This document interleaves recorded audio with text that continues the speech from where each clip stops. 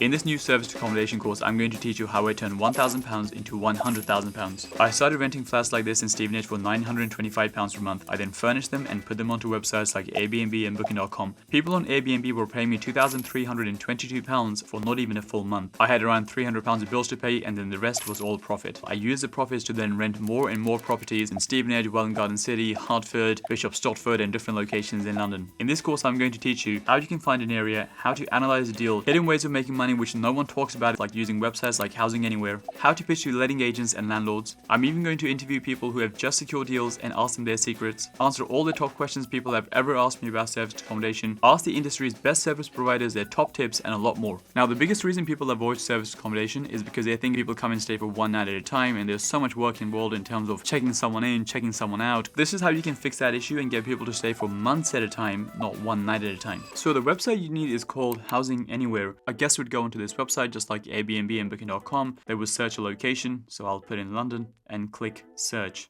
Now if I select an apartment, so here we have a 2-bedroom apartment for £4,440 per month. Now this is on Beverley Road. If I put in Beverley Road, Hammersmith postcode to get the postcode of the area, which is W42LP. I've then gone on to Rightmove and I've searched all the 2-beds in the area.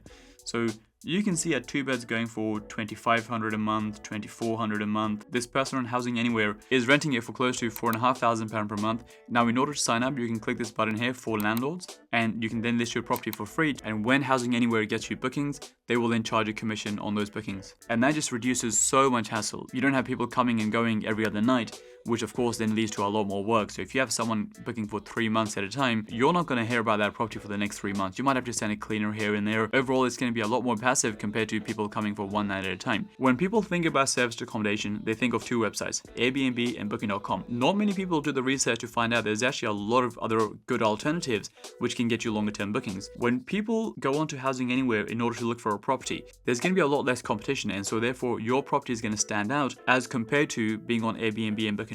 By no means I'm saying don't use Airbnb and Booking.com. What you want to do is, in an ideal world, you want to use platforms which get you long bookings and try to get someone to stay for 1 month, 2 months, 3 months. When that person checks out, you then use Airbnb and Booking.com to fill in those gaps so that you get a 2-night stay, a 4-night stay, a 7-night stay. And then in an ideal world, you try to get another long-term booking. In order to win in the serviced accommodation game, the most important thing is to get as many bookings as possible, because it doesn't matter how good your systems and processes are, but if you can't get bookings, then none of it's going to matter. So make sure you market in as many ways as possible. If you want to sign up to Housing Anywhere, you can click the link in the description below. Hopefully that gives you an idea that serviced accommodation doesn't have to be one night at a time, and you can make your life much easier by getting longer term bookings. And in this course, I'm going to break that down further and teach you everything else you need to know in order to get started.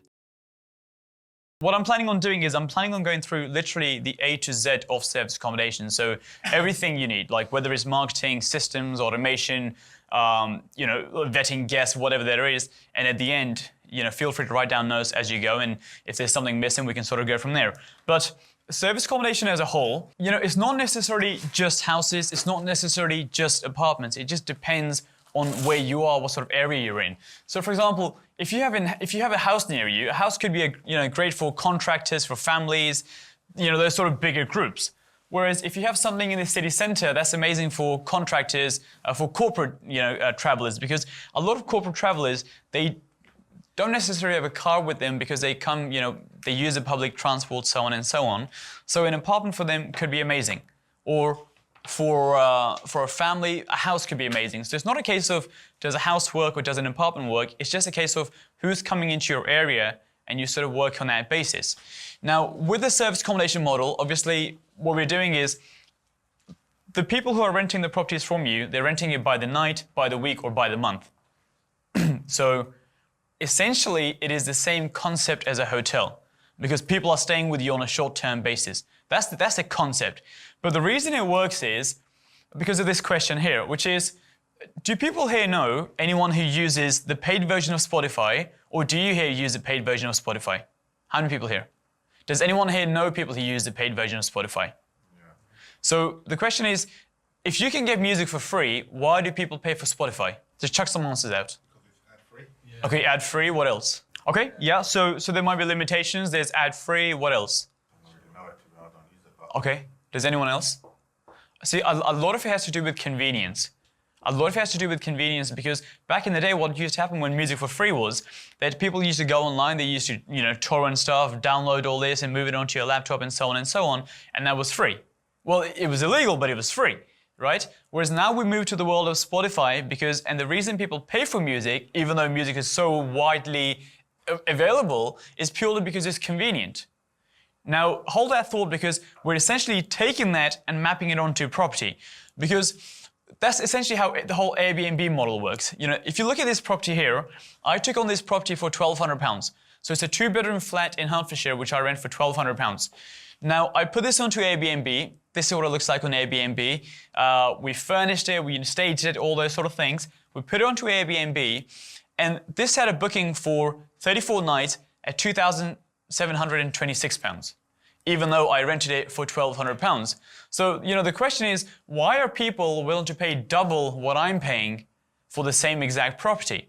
And it goes back again to convenience, which is, like you said, which is there's no bills to sign up for. You simply come in and out as you please. If you want 34 nights, you can have 34 nights. If you want 35 nights, you can have 35 nights.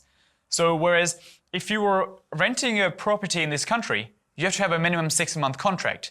Whereas if you rent something like this through this Airbnb model, the reason people pay a premium, no different to a hotel. We're in a hotel right now. If you come to a hotel, there's a convenience of you simply check in and you check out as you please. There's nothing to do, nothing to sign up for. If you have a cleaning service, you offer a cleaning service, but the whole thing is essentially taken care of. And that's exactly how the Airbnb model works, which is convenient in the sense that you can go in and go out as you please. So the whole thing is based on convenience, and these are some of the ways why it is convenient, which is there's no long-term contracts. Everything is already set up. So there's electric, gas, bills, water, nothing to set up. You simply come in and go out as you please. There's cooking facilities. So again, even convenience from a cooking point of view. Because if you're a family, if you're a professional, if you're a contractor and you're coming into the area, then if you don't have a kitchen facility and you're in a hotel, then obviously you have to go out to eat every single time, breakfast, lunch, and dinner. Whereas it's convenient from the point of view that people can, make food at home. And then the last one, everyone's in one place. So if you're booking for a family, or if there's a company saying there's 3-4 people, everyone is in one place. So it's just easier, convenient from that point of view. And that's essentially what the whole model is based on. Now, these are the 3 models that we're going to cover throughout the day. These are probably the 3 most common ones. The first one is when you purchase a property and then you run it as service accommodation. So you buy a normal house or a flat and then you simply run it as service accommodation. The second one is rent to rent. This is where you're basically renting a property on a market rent. You're renting a property for maybe 1 year, 2 years, 3 years, and then you're renting it back out as serviced accommodation. So that'll be on Airbnb, Booking.com, the different marketing we're going to go through later. And then the last one is the management model, which is the same as a letting agent essentially, because you're running someone's property as serviced accommodation and you're charging them a fee for running that property. So if we look at the first one here, look at the management model. With the management model, what's essentially happening is, let's assume this whole thing is the revenue. So the whole bar is the revenue. What's happening is, I can draw it here as well. You can see it? But yeah, if the whole thing is the revenue, you're taking your 15 to 20% or 25% upfront. So this is the revenue. And once the revenue comes in, you take your 15 to 25%, and then the rest of the money is basically sent to the landlord. That's the management model. If we go to the rent-to-rent model, it's slightly different. Because now, if the whole thing is a revenue, first you have to pay the rent, because you're renting the property, you have to pay the rent off, because that's one of your main costs. Then you have to pay all your monthly costs, which we'll go through later, like all your bills, cleaning costs, laundry costs. And after all those costs are paid, that's where your profit is left at the end. So obviously, that might be more than what the management model is. Obviously, it's not proportionate, but that's basically explaining what the 2 models are. One is you're taking a 15 to 25% fee up front, and then on a rent-to-rent model, you're paying your rent, you're paying all the monthly cost. The reason it says mortgage is, if it was your own property, if you had bought the property, then it would be similar to rent-to-rent because you would be paying the mortgage as opposed to paying the rental. But That's how the rent-to-rent model would work. Any questions on that? Just a quick summary. Any questions? Okay, cool. So let's go through demand. So this is really, like the official section 1. So I think when it comes to demand, this is the strategy I use when you're trying to find an area, which area you should be in. So I call it the triangle method. Now the first one is, there's 3 points in a triangle. On the model it's slightly different. But now let's say, here we have a triangle. The first one says reason. What's the reason someone's gonna come into your particular area? So there has to be a reason why people are coming. If there's no reason, then no one's gonna book that property. If you're literally in the middle of nowhere and there's no reason for people to come, you aren't gonna get many bookings in that place. The second one says hotels. So let's put hotels here. Are there many hotels in the area? Because if you have quite a few hotels in the area, then obviously it shows that there are people coming into the area. Now, when I say, are there many hotels? Obviously that's relative. Because if you're in central London, it's like, what's too many hotels? But if you're in a small town of 50,000 people, 7, 8 hotels might be, like a lot of hotels. That might be a good demand for hotels. So that's another thing you have to look at, because again, if you're in an area which doesn't have any hotels whatsoever, or if you're about to go into a new area which has no hotels whatsoever, then you might want to dig a bit deeper into why would someone come here? Because if there was a lot of demand, a Premier Inn, a Holiday Inn, a travel lodge would have propped up at some point. So that's the second thing to look at, how many hotels there are in the area. The second thing is hotels. So we'll cut that part out for the people who's going to cut this part out. Anyway, so hotels is, we have to make notes. That's the second part, hotels. Then the third part is high service accommodation demand. So SA, and ideally you want an area where there aren't that many service accommodation properties, right? Because now if you think about it, there's a reason why people are coming. There's a lot of hotels, which again signifies that there is demand, but there aren't that many service accommodation units. And now again, this isn't an exact formula in terms of, that you're going to be, like there isn't a formula like 10 hotels for every 3 apartments or whatever, but you're sort of trying to be, in this middle zone here somewhere within this hypothetical triangle, that there's reasons why people are going to come, there's hotels showing that there's demand here, and there's not that many SAs, and we're going to check the demand for those SAs as well.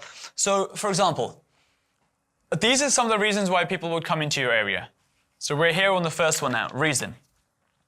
Now these could include, there might be a city centre, there might be a tourist attraction, there might be a train station, there might be airports, or there might be some sort of business parks. Or this might be like a lot of companies in the area. So it could be Oracle, Fujitsu, it could be Tesco, GSK, so on and so on. Science parks, business parks, and all those different things. But you have to find in your area why would someone come, and typically it falls into one of these buckets. Now one tip you can use is you can Google the word invest in followed by your area. So if you're in Liverpool, you can Google invest in Liverpool. Because what that does is, it gives you, especially if there's a lot of development going on in a particular area, it gives you a lot of data in terms of why would someone invest in that particular city, and they tell you all the things which are happening.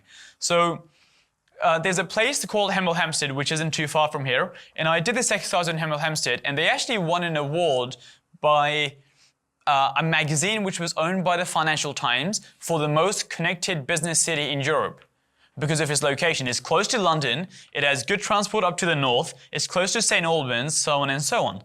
So it was actually rated, it won some sort of award for the most connected town. Now if you know Hemel Hempstead is the most connected town for business, then you know there's a chance there might be business people coming into the area. So that's something you need to do. That's the first thing you need to do with this triangle, which is find out why was someone coming into the area. And you write down all the reasons, then you do the research by doing the Google and so on and so on. The target market. Again, this is helpful from the point of view of knowing who's going to come into the area. All the different reasons. There's different target markets. The first one is business contractors. So now business contractors might be IT contractors, might be people working in some sort of engineering field, in some sort of science field. The reason a lot of these guys book service accommodations is purely because they can't sign AST contracts. Because see, if you're a contractor, the biggest problem contractors have is they don't know when the contract's going to end. So it might be in 2 months' time or it might be in 12 months' time. But the problem with contractors is there's no exact deadline in terms of when it's going to end because projects roll on and on and on. So for example, I had one person, he booked 2 months with me initially. He came from India, from Bangalore. He booked 2 months with me initially, and then it rolled on and on. And by the way, he's paying by the night. Well, the company is paying by the night. And in the end, he stayed for 11 months, paying by the night. I've had 11 months, I've had 7 months, I've had 9 months, because that's the problem with contract work. Because he might have just left after 2 months, like a lot of them do. But if the contract rolls on, the contract just simply rolls on. So that's the thing with contractors. They also want all the bills included because, again, it's convenient. They make one payment and the whole thing is essentially taken care of. They're not making a separate food bill, a water bill, a linen bill, a laundry bill, all those sort of things. You basically group the whole thing into one and you sort of go from there. The second market is tradespeople. Now, tradespeople, they typically do this Monday to Friday shift. So they'll come Monday to Friday, next week come again and again. Now, again, they're really good from a repeat business point of view because a lot of, if you think about a building site, it goes on for a long time. And if you can get those people in week by week, every single week, then that could be very helpful. So, start looking at, are there any building sites in your area? Is there any sort of contract work going on from are there any business parks? Are there any building sites? The next one is tourists and families. That's pretty self-explanatory. A lot of families and a lot of tourists book service accommodation purely because it comes out much, much cheaper than it would do otherwise. Insurance. We do a lot of stuff with insurance, which is, how that works is, imagine your house has a fire or a flood or asbestos in the roof. Well, if your house has a fire, where does the insurance company move you? Any ideas? Somewhere close by. Close by, and what do they move you into? These kinds of places. Yeah, they move you into what they call temporary accommodation. But temporary accommodation or emergency accommodation is essentially, what we call serviced accommodation. Because if you're a family, they can't move a family into a hotel. They need some sort of temporary accommodation to stay. And again, that's a massive, massive play when it comes to service accommodation because you can make a lot of money from people who have to be relocated. We'll cover some of this in the marketing. And then the last one, relocation. Now, relocation, again, pretty simple. We had a guy, he was moving from Leeds down to Welwyn Garden City. And obviously his company, because his job changed, the company moved him down to Welwyn Garden City. And, how long does it take in this country to buy a house? 3 months, couple of months. Yeah, 2 months, 3 months. So he booked with us for 4 months because he was finding a place down in Welwyn Garden City. And in the process of him finding a place, he needed somewhere to stay. And again, the company pays for the bill. They simply pay like a relocation fee, whatever that is. And you move into the other area. So again, these are the sort of things you have to think about in terms of, well, who's going to be coming into whatever your area is. So that's covering reasons as to why someone would come. When it comes to finding hotels in your area, one main thing here is don't look for hotels on booking.com. You have to look for hotels on Google. Because the reason is a lot of hotels are not listed on booking.com.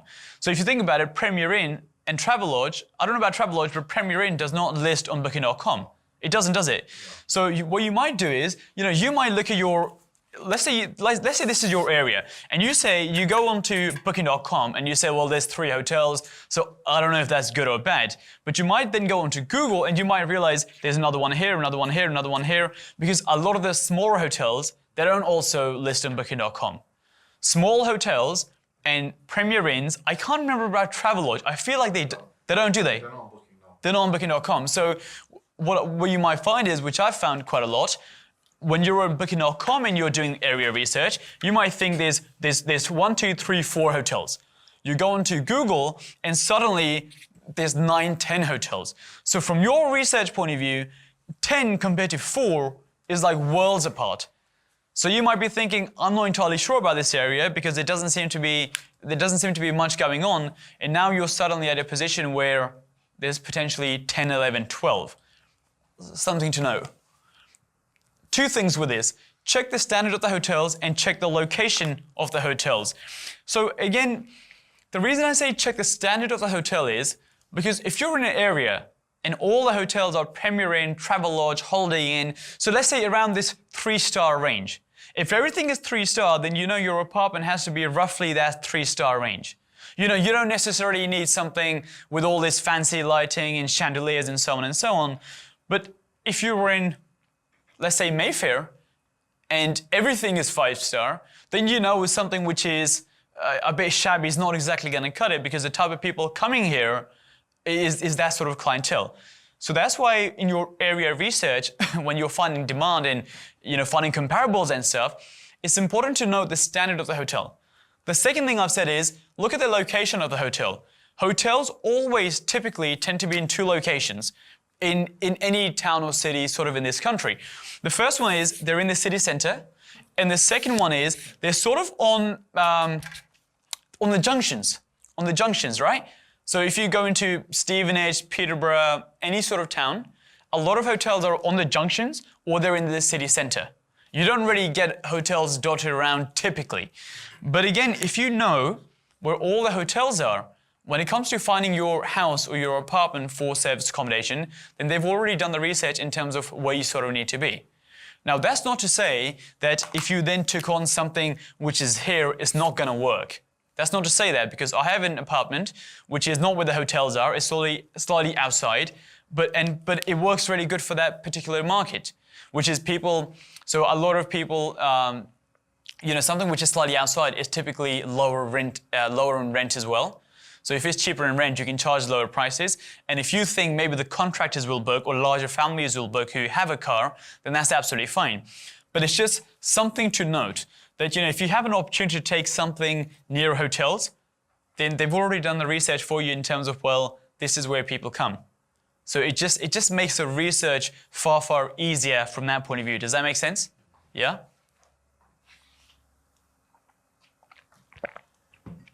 One of the things you can do with hotels is, when it comes to research, you can go to a hotel and you can ask that you want to, you can make conversation and say you want to book 10, 15 rooms because you have an event coming up. Now, if you say you want to book 10, 15 rooms, you can then sort of go on to say, like, could I see some of the rooms? Like, you just want to look around because you have a wedding coming up, have something coming up. And all you're trying to do is you're just trying to make conversation and find out more information. So, for example, I did this exercise in Welwyn Garden City, and I asked a question like, what type of people stay here? Like, I can't imagine many tourists coming here. Because, see, you're just trying to make conversation, but asking those questions sometimes gives you more information. So the lady said, there's no tourists coming here. It's people from this company, and this company. So which kind of tells you, where people are coming from. And yeah, you're trying to gauge the market. And then the second one you can ask is, well, if I'm booking 10, 15 rooms, do you any sort of corporate discounts? Because, if you have larger people, larger companies staying, so on and so on. And the lady went on to say how for these 3 companies, they do corporate discounts because, primarily for this reason, because they book so often and they book so many rooms. So again, that's really good insight, because when it comes to marketing and stuff, you kind of know who's going to be coming, and it gives you a lot of intel in terms of the type of people who might be staying here. So that's something to do, and I'll find out so much information. I once had one hotel tell me that they had 5 people staying at the hotel for the last 3 months. Now, no one wants to stay in a hotel for 3 months. But now, if you know there's 5 people staying in this hotel for 3 months, there's people coming in for longer term stays, which is, again, very good insight. Now, you're not going to get that insight by going on Google. But if you go and speak to these hotels, I found out from one hotel that they were building another travel lodge next year. So they already had the planning for it, and they're about to build another travel lodge like down the road. If they're about to build another hotel down the road, then clearly there's people coming here. Otherwise, what's that, sorry? Demand will be quite high. Yeah, the demand will be high because clearly they wouldn't build another hotel down the road. So we're in Bloomsbury right now. If you go down to King's Cross, there's a Premier Inn, there's a building, and then there's another Premier Inn. So there's 2 Premiers Inn, 2 different Premier Inns separated by each other. So this is a Radisson Blu, and that is another Radisson Blu, literally across the road. There's 2 here. And again, so it just shows you, and on the back of this hotel is the Bloomsbury Hotel. So if there's so many hotels in this tiny cluster, clearly people are coming here. So that's the second part of the equation in terms of, okay, cool, now we've got reasons as to why someone would come into this area. There's hotels in this area, which confirms, hold on a second, there are people coming. You've now spoken to the hotels to find a bit more information. Now we've got to find out the demand when it comes to service accommodation. So a demand with service accommodation, three main ways: agencies, Airbnb, and booking.com. Now, with the agencies, what I mean is service accommodation agencies. I don't mean letting agents, I don't mean estate agents. These are service accommodation agents, Silverdoor, Situ, Sacco, those sort of companies which help you get the long-term bookings. We'll cover this in the marketing section, but it's just important to know for now when it comes to the demand aspect. Okay, with agencies, these agencies deal with the longer term bookings, corporate bookings, insurance bookings, relocation bookings, that sort of stuff. And these are some of the main ones: Silverdoor, Situ, and Sacco. But more of this in the marketing section.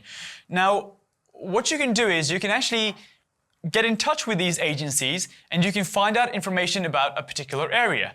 So I did this in an area called Bracknell, which is near Reading, and I send them.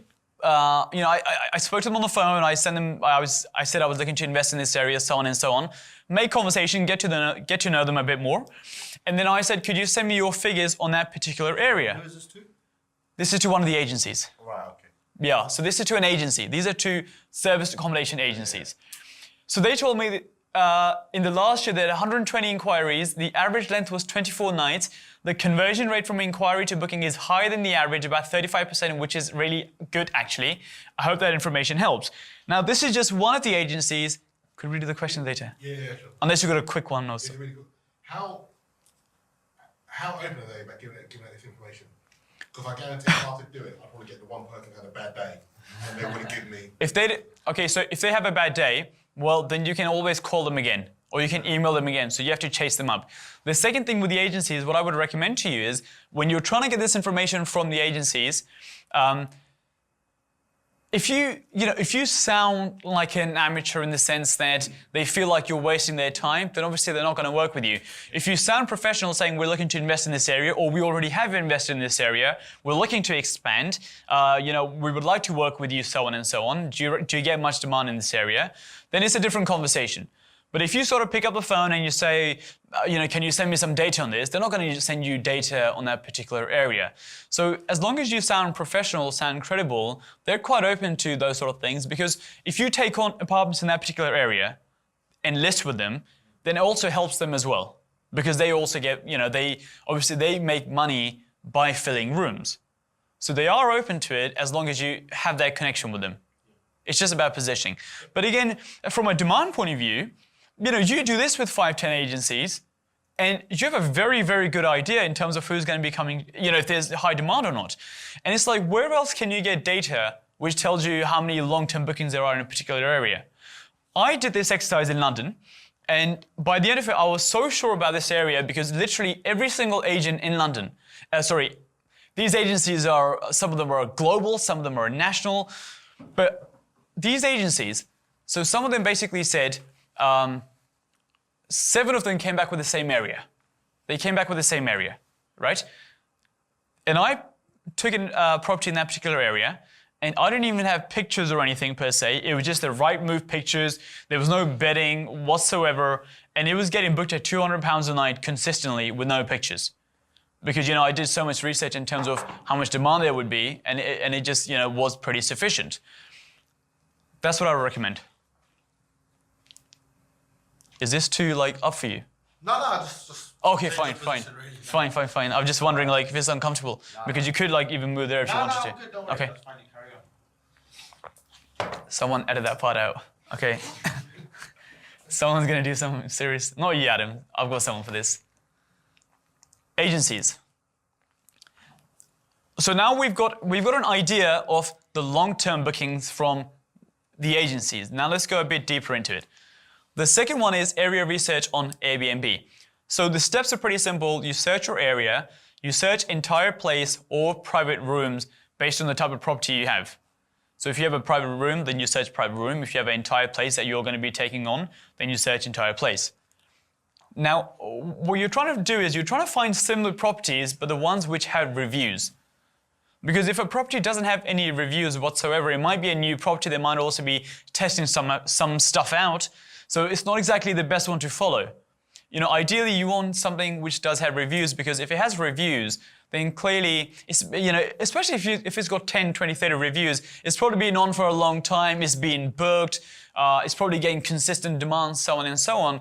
So from a research point of view, that's going to provide you better data compared to something which no one has ever booked, or maybe it's got a few bookings. So that's very important to know, because see, if you end up looking at the wrong comparables, then you might get data, but it might be just completely flawed data.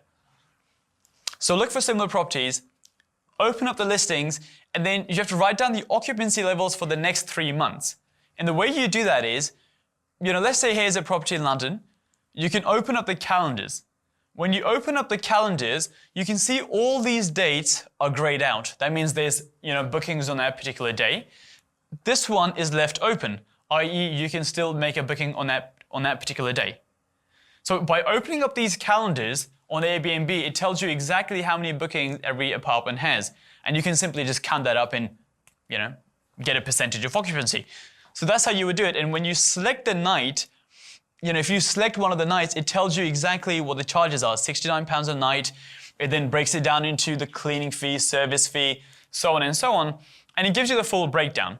So that is the easiest way to check occupancy levels accurately in your area using Airbnb. Because you can use something which is, data driven, but especially if you're in a small town. So a lot of people use AirDNA, those sort of software, which is fine.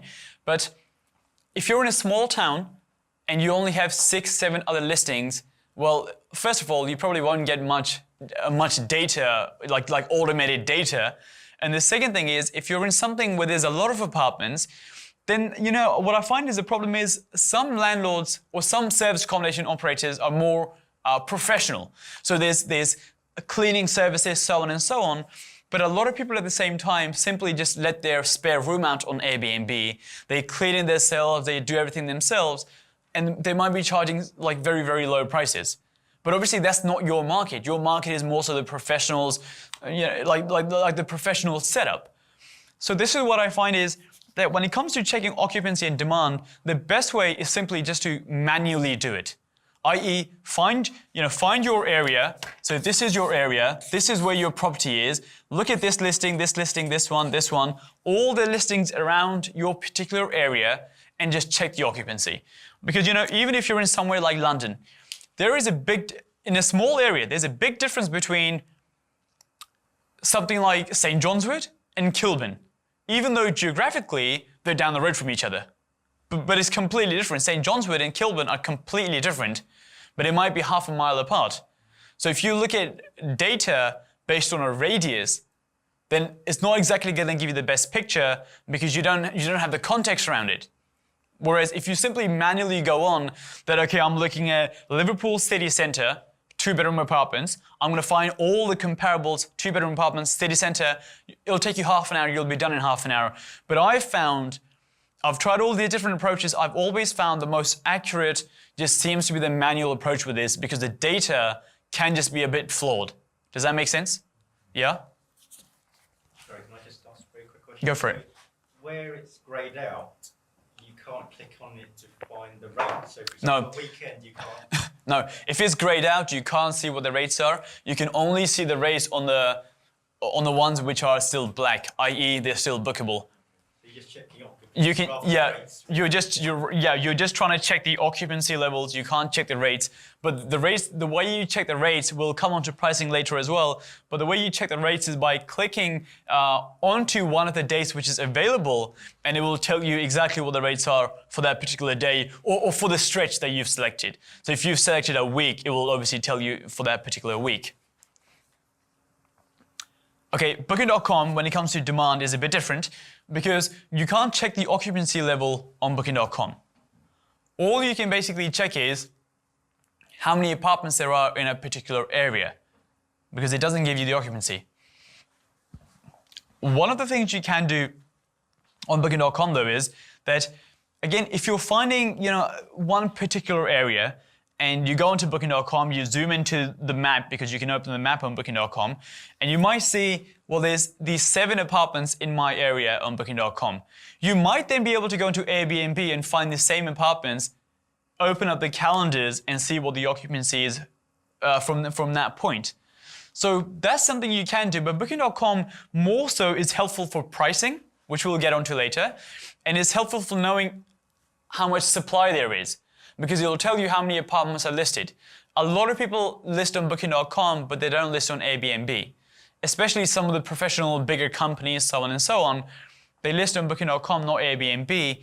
So it's good to know how much supply there is of apartments from this point of view, but it's not going to tell you the occupancy unless that apartment also happened to be on Airbnb, and you simply just match it up, go into Airbnb, search it, zoom in the map, and find that exact listing.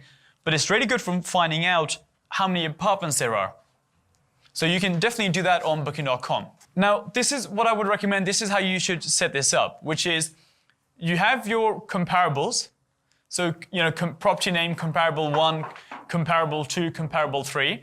And then you write down the occupancy for month 1, month 2, month 3. And then you can do like a average occupancy across the 3. Because the reason you do this is, then you know how much demand there is in a particular area, because you're writing down the occupancy. And beyond pricing, which we'll get onto later, is basically a pricing software. It tells you where your pricing should be in order to maximize your revenue. And they've come up with this equation that the ideal occupancy is 44% for the next 30 days and 21% for the next 90 days. i.e., if you were to do this exercise today, so when you log onto your laptop and do this exercise right now, Liverpool, London, wherever this is, then the month 1 occupancy should be about 44%, and that's really good. And the average occupancy, average occupancy for the next 3 months should be about 21%, and for them, that's the ideal. And let me explain why. Because if you logged on and the whole thing was 100, 100, 100, then even though that seems pretty good from the point of view that, it's fully booked out, and that is good, but if you're booked out 3 months in advance, it probably means you're a bit too cheap. The price is so cheap that people are fully booking in advance. Now, the counter argument is if you still make good money, fine, but you can potentially be making a lot more money. So that's how they've arrived at this equation of 44% in the next month and 21% in the next 90 days, because they believe that means, you still have scope to get more bookings. Because think about it this way, 44% in the next 30 days, i.e. 14 nights are already booked for the next month. But you still have the next month to get the other remaining 16 nights. But if you're already fully booked out for the next 2 months because your prices are so low, then fine, you might be making a profit still, but you're potentially losing out because you could have been making a lot more. So that's essentially what we're trying to do in this section, which is write down the occupancy levels using Airbnb of all the comparables. So here's what we've done. The first thing we've done is we've identified all the reasons as to why someone would come into a particular area. We've then identified how many hotels there are. We've gone and spoken to the hotels to confirm, what type of people come there. If you can get any more information out in terms of competitors, how long they stay for, so on and so on. We've checked the demand for service accommodation using Airbnb and booking.com, and then we've recorded the occupancy levels on a table so we know exactly what the percentages of the same properties that you're looking at. So if you've got a 2-bed, then you need to be looking at the occupancy for 2 bedrooms, as opposed to a studio or a 1-bed, because that's going to be the most accurate. And that is how you would get demand, and then later we'll get onto other factors to combine the whole thing. But any questions on that? If you're gonna, so the question is, if you phone up the hotels to do research, who would you target? Now, if you're going to do research with hotels, you have to go to the hotel. You won't be able to do this on the phone. Because ideally what you're trying to do is you're trying to go to a hotel, you're trying to see some of the rooms, you're making conversation, and while you're making conversation, you sort of ask these questions. Because if you do this on the phone, it just seems a bit odd asking, who typically stays here. But if you're just going to a room, just looking around, you can make that conversation. But over the phone, trying to say to someone, who typically books, it just seems a bit weird. Like, are you trying to do some sort of research or something? So I would do this in person, speak to the person at the reception desk and go from there. Section 2, pricing and cost. So now we need to establish all the main costs, then we need to work out what the price is going to be, and once we know the price we can charge and what the costs are, we can then basically do the whole deal analysis and work out if the numbers are going to work in that particular area. The costs are pretty straightforward. So the first one is the online travel agent commission. Online travel agent basically means Airbnb, Booking.com, Expedia, HomeAway, any portal that you list with is an online travel agent. Now their commission typically ranges from 3 to 15%.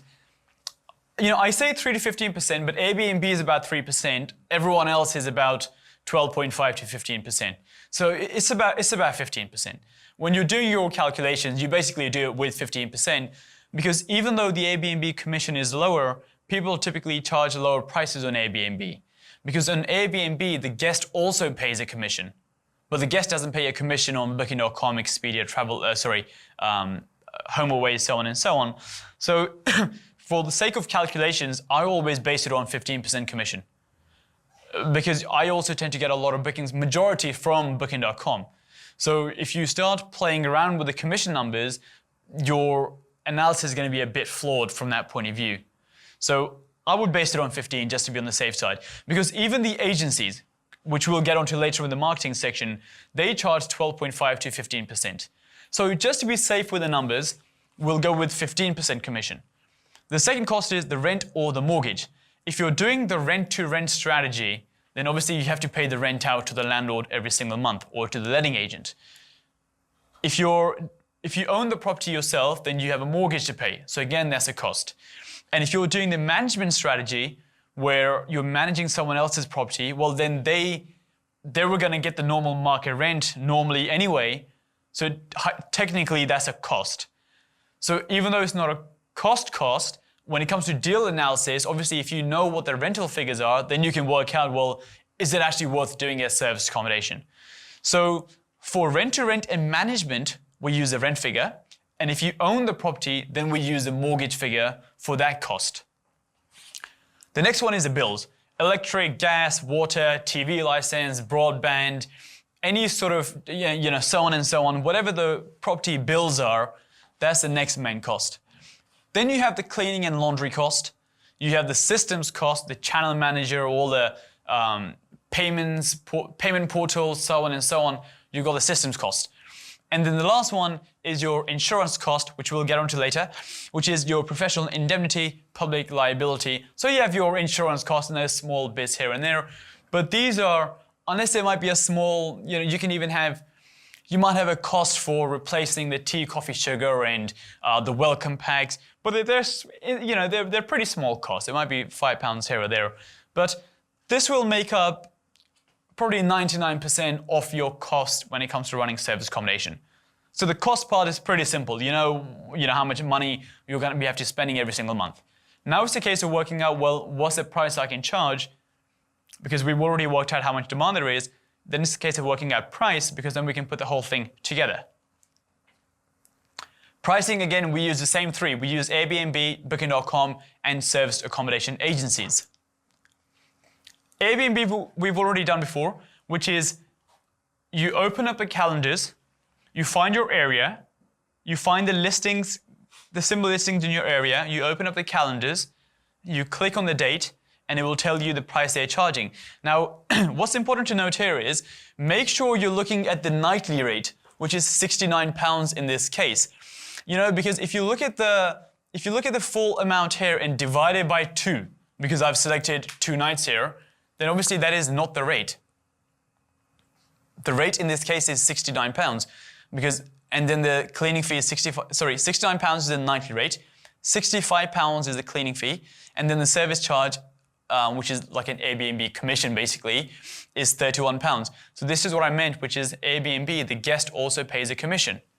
This is the guest commission on Airbnb, the service fee, and the total is $234. But from your pricing point of view, you need to note down 2 things. The first one is, what is the night rate? The second one is, what is the cleaning fee? And then the third one is, do they charge more money if there's more guests? Because right now it's selected to 1 guest. But the max occupancy for this property, well, in this case it's only 2, but sometimes it could go up to 6, 7, 8, 10 people.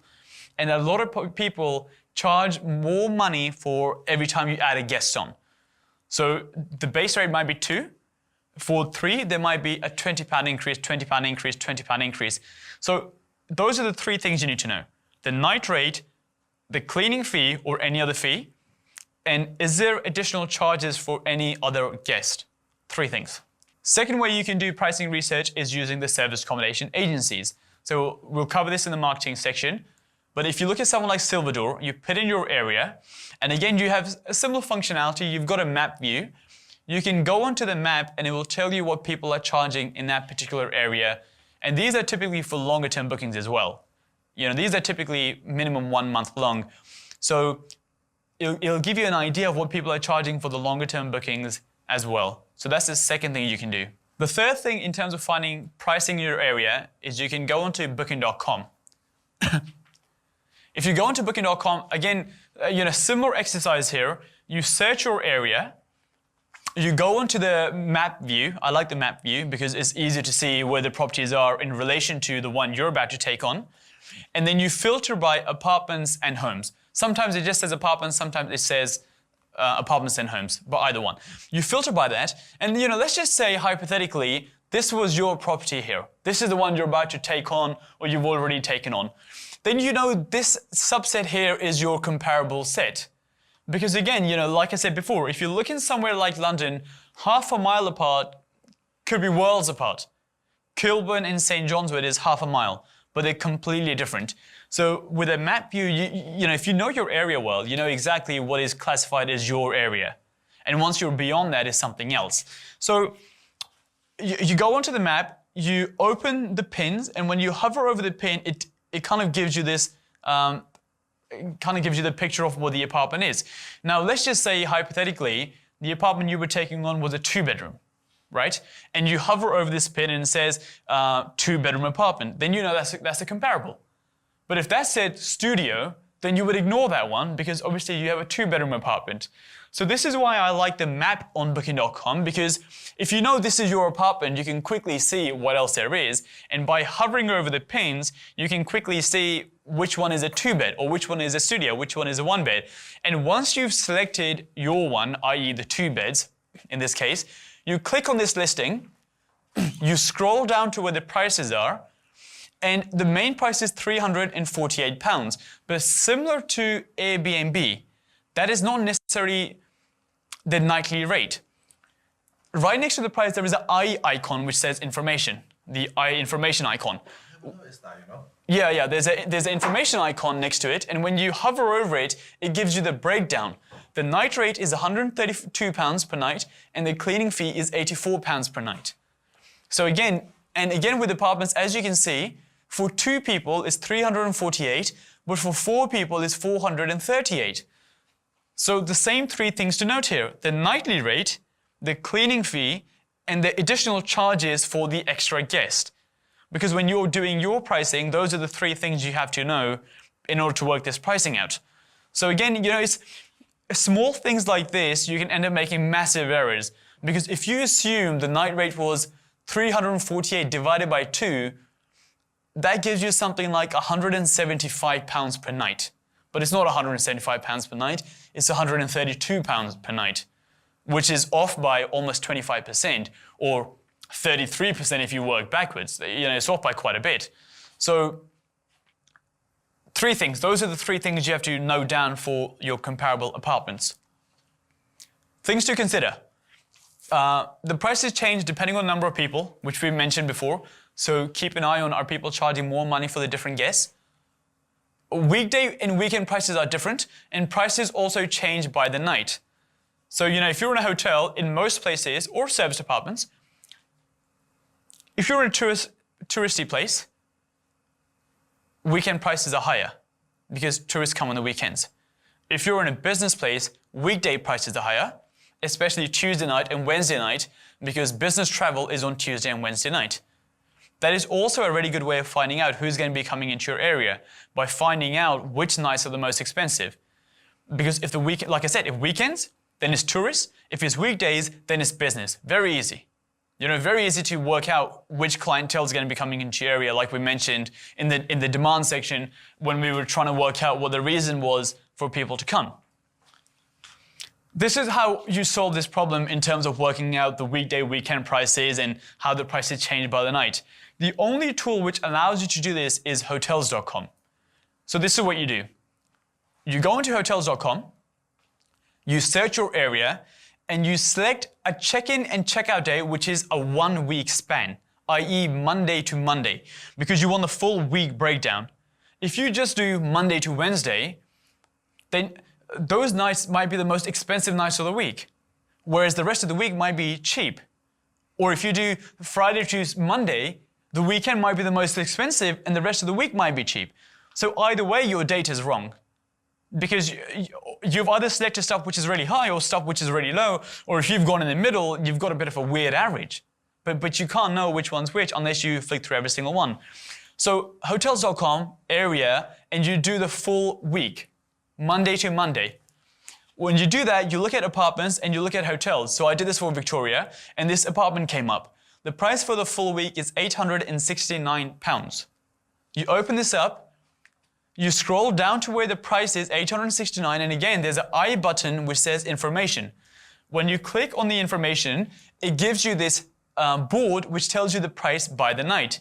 So Monday, 118, 118, 118, 118, Friday, 141, Saturday, 134, Sunday, 123.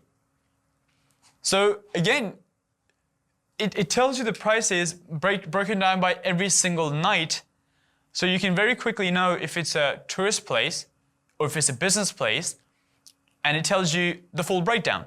So now you don't have flawed data because you're just looking at Monday to Wednesday or Friday to Saturday. And the other helpful thing is, obviously, it gives you an average, which is £124. So when it comes to doing your deal analysis, you know the nightly rate you should be using is £124 because that's the average of the full week. If you use 118, that's flawed. If you use 141, that's flawed. You have to use the average, which is £124 when you're doing your deal analysis, and you plug that number in. So again, when it comes to prices, you look at your comparables and you do a very, very similar exercise, which is you look at property, comparable 1, comparable 2, comparable 3. You write down the nightly rates, you write down the additional charges, which will typically just be the cleaning fee. Typically, that is the additional charge, the cleaning fee. And then the last one is the extra guest fee. And you know, the key really here is to find accurate comparables. So go into the map to find properties which are similar to you, find the ones which have reviews, because you know there's some sort of traction. Properties with no reviews, you have no idea if they're even getting bookings or not, and you know, those sort of things. Finding the accurate properties and then recording down the accurate pricing. Because see, if you do that step wrong, you might be looking at a property which is new, so bad data, and you might be looking at a nightly rate which is 25% off or 40% off because you're looking at the whole price as opposed to the breakdown. So it's not exactly rocket science, but it's just those small things can throw you off by 25, 40%, and suddenly your numbers are massively, massively wrong. Any questions on that section?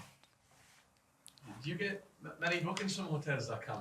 I don't advertise on hotels.com because hotels.com is owned by Expedia.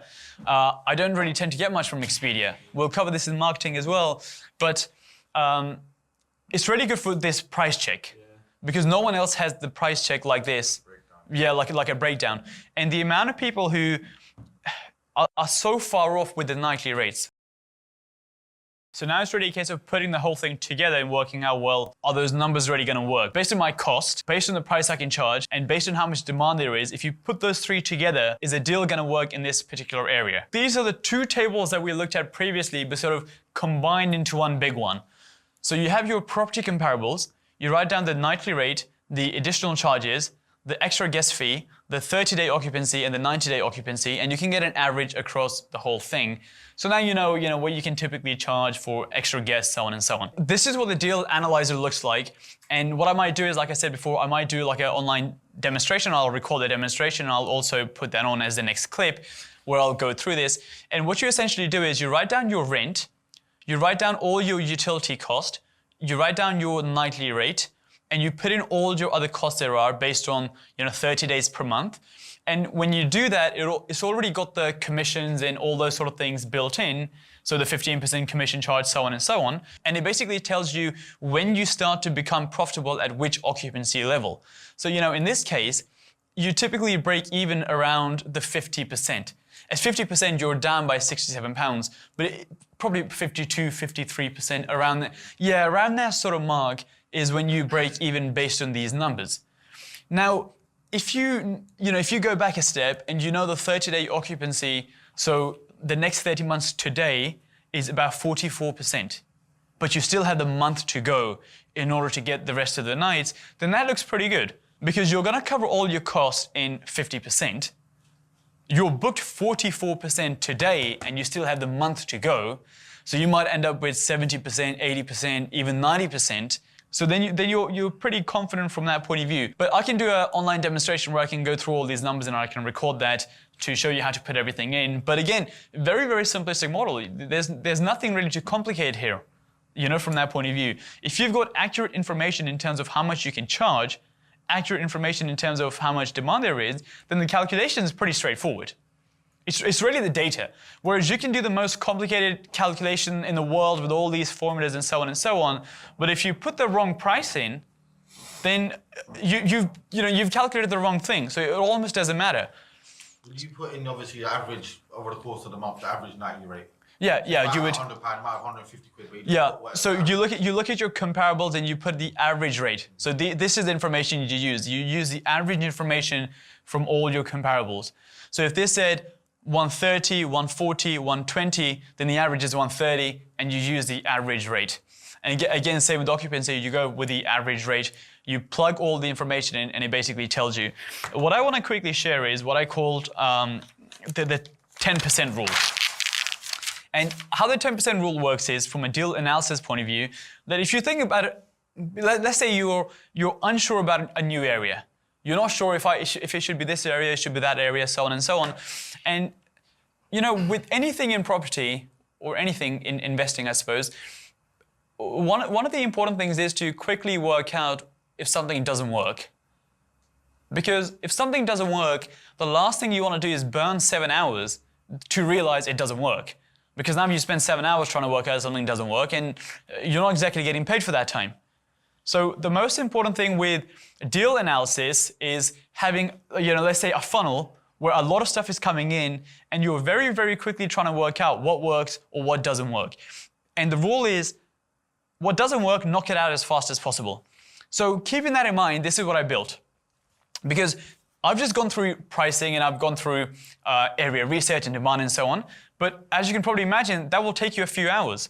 That's not going to take you 20 seconds. It's going to take you a few hours in terms of working out, well, am I even remotely close to making this work? If you do the full thing. Well, here is a method I came up with where you can work out if something's going to work or not within about 2 minutes. So rather than doing everything I've spoken about for the last hour and a half, you can do it in about 2 minutes. It's not going to... This is a rule of thumb calculation. This is not, oh, it passed the rule of thumb, therefore I'm going to take this deal. This is more so, it passed the rule of thumb, let me explore it further. Because if it doesn't pass the rule of thumb, there's no point doing all of this. Because you're going to burn 7 hours doing this, where the rule of thumb would have told you it had no chance. This is how the calculation works. So the first thing you do is you write down the rent plus the bills. This might be the mortgage if you own the property. But let's just say this is the rent, right? You divide the whole thing by 15. The reason you do the rent and the bills is because this is what's known as your fixed cost. I.e., every single month you have to pay the rent, you have to pay the bills. All the other costs are what's called a variable cost. You only pay the cleaning and laundry if you have a guest coming and staying.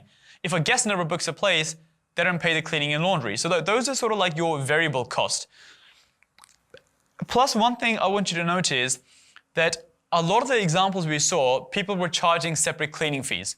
So you're going to charge a separate cleaning fee anyway.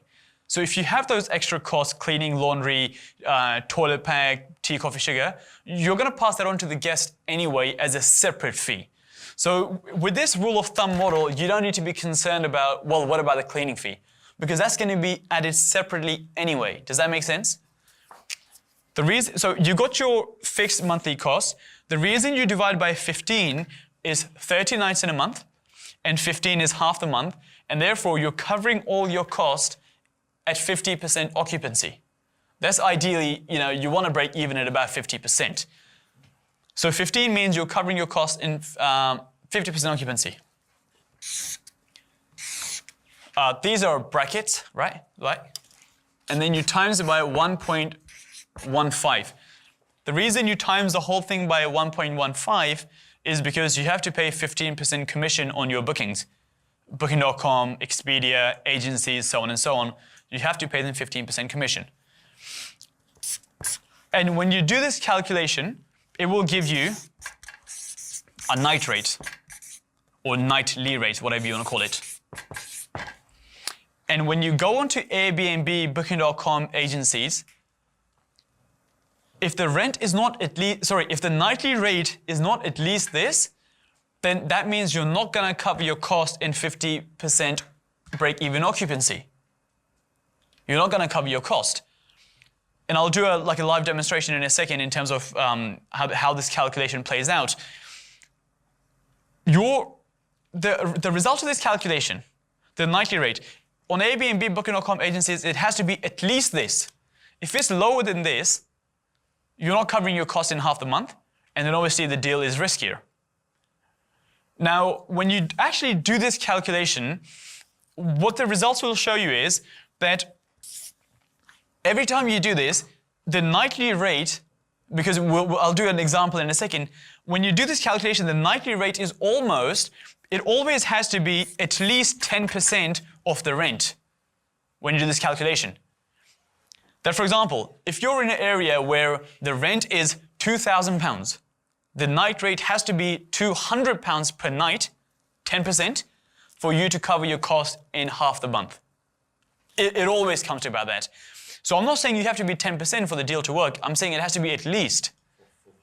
Yeah, for half. Yeah, exactly. If it's better than 10%, that's even better. For example, if your nightly rent is £2,000, but you can charge £400 a night, i.e. 20%, that's even better. So I'm not saying the rule is it has to be exactly 10%. I'm saying it has to be at least 10%. So I'll give you an example right now. So I have an apartment. The rent is £1,000. The bills are about £300 divided by 15 times by 1.15. Can someone do this calculation? So it's 1,300 divided by 15 times by 1.15. What does that number come out to be? So this is £99.66. So £99.66. This is basically 10% of this. The nightly rate is 10% of the rent. And this is basically roughly what I charge in Hertfordshire. I charge slightly more than this, but this is roughly what I charge. So this is my point.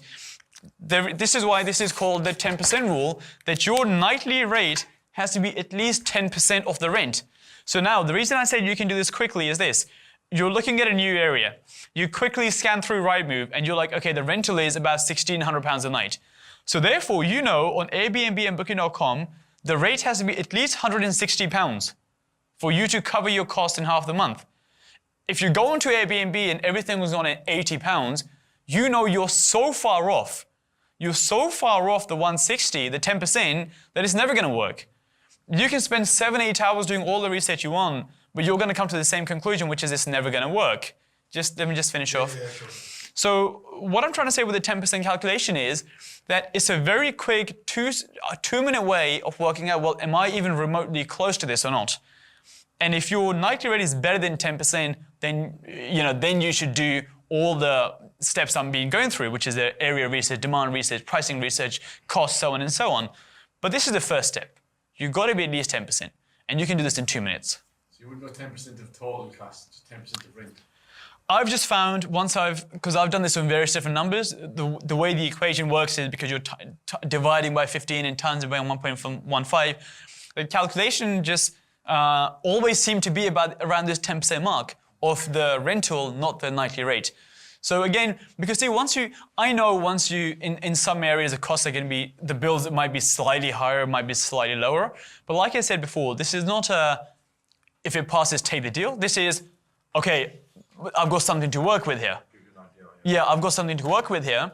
Now let me explore further. Let me actually put in all the costs, so on and so on. So in an ideal world, the way I recommend this is you pick an area which doesn't have seasonality issues.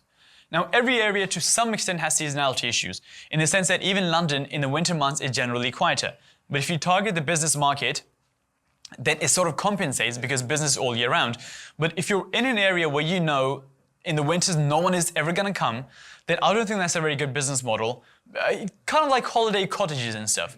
I don't know if that's an all year round market. I don't know too much about it, but to me it feels like maybe it's like a summer market or something. I don't know. Let's say you're in an area where there is like people coming throughout the year, town, city, London, so on and so on. Then of course you have to factor in the lower seasons as well, and the price is going to be lower. So when it comes to doing your pricing research earlier, you could look in advance to some of the winter months, and that will give you like a very good indication. But then at the same time, some of the higher months compensates as well because they're so high. So you're trying to get this average. And again, one way you could do this is the reason I recommend looking at prices 3 months in advance as well, to get some scope of like the seasonal fluctuation. But again, you know, it's like if you arrive at the conclusion that it's 10%, and even in the low season you're around the 10%, it might be pretty good, because in the sense that in the worst months, let's just say December, January might be 2 of the worst months. If you're at £80 a night in December and January, that's not too far off the 10%, knowing you can charge much, much higher in the summer months. So again, you know, with the 10% rule, like I said, it's a rule of thumb as opposed to something which is concrete. So you've got to have that context in mind. If you're around 9%, 8% right now in London, you know by the summer months it's going to be a lot higher than this. So you've got to keep that in mind, for sure. If your occupancy is 90% or 80%, then it wouldn't matter too much. It's a rule of thumb, so you don't waste your time. It's a very good two-second indicator. Otherwise, what I find is that a lot of people, they spend hours and hours burning through something which has just no scope of working at all. You know, so just very quickly, you can work that out. I'll do a demo on this. Once you have selected your areas or your potential 3 top areas, we're then going to start doing the research with that area and see, well, the properties in this area, do they make any money, or do we have to move on to the next area? Now, in order to do this, we need to use this tool called AirDNA. You can access this by going on to airdna.co. Now, there's a button on the top right which says login. If you don't have an account, you can just make an account very, very quickly, and it doesn't cost any money to make the account. So once you have made your account on AirDNA, you have to go onto this tool called AirDNA Market Minder. This is essentially the main tool AirDNA has. Now, one of the areas that I've selected is called Milton Keynes. This is in the south of England. And as you can see, there is a button which says purchase. I haven't paid for any data yet. Everything you see here will be shown to you absolutely free for the areas you select. Anything which is with this lock icon, and on the left-hand side here as well, that is something you have to pay for in order to unlock. But what we're going to be doing is we're going to be using the free information, and if we think the area has a lot of potential, then we might consider paying and getting some more information in order to do some further research. This is what you need to have set up, which is your AirDNA account, and input your area. Then you need to open the deal analyzer system. Now, when you open the deal analyzer, it will give you 2 options, enable macros or disable macros. You need to click enable macros because this will essentially validate all the formulas which I built for this spreadsheet.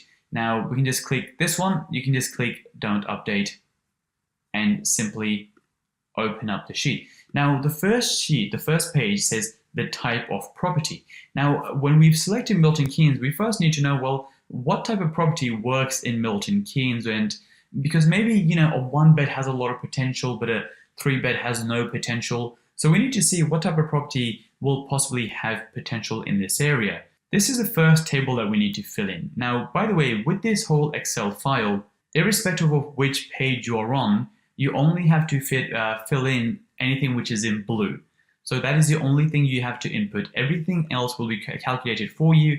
So for example, if I go on this sheet here, anything which is gray, yellow, red, that will be done for you. The only thing you have to input are the blue fields. So let's start from this one here.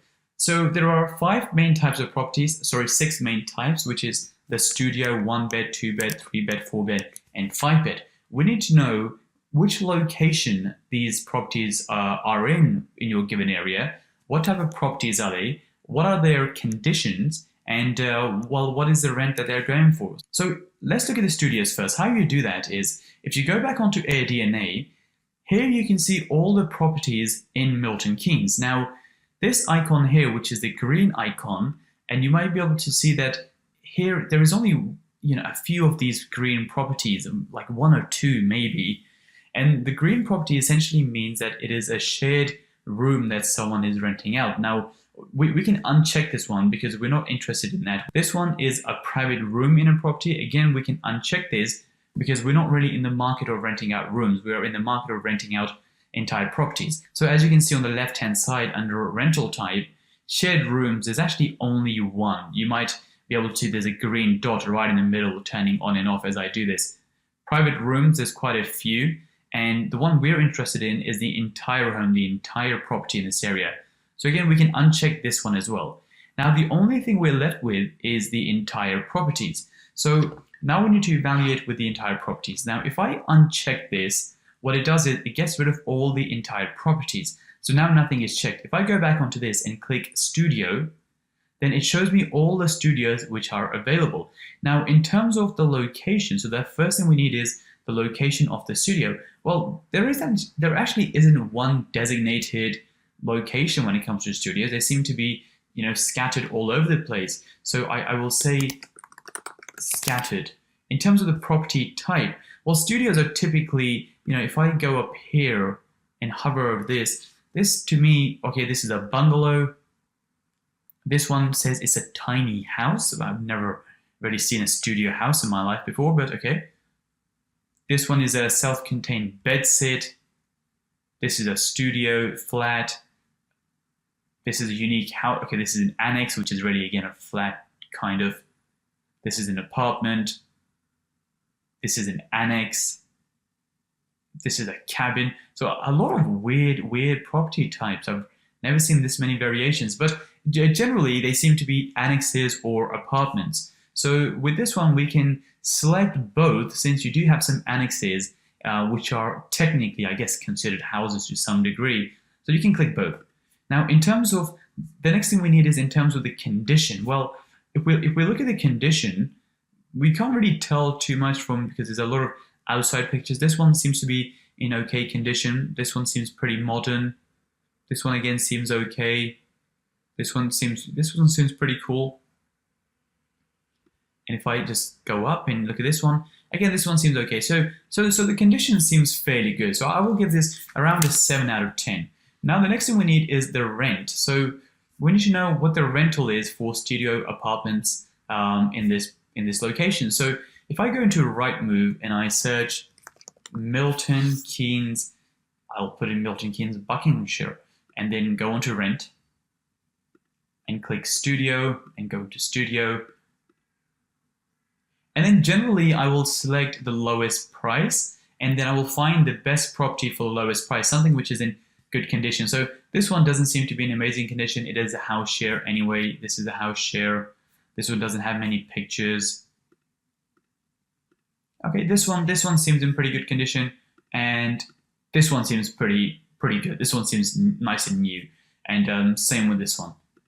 This one looks pretty good. So I think the studios, we can estimate that they're anywhere around this sort of range, 675 to 725. So we'll say around £700 per month is what the studios are being rented at. So now we go on to the next field here. Let me just make these not bold. So now we go on to the next one, which is a 1 bedroom. So if I go back onto here, and now deselect studio and select the 1 bedrooms. Now we can see the 1 bedrooms are generally around this area here. So if I zoom in to see, well, what exactly is this area? There might be a station nearby or a town center. So as we can see, this is probably Milton Keynes Central Station. So the 1 bedrooms all seem to be around the Milton Keynes Central Station. So if I go back here, location, train station, this is where they generally are. What type of properties are they? So these are apartments, MK Hub, they all seem to be apartment in pretty good condition. Generally, they seem to be in very, very good condition, so modern apartments. A lot of them seem to be new. Yep, they seem to be good, new, modern apartments. Okay, interesting. So in terms of the property type, we'll say they're flats. Condition, they seem pretty good. Now let's find out what the rental is for these properties. So again, if I go back to Rightmove and now select 1 bedroom, but now I just want to change this because we have a better idea of where we need to be looking. I'm going to change this to Milton Keynes Central Station. And we'll go half a mile within the station and we'll look for only 1 beds. So we need something which is in good condition. Now this is pretty good. We'll go from, again, the lowest price. So this one seems in pretty good condition, seems almost brand new. Wow, impressive city pad. Okay, and it also comes furnished, which is very helpful. So they seem to be around £850. £850. Now we look at the 2 bedrooms.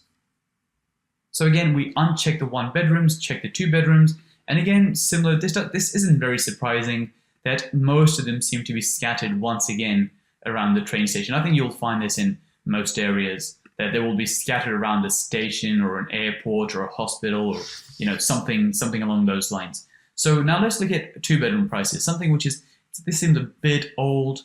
So okay, this one seems pretty good, seems quite modern. This one seems quite modern. Again, this is brand new. Again, brand new apartments. So I think for 1100 you can get something which is brand new. Around 1100 seems to be a good price for this. So again, they're around, the train station. They seem to be flats. The condition we didn't actually check if I go back here. But yeah, you can see they're all pretty much new apartments in very, very good condition. So we'll give this a 9 out of 10, and 1100 is what the rental is. Okay, so now let's look at 3 bedrooms. 3 bedrooms again, you can see they're a lot more scattered. So they seem to be a lot more scattered, and it wouldn't surprise me if some of these are possibly houses. So you can see this is a house, this is an apartment, this is an apartment, this is an apartment, this is a house, this is a house. By the way, I know this because where it says 3 to 4 bedroom detached house, underneath that it tells you that it is a house.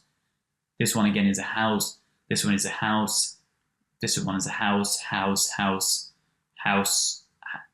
See, this one says apartment. So again, they, generally, I suspect most of them are again around the station because they're not scattered all over the place. They are sort of kind of very, very close to the station. Again, the station's here and they're all in this sort of radius. Now, a lot of them are houses and hence they're slightly further away because you don't get houses bang in the town center.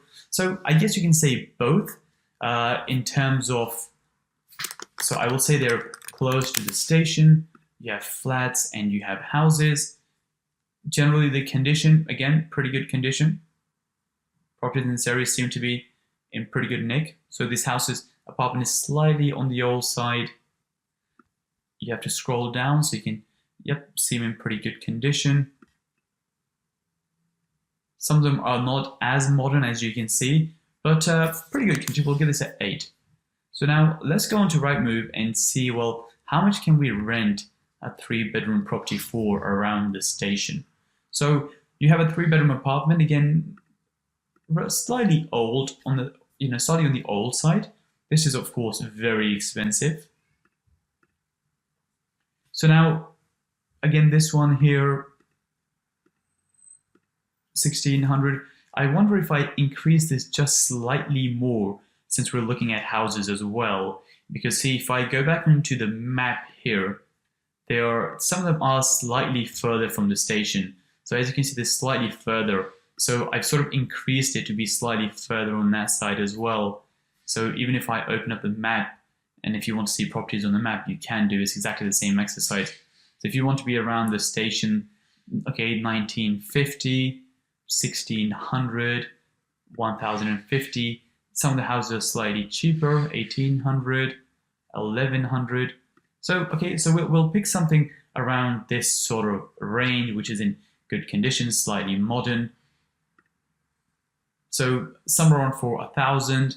This one's for 1600, this one 1900, 1800. So we'll say probably around the 1400 mark on average.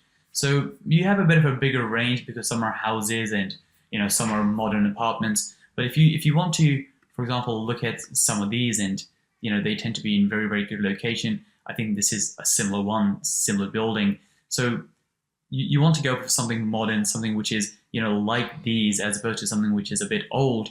So I think the best comparable in this case might be, for example, this property here, but this is a penthouse, which is normally more expensive.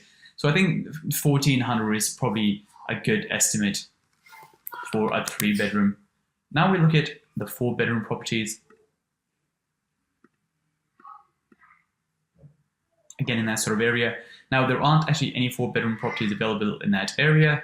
Sorry, I should have gone on to this one first and first seeing where they are. And again, they generally a bit more scattered, but as you can see, the heavy concentration again is within the town center. So if I go back here, now I can't find any in that area. I'll just have to increase this slightly in order to see, well, what can we get in that area as close as possible. So if I look at the station, there's one here, but this is the house share. Again, this is a house share. There's a house for 3000. There's a house for 1400. These are slightly further away, and of course you want something which is in good condition, similar condition. Let's see the price of this one. So yeah, this one doesn't seem bad, 1450. So I think we can estimate that a 4-bedroom house is probably around 1450. Again, they were around the train station. They were mainly just houses. Let me just select this again. In terms of the condition, if I go back here, you can get an idea that they're in okay condition. They're not as modern as some of the apartments, so they seem slightly older than some of the apartments. So we'll give this around a 6 out of 10. And finally, we're on to the final one, which is the 5-bedroom property. So again, we need to go to the map and select 5-bedroom. So the 5 bedrooms seem to be a lot more scattered, and there doesn't really seem to be many of them. So if we go back here, they're scattered. Most likely there will be houses. I mean, you can't really get 5-bedroom apartments. That's very rare. So they're all houses, and the condition isn't as modern as the other one. They're slightly on the older side. So again, we can factor this in. So yep, they're houses. The conditions we'll say are 4. Let's see what the rent is for properties in that area. So we go 5 bedrooms, 5 bedrooms. So let's see if we can get anything even remotely close to the station. So this is the house share, so we can't. So generally you will find this, that as you get to the bigger properties, it's very, very hard to get them around the town center or in, like very, very amazing condition and so on and so on. So there's one here, which is a 5-bedroom house for 1500, or one for 1650, slightly further away from the town center, but we can go with something like this. So 1650, around that sort of mark. So we'll put in 1650. So now we have all the information in terms of, well, what the properties are like in that particular area. The next thing we need to do is find a property. So if you go back here, it doesn't really matter what type of property you go for. So we'll put this as close as possible to the station. The reason is that most of the properties, it seems like the ideal location is around the train station. So all we need, I'm going to put this down to 1 bed, and I'll explain why. All we really need is, let it just search up. We just need a postcode of a property in the town center so we can work out what the forecasted occupancy is, what the forecasted rates are. So just find anything which is in the town center. It doesn't matter if it's a studio, 1 bed. All we need is a postcode of something in the town center, near the train station, because that's where all the properties seem to be. And I'll show you why we need this. So you find a property, and then you scroll down where it says broadband, and then you click show average broadband speeds in this area, and then click compare broadband deals. Now you might be thinking, well, why are we getting internet? But the reason we're getting internet is so we can get the exact postcode of something which is near the train station. So MK91DR. Now you take that postcode and you go back onto ADNA. Now this time we click invest and we click the rentalizer. And now when we click the rentalizer, we take this postcode, which is MK91DR, and we put it in here, MK91DR. So now we search this, and by default it has put it to 2 bedroom and 2 baths, but we're going to change it to a studio, 1 bath, and we're going to say 2 guests can stay in that property. Now what this does is it tells us, based on the comparables, it's not going to show us because we haven't paid yet, but it will tell us what ADNA estimates the next year's average daily rate will be. This basically means the nightly rate plus any cleaning fee, plus what they think what the next year's occupancy rate is going to be. Now, what we need to do is we need to take this rate and take this occupancy rate and plug this into our analyzer. So we take 119 and 52%. So where it says average daily rate forecast, we need to input this number. So it's 119. And where it says occupancy rate forecast, we need to input this number, which says 52%. And what that does, that tells us our monthly profit potential. This is how much money we can possibly be making every single month based on the fact that we can achieve £119 per night rate and a 52% occupancy based on the fact that we are paying £700 rent every single month. So now we continue doing this for the rest of the property. So if I go back here and select 1 bedroom, 1 bathroom, again, we will assume that only 2 people can stay in per room and click update. So now it is 118 and 52. So we put in 118 and 52%. So now you can see it's 412, so slightly lower than the studio. So then we continue with the exercise. Now we choose 2 bedrooms, and maybe we can go 1.5 bathroom. Now because there's 2 bedrooms and we assume 2 people stay in every single room, we can change this to 4 guests, click update, and the rate is £116, but 65% occupancy. So we can put in 116 and 65% occupancy, and it tells us the profit figure. Now we go on to the 3 beds. So if we go 3 beds, and again, we increase this to now 2 bathrooms, and we can have 6 guests since there's 2 people per room. 2 times 3 is 6. 117, 62%. So 117, 62%. So now this one, the forecast shows that it might not make a profit over the course of the next year. Now we go into the next one, 4 bedrooms, and we can leave it to 2 bathrooms. I think that's fair. And we can increase it to 8 guests, 132 at 50%. And last but not least, the 5 bedrooms. So this is, by the way, assuming that all these properties are in the town center, since we've already determined that, well, the town center seems to be a good location. So we have 174 and 55%. Okay, so 174, 55%. So green is anything which passes the criteria, which is profit over £200 every single month. Yellow is anything which is between 0 and £200, and red, which is anything which is negative. Now, this doesn't necessarily mean that, well, we're only aiming to make £200 every single month. What this means is that if we just do marketing on Airbnb alone, then we should be looking to make at least this. Now, when we take these deals on, we'll be marketing on our website, on using Google, using agencies, using booking.com, and so many different ways. So don't expect that this is the occupancy that we're aiming for, this is what we're looking to make. This is simply the occupancy level we're using to do our deal analysis as a very, very conservative figure. That if we didn't do any agencies or booking.com or websites and so on, then we should be at least making this much. And even on that amount, we should be making, at least £200 every single month.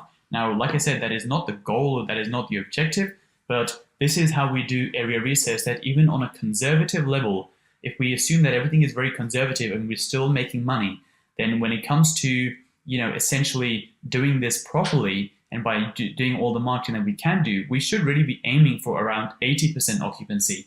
So if I just very, very quickly show you, I don't want to get ahead of myself, but on the rent-to-rent analyzer, when we do our forecast and our profits, we look at the forecast in terms of how much money we can make on the forecast, but we also look at, well, how much money could we make if we achieved 80% occupancy, not 52 or 65 or 62? Because the aim really is that, our aim is to get to 80% occupancy by doing all the marketing that I referred to, which is the website, agencies, booking.com, so on and so on. But the problem is that it is very, very hard to get, accurate information from agencies, from booking.com, because they don't actually release any data.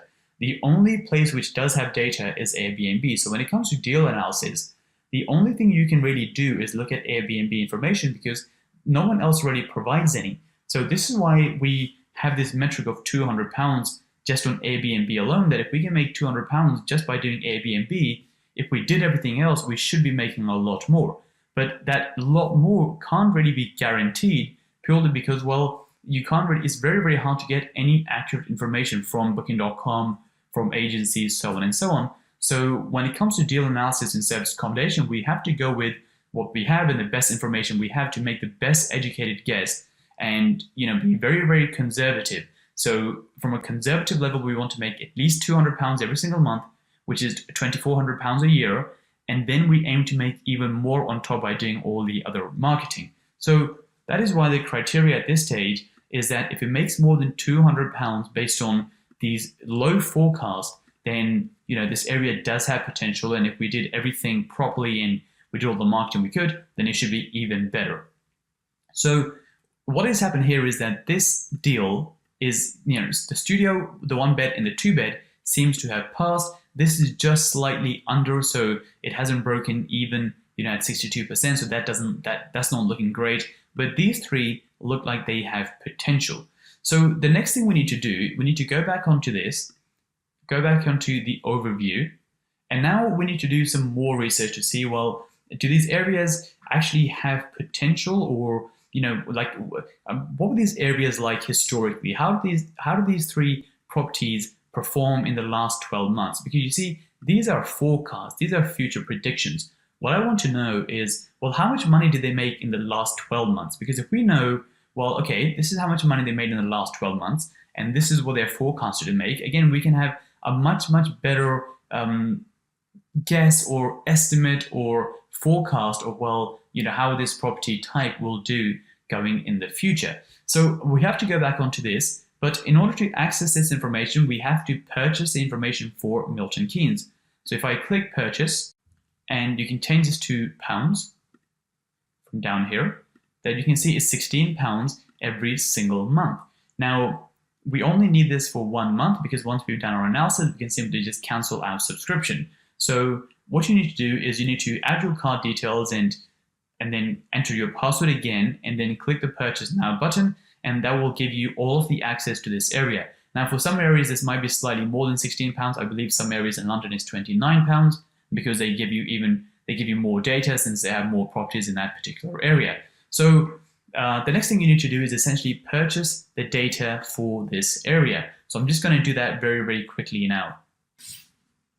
So once you have purchased this area or your selected area, as you can see, this is taken away all of the locks and it's given some more information. It's given us a market score, given us a grade, and it's taken away all the locks from these areas here. So we have a lot more information. So now what we need to do is go back into the analyzer, and now we're in the historic section because we've passed this and we're on to the next part because we want to validate, well, what type of properties are good and historically which ones have made money. So these are the three things we need. We need the rental size, the number, we need the historic occupancy rate in the last 12 months, and we need the historic ADR, which essentially refers to the average daily rate. So let's do this one first because it's the easiest one, which is the rental size. So what that means is if you scroll down here on the overview page, it says rental size.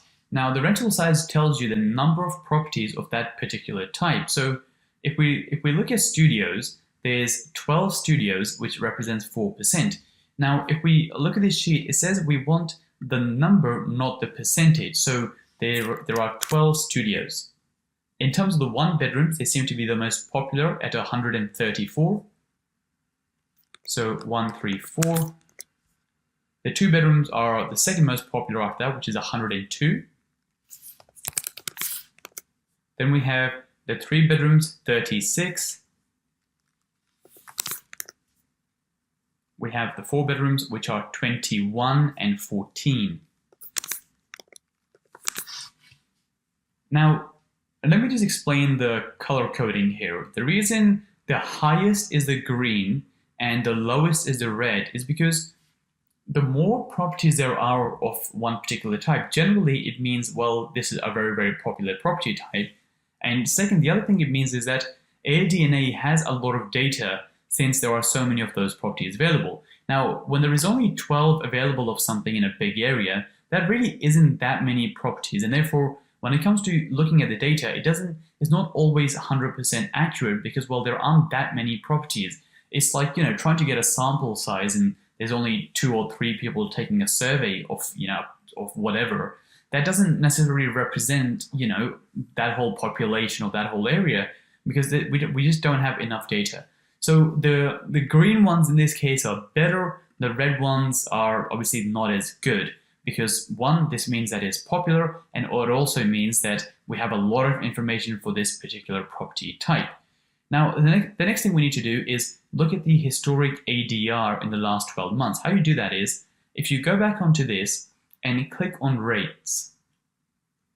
Now, this will tell you the ADR, which means the average daily rate, which basically just means your nightly rate. Now, we need to know what the average daily rate was in the past 12 months. I'm not really interested in what it was in the last 3 years because things change and the markets change and so on and so on. So here you need to select entire home, and then here it's already on studio, and you need to drag this back so it's on studio, and then click apply changes.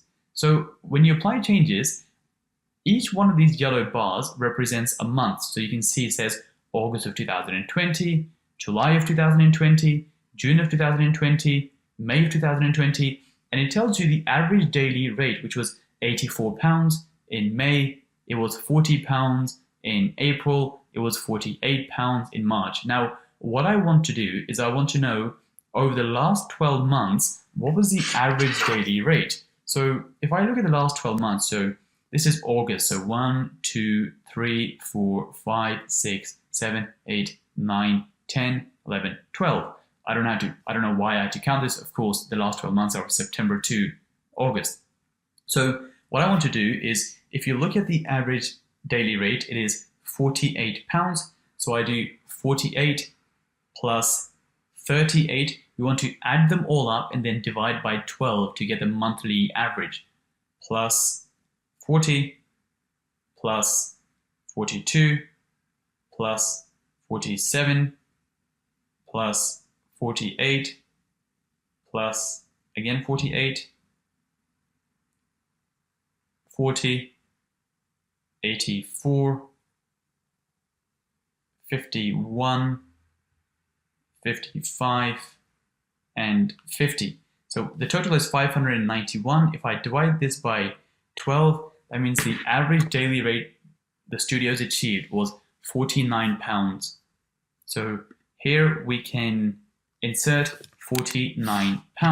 Now, as you can already see, that in the past 12 months, the studios achieved £49, which is considerably lower than their forecast of 119. And one of the reasons might be, I will show you now, is if I go into occupancy just for 1 second, just to sort of illustrate this point, and under active listings, if I select studio properties, then as you can see that studio properties in, for example, in March of 2020, there were 11, and then there were 9, and then there were 6, and in 1 month, maybe there was only 2 people renting out studios, and then there was 9 people, and again, then there were 12 people. So as and at some stages there were 7. There aren't actually that many studio properties as we saw down here. And when you don't have that much data on a particular property, what happens is sometimes the data isn't very accurate. Hence, I put this at red and put something like this at green. And when you have low data, sometimes you do get a bit of a disparity between what the forecast is and what the reality is. And so this is why this is a very, very good exercise in terms of looking at the historic information as well. Because see, they could have predicted that, well, we think next year it will be very, very high because there aren't as many studios available anymore, or so on and so on. So this is why this is very, very helpful. Now we go back to rates, and this time we select 1 bed and drag this back all the way to 1 bed. And again, we want to do a similar exercise, which is look at the last 12 months from September all the way to the end here. So what I'm going to do now is I'm going to go through the 1 beds and then the 2 beds and the 3 beds and all the way up to the 5 bedrooms. And I'm going to put in the historic ADR rates in the last 12 months. So what I've done here is I've gone all the way from studios all the way to 5 bedroom properties. I've taken the average of the last 12 months and I've put the results here, which I'll go through in a second. Now, just one thing to note here is that if you look at the 5 bedroom property, that they generally tend to be around, this mark, except for 1 month. So generally they're around the £200, 168, 200. 1 month is £613. Now, again, this is a bit of an outlier. This is a very, very high spike. And again, sometimes this can be caused because, well, there's not that many properties of that particular type. And therefore, you end up getting data which isn't sometimes 100% accurate. Hence, I mentioned this thing here, which is, the lower the number of properties, the data isn't as good. Because you see, in this month of June, this is during COVID-19, there were actually only, I believe, 2 properties on the market. As you can see, booked properties 2, which isn't that many at all because, well, there aren't that many of these 5 bedroom properties anyway. In total, there's only 8 active listings currently. So because of this, because of the fact that there aren't that many listings, that means the data sometimes isn't very accurate. So in this case, because I didn't want to include this in my 12 data points, I simply got rid of this entry and I got the average of the last 11. So I went from September all the way to here. I simply just got rid of this one, and rather than dividing by 12, I divided by 11 because clearly this is an outlier and clearly this is not the normal case. So if you do have an outlier like this, then all you simply do is just eliminate that one particular spike and then, divide by 11 months rather than 12 months. So if I go on to my forecast here, the first one is studio is £49. This is not the forecast, sorry, in the last 12 months, it has been £49. And again, the forecast is 119. So clearly there is a bit of a disparity here. This forecast doesn't seem to be very accurate. Now, if we look at the 1 bedrooms, it's slightly better. Last year it achieved £85. They're saying next year it will be 118. So again, not too far off. For the 2 bedrooms, last year it achieved 114. They're saying 116. So again, that's very close. 120 compared to 117. Again, very close. And then the 4 beds, 174 was achieved compared to the forecast of 132, 180, and again, this is very close at 174. So a lot of them, except for the studio and except for possibly the 4 bed, the rest seem to be relatively close and they seem to be almost the same, 114, 116. So that's okay. Now, the next thing we need to do is look at the historical occupancy rate. For the last 12 months, what occupancy have these properties been achieving? Now, we know what the forecast is, which is up here. But what we need to know now is, well, how do they actually do in the last 12 months? So if you go back here and click occupancy, now we need to select 75th percentile. What 75th percentile means is that 75, so for example, let's look at this point here. At 75th percentile, the occupancy was 97%, as you can see. This means 25% of the properties did better than this, and 75% of the properties did worse than this. So the reason we look at, so let me say that again. 25% of the properties are achieved an occupancy of 97% or more, and 75% achieved 97% or less. The reason I look at 75th percentile is because the 75th percentile line shows you operators, service accommodation operators who are doing a good job. They have professional pictures, they're running this professionally, they have good marketing, so on and so on. And that is essentially what we are trying to emulate. So this is why we want to compare ourselves to, you know, the best 25% of the properties in the area, because that is essentially what we're going for as well. We want to be in that top 25%. So we need to see, well, how do the top 25% do? And in summary, the 75th percentile bar shows you exactly that. It shows you that 25% of the properties did above this line, and that's where we want to be, and that's what we want to calculate. So again, the same exercise as before. Select entire home. Now we'll start from the studio and then click apply. So as you can see, this has a lot more ups and downs compared to the more steady line. And again, the reason is there isn't as much data. When you only have 12 listings, it is going to fluctuate a lot more.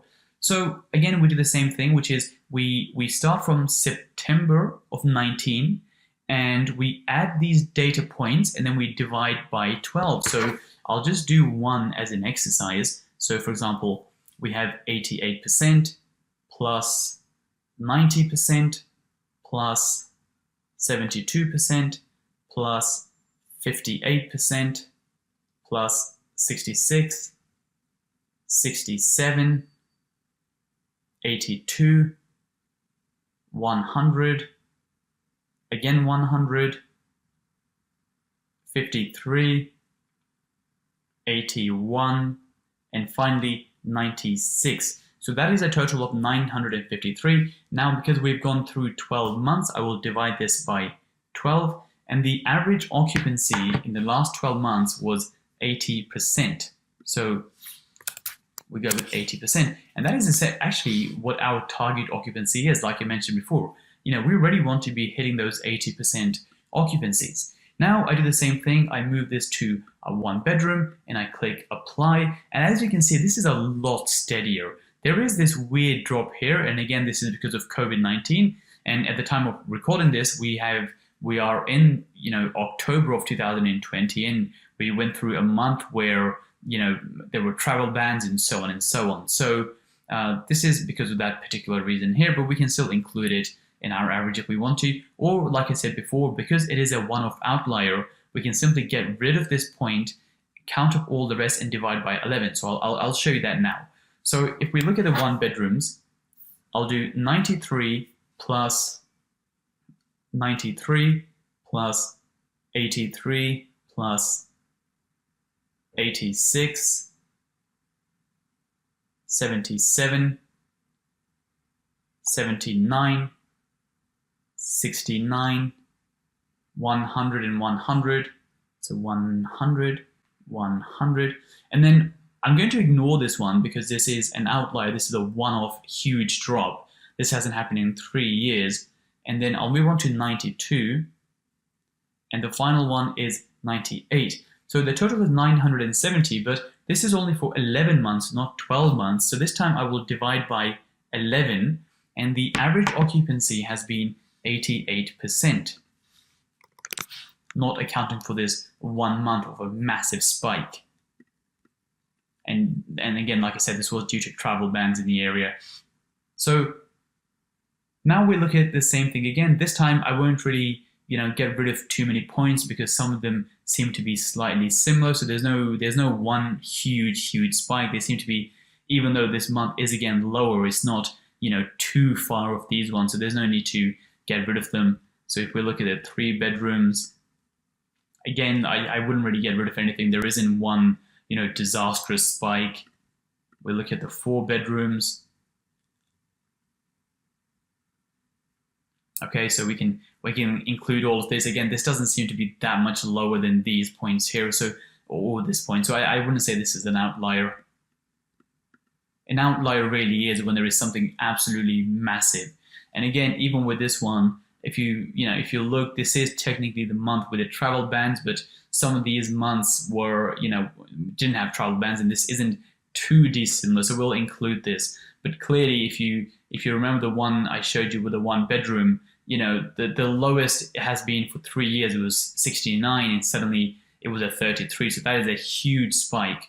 And so that was a reason I got rid of this. So what I'm going to do now is very quickly, I'm going to fill in this information by taking the occupancy rates and getting the averages. So very quickly, I'm going to calculate those now. So what I've done is I've gone through all the types of properties from studios all the way to 5 bedrooms, and I have put in the occupancies over the last year. So now, as you can see, if we look at the last 12 months occupancy for studios to 5 bedrooms, 80%, 88%, 84%, 79%, 71%, 74%. As you can see, these are all considerably higher than the forecast. So one of the reasons the forecast might be low, and like I said before, at the time of recording, we're going through COVID-19, and so they might be projecting a lower occupancy. That could be the main reason. But again, that doesn't really matter too much because, like I said before, our aim is 80%. That's where we want to be. And that's where we are going to be aiming to be at by using agencies, booking.com, so on and so on. So even if we get a lower occupancy, like only 65%, even though the last 12 months was as high as 84%, that's still okay, because if we can get 65% just from Airbnb alone, once we do everything else, our aim should be to get a lot more than this. So what then happens is, by inputting these information that you have just input, it will give you your monthly profit historically. So historically, the studio last year would have made a loss of £68. The 1 bedroom would have made £675 every single month profit. The 2 bedroom would have made 864, 417, 1,000 for the 4 bed, and almost 1,000 for the 5 bed. So what we then need to do is, by looking at the forecasting data in line with the historic data, we need to see, well, what is the most profitable type of property here? So if we look at the forecast says, well, only the studios, the 1 beds and the 2 bedrooms are profitable. So, okay, so here we, narrow down to these 3. But if we look at this, it tells us that, well, the studio last year wasn't actually profitable at all. It actually lost £68 every single month. And because of that reason, and the accurate rate was £49. So therefore, I will eliminate the studio because, well, they didn't really make any money last year. And again, the other reason is, again, this is also red, which is that there aren't, that many data points. The properties are a bit more scattered, so it's not, certain which areas sort of work best. I know we know the train station area works generally best for all type of properties here, but there isn't that much information. So this is a red light, and this is also a big red light. So we'll eliminate those. Now, if we look at the 1 bedrooms, ideally what we need is, a type of property which has the most greens, really. So if you look at the 1 bedrooms, it was profitable, it had a good occupancy, there's a lot of information, and the profit potential is really, really good, £675 per month. Now, if we look at the next one, again, the 2 bedrooms are really good. The forecast is that it is profitable. If we look at historically, again, it is 84% occupancy. There's a lot of information because there's 102 properties. And again, the profit potential is even better than the 1 bedroom property. Now, if we look at the 3 bedrooms, the forecast suggests that there would be a loss. The last year's historical last 12 months would suggest that you could have made £417. But again, there is slightly less information, but we don't necessarily need to rule it out, because even there's no clear red signs in this one here, but the forecast isn't looking amazing based on ADNA. And if we look at the last two, the profit seems amazing, £1,000, but again, the problem is there isn't that much information. This, even though it says £1,000 and £1,000, there's only 20 properties and there's only 14, and it might be even less when it comes to the number which are currently active. And so because there isn't that much information, even though we can potentially make £1,000, it's sort of hard to say accurately that we will make £1,000 here. So by looking at the combination of both, only then can you work out what a better picture is. And I think here, if we look, it is showing us that studio 1 beds and 2 beds have the most potential, but we know that studios didn't really work. And if we eliminate the studios, we're really down to the 1 bedrooms and the 2 bedrooms. And they seem to be relatively close in terms of, the forecast and the occupancy and the data points. And the only thing is that last year, the 2-bedroom properties seemed to make a better margin compared to 1-bedroom properties. And by looking at the entire thing, this is why I'm more inclined to select that the 2-bedroom properties seem to be the best type of property in this area. Not to say that 1-bedroom properties do not work, they also seem to have a very good potential. But one of the reasons I like 2-bedroom properties is because, see, when you compare hotel rooms to serviced accommodation, when you have a studio property, that is very similar to a hotel room. In a hotel room, 2 people can stay. In a studio, 2 people can stay as well. So it's almost on par. But the studios are generally, by night, sometimes can be more expensive than hotels. So you end up losing your competitive edge. And now when it comes to the 1-bedroom properties, you sometimes find a similar case, which is because in a 1-bedroom property, there's only 1 bed, 1 double bed. And if 2 people were to stay there, again, if you compare that to a hotel where 2 people are staying, 1 bedrooms can be a bit more expensive. Whereas if you look at 2-bedroom properties, because there are 2 rooms and 4 people can stay there, if you compare that to 2 hotel rooms, generally a 2-bedroom apartment is always cheaper than 2 hotel rooms. You'll probably find that is the case in most places. And this is why when you do this area research, it won't be surprising if it tells you that the 2-bedroom properties are the most popular. And there's a lot of reasons for that. One, because compared to hotels, they're cheaper. They tend to be in the city center, so in very good locations. They seem to be new, so they're modern. So not to say that 1-bedrooms do not work, not to say that the bigger properties do not work, because depending on the area, they can absolutely work. But it is also true that in a lot of areas, the 2-bedroom properties seem to be very popular. And again, in Milton Keynes, we can see a similar thing, which is the 2-bedroom properties seem to be very popular. So what we will do is we will select that the 2-bedroom properties are the most popular properties, and then we'll simply move on to the next stage and analyze the 2-bedroom property further. So previously we selected that in Milton Keynes, the 2-bedroom properties seem to be the most popular, and now we'll do some further research. So if we go on to sheet number 2, which is rent-to-rent analyzer, and here we need to start filling in the blue details. So under location, we will write Milton Keynes. In terms of the address, well, we don't necessarily need an address, but we'll just say town center for the time being. Now, the property type we picked is the 2-bedroom. And in terms of furnishings, so is this property going to be, when we rent this, are they not furnished, are they part furnished, or are they fully furnished? The reason this is important to know is because this affects how much furniture, how much money you have to spend on furniture. So if it's part furnished, you might have to spend about £1,500. If I select this to not furnished, as you can see, this increases to about £3,000. Or if I select fully furnished, it goes down to £500. You might just have to maybe buy a TV and so on and so on. So if I go onto Rightmove and put in Milton Keynes Central Station, half a mile, 2-bedroom properties, see, this one's unfurnished. This one is part furnished. There are some things already in there. Actually, it's pretty much fully furnished.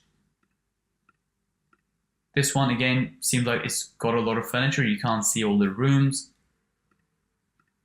This one again, not the best of conditions, but if we look at this one again, pretty much seems to be fully furnished. So a lot of them are fully furnished properties, which is very good, and some of them are completely empty.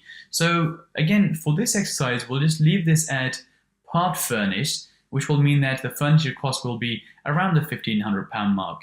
Now, in terms of the rent, we previously input that the rent for 2-bedroom properties is £1,100, and this is automatically plugged in here, and you don't have to do anything.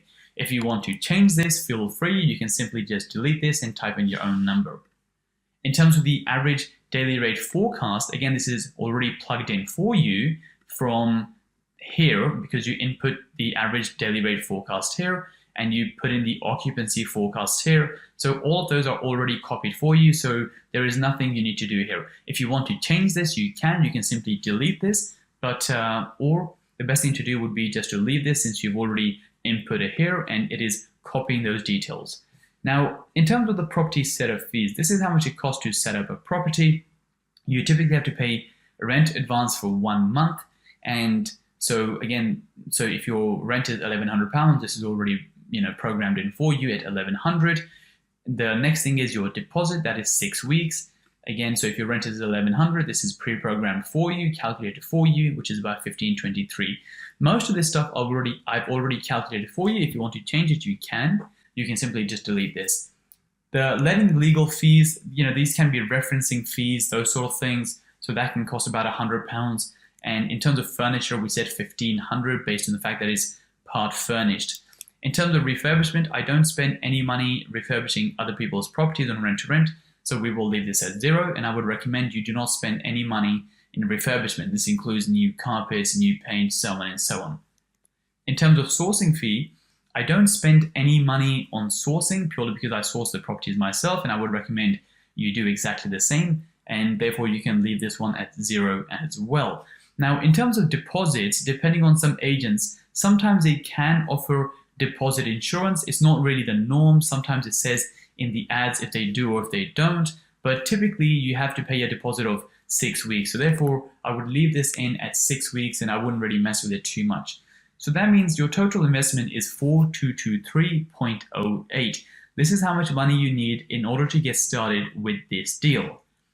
So the next thing is your monthly cost. Now, if I make this slightly bigger so it's easier to see, the first one is your OTA transaction fees. What this means is this is how much commission you have to pay on your bookings. Now, Airbnb charges a 3% commission, and this is why we have put that in. So again, there's nothing you have to do there. It's already set for you. And you might be thinking, well, booking.com is 15% and agencies are, they charge 10%, 15% commission. So why is this only at 3%? Well, the reason is that because our estimates, our price estimates like £116 are based on Airbnb, since the information on AirDNA comes from Airbnb, these are Airbnb prices. Now, I know on booking.com the commission is 15%, but as you'll see in the pricing section down here, when it comes to pricing on booking.com, we actually increase the prices on booking.com. We charge a higher price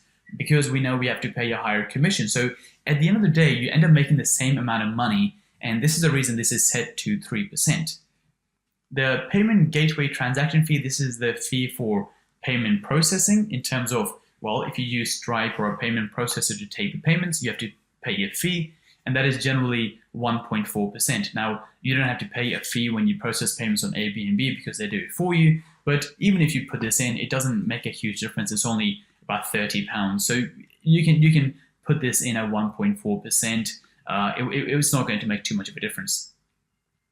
The next one is the channel manager transaction fee, which is at 5%. Now, the channel manager I use, which you will see later on, is called Guesty. They charge 5%. If you were not using a channel manager, you can simply click this button and put it down to 0 and you save that money there. But realistically, if you're going to scale this business, you do need some automation, you do need systems in place, and therefore I would leave this at 5%.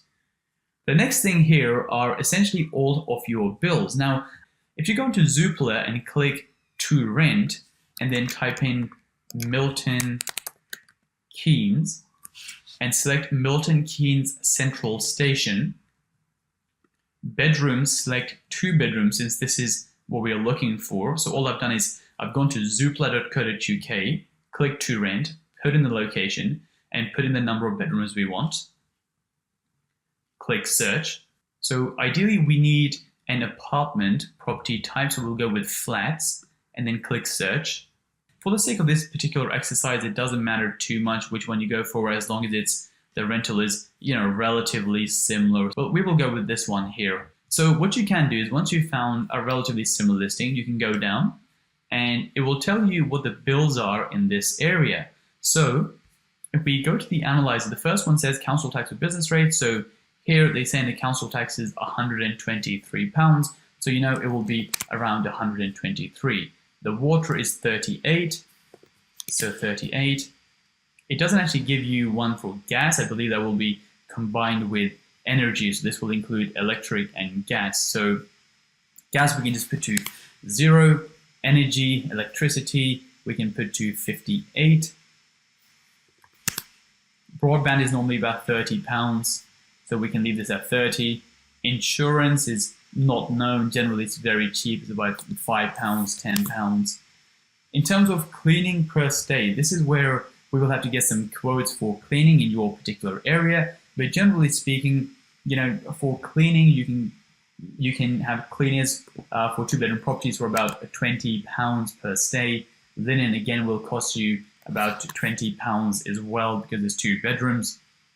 And replenishments per stay will be, your tea, coffee, sugar, maybe some toiletries, and they normally cost about £4 per stay. So if you have any other costs which are per stay costs, you can add them in here. Generally, this is pretty complete. There isn't anything more. And if you have any other monthly costs, you can add this here. Now, one thing to note is that we are putting a cleaning fee of £20 and a laundry fee of £20 and a replenishment fee of £4. You might be wondering, well, where the hell did this 130 come from if the cleaning stay is only £20? Well, if I scroll back up, under the inputs which these 3 were calculated for you based on your previous answers, it says the minimum day stay, we're assuming that the average stay is 3 nights. So that means every week there are, 2 checkouts because people stay for 3 days. So, well, technically it's slightly more than 2, but roughly 2 checkouts every single week. So that means, if we have 65% occupancy in a particular month, then we're assuming that the property is booked for 30 days multiplied by 65%, which is, almost 20 nights. We're saying that the property is booked for about 20 nights, and we're saying that the average stay is 3 nights. So if there's 20 nights worth of bookings and the average stay is 3 nights, that means there's between 6 to 7 checkouts in that particular month. And if you're paying a £20 cleaning fee and there's 6 to 7 checkouts, then that means that, your cleaning cost is 6 to 7 times multiplied by 120. And that is how these numbers are calculated. So this is why these are per stay and some of these are monthly, because of course the monthly cost, for example, if you have a monthly cost like water, it doesn't matter if someone stays at the property or not, you're going to incur this cost. But the cleaning cost is based on per stay, that if there wasn't a stay, then you wouldn't incur this cost. And hence why there is a bit of a difference there. So once you input all of these details, it tells you what your total costs are every single month. So now we scroll down to the next section. So if we look at the next section, it shows us that in terms of the forecast, our revenue, based on the forecasted occupancy, this is. So our forecasted occupancy is 65%. So it tells us that based on the forecasted occupancy, our revenue is £2,262. Our total costs are around £1,857. That means we should be making £400 every single month. The annual profits are just under £5,000. Now, like I said, this is based on Airbnb alone. Now, if we did this just on Airbnb alone, that would be still a very, very good amount, almost £5,000 every single year. Our aim really is to hit the 80% mark. We want to do, all the different marketing to get up to 80%. But the reason we don't forecast 80% is purely because, like I said, we don't have exact, accurate information from Booking.com, from the agencies. So I think it's a very bad thing if you forecast something where you don't have, the exact data. But we should be forecasting something which we do have information on, and the forecast suggests the occupancy is 65%. So this is the number we're going to be using. This is, the forecast in terms of where we are, but this is really where we want to be. So this looks pretty good. So this will tell us essentially, the forecasted amount and the 80% aim. Now, by the way, just one thing to make a note of, one mistake I've made, which I've had to correct slightly. When it comes to these fields, I said they will be already calculated for you. But if they, for example, because you've already input them, here, I actually made a formula so that would be calculated for you. But we've had to change that because it doesn't actually do some of the further calculations. So in this case, what will happen is you will see this empty, and you essentially look at the type of property. So this is a 2-bed. You need to then enter manually the rent, ADR, and occupancy forecast. So if you go to the type of property, you look at the rent, which is 1,100. You look at the ADR, which is 116 and 65%. So the rent is 1,100.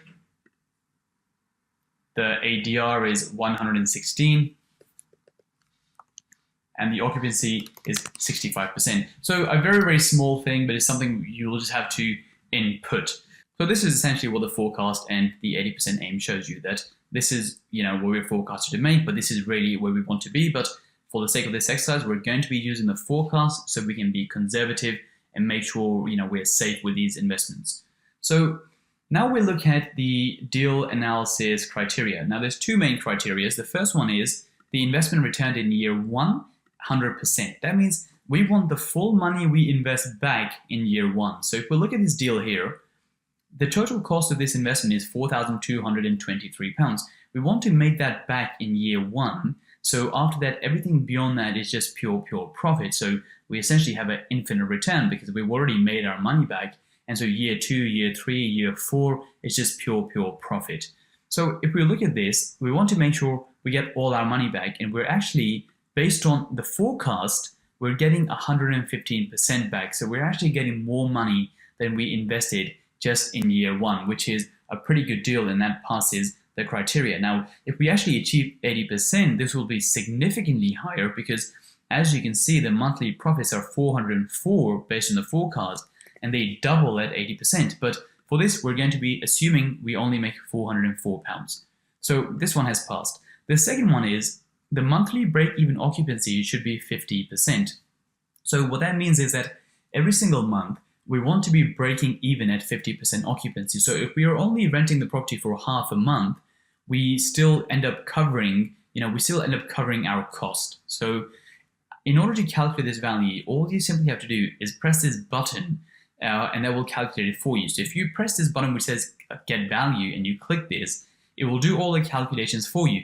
And it's actually calculated that with this property at 50% occupancy, we actually end up breaking even, and we, essentially cover all our costs. Now, this should be green, but sometimes what happens is that because there's decimal places, and this might actually be, 50.0001, it assumes that it is more than 50%. But as you can see, 50%, that is the criteria, and that is passed. Now, for the criteria to pass, for the break even, we have to be 50% or below. If you're between 50 and 60%, it will generally go yellow, and that's still okay. And anything above 60 is red. So even yellow isn't too bad, which means 50 to 60% break even. And the reason is that when you're in the south of England, your break even points generally are higher because the rents are higher, but we also on average have higher occupancy, which compensates. So you want to be around 50%,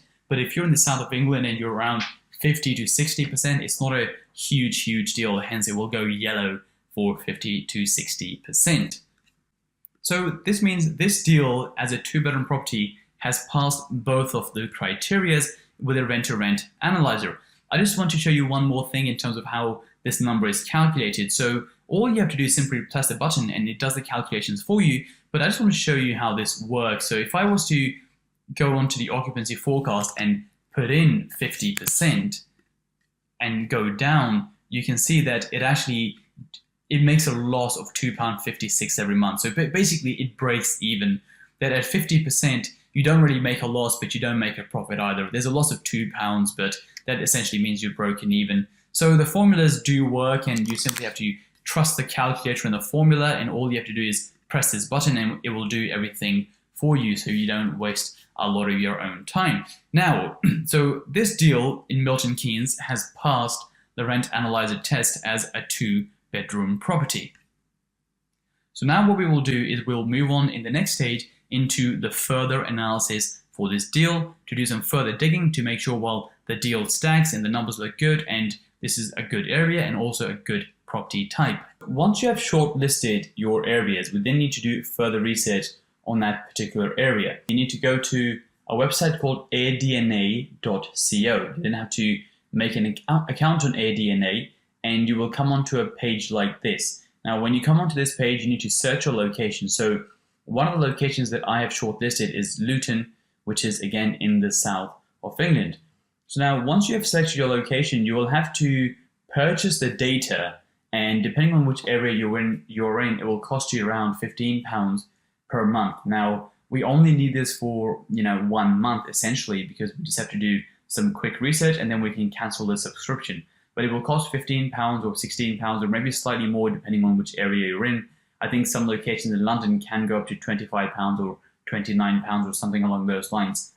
But you need to find your area and then purchase the information so we can do further research. So now in this case, I've purchased all the data on Luton. In this session, what we need to do is we need to say, okay, well, we've selected Luton, but what type of properties are going to be best within Luton? Which type of properties should we be looking at? We also have to open the deal analyzer system, which is the Excel file. Now, when you open this up, it will give you two options, enable macros or disable macros. You need to click enable macros because this will enable all the formulas which I have used to create the sheet, so you can use the formulas in order to do the deal analysis. And then you need to move on to the first sheet, which is the type of property. Now, in the type of properties, we have different types of properties on the top here, and then you also have some information which you need to fill in. Now, one thing to note, by the way, is that whenever you go through this sheet, the only fields which you have to plug in are the fields in blue. Everything else you can ignore. So if it's green, if it's gray, you can completely ignore that. So again, even on this sheet, you only have to fill in the information which is in blue. So we're looking at Luton in this case, and we have different types of properties: studios, 1 beds, 2 beds, 3 beds, 4 beds, and 5 beds. And we first need to know, well, where are these properties generally based and what is the standard of these properties? Because when we look at similar properties to rent or even to purchase, if that's what your strategy was, we need to know what is happening in the market, what type of properties are working well. So when you go onto AirDNA, you will see a map on the right-hand side on the main screen.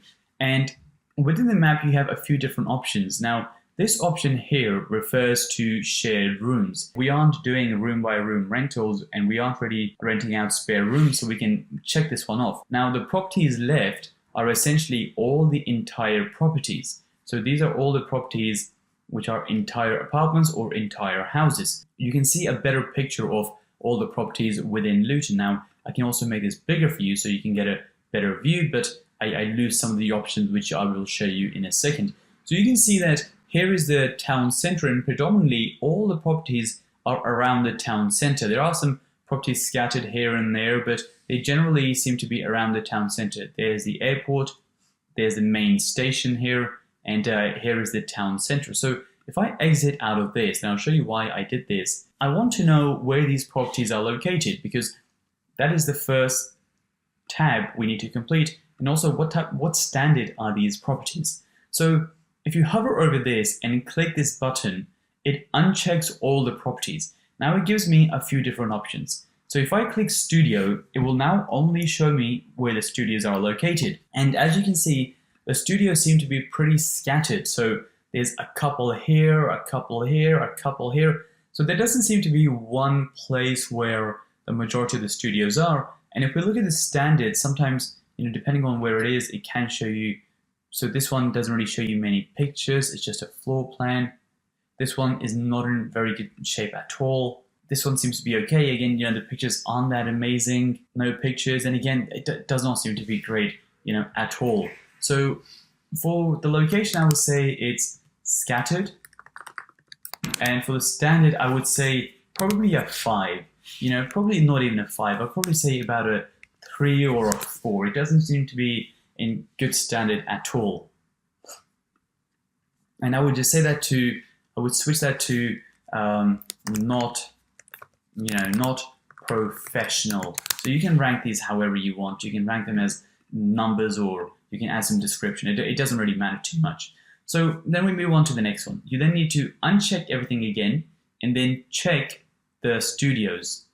Sorry, check the one beds. So now, as you can see, the one beds are slightly different because there are some scattered, but predominantly they seem to be around the town center. They all seem to be around the station, the town center location. And if you just hover over some of them, you can see that they're a lot more modern. They're apartments. A lot of them seem to be brand new apartments. And as I go through them, they seem to be, new build apartments predominantly. So they seem to be in very, very good condition. I would say for the one bedrooms, the location is town center. And in terms of the standard, I would say modern apartments. They're modern APT apartments. And then we do the same thing for 2 beds. So again, this seems to be less 2 beds, but predominantly they seem to be, again, around the town center area. There are some scattered here, a few here, but generally they seem to be around the town center. Again, most of them you can see are relatively modern. They're new apartments. They seem to be in pretty good condition around the town center. We then continue doing this exercise with 3 beds. And again, 3 beds seem to be a lot more scattered, but I would still say they predominantly seem to be around this town center area. And you can see that these are now houses. These are not really apartments. So with 2 bedrooms, we had apartments. With 3 bedrooms, we've seen that these are a lot of houses, and hence which makes sense, they're close to the town center, but not exactly in the town center, because it's rare that you get apartments within the town center. So let's fill this in. So I think with a 2 bedroom, again, it's a town center location and they're modern apartments. The 3 bedrooms, again, I would say they're around the town center. There's less of them, but they're houses, and again, they're in good condition. Houses in good condition. So then we move on to the 4 beds. 4 beds, again, you can see that they're trying to be around the town center. There's less of them, but most likely they're probably houses again. So once again, they seem to be houses as opposed to apartments. So they're close to town center, but they're houses, and again, generally seem to be in not as good condition as the 3 beds. So I would say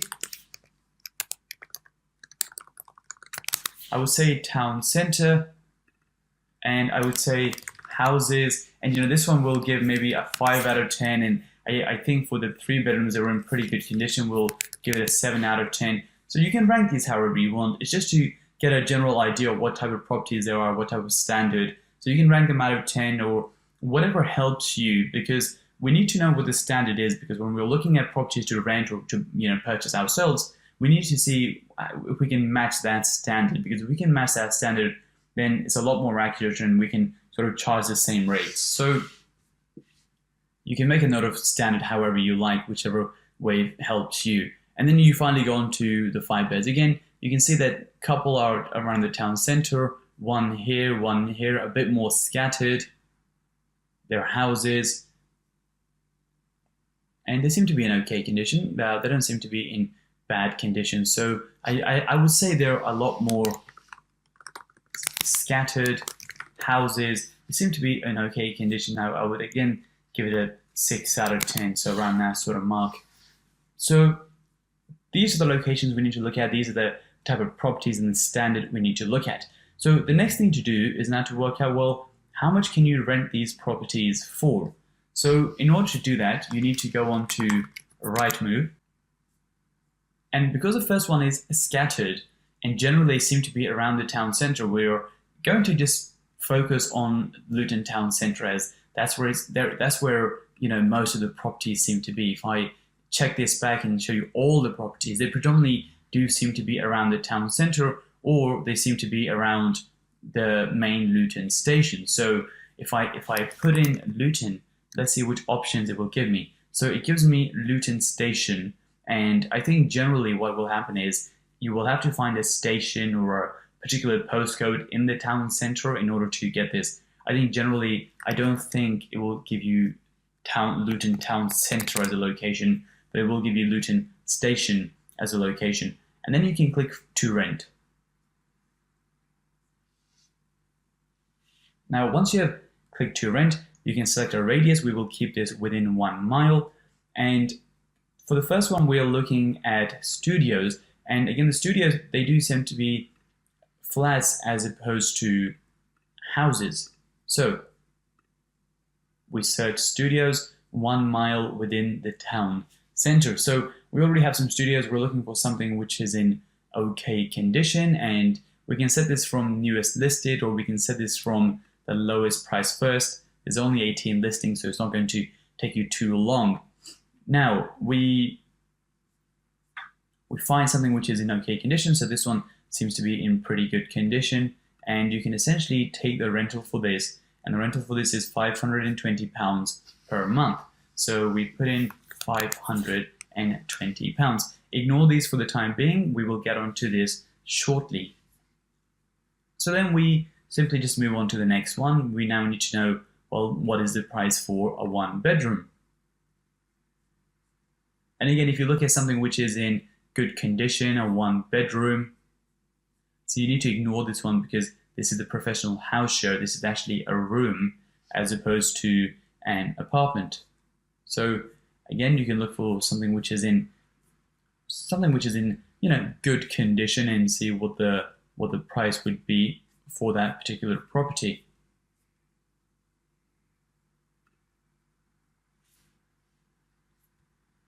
So again, this one doesn't seem bad. It's 765. This one seems to be in new condition. So let's pick this one here because it seems to be in much better condition, or even this one here, which seems to be relatively brand new, close to the station in the town center. So it seems like they seem to be around this £725 mark for a modern 1-bedroom apartment in the town center. So this is 0.10 miles from the station, which is pretty much bang in the middle of the town center. So we'll go with 725. Okay, so that is the rent there. We then move on to 2-bedroom properties. And again, you're doing the same thing, which is you're looking for something which is in good condition. Hence, since all your competition has properties in very, very good condition. So again, you have one here which seems to be in a very nice building, modern. So we will close to the station, 2-bedroom apartment. So yeah, about £900. Again, there's another one for £900. So £900 seems to be the going rate. And now we move on to houses. Since the 3 beds, 4 beds, and 5 beds for houses, we simply go to the top, the property type. We can change to detached, semi-detached, terrace, get rid of this, and select bungalow since these are all types of housing. Change this to 3 bedrooms. And again, we do the same thing, which is we just look for something in good condition around the station. There seems to be 3 different properties. This is possibly in the best condition out of the 3, I would assume. And for the rest, you can't really see that many pictures. So this last one here, this might be in okay condition as well, but it seems very, very cheap compared to the rest. So we don't have that many available.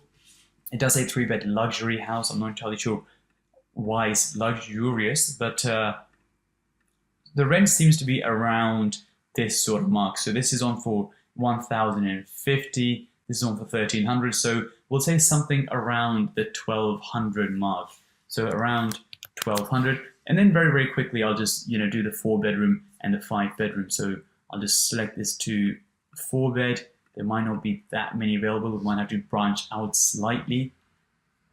Okay, there seems to be a few.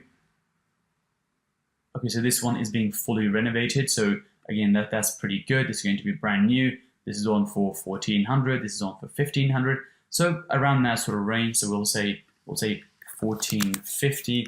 And finally, we have a 5-bedroom. So 5 bedrooms seem to be a lot more expensive. This is in good condition. This is 1,800. So we'll put in 1,800. So these are the rents for these particular properties. Now, the next thing we need to do is do this row here. I know we've sort of missed this one out, but we'll come back to this in a second. We need to do the rental size. What that means is if you go back onto AirDNA, and this is your main screen, if you scroll down, it shows you the rental size. That basically means the number of properties on the market for each of these types of properties. So if you look at the studio, there's only 3 studios, which is 2%. Now, if we go back onto this sheet, it said the rental size, the number, the absolute number as opposed to a percentage. So the absolute number of studios is 3. So we put in 3. We then look at the 1-beds. There's 86. The 2-beds, there are 36. The 3-beds, there's 19, 17, and 5. So you have 19, 17, and 5. Now, let me just explain these colors. Now, the higher this number is, it will go green, and the lower it is, it will go red. So it's really a color system going from green to red. The reason that is there is because if, for example, there are only 3 studios and we go through all this analysis, the data might not necessarily be the best because there's only 3 entry points. There's only 3 properties. So, those 3 properties might be doing it really badly, or, there's just not enough information when there's only hardly any properties. But when you have properties which there's a lot of property type, for example, there's 86 1-beds, 36 2-beds, and even these 2 aren't that bad, 19 and 17. That's pretty good in terms of looking at data and saying, well, there's a lot of these type of properties, so that could be that the data is more likely to be accurate. So ideally, the more information we have on a particular property, the better. This doesn't necessarily mean that, we'll go with 1-bedroom since there's most of them, because we don't know what occupancies they achieve or what rates they achieve. But just for this one particular point or one particular row, this seems to be the best out of the rest, purely because it has the most information available, and the more information available something has, the more accurately we can work out, well, is this going to make money or is this not going to make money? So that is a color system with this one, that the more properties there are, the better. Now we move on to filling out the remaining 2 details, which is the historic ADR, which means the historic average day rate. Put simply, that basically just means what is the nightly rate these properties are able to charge. And this one means the historic occupancy rate, that what occupancy have these properties been achieving. So if I go back onto this and click occupancy, this is again on the first page under research. Now it will show me the historic occupancy rate. So this is the first one we can fill out, or we can fill out this one. It doesn't really matter too much, but we'll go into the historic occupancy rate first. Now, once you're onto the historic occupancy rate, you need to select 75th percentile. Now, what 75th percentile means is that if you have an occupancy rate, which is, for example, 90%, so the 75th percentile is 90%, that means 25% of the properties achieved a higher occupancy than 90%, and 75% achieved a lower occupancy than 90%. So 25 are above this point and 75 are below this point. The reason I picked 75th percentile is because what we want to know is that the good quality properties, the ones which are professionally managed, they're marketed properly, they have professional pictures, you know, the Airbnb hosts who are doing this well, what are they achieving? Because we're going to try to achieve something similar. We aren't really competing with people who have bad pictures or they're not marketed properly and so on and so on. So we're not competing with people who are not advertising their properties properly. So that's why we look at 75th percentile, because the 75th percentile really represents people who are doing this well, and that's essentially where we want to be as well. So if I look here, it says, what is the historic occupancy rate for a studio in the last 12 months? Now, I don't necessarily want to know what's been happening over the last 2 or 3 years. I just want to know what's happening in the last 12 months, because that's going to give me the most accurate picture, because things do change over time. So you need to select entire home, and then with bedrooms, it's already on studio, and you need to move this one all the way down so it's just studio selected, and then click apply. Now, once you apply this, you can see how the graph has massively changed. Now this seems a bit weird because there are so many spikes up and down, whereas before it was a lot more stable. See, the reason is that there's only 3 studios, and this is essentially what I was trying to say, that when you don't have much information, you get weird stuff like this, you get weird spikes, and the data sometimes can be a bit inaccurate because of essentially there's not that much information to go off. So we'll still use the information they have, and we'll still plug this in for the sake of this exercise. So what you need to do is you need to look at the historic occupancy rate in the past 12 months. So how you do that is you go onto here, and you can see that the very last month this is showing me is August of 2020. I want to know what has the average occupancy been from August of 2019 all the way to August of 2020. So the way you do that is you start from August of 2019. So I think we're here, and the occupancy is 54%. So you take a calculator and you add up all the occupancy rates for the last year and then divide it by the number of months. So you take 54, the next one is 82, so 54, and then you add 82.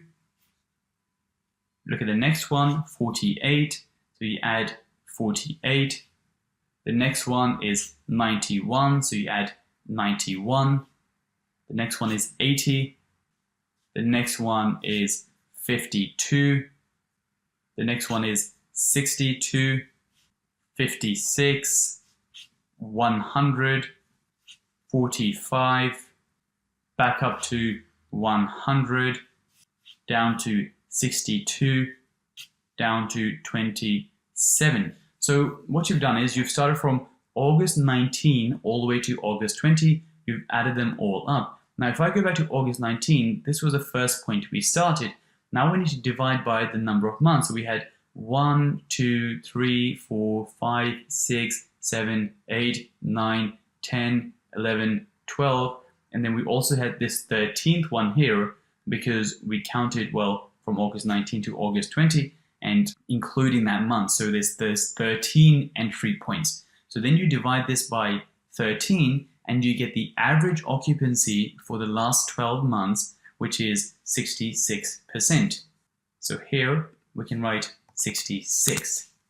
So 66% has been the occupancy. And then you simply move on to the next one.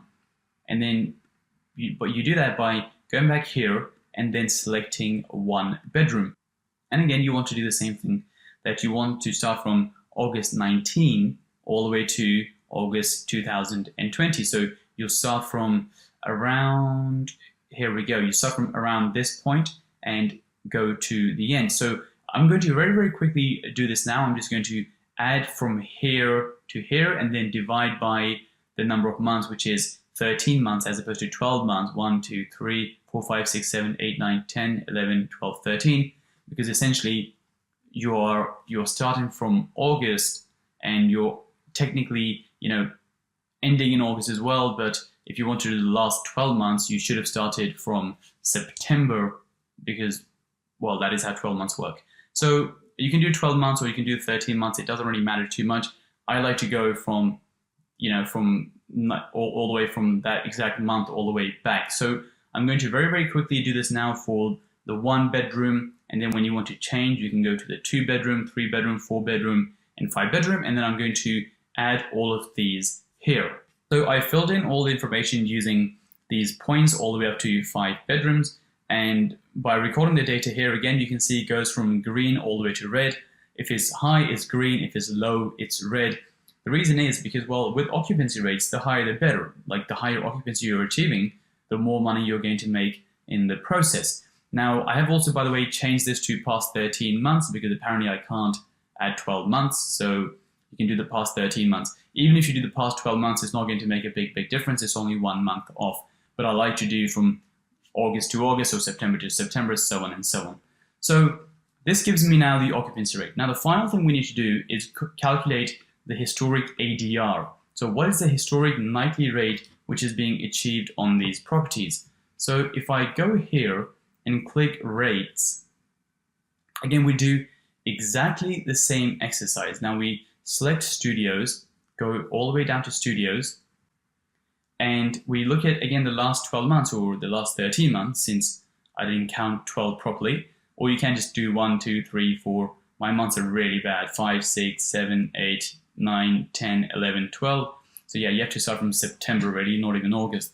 So you look at the ADR, which says £51 in September, £55 in October, £55 in November, so on and so on. And then again, you do the same exercise, which is you add up the months from, August all the way to August here, and then you divide it by 13, and that will show you what the average daily rate achieved has been in the last 13 months. So I will quickly do that now, and this will be done exactly the same way as what we did for the other one. So we'll go from studios all the way down to 5 bedroom properties. So I will do that quickly now.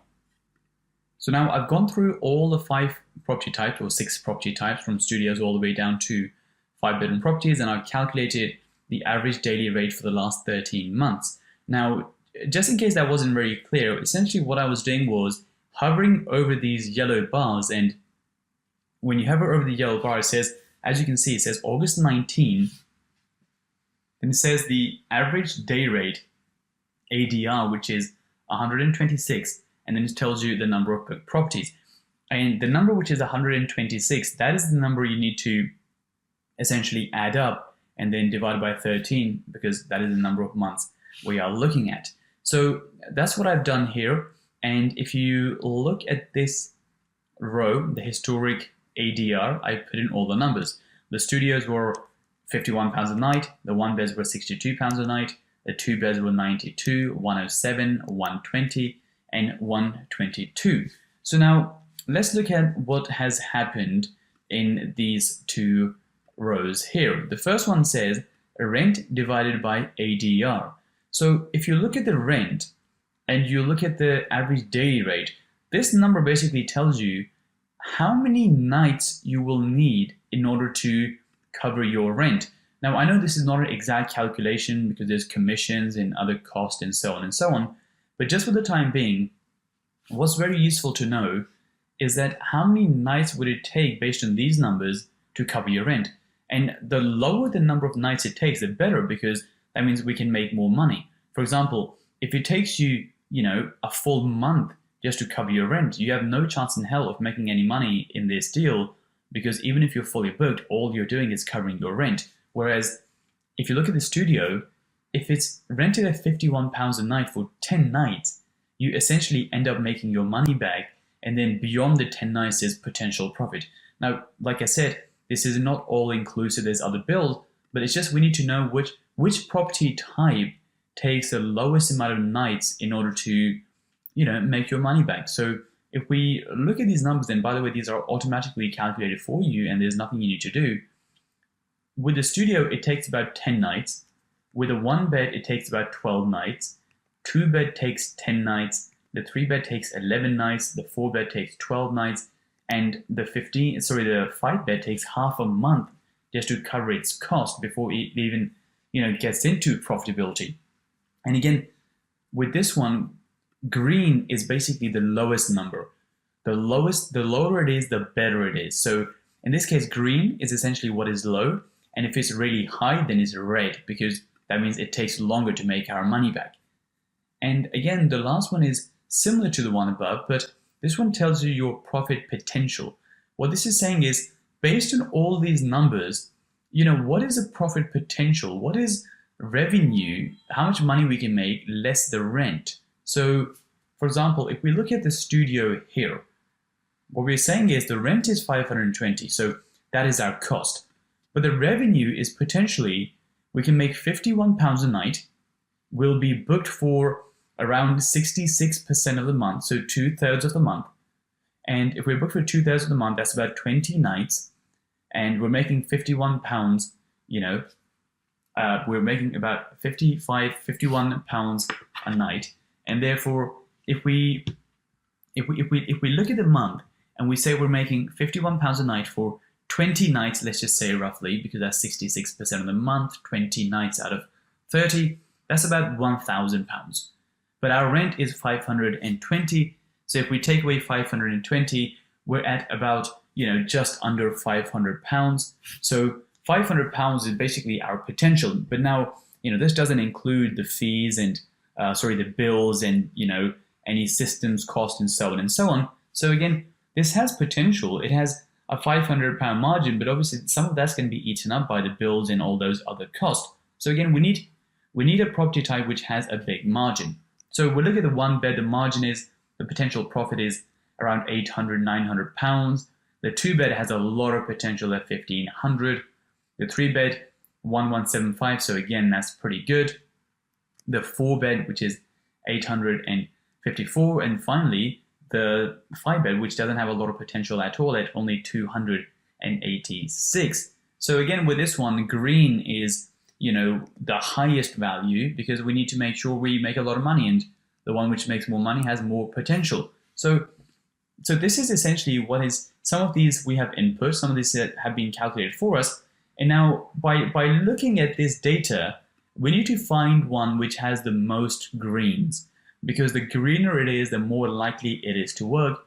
And I think it's very, very apparent that in this case, the 2-bedroom properties, the 2-bedroom property type seems to have the most green. Now, it is lacking on the first one, but again, that doesn't really matter too much, because it has 36 properties, which is a lot of information, a lot of data, which is good, because the more information we have, the more it supports this information here. So it has good amount of data. It has the highest occupancy, joint highest with the 1 bed, which is good. It takes the lowest amount of nights in order to cover its rent. So this is rent divided by ADR stroke the nightly rate. And it has the highest profitability margin potential. So it's very, very easy in this case to say, well, 2 bedrooms have the most potential. But sometimes you might be in a situation where 2 different types of properties might be very, very close. In that case, you might have to select the top 2 and then do further analysis on the top 2. Now, one thing to note with the 2-bedroom properties, and why, in most areas they tend to be very, very popular, is because imagine you have a studio apartment. Now, if someone's looking to book a hotel compared to a studio apartment, the studio might end up actually being a bit more expensive at times, because a hotel has economies of scale, meaning that they have 50, 60 rooms and they can spread the cost. Whereas when you only have 1 studio, it can be a bit expensive. The same thing can be said for a 1 bed, which is, if it's a couple and they don't want to sleep on a sofa bed or anything, and they want to use the main beds, then you can only really get 2 people into a 1-bedroom property, which is the same as a hotel room. But again, the 1-bedroom compared to a hotel room might end up being more expensive. Whereas once you get into 2 bedrooms onwards, if you compare the cost of 2 bedroom properties, i.e. 2 legitimate bedrooms with 2 hotel rooms, the 2 bedroom properties most of the times tend to be cheaper than 2 hotel rooms. Whereas the same cannot be said for studios in 1 bed in most cases, but as you have more rooms, from 2 onwards, the cost compared to hotels is much, much better. So you have, a much better competitive edge when it comes to 2 bedroom properties, and more purely because, well, you have 2 legitimate rooms. So in this case, it's very, very easy to say that, or to make a decision that 2 bedroom properties seem the best, and 2 bedroom properties is what has the most potential in Luton. And we clearly have a very, very good margin here to work with. And now we'll do further analysis on this to see, well, do the numbers stack, and can we take a 2 bedroom property in this particular area? So once on the rent-to-rent analyzer, both the criteria have passed, we can simply move on to the further analysis. When it comes to the further analysis isn't necessarily data-driven. It is more what I call anecdotal evidence, in the sense that, it's opinions, it's feedback, it's doing a bit more research about the area, so on and so on. So you aren't necessarily going to always get a score out of 10 that, this is an 8 out of 10 area, or this is a 7 out of 10 area. It's more that, well, once we've done the analyzer and the numbers do stack up, we just want to do a bit more research about the area in terms of who the businesses are, and, are there many big agencies operating there, so on and so on, because they're all, if we get a positive response from the further analysis, that just only adds to the rent-to-rent analyzer and just confirms that, well, this is a good area and this is an area where, these deals can work. But you won't necessarily get a score out of 10.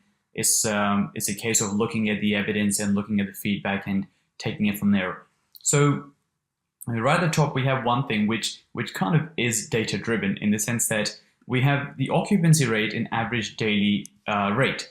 Now, the forecast is 65% for the 2 bedroom properties, and the average daily rate forecast is £116. Now, if you remember, we did this right at the start with the type of property. So we had £116 for the 2 bed and 65%.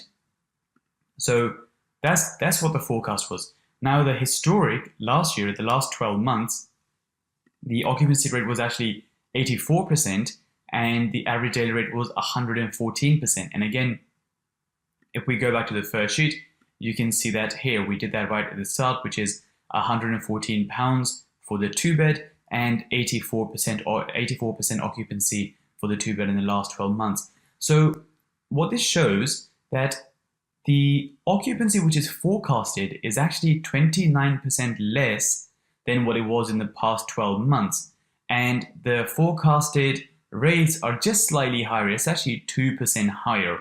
Now, the criteria I have set is that what I don't want is, for example, let's say the forecast was 65% and the forecasted rate was 116. If the historic occupancy was only 20% and, the historic nightly rate was only £40, then I think that would be a cause of concern, because if it was only 20% last year, how is it suddenly 65%? So as long as the forecast is a maximum of a 20% increase of the historic, then that is okay, because when you sometimes there's economic growth and so on, and that can justify for higher occupancy.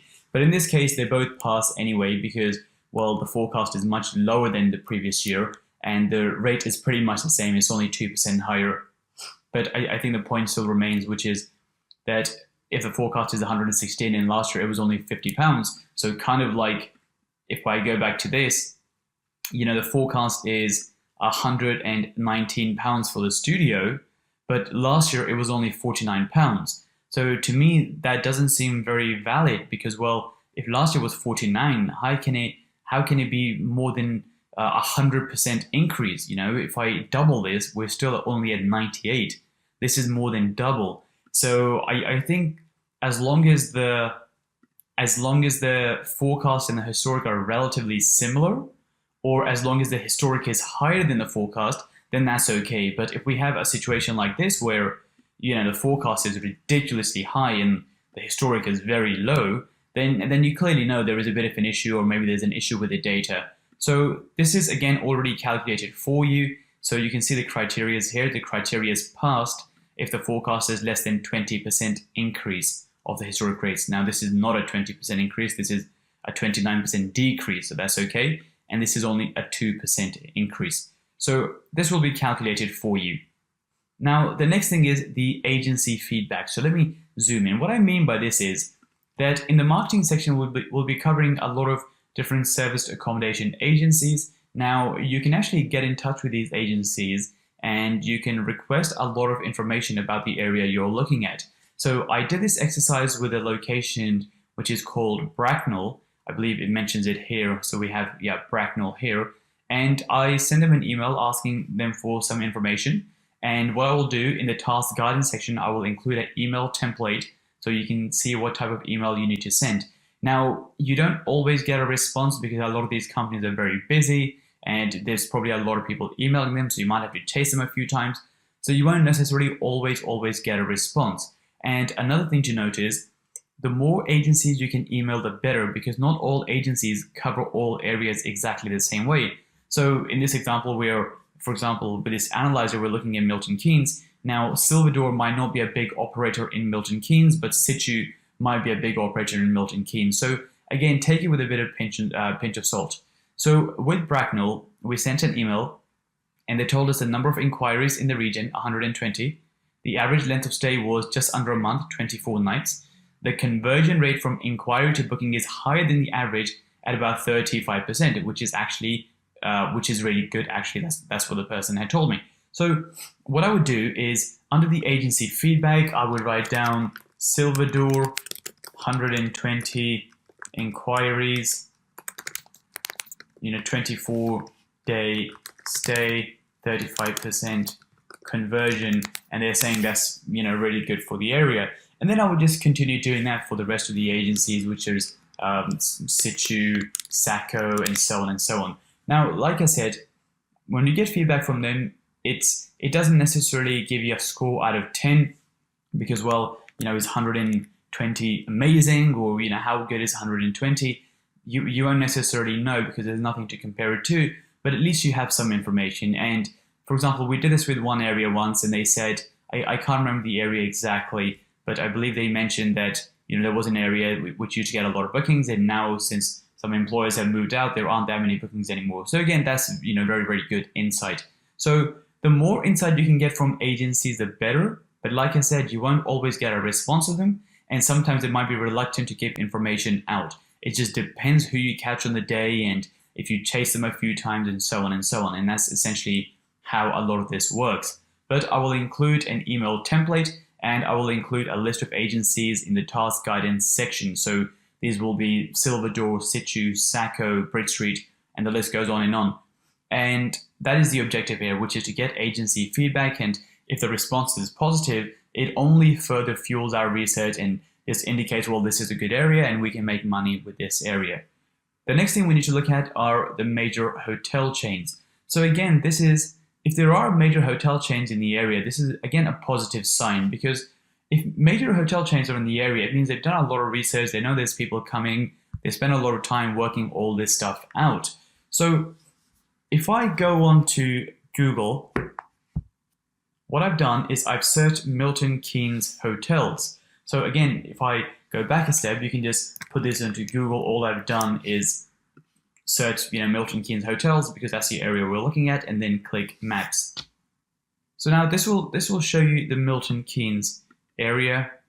Let me just zoom in for you slightly, and I believe this is the area we're really looking at, which is the town center area. So we have a hotel here, which is a Novotel. So again, Novotel is a big chain hotel. So when it comes to my sheet, I can write Novotel, and then we have a Premier Inn, we have an Easy Hotel, we have another Premier Inn, a Holiday Inn, a Jurys Inn, which is again a big chain, a Travel Lodge. I believe, let's have a look at this one here. I believe this is just an apartment company, City Apartment Limited. Not entirely sure about this one. And then we have some apartments. I believe there might be 2 juries in. That's what it seems like, unless I've got something wrong. Okay, now there's another travel lodge. So as you can see, a lot of, again, hotels. This is a big chain. I believe this is a big chain of apartments possibly. And let's see what this is. Oh, another Premier Inn. So there's I think, I did this very quickly, but there's 3 Premier Inns. There's a Holiday Inn. There's 2 times, Travel Lodge. There's a Juries Inn. And I think I probably missed some as well. But the point is that if there are a lot of big hotel chains, it's a very, very positive sign that there's people coming into the area, especially when you have 3 Premier Inns right next to each other. If there weren't, a lot of demand for short-term accommodation, short-term stays, Premier Inn wouldn't necessarily open 3 right next to each other, and the same goes for Travel Lodge. They wouldn't be opening 2 hotels right next to each other. There's also an Easy Hotel. So again, this will, change by area to area. Some areas are bigger, some areas are smaller. If you only have 1 Premier Inn, that doesn't mean your area is bad. It might just be a smaller area. But again, if your numbers have come out that, well, yeah, the numbers in this area are good, and when we do the further analysis, it's just sort of like the cherry on top. Yes, it's just confirming that, yeah, there are people coming because there are big hotels here, and the agencies are also saying, well, yeah, we do get bookings here, we do get conversions. So that's the next thing you need to do, which is write down all the major hotels in the area you're looking at. So again, with the Milton Keynes example, we were looking at this town center area, so we want to know what the hotels are in that particular area. Now, last but not least, the next thing we need to do is look at, well, what is the economy like in this area? Are there any major businesses? Because again, if there are big businesses, that can justify corporate travel. And that is ideally the market we need to be tapping into to get, getting these long-term bookings, 1 month, 2 month, 3 month. So if we can have an area with business travel, it always does help from that point of view. So how do you find out about big, major businesses, startups, those sort of things? Well, there's 2 main ways. You can Google your area followed by the word businesses, and that will give you, for example, some information just by scanning around. There's no one website which has everything. You just simply do a bit of a scan. So I can already see there's KPMG here, which is a huge company. So I will put down KPMG. And the list goes on and on. So even if I can say something like list of businesses in Milton Keynes, maybe that will give me some more information. And you can simply just have a bit of a Google and see what comes up. So there's another website here which is alphabetical list of businesses in Milton Keynes. You're already looking for the big businesses. The second thing you can do is you can go onto Wikipedia for your location, and generally for most locations there is an area which says economy, business, and demography. So if I go onto this, you can see it says the major businesses. So now Milton Keynes has consistently benefited from above average economic growth, ranked as one of the UK's top 5 cities. So again, that's very helpful to know. It is ranked 5th in the UK for business startups. So again, that's very, very good information that there's a lot of business happening. And then it goes on to tell you that Milton Keynes is home to several national and international companies like Argos, Domino's, Marshall, Mercedes-Benz, Suzuki, Volkswagen, Red Bull, Network Rail, Yamaha, Santander UK, and Open University. So a lot of big businesses and a lot of startups. So again, that just confirms that Milton Keynes is a good area. There's likely to be corporate stay here, and that also now explains why there are so many hotels there. Because, well, there's so much business happening that people will be traveling in and out for business reasons. So again, like I said, none of these will necessarily give you a score out of 10 that, yep, this is a 10 out of 10 area or this is a 5 out of 10 area, but it just further confirms, well, there are people coming here, there are businesses, there are big hotels, the agencies are saying this is good. Now, the final thing, in terms of risk mitigation for further analysis, this will come into play when we actually look to take a deal on. But 2 main things we have to look at when we're actually taking the deal. So this is not something you can do at this particular stage, but one of the things we need to do is make sure we have a break clause in our contracts. This is for rent-to-rent deals. What that means is that let's say you take on a 3-year deal. Now, you want to have a break clause that after a certain number of months, if you want to end the agreements, you're allowed to end the agreements with just a 2-month notice. So if you have, for example, a 6-month break clause, and you will negotiate this with the landlord or you will negotiate this with a letting agent, once you get to that stage where you're taking on a deal, that you want, if you have a 6-month break clause, that means that after 6 months, at any stage, you can give a 1 or 2 month notice, depending on what you've agreed, and you can terminate the contract. Now, the reason that is good is because for whatever reason, the deal doesn't work, the economy is in bad shape, whatever happens, you aren't tied up in that contract for 3 years. You can simply get out after 6 months. And if you were to incur any losses, you would massively limit your losses because you're only in there for 6 months. So you can simply select your break clause, the one you have negotiated. If you have a 6-month break clause, that's green, which means it's really good. Sometimes you have to do a 9-month, which is, again, okay. 12 months is also okay, hence it's yellow. And if you have no break clause, that turns red purely because, well, ideally you should have a break clause. Otherwise, you could be in a situation where you have a 3-year agreement and if anything goes wrong, you can't get out. So ideally, you want to be around the 6 mark. Sometimes agents say you have to have a 9 or 12-month mark. And again, it's not too bad, but obviously 6 is ideal. The second thing you want to make sure is that the property is acquired at market rent. So you do not want to be paying more than market rent for these properties. The reason is, for example, again, if service accommodation didn't work or there was an issue, you should be able to just rent the property out for a few months at the normal rate. Maybe you just rent it out for 3 months or 6 months to someone else, and that will cover all of your costs for you. And that way, again, it stops you making a loss. So now let's say you had a 6 months break clause and for some reason the deal didn't work. You can simply let the property out for, let it out to someone else for 6 months and they will cover all your costs and it will prevent you making a loss. So again, if you have acquired at market rent, click yes, and that's green. If you have paid more than market rent, that will go red purely because, well, that's not a situation you want to be in. So, but typically that doesn't really happen much. Typically people do just acquire them at market rate. This is not really a big deal, but it's just something to be aware of. So that is essentially what we have done in the further analysis section. And we've looked at the forecasted rates and we've looked at the historic rates and we've made sure they're almost in sync or they're not overestimated, they're not over-exaggerated. Once that is passed, we contact the agencies, get their feedback on the area, what the situation is, and how many inquiries they get, so on and so on. We then look at the major hotel chains. Well, are there any big hotel chains, which is again a very, very good indication. We then look at, well, what is the economic situation? And this doesn't necessarily just mean big companies. It could be, for example, the startups and employee growth and so on and so on. So anything which supports the fact that there is a good economy. And then finally, we've looked at risk mitigation by making sure we have a 6 months break clause and also that we've acquired the property at market rent. Now, if all of these come back positive and the rent-to-rent analyzer also gives us a positive indication that all the criteria have passed, that is a very, very good sign for these areas, and you can move on to the next stage where we will start to acquire properties in this particular area.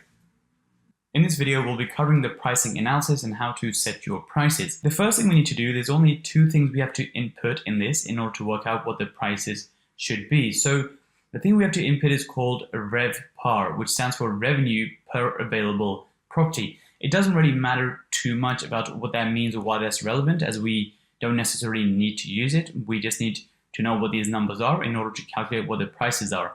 So if we go back onto ADNA and we click onto price and then click onto seasonality, it will give you 2 figures here, the RevPAR and the weekend RevPAR. So now you can select the 2-bedroom property since that is, the property we are looking at. And again, it doesn't really change it too much in this particular case anyway. Now, what RevPAR is, the revenue per available rental, which is divides daily rental revenue by the number of listings available to rent. So they look at the revenue generated by all the properties in the area divided by, well, the number of properties in that particular area. So this doesn't necessarily mean the rates they were charging. It just stands for the total revenue divided by the number of units, because while not every single unit is booked on every single day, well, I would assume 100% occupancy. So I'm not entirely sure why this is, required, or I think it is something which hotels use more so than apartments, because I guess it might be more relevant to them to look at, well, how much revenue did we make? How much revenue did each room make? For example, if you have a hotel with 50 rooms or 100 rooms, that would be useful to them. Whereas when you only have a few apartments, I can't really see why this would be relevant or useful. But it does help with one aspect, which is clearly in this area, we can see that, the RevPAR is lower on weekdays and higher on weekends. So what we will do is take these numbers, 64 and 77 for the weekday and the weekend, and we will plug them here, 64 and 77. So now what that does is that will start to give us all the numbers we need in terms of pricing. So now I will go through this step by step and show you exactly how the prices are calculated. So the first thing which is calculated is essentially the average daily rate without the cleaning fee.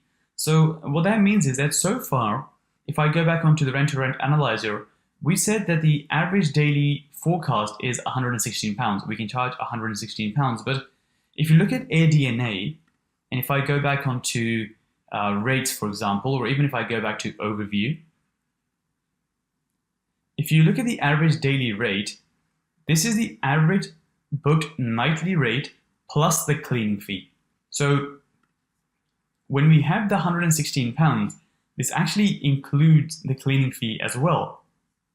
But now we know that the numbers we have set is the cleaning fee is £20 for the cleaning, £20 for the laundry, and £4 for the replenishments. So if I go on to pricing, that we can see that the cleaning fee really needs to be £44 per stay, because, well, it costs us 20 to clean, 20 to do laundry, and 4 for the replenishments. So when you have £116, which includes the cleaning fee, we also know that the average stay is 3 nights. So if people book for 3 nights and they were paying £116 every single night, that would mean we have 116 multiplied by 3, which is £348. But if we take away the cleaning fee, because, well, 44 of that 348 is actually the cleaning.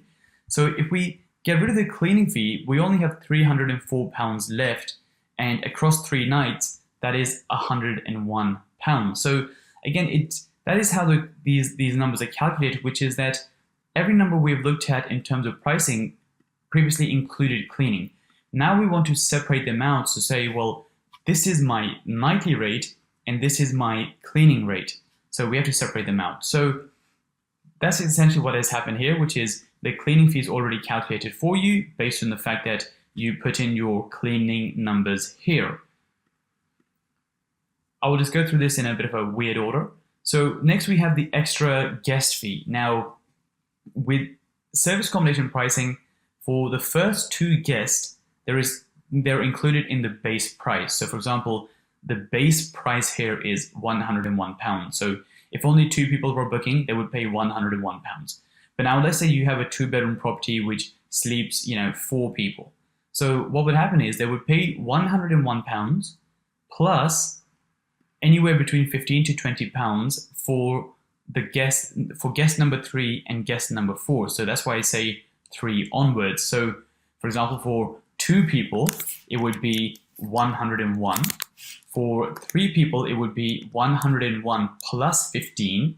So that is 116. And for 4 people, it would be 116 plus another 15, which would make it 131. So essentially, from guest number 3 onwards, you can charge another £15 to £20 per guest on top of your average daily rate.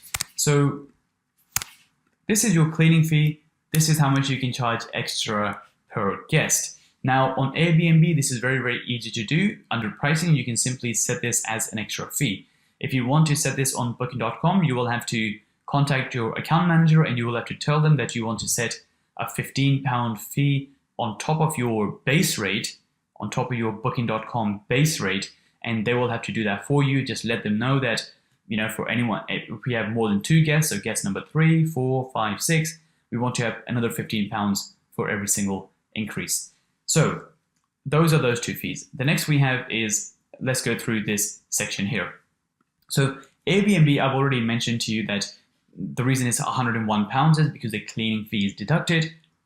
The average weekday rate is £91 and the average weekend rate is £110. The way this is calculated is because, as you can see, there is a bit of a difference that weekdays is cheaper, weekends are higher. So these are calculated in the same proportion, in the same ratio as these here. So as you can see, the difference is, relatively the same in terms of percentage. So for example, you can see there's a bit of a difference here, and the same difference is shown here as well, because, as we know that weekdays are cheaper and weekends are higher in this area. And I've done some calculations to adjust these numbers for you. So if you wanted to set weekday rates and weekend rates, these are what the rates would be. Now, this one is really, really easy. Like I told you before, if I go into the rent-to-rent analyzer, we have a 3% transaction fee. Now, the reason we have a 3% fee is because Airbnb charges a 3% commission. Now, you might be thinking, well, why is it 3%? Booking.com charges 15%, so shouldn't this be higher? And the reason I told you before that it's not higher is because on Booking.com, we actually charge a higher price. So even though we pay more commission, at the end of the day, it turns out to be exactly the same. So if I show you here, on Airbnb, the nightly rate on average is £101, but for Booking.com, we actually have a markup of £16. What that means is that we price Booking.com pricing 16% higher in order to include the extra commission, and also, if I go back to the rent-to-rent analyzer, in order to include this fee here. Now, on Airbnb, we don't actually pay any transaction fees to Stripe, but on Booking.com, we have to pay a 1.4% fee. So because we have to pay extra commission and because we have to pay for the Stripe fees, we have increased the price by 16%. So the money we receive at the end of the day is exactly the same. So this column here is essentially 16% more of the Airbnb pricing. We then move on to discounts. Again, the discounts are calculated for you. So the weekly discount you can set to 6%, the monthly 10%, early bird 10%, and last minute 10%.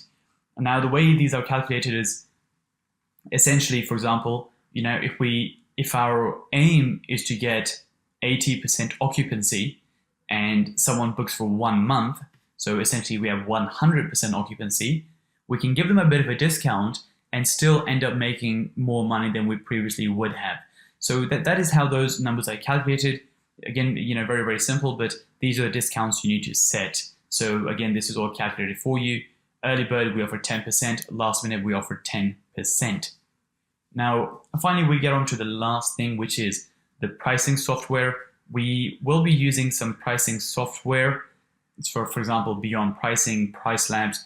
And when you use pricing software, it generally asks you for two prices, which is, well, what is the base price, which really means what is the average price you want to set. And the average price you want to set is essentially the same as the average Airbnb price, which is 101.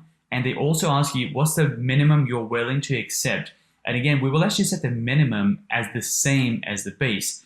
The reason is because we've already set our discounts in Airbnb and Booking.com. We don't want to offer more discounts on top of the discounts we've already set. So if you use a pricing software, then essentially what you need to do is make sure your base and your minimum are the same because the discounts have already been set. Now, and with a lot of this software, so for example, we will get on to Guesty, which is the channel manager we will use to set the pricing. There is a section for Booking.com markup, and we will set a 16% markup. Now, if you're not using a pricing software and you're just setting one price or one base price, or you're using the channel manager to set your price, then the price you set is essentially this one here. You ignore the weekdays and you ignore the weekends. You just set one average price, which is this number here, and you also select your markup of 16%. Now, what that will do is that will give you a very, very good average across all your rates. So that would be the easiest way. And when you're starting out, when you're making your Airbnb listing and when you're making your booking.com listing, I would suggest to you, you just start off with the average base price, which is £101 in this case. And on booking.com, of course, there is a 16% markup. So when you make your Airbnb account and it asks you for a price, you will set this. And for booking.com, you will set this one here. Later on, when you start using pricing software, you can, set these at the base and as the minimum. Now, you might have to watch this video a couple of times because there is a lot going on. There's a lot of different numbers. You don't necessarily need to understand how the numbers are calculated, but you do need to get a good idea of, what the numbers reflect. But to put it very, very simply and to give you a bit of a summary, all you have to do is fill in these two here. When you make your Airbnb account, this is the number you plug in. When you make your booking.com account, this is the price you set. For Airbnb and booking.com, you set a cleaning fee of £44. For extra guests beyond 2, so after 2, you set an increase of £15 to £20. And these are the discounts you need to set. And down the line, once you have a pricing software, you can simply have the Airbnb price as a base price, again the Airbnb price as the lowest price, and have a booking.com markup of 16%. So watch this video a couple of times, watch it 2-3 times just to get a good understanding. It can be a bit confusing at first, but you'll get the hang of this very, very quickly. And I will make a summary of this in the task guidance section as well, so you can simply copy and paste the pricing.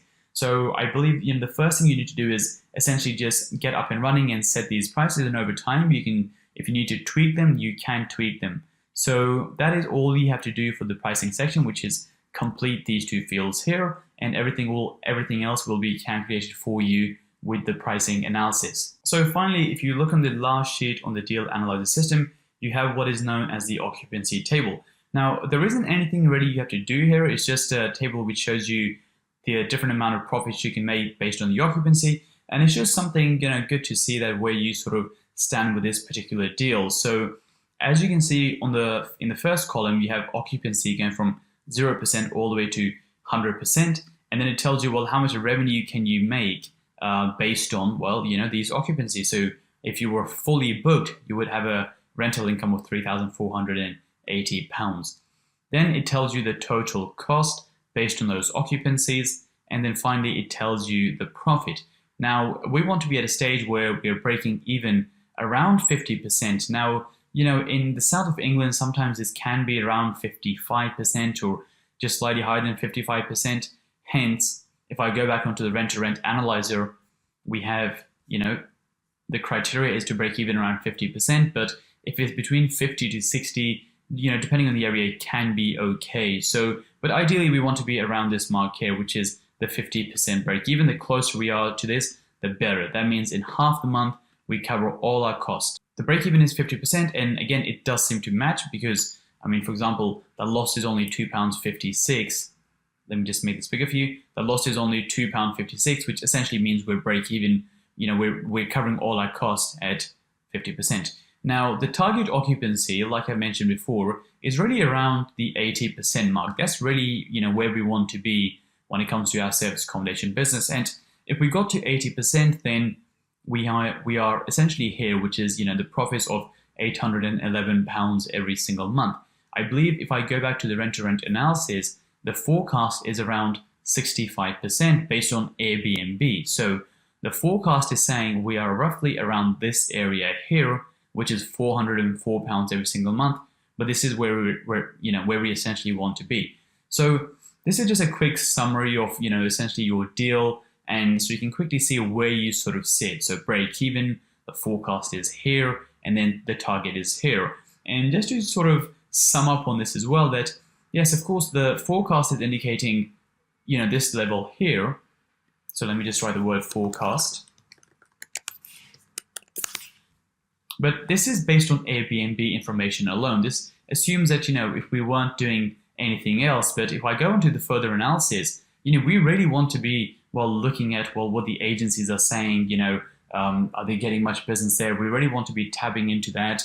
We also, look at the past data and we see that historically, occupancy was much, much higher. So that potentially it could even be higher. But again, when we do our numbers, we want to be conservative. We want to at least make, a good amount of money based on the forecast, and anything above that is a bonus, but it can never really be guaranteed because, when it comes to agencies, you don't necessarily always get information from them, and, you can't exactly compare data. So that is essentially how we do deal analysis in summary, which is we look at Airbnb, we base our numbers on Airbnb, but really we want to be around that target here, and that's what we're hoping to get based on the fact that we've done further analysis and it's shown us, well, there's companies, there's big hotels, there's a lot of agencies, in this particular area. And even at the forecasted level, if I go back onto the rent-to-rent analyzer, we have two criterias, and both these criterias essentially have to pass based on the forecasted levels, not at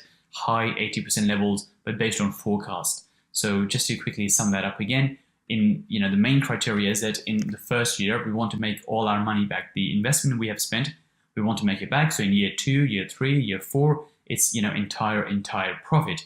And in this deal, we're actually getting more than the money we've spent. And while we're on the subject, one more thing to note here is that even though we are essentially looking to make all our money back in year 1, this is where service accommodation gets good. That, for example, if you look at your property setup fees, and in terms of your investment in this case is 4223.00, well, the reality is that is actually technically not your full investment. Like, in the sense that, let's say you go and buy some camera equipment because you want to film videos and you spend £4,223 on camera equipment. Well, then all that money is essentially, kind of your money is tied up, and you won't necessarily get that money back because you spend all that money on camera equipment and you're looking to turn that into a profit by making videos and selling videos. But if you look at this case here, the property setup fees, we have spent £1,100 on the rent advance. But when we give the property back, this rent advance actually just comes off the last month's rent. Because, for example, think of a tenancy you've signed for maybe yourself or your family, or if you have kids, when they go to university, you've signed a tenancy, or, whatever. Whenever you have a rent advance, that is actually just the last month's rent. They just want it up front. So technically, what will happen is your last month's profits will just be inflated by £1,100 because you won't have any rent to pay. So I personally don't really consider this as an investment. I know it is a setup fee and we need this money in order to get started, but technically it's not really an investment because you simply just get it back whenever you give the keys back. And the same actually applies for the deposit as well, which is you pay a £1,500 deposit, but as long as you don't damage the property, you also get your deposit back. So the only thing you don't get back are the fees and the furniture cost. Because, well, once you bought a sofa and the sofa's a couple of years old, you can't really do anything with it. The only thing you can do is you can bin the sofa. So really the 4,223 you've spent, this is really the only money it's technically cost you, because this money you just get back whenever you give the keys back. So your investment isn't even 4,223. It's actually only about £1,600. Maybe you lose some of your deposit because they have to, maybe there's clean the carpet or lick of paint here and there. So maybe let's say you lose a few £100 of that. That means your investment might be 1,500 plus 100, that's 1,600. Let's say you lose 400 of your deposit. So your total investment is only about 2,000 really, because a lot of the money you're getting back when you give the keys back, and in the first year you're making back about £5,000.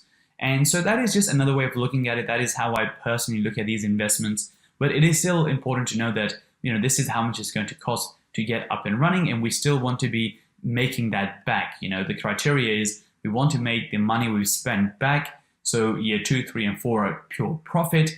And when we give the keys back, whenever that is, we also get a large portion of this money back. So that is how I look at deals. This is why we do the forecast and we get the target occupancies, so on and so on. But this table is just very, very helpful in knowing essentially where you are with this deal and where you sit when it comes to the criteria. So for example, this is the break even, this is where we want to be, and currently we sit around here. So it just gives you a quick summary of the entire deal. Nothing really you need to do here per se. In this video, we'll be going through the service accommodation deal analyzer if you were purchasing the property or if you already own the property. that you're looking to do service accommodation in. So for simplicity and so you get a better comparison, I've actually kept the numbers exactly the same. So we're essentially looking at the same deal as we were in the rent-to-rent case, which is the 2-bedroom flat in Milton Keynes. So I've kept the numbers exactly the same, so you can see how the deal would look if you did a rent-to-rent on that property compared to, well, what if you already owned the property and that was your own apartment. So how would the numbers differ? How would the deal differ? So again, the property detail situation is exactly the same, which is Milton Keynes, where we're looking at the town centre, a 2-bedroom property, part furnished. So exactly the same property. And the inputs I've kept exactly the same as well, which is, well, the forecast we said was £116. The minimum occupancy was 65%. And the minimum day stay was 3 days, so 3 days minimum. So like you can see, the numbers are exactly the same as before. And I think this will make the comparison a lot easier, because you'll be able to see, well, as a rent-to-rent, we were making this much, and as a property that we own, how much could we potentially make?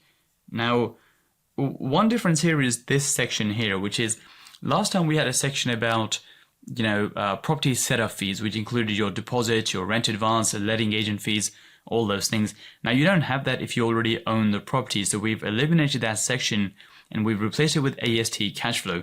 The reason we have AST cash flow is because we want to know, well, if the property is making this much, which is £337.69 every single month as an AST property, well, how much can I make as a service accommodation property? How much more money can I make in the process? And if I make a lot more money, then it might be worthwhile converting that property into service accommodation. And if we can massively boost the cash flow. So if we go through this, the first thing you need to input is the rent, and so you input the rent here. Your mortgage, so how much are you paying in your monthly mortgage cost? You have your management fees, so these are typically your letting agent fees, and you can select 0%, 5% or 10%. Now, a typical letting agent will charge about 10%, so you can put 10% if you have a normal letting agent. If you're self-managing the property, so you don't have a letting agent, you can simply change this to 0%. But typically a letting agent charges about 10%, so we'll leave this at 10. Then you have the service charge, which is a monthly service charge. Now, this is only for flats, by the way. This doesn't exist for houses. So if you are in a flat and you pay service charge every single month, which you will do if you are in an apartment building, so you can input your monthly service charge here. You can add your ground rent in this box here. Now, the ground rent is typically paid annually or is paid every 6 months. So you can put the annual ground rent here, and it will calculate how much that is every single month. And finally, you have voids. So voids essentially means that, it's very unrealistic the property is going to be rented out every single day over the course of a year, unless you have a very, very long tenant who stays for, 2 or 3 years or so. So voids essentially means the period that property is empty for, because, well, there is a switch in the tenancy. So now let's say you have a tenant who moves into the property and they then leave the property, so they vacate the tenancy. There might be a couple of weeks before you get all their stuff out, maybe do a bit of a paint and prepare the property for the next tenant, do some marketing to get someone else in there, and that person might take about 2 weeks. So we would assume that 2 weeks every single year the property is empty for voids. Now you can switch this if you want, and there's 3 options. You can say, well, my property is never empty, so 0, 2 weeks or 4 weeks. Now 2 weeks seems about right. It seems pretty common, so we will leave this at 2 weeks. So a fair monthly cash flow if you own this property, in the case of Milton Keynes, because we said the rent was $1,100 when we were looking at this as a rent-to-rent deal, you can safely say that the net monthly cash flow should be about £337 every single month. Now, this can be higher or lower based on whatever your mortgage is, but that is the number I put in for the time being, which seems about right for a property in that particular area. So this is the monthly cash flow you're receiving every single month. Now we go into the next section, and as you can see, the next section is exactly the same as before. Nothing changes, because the running cost of the property is going to be exactly the same in terms of your bills and your transaction cost and so on and so on. So that stays exactly the same. Finally, we have this segment here, which again, the formatting remains exactly the same in terms of the layout, But as you can see, your profits are now considerably different. Your monthly forecast, your profits at the monthly forecasted occupancy are now much, much higher. I believe in the rent-to-rent case, this looked a bit like around £400 every single month, 404, and now that's jumped to about £900 every single month. The reason for that is that because your costs are now much, much lower. When you are doing rent-to-rent, your monthly cost, just the rental alone is £1,100, whereas when you own the property, because your mortgage is always much, much lower than the rent, you also have an additional buffer for that particular reason.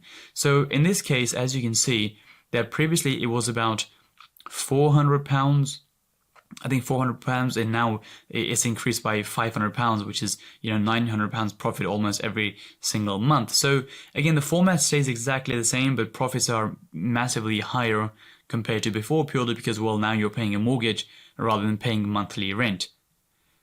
And then we get down to the deal analysis section. And again, we have the criteria of the monthly break-even occupancy. So the criteria is 50%. If you press the get value button, it will tell you what it is in reality. And in this case, it's 32%. And even this, you can see, is massively decreased than before, purely because, well, now you're paying mortgage as your cost rather than rent. So because there's a £600 difference, which you don't have to necessarily pay every single month in order to break even, your break even occupancy is much, much lower. And finally, we have this last table here, which shows you a comparison. So as AST, this was making £337 every single month. Now we can see that just up here when we looked at the AST cash flow. Now at the forecasted occupancy, which is in this case 65%, because, well, that is the number we input here. At 65%, we should be making around £894 every single month, which is a 165% increase compared to what you would have made on AST. So it's more than doubled. It's 165% increase. And if we look at the service accommodation income at the at the target occupancy of 80%. So if we look at this column here, we should be making about £1,300 every single month. Now, if we make £1,300, that's almost £1,000 more compared to what we were making as AST. Now, that is a percentage increase of 285%. So that means, your income is almost tripled when it comes to running this as service accommodation and achieving the target occupancy of 80%. Now, that is essentially how the purchasing analyzer works. It is pretty much the same as a rent-to-rent analyzer, except for a few small differences. When it comes to everything else, it remains exactly the same, and the pricing remains exactly the same. The occupancy table, again, is slightly different because now your costs are much, much lower. So we wanted to break even around 50%, and I believe on our rent-to-rent deal, it was around 50%. But now you can see you're breaking even at about 35%. So the rest of the deal analysis stays exactly the same, except for the analyzer sheet itself. And this will show you exactly how much money you can make on a property if you purchased it, purchased it and ran it as service accommodation, compared to a property you either purchased or you already currently own, and you were running this as a normal AST, a normal long let. And this is essentially the main table which you need to be looking at when it comes to making a decision. Well, should I run this property as service accommodation, or should I keep it on a normal long tenancy? And if you can make, 1.5 times the amount of money increase, or essentially, almost 3 times the amount of money, it's actually even more than 3 times the amount of money, because it's 285%. So it is considerably, a lot more money than before. So that is how you analyze the purchasing deal, compare it to AST, and essentially make a decision, well, should I run this as AST or should I convert this into a serviced accommodation property? Okay, so some ways you can mitigate your risk with service accommodation. The first one is, ideally you should break even at 50%. Around that sort of mark, 50%, 55%, 58%, but around this 50% mark, you should break even. The second thing is, does it work as a single let? Now, obviously, most properties probably do work as a single let, but the reason that says is, if you're in an area and for some reason service accommodation, you do all your research and it just doesn't work for some reason, whatever that reason is, can you let it out to someone else for 6 months to at least cover all your costs, and then you can hand the property back or end the management agreement or whatever that is, or turn it back into a single let? If you're going to buy something, you want to make sure that if I had to rent it out on a normal single let, does it still work as for whatever you're trying to achieve. The next one is a 6 months break clause. So if you're doing a rent-to-rent agreement, make sure you have a 6 months break clause. Now again, it might be 6 months. Some people want about 12 months, so you can push slightly 12 months. But around that 6 month mark, what that means is after 6 months, if you want to terminate the contract, you can terminate the contract. Because for example, let's say you do all your research and for some reason something goes wrong and something just doesn't work, then if you have a 6 months break clause, you can obviously end the agreement after the 6 months point, and you can get out of the agreement without losing too much money. The landlord also has a 6 months break clause, but what I found is the landlord pretty much will never terminate his 6 months because he's getting monthly rent. If he kicks you out, then he has to find another tenant, pay a tenant fine fee, there's a void, there's a turnover, all those sort of things. So it works both ways, but there's no benefit in them terminating your contract, whereas there's a lot of benefit for you from a risk point of view, because if something goes wrong, then obviously you have that sort of backup. So that's something definitely to do. The next one is reduce your sunk cost. What that means is anything which you have to pay for upfront.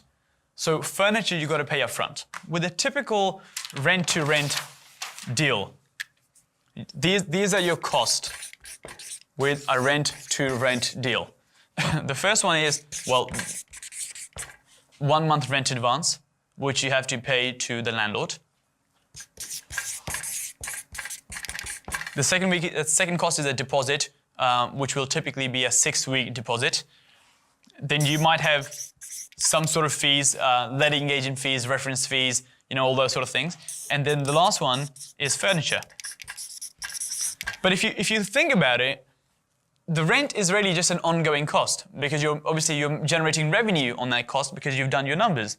You pay 1,000 rent, but you're making £100 a night. So, this is like an ongoing cost. So let's ignore this one. The deposit you get back at the end anyway. So it's just a holding deposit. As long as the property is in the condition it's in and you give it back in that condition, you get this one back. So it's not an investment per se. It's just money which is sort of like, held in escrow. The fees, it's only about, £200-300, not the biggest of investments.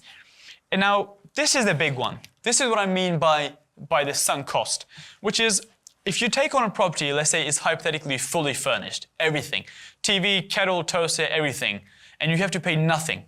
You don't have to spend a single penny on the furniture. So let's just say £0. My thing is, what really is your investment then? Because this is an ongoing expense, it's not an investment. This you get back, this you didn't have to pay for, this is the only thing that you lose at the end. So the £200 is really what your investment is.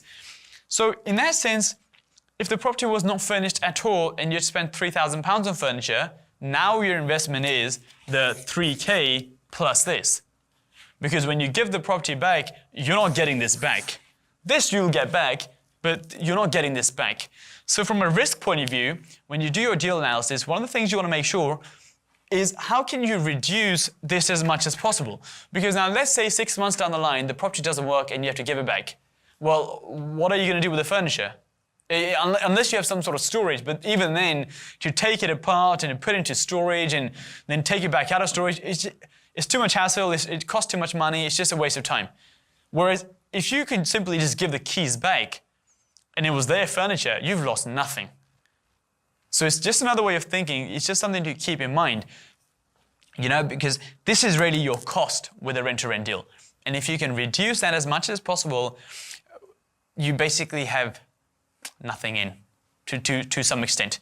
We had a property which came fully furnished. We had to buy the linen, we had to buy some cutlery, and we had to buy some small bits here and there, soft furnishings, so on and so on. It cost us £750, right? We made that back in 1 month from the 1 month's profit. It made £900 month one. We made all our investment back in 1 month because the rent and the deposit we're going to get back later anyway. So your investment is really, in my opinion, the money which you're not going to get back later. It's really this sunk cost. And if you can reduce this, then your risk is much lower as well. I'm purely coming from a risk point of view. I don't even care about the ROI and returns and all that crap. I'm purely just coming from, I don't want to lose money. How do I not lose money? Well, don't spend too much on this. So that's something to keep in consideration when you're doing your deal analysis and finding properties. If you're in an area and you've got 2 properties next door to each other, a similar standard, one's fully furnished, one isn't furnished, then you go for the furnished one. Because otherwise you're going to fork out £3,000 in order to furnish the whole thing. And if that deal doesn't work and you have to give the keys back, now you've got issues because you spent £3,000. You have to get rid of the furniture because they're not going to let you keep it in there. It's not, and it's not worth anything. And the cost of moving it, you'll lose even more money. So I'm just coming from that point of view. It's a hypothetical situation that you have 2 similar properties, but you do get that. If you go to a new build blocks, some landlords furnish their properties and some don't because they buy furniture packages. I've had loads of those properties. I'm always going to go for the one with furniture packages, even if the rent is slightly more. I've paid £25 more per month on rent, £40 more per month on rent, because I took something which is furnished compared to unfurnished. But that's fine, because I'm not going to spend £3,000 on furniture. I would happily do that all day long, because even though I'm paying more, let's say it's £50 more, £70 more. Yeah, £600 a year, but it's a risk which I'm concerned with, that if the deal doesn't work, what the hell am I going to do with it? So it's something to keep in mind with your deal analysis. So by now we've got to a stage where we've done the area research in terms of who's coming in, the price, demand, so on and so on. And we're pretty confident that this one particular property is going to work, or a property in this area is going to work, or this type of property is going to work. Now it's a case of working out, well, how do we take those properties on? So that's what we're going to cover in the section called Acquire. So good to have you. So if you want to start off, if you just want to tell everyone where you've got your deal, is there a rent-to-rent deal? Are you managing for someone else? What's the situation with this property? What sort of location it's in? What's the rental? So those details would be good. Okay, yeah. So I'll start off a little bit about that. So I have at the minute 3 rent-to-rent deals, all service accommodation. I'm managing everything myself. I got my first one in January. However, it did take a few months before that to get the first deal. What was the location for the first one? So it's in Crawley. I live in Crawley. It's near Gatwick Airport. And my target audience for that property is many workers, and then people. If I have that little gap between long stays, then it's very handy that's near Gatwick, because I get a lot of one-night stays with people just stopping off just to sleep really for early flights. Going to the airport. Yeah, it's very handy. And now you said you had 3, so the other 2, and the other 2 they're also in Gatwick as well? Yeah, they're all in Crawley as well. It's just the other side of Crawley. Crawley. Crawley pretty much has 3 train stations. I focus getting right near the train stations just because obviously it's close to Gatwick. It's 8-minute train to Gatwick, so very handy for that. So in terms of these deals, did you get these from letting agents, from landlords? How did you find the 3? Yeah, so the first one was for a letting agent. I didn't have much luck with letting agents, but I did get there eventually. Right. I would say it took me about 2 months and over 30 viewings, probably over 100 calls to letting agents. And it does seem a lot, but it's the hard work that you've got to do to get your first one, I suppose. Mm-hmm. It's not difficult, it's just time consuming. You said you did 100 viewings. What was your process? So I didn't do 100 viewings, I did 100 calls, and I was very honest over the phone about what I wanted to do, so I'm not wasting my own time to get to these viewings, where I turn up, I'm honest about what I want to do with the business model, and they just turn me away instantly. It saves me my time and their time. Right. So your process would be you typically call them, you'd explain what you're looking to do, and 9 out of 10 they would say, no, we're not interested in this, and they'd sort of hang up. But the one you did get over the line, what was the process there? I mean, did you do anything differently, or like what was your pitch which got that one over the line as opposed to the other ones? Yeah, so I suppose I have had a few viewings which they've been interested in the business model, service accommodation, rent-to-rent business model. I've got to the viewing, I gave them an offer. It looks like it's going to go through, and then all of a sudden, just nothing happens to it. They change their mind, or they go for another tenant, a more traditional tenant, which is fair enough. And I took that as a learning opportunity, really. So when I found a property that I liked, it was a 2-bed apartment right next to Crawley Town Centre, right next to a train station, and I thought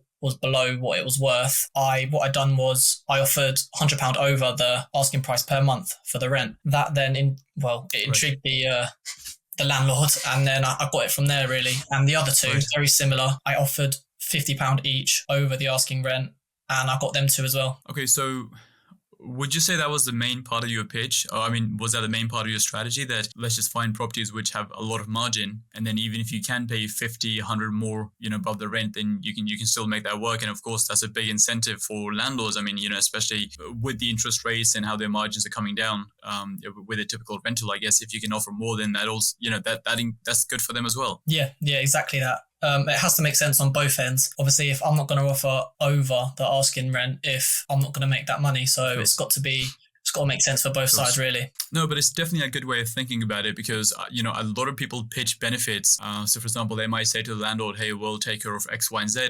The landlord's interested in that, but I don't think the landlord's as interested in that as compared to someone saying, hey, I'll pay you £100 more per month than the other person. At the end of the day, they've got this property to make as much money as possible, Exactly. right? Not to reduce their maintenance and everything else. So that's a good bonus, but I think, offering more money definitely helps for sure. If we just go back a step here for a sec, I like to think about this in two parts. The first one is the pitching on the phone, and then the second one is pitching at the viewing, right? Or we can rephrase that to the conversation on the phone and the conversation at the viewing. What was your conversation on the phone, and what was the conversation at the viewing in order to get this over the line? Like what did you say? What did you not say to sort of make that work? So I'd say over the phone, say for the first deal I got, it was with the estate agent. I could literally give them a call. I'm honest about what I'm doing.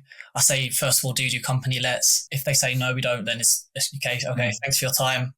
Move on. If they say yes, then you just be honest with be honest with the business model. If it's for them, it's for them. If it's not, it's not. It doesn't matter. But then what I did do, what is quite a good tip. So on open rent, you're not actually talking to anyone on the phone, and I'm not great at talking over the phone. So I like open rent because you can just message them. So I got a lot of viewings from open rent because I used ChatGPT to write pretty much a script for me on open rent, and then obviously edit it for my needs. And that's how I got my 2 second and third deals, which was through open rent, which I used ChatGPT as a script for me. Right. So hold on. So the ones on open rent, were they also with letting agents? No. So the 2 on open rent, my second and third, they were with a landlord. It's Landlords, now this okay, landlord. got it. Yeah, he's got quite a lot of properties, and it was for him. So it works for him, works for me, and he's it worked. What was the rough pitch? I mean, if someone wanted to, put in something similar into ChatGPT and come up with a prompt, how did the pitch roughly go? Honestly, I can't remember. I can try and find it for you after the call, because I wrote it on the email as well, so I'll have the email somewhere still. Okay, so would you say like the main element of the pitch would be the fact that you were willing to pay more money than everyone else, or did you say anything else, or even like with the viewing? So you mentioned that with open rent that you had you text them as opposed to call them, so that got you the viewing.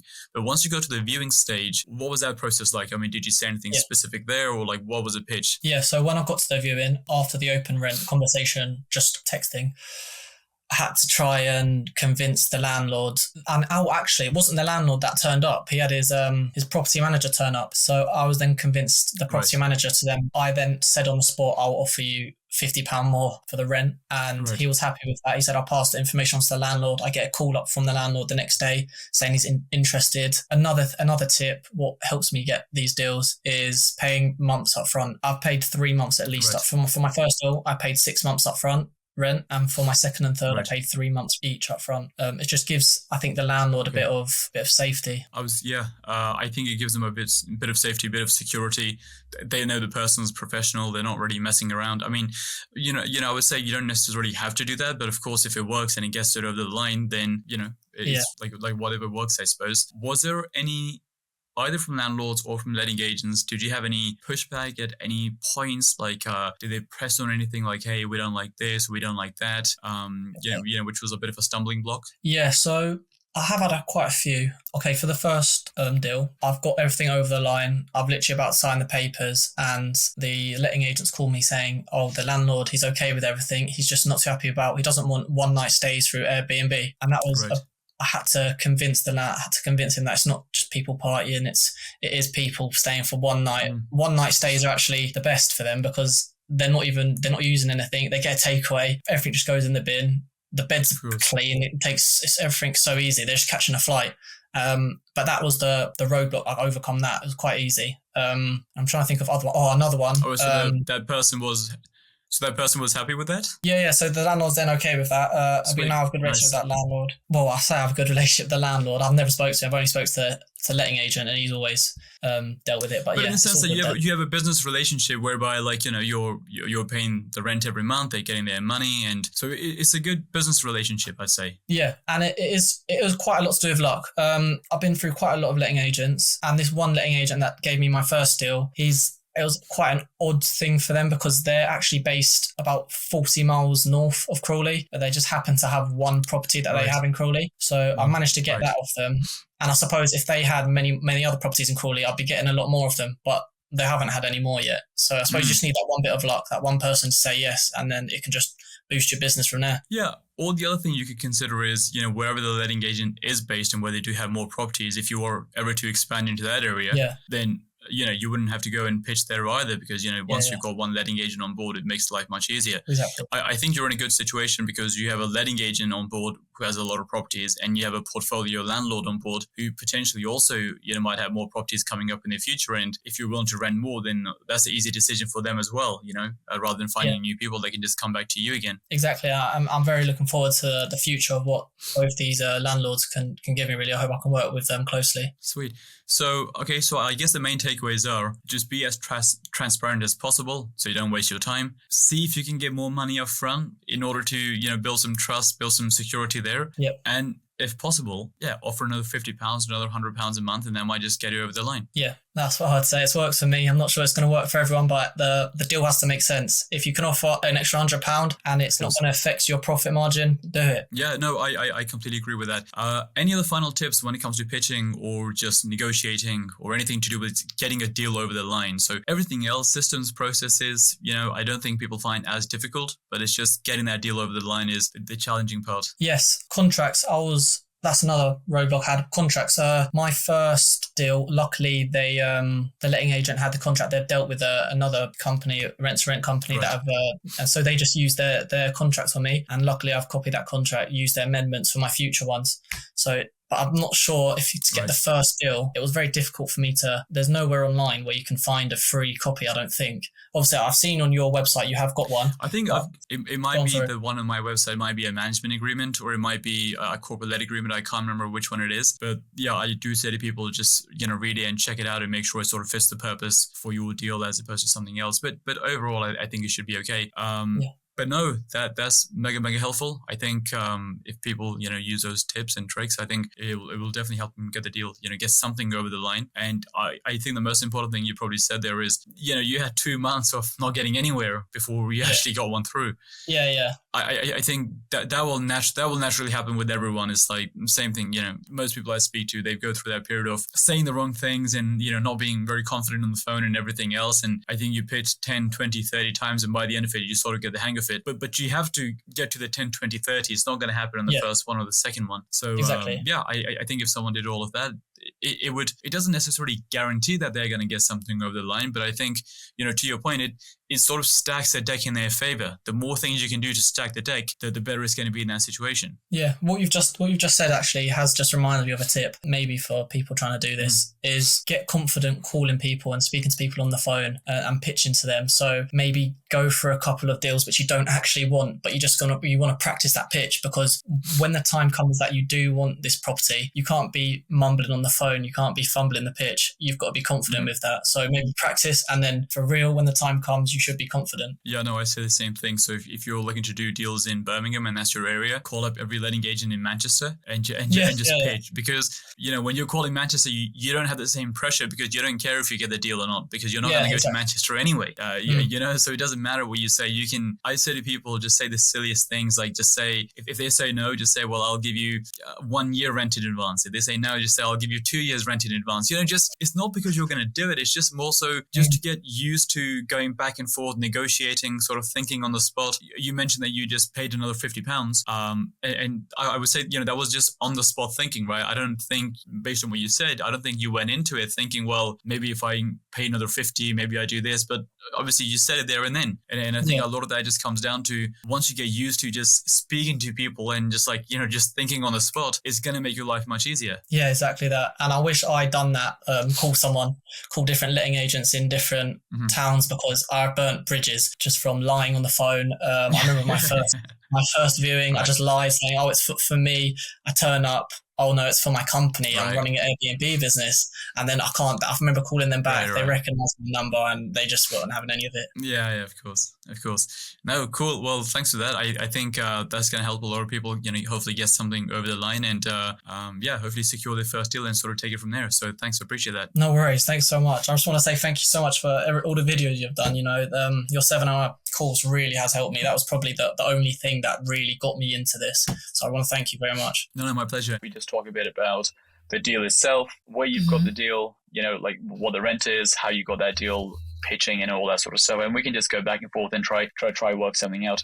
But let's start from the start. So one, how did you get into serviced accommodation, and how did you what sort of deal have you taken on? If you do want to talk a bit about the deal, let's start from there. So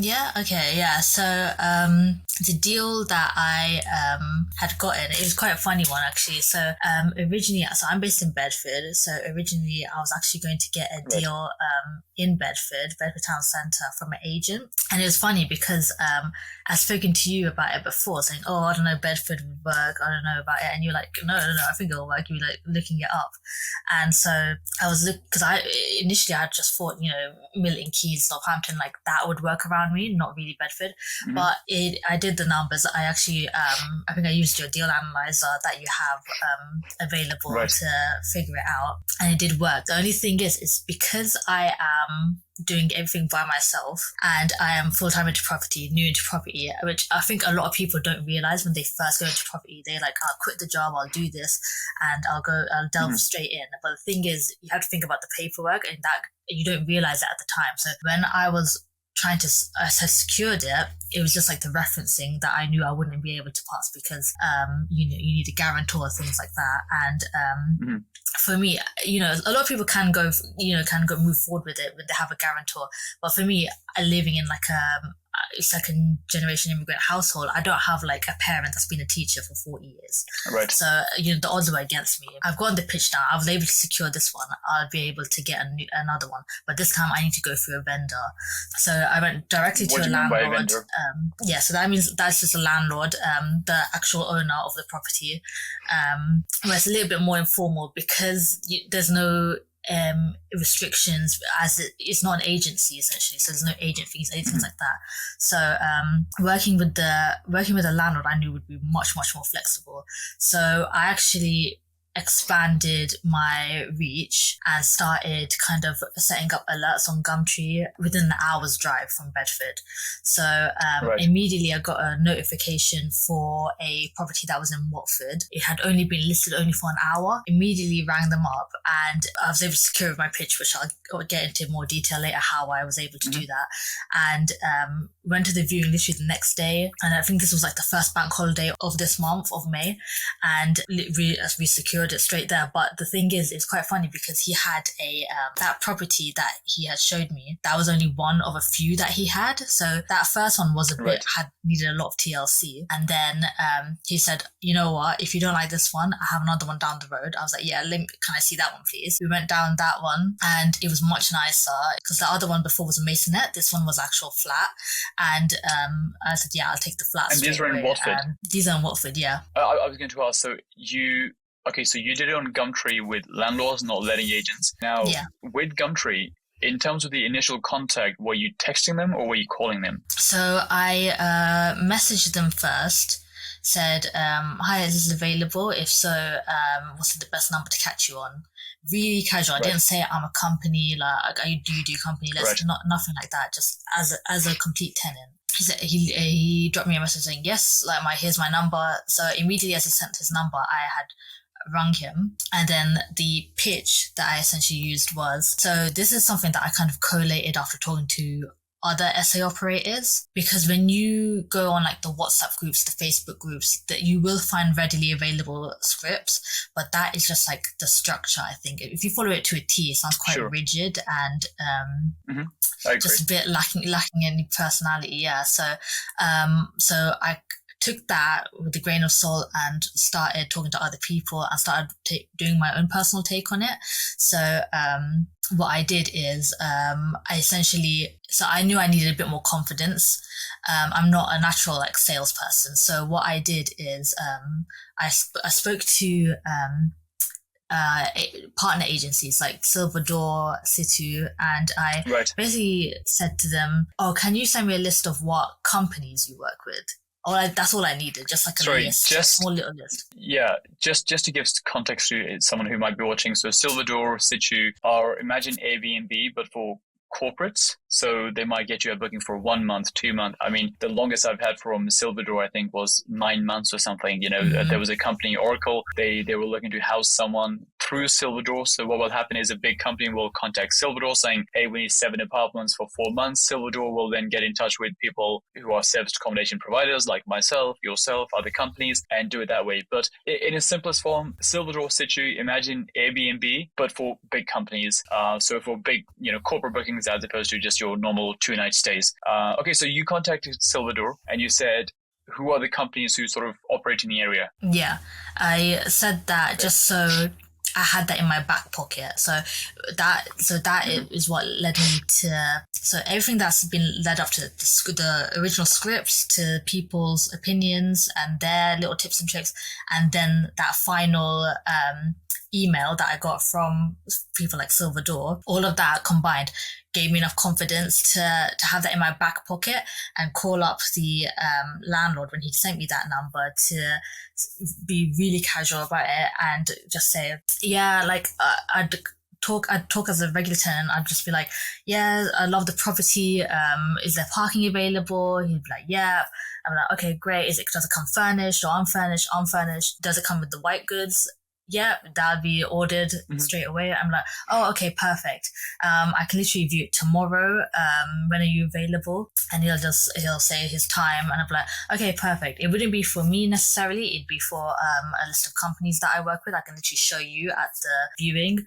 But other than that, I can make it straight away. So I can make it even earlier if you'd like me to. So just let me know. And because the thing is, like, the faster you act, the faster that's what they prefer. Of course, yeah. Yeah. So and he even said it on the phone, like, okay, yeah, that's great, because I'm getting inundated with calls. I've had like 6 calls in the last hour. So the sooner you see it, the better it is for me. I'm like, okay, yeah, that's great. And that's how I was able to secure it. Did you get any pushback when you said, hey, this is going to be for a company, it's not for myself? Was there any pushback there, or was the person quite receptive? No, they were pretty receptive. They were just saying like, okay, yeah, no, that's perfect. I'll have a look at the viewing of what company, these list of companies. But the thing is, when it comes to the viewings, they forget to actually check it. Like, oh yeah, can I actually see that? Right. It's just more like, as in, it's just reassurance during the actual phone call. Fine. So you've said the whole company thing. They said, okay, cool, we'll talk about it at the viewing. How did the viewing go? So you get to the viewing. Did you have to pitch anything further, or were there any more questions about, hey, how's this going to work?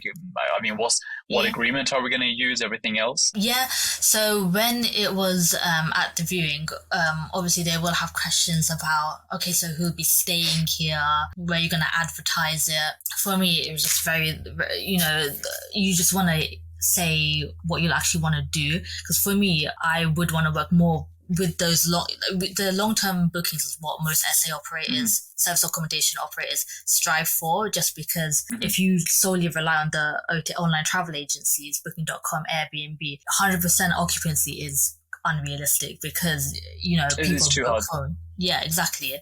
So whereas all you need is one booking from Situ or Silver, and you have 100% occupancy for anywhere from 1 to, like you mentioned, 9 months. So that is what I would kind of say. I'd say, yeah, I mostly work with companies. For the small little gaps for the 1 or 2 days, that would be then Airbnb and Booking.com will be used to bring in people. But overall, everyone is ID checked before they come in. There'll be noise limiters, so there won't be any disturbances. and because for them, they're mindful of the fact that if the building management, raises a complaint, then that'll be on their head. When you say noise not really limiters, us. you said you were gonna put a device in there, or Yeah, it's just it's a small little Bluetooth device, yeah, and it just links to your phone if there's any, like, if it goes past a certain decibel, so then you can always go contact the guest directly, yeah. And then also he mentioned I'm trying to remember what else he mentioned. No, but go ahead before we come back to you. Yeah, no, that's all good. So, because normally, that is the main pushback in terms of, well, who's going to stay? The other thing I asked was in terms of agreements. Was there any questions about, well, do we, what sort of agreement do we sign? How does that work? He's obviously been a landlord for a long time, so his thought of process is working on regular ASTs. So he was trying to work it out as a regular AST. I was like, yeah, I'm your one point of contact. Like that's obvious, but I'll actually send over a company let agreement that I have, and then I can send that over to you. And he goes, oh, okay. And then I was like, yeah, you can review it if you'd like. And he actually did. So I sent it over, and he actually sent like some very small minor comments that I just edited. We sent it back, signed it literally that day. Okay, sweet. So it seems like, if I was to sort of sum up the top tips from my point of view, it seems like, well, try to act as quickly as possible. So there's not as much back and forth, and sometimes that turns into a bit of a drag. And then the second, I think, thing you've done well there is just illustrating the main focus is going to be on the long-term corporate bookings, and then being open about, well, we're going to have some Airbnbs here and there, but it's not going to be the main factor. I've not really heard anyone pitch the whole noise limiter thing before, to be honest, but I can see how that would also help them as well, because it would give them some sort of reassurance that actually the person's doing it professionally. It's not even about the way I would interpret that. I don't think it's even about the fact that that device is in there. From a noise point of view, I think it just sort of signals this person knows what they're talking about. They have a handle on this. They've got a system, a process in order to make sure that this is going to be done professionally. I think it just sort of portrays that you're going to do this professionally, as opposed to, hey, I'm going to stick this on Airbnb and call it a day. So no, I think, taking all of that, combining all of that would, definitely help a lot of people hopefully get something over the line. Yeah, just basically have to think about things that will make them easier, because they also have if they're a landlord who's been in the property game for a while, they'll have a lot of properties to manage. So it's kind of just trying to, again, act fast, because that's more convenient for them if there's a quick turnaround. And also things like, we'll take on the cost of like minor repairs up to £150. So that's a burden off your shoulders. And we actually did work something out where he had recently painted everything for me, but I kind of replaced like the toilet because it was quite old. So it was it was like trying to figure out how we can work best, how we can complement each other on both our kind of abilities as separate businesses. And when it came to minor maintenance, did you have some sort of threshold whereby you said, well, okay, anything up to £50, up to £100, we'll take care of it. But of course, if something big happens, you're not going to pay for, a boiler breaking down. Yeah. But did you discuss like, well, up to this sort of mark, we'll sort of take care of everything? Yeah, we did. Okay, yeah, I did mention that. Yeah, and literally, he was like, yeah, that's perfect. And at the time of the works were getting done before I got the keys, he was saying, oh yeah, so there was something wrong with the boiler, don't worry, I have that because I know that you don't cover that. And I was like, yeah, that's great. I didn't even need to ask. Yeah. And you mentioned that this person has multiple properties as well, so hopefully when the next one comes available, you're going to be the first person he probably gets in touch with. He's probably not even going to rent it, put it on open rent, because if you're paying rent every month and he knows he's getting a good service from there, then why would he go through the same process? That's the one benefit of letting agents and portfolio landlords, that you get one person over the line. It just makes life so much easier going forward for the rest of them. Yeah, no, we actually did talk about that, yeah. Oh, and was the person quite receptive to more properties in the future? Yeah, he was, yeah. He mentioned he has some development deals going on literally in Watford as well, right by Watford Junction. Right. I think you mentioned, and you mentioned, literally nice. He was like, I'm looking forward to having like a good business working relationship with you. I'm like, yeah, no, that's perfect. Likewise. And was this the first person you had pitched, or did you pitch other people? And maybe some people said no, or like how did that go? Yeah, so I pitched to quite a few people. So if I think about it just on the landlord side, so this was before I had gotten my pitch perfect. So this was so when I had finally sorted out my pitch, that was I think end of April. So and I started everything in I guess January time. So so from January to April, that was exactly. That was a lot of trial and error. So I tried. There was sometimes it did work actually when even though I had kind of like a haphazard pitch where it was more kind of scripty, but again it was kind of things fell through because the landlord I've spoken to, who was really lovely actually, she just kind of said, oh, the mortgage, I'm not sure if the mortgage will allow it, I'm not sure if the insurance will allow it, like things like that. So that does happen where you do actually manage to get a good relationship with the landlord, but then things like that do come up. So and that's because she wasn't like you mentioned a portfolio landlord. She was just kind of starting out. Sure. So that was one of those things that were a little bit disheartening. But it was nice to know that it gave like a beacon of hope where it's like, okay, I can do this. I just have to keep trying. A lot of times when you speak to landlords and you do pitch them, because a lot of people are doing service accommodation, it's becoming a very saturated market now. And when I spoke to landlords, they'd say the same thing. We're like, oh, do you know how many calls I get a day about this? And I'm like, okay, no worries at all, don't worry. You don't want to be the pushy sales guy, like trying to put your foot through the door, like force it in. You want to. My whole kind of approach is to think about what works best for them and try and pick up on those things.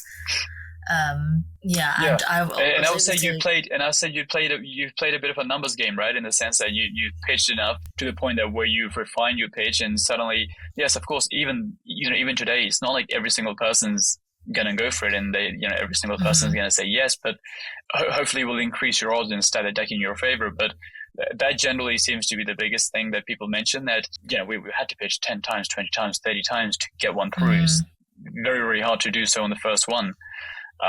So I think if you take the tips and sort of persevere with that, hopefully eventually you'll get something over the line. Yeah, definitely. I know a lot of people who would kind of really track it, count all their calls. For me, I didn't do that because I knew I'd get disheartened saying oh, I made 100 calls and I still haven't gotten anything, whereas this person made only a few calls and they got it. So I didn't want to focus on the numbers too much, but I know it was a lot. So, and also I think it's just when you start out and you start making the calls, you kind of restrict yourself. You're like, oh, I don't want to go out too far, only half an hour's drive, and only the big season. You're really picky. And you go on AirDNA, which is a Airbnb kind of measurement metrics kind of tool, and you go on that and you kind of take it as Bible. You the calendar for this one isn't so booked, but you have to kind of think logistically where it's not all the figures will be there realistically, and you have to think about if you think about if it's close to transport links, if it's close to the amenities, and if it's if you're outside, you can just tell it's a good area. All of those things, 90% of the time they will work. So even if say for example at Airbnb, you go on there and this person, that same area, their bookings seem low, it's probably on them. They're probably not managing it correctly or things like that. So you have to take on all these variables and not be trapped in a box when you're trying to make those calls, because a lot of time I would blame the area. I'm like, oh, the area isn't great, I'm not getting any calls, nothing's popping up. So you just kind of have to really think outside the box and really diversify your playing field on where you're operating in. Yeah, no, I completely agree. Research sometimes can be a bit challenging because you don't have all the information available, and sometimes it might just be the person, to your point, they might not be doing a good job. So it's hard to look at them and say, well, this is not going to work or this is going to work, because it's so dependent on the person itself or the pricing and everything else.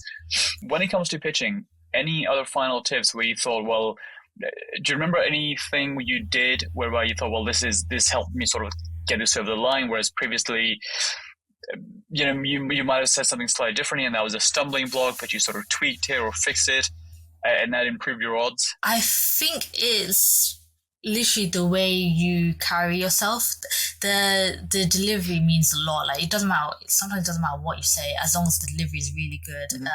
You will win that other person over, and you have to act as if like you've done it 1,000 times before, as if like you've already made it. Like when I spoke to the landlord, like, oh, so how many do you have? I'd just be like, I kind of say, act as if I've done it a lot, but also be honest. Be like, oh, well, this is my first one by myself, but I've, helped out on a few other ones in the past. So I do know, so I've seen it in real life. I've had it in practice.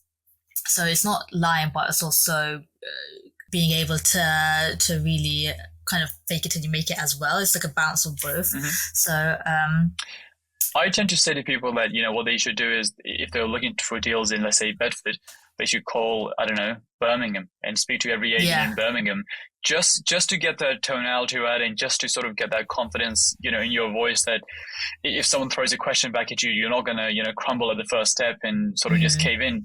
If someone says, well, how does this work? Then you should just naturally be able to pull an answer out and, just make something up there. Not make something up, but like make up a response which is sort of fitting.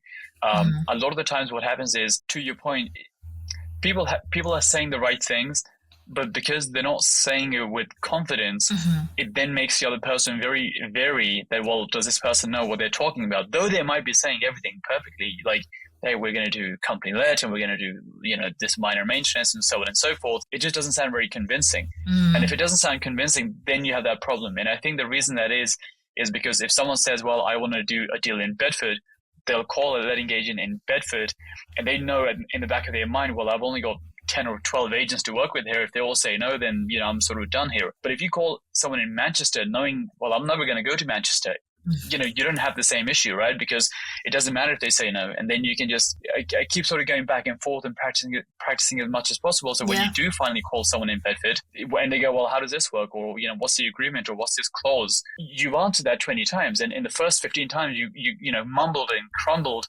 when you answered it. But when you get to the 20th time, it's just like, a very, very natural conversation. And that sometimes is more important than just saying to your point. I say the same thing, which is, it's not really about the script, because the script, what happens is it makes it so rigid and it's very hard to say.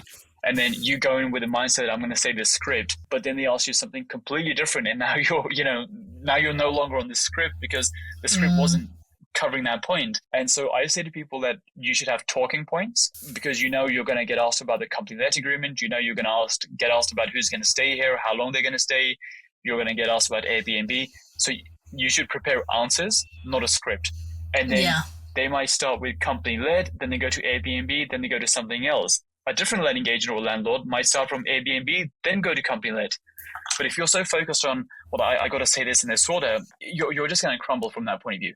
So I'd agree with all of those points above, for sure. Yeah, for sure. And like a lot of people who are starting out do this, where they call letting agents in general, and they say, oh, do you have any properties available? For me, I felt like that didn't work, because they're like, oh, I'll just take your name and number down. But then obviously they're not gonna, when they're busy, they're not going to be like, oh yeah, this person, he's called 1,000 times. It's better just to call about a specific property. And if that one's gone, they're like, oh, do you have any more coming up that is similar to this? It's better to just go again like that.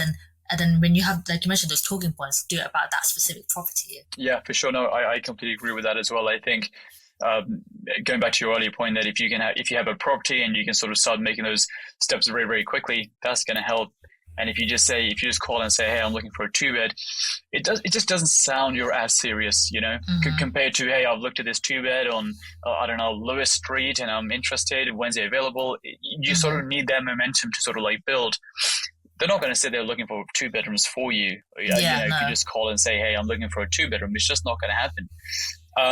Cool. No, that's been very useful. Any final things you might want to, you think might be relevant, or you want to add? Or I think we've covered a lot in terms of pitching and the different tips and tricks and everything else. Yeah, for sure. I mean, all of this is just stuff that, again, it's like you have to be proactive in doing. Because when I was doing it by myself without any tips, when I was just, because there's so much you can learn from just reading through things. You also have to talk to people. You know, there are loads of networking events across like the country. If you really look, not even networking events, it can be not even property related. I mean, it can be just like business related. If you talk to people, they'll share these little golden nuggets where you can incorporate it, and then that will give you some reassurance. Where, because if you're going in it solo, it can be very daunting, and then also if you need that confidence boost, which I needed, which is why I went to Silver Dawn and City and got those list of companies. Because literally, like I mentioned, half the time they're not gonna ask you like, yeah, can I actually look at it at the viewing? It's more that when you're saying it honestly on the phone, oh, I do actually have the proof. I actually have these businesses that I work in. I can literally show you, and because they can hear in your tone that, you know, you're speaking with conviction, they're not gonna doubt that. So and that is, I think that's the best way to go about it, is just like really, again, have that confidence. And if you don't have the confidence, find a way to bring that, because I'm not a naturally confident person, so that's why I had to do that extra step so I could be confident. No, that makes a lot of sense, and no, thank you for that. I think that's going to help a lot of people hopefully get their first or second deal over the line and start building that service accommodation portfolio. So thanks for doing that. No, thank you for bringing me on. It's nice to share, because I was in the same position. I was a watcher, and now I'm here talking about about this. So it's very funny. How to get something over the line. Yeah, exactly. Yeah. Yeah, for sure. If I can do it, anyone can do it. Cool. Thank you. I appreciate that. So, like I said at the start, there's three main models that we're sort of looking at, throughout the day. The first one is buying a property. The second one is rent to rent, and then the last one is service accommodation management, where you're simply taking a fee for running this property. So, when it comes to taking these properties on, regardless of if it's rent to rent or if it's management, what you really have to do is you really have to explain the benefits to the person you're dealing with. So if you're dealing with a landlord, you have to tell them what the benefits are of working with you. If you're dealing with a letting agent, what's the benefits to them of working with you?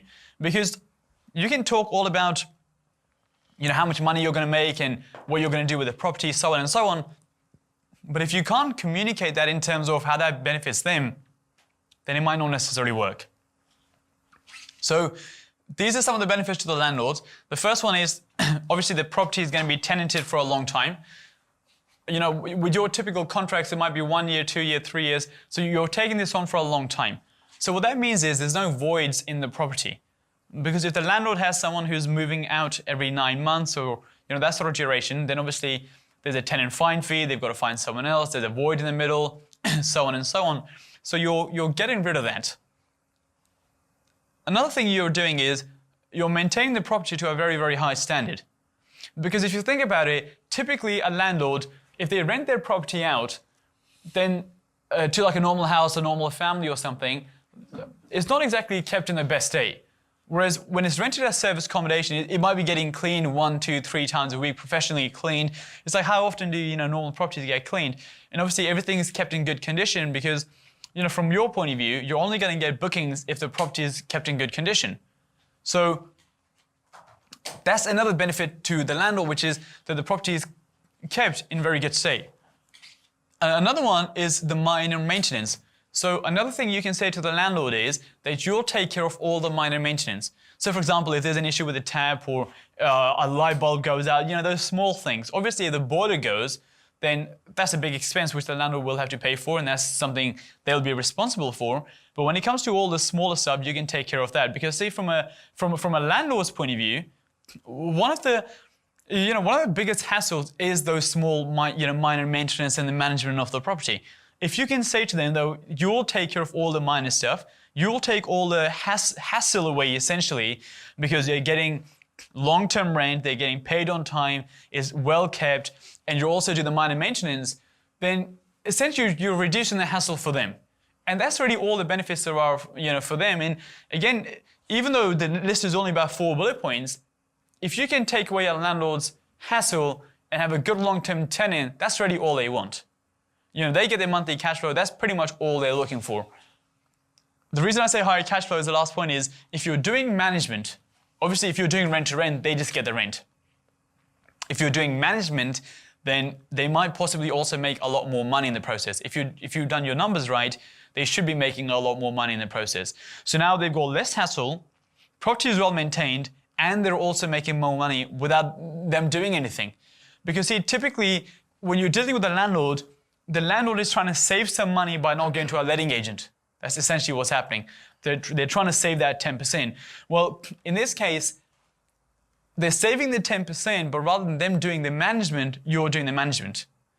So there's like an additional benefit in that. And they're trying to save money, but now you're making them extra money on top because you're running the property as service accommodation. So, those are the benefits to landlords. These are the benefits to letting agents. The first one is repeat business. The reason I like letting agents more than landlords is because, see, if you can think about it this way, I'm not against pitching to landlords. I think pitching to landlords is fine. A lot of people do it. But now let's say you pitch to 5 landlords, right? Could be 5, could be 50, whatever. If you pitch to 5 landlords and out of the 5, one of them says, yeah, cool, I like the model, let's go on with it, blah, blah, blah, then how many deals do you have? You got the one deal, right? If you're with an agent and you pitch to 5 agents and one of them says, cool, the rest say no, no, no, no, no, it's like how many deals do you have now? 10, 20, 30, however properties he has. Because once an agent is on board with an idea, the next time round, you don't have to pitch the agent again. They already know how the model works, they already know you, so on and so on, that getting another one is far easier. I've had agents who literally, because you got to think about it from this point of view. Imagine here's a building, right? Apartment block, big apartment block, and you've got this flat here. Another flat comes available. So in this building, this flat here comes available. If you have this relationship with an agent and you're paying the rent on time and you're doing everything like you said, when this flat comes available, who's the first person who's going to send it to you? He's gonna email you straight away because, see, he knows you've already got this one. Same block, same spec, you might be interested. But if he did 10 viewings with 10 different families, one might say, kitchen's facing the wrong way, bedroom's too small, bedroom's too big, kitchen's too small, so on and so on. But if he knows you've got one down the hallway, then you might potentially be interested in this one. One viewing, the whole thing is done, rather than them doing 10 different viewings, showing all these people around. So repeat business for them is a massive one. Because again, from an agent's point of view, they don't want to do 10, 20 different viewings in order to let a property out, because it costs them time, it costs them money. So the biggest benefit for letting agents is repeat business. And I'll talk about how you communicate that and how you pitch that, but that is one of the big benefits. The second one is minor maintenance. Again, similar to letting agents, you can say you'll take care of all the small and minor maintenance. No letting agent wants to do all these small things here and there. No one wants the email, can you come and check this out? So if you say you'll do the minor maintenance, then again, it's better for them. It's better from them from that point of view. And the last one is no issues with tenants. So again, like I said, if you're making the payments on time and you're doing what you said, when the new one comes available, then they're going to send you the details for the new one. It's pretty much how it works. I've had agents literally chasing me. I had a property which I agreed to take on. So I had one. So for example, I had this one here. This red one came available, and I said, I'll take the red one. Then they send me this second red one. And I said, well, I'll take the second red one, because the second red one was better than this one. And so in their head, they thought I said I was going to take on both. But I switched from this one to this one, thinking, well, I only want one for the time being, and I switched to this one. And they sent me emails, almost complaining, arguing with me how I said I was going to take both. But the point of the story is that a lot of people think it's very, very hard to pitch agents and get these deals, or they might not give me another one. But you've got to realize from their point of view, they've done one viewing or one visit, and they can rent 2 properties out. With families, You got to show them like 10 times. The husband might view, then he might say, well, I'm going to come back with my wife. And, that's essentially how it goes. That's essentially how it works with letting agents. That people want to do multiple viewings, so on and so on. But if they can rent out 2 properties in one viewing, then easy money for them. Easy, easy money. So, like I said, I don't have a problem with direct to landlords. I just think getting one agent on board is a much better use of your time. Because once you've got one agent, you never have to worry about how am I going to get another deal. With landlords, you now got to find 10 more landlords, do your 10 pitches again, and so on and so on and so on. With an agent, you get one agent on board, and once you've got the first one, that's it. You're done. In that area, you're done. Now it's a case of let's go to a different area. And again, if you have some of these branches, so we were dealing with a branch, I can't remember the name. They had a branch, and we were working with them. And then obviously a lot of these are like franchises, right? So that person knew someone else from another branch in a different town, and we said we were looking at apartments in that town, and he basically spoke to him, he connected us, we had a chat, and he was cool with it because he knew someone else he knew that we were working with another franchise in a different area. So, those are some of the benefits of working with agents. But if you do the landlord stuff, it's cool. If you get some deals, that's cool. But I just prefer this. Does that make sense? Okay, pitching to letting agents. So this is important. The first one I say is new agents. I just feel some of the newer agents are less stringent. There's less requirements. There's less loopholes or hurdles, whatever you want to call it. Whereas when you have some of the traditional ones like Foxtons, they want to go through all these details and they ask you 100 questions and 100 forms and so on and so on. Whereas I've just found that the newer agents are typically a lot more receptive to a lot of this compared to some of the old traditional ones. So that's one thing to consider. The second one is high supply areas. What I mean is, if you're in an area where there's like some new build developments and there's a lot of rental flats coming on at one point, it makes it much, much easier to get a deal. Because the letting agent probably has 30 on his books, 30 of the same apartments. So if you ask for, if you're trying to rent some of those, obviously it makes their life easier as well because they've got 30 on their books. If you're in an area where there's only one apartment comes up every 3 months and there's 100 families lined up, that's a hard pitch because it's pretty much always going to go to the family. Because there's nothing in it for the letting agent. They've only got one. They know how it works with the families. It's a straightforward process. And it's pretty much always going to go to the family, I think. Whereas if you're in an area where there's 50 apartments on the guy's books and he has targets and he has to rent those 50 out, then it's far easier. The pitch is far, you can mumble your way into it. It's just far, far easier. So, something to consider when you're finding your area that, cool, the numbers work, but are there even any deals here that I could possibly take on? If one comes up every 3 months, then not the best area from that point of view. Something to consider. Don't discount first deal. What that means is, for the first deal, if the market rent is £1,300, just pay £1,300, as long as your numbers work. Don't try to squeeze it down to £1,250 or £1,240 because you're trying to get a bit of a discount.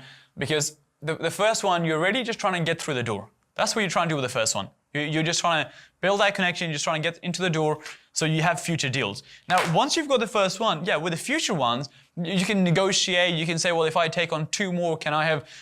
Once we had one landlord through a letting agent, the letting agent said he owns number 28 and 29.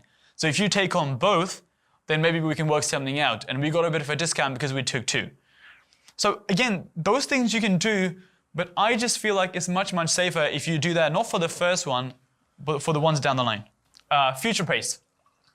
What that means is, when you're speaking to an agent, one of the things you want to do is you want to say that you're interested in 4 or 5 properties, as opposed to just one. Because see, even in your profession or whatever you do, if you have a set way of doing something, and someone comes along, or like a set procedure, set paperwork, set model, and someone comes along and they say, well, I want to do something different.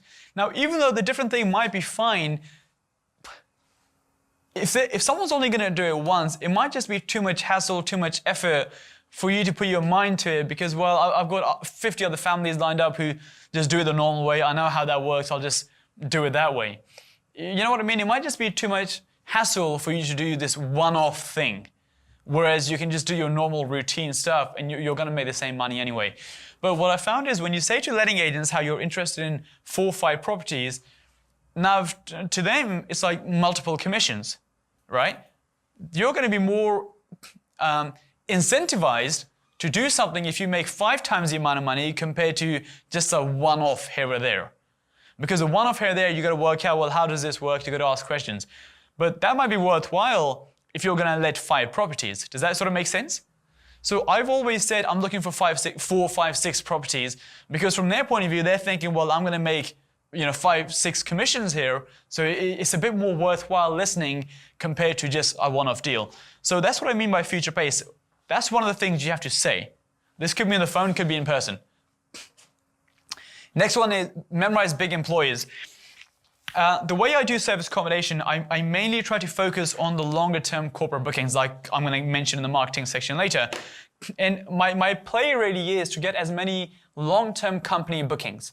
So what I tend to do is I tend to memorize the big employers' names in the area, and when I'm speaking to the letting agents, I say, these are the type of clients that we're going to be hosting in our apartments, blah, blah, blah. Because I want to make the pitch very, very professional. I don't want to make it sound like some touristy one-night thing. You want to keep it as professional as possible because from a letting agent's point of view, no one really likes the idea of people coming in for one night or tourists coming in for one night.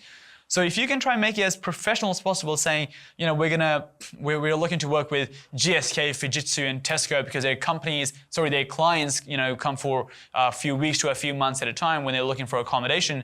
That sounds a lot better than saying, I'm going to put this on Airbnb, which doesn't sound very professional at all.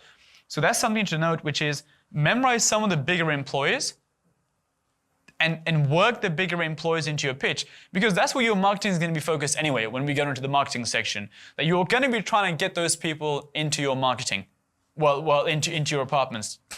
And the last one says, don't pitch on the phone.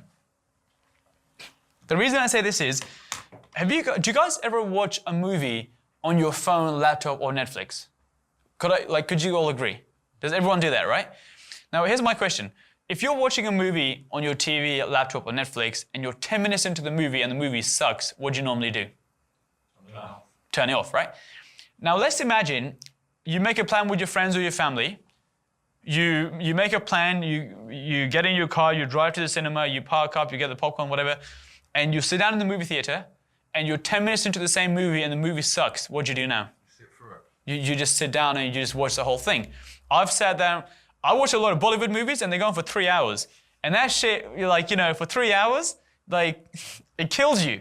But you just sit down and you just watch it. And Bollywood movies even have an intermission. So you could even leave halfway technically, but it's like you don't. Because you're like, I'm here now, right? It's like I'm here now, so I might as well watch it. But that's basically what happens, which is, it's weird because on your phone, you turn it off. But at the cinema, you don't just leave. You're like, I'm here now, I might as well watch it. When you pitch on the phone, and the agent picks up the phone and they don't really get the hang of what you're trying to say, they say, let me speak to my manager, I'll speak to the landlord won't like it, and they put it down. Because think about it, there's no time invested. There is no time invested. 1 minute maybe.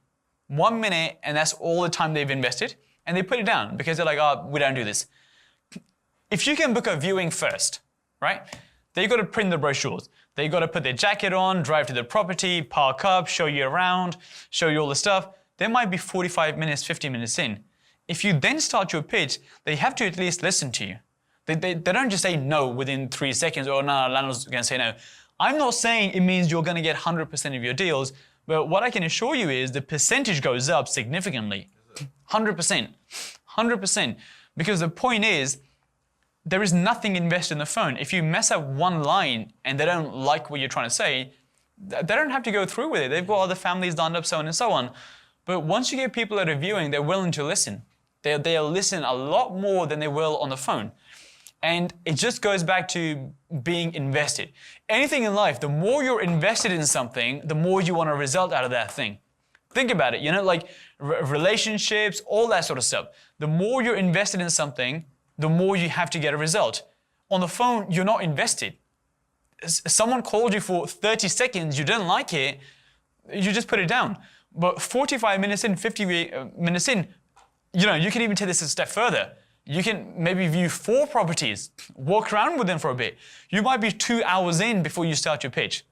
The percentage goes up. Now, a lot of people try to argue with me and say, well, if I do this on the phone or if I email, I can reach more people, because I can reach 50 agents in 1 hour.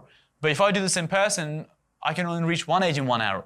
But you only have to get 1 agent. You're not trying to get 50 agents. And the success rate as a percentage goes up so much more.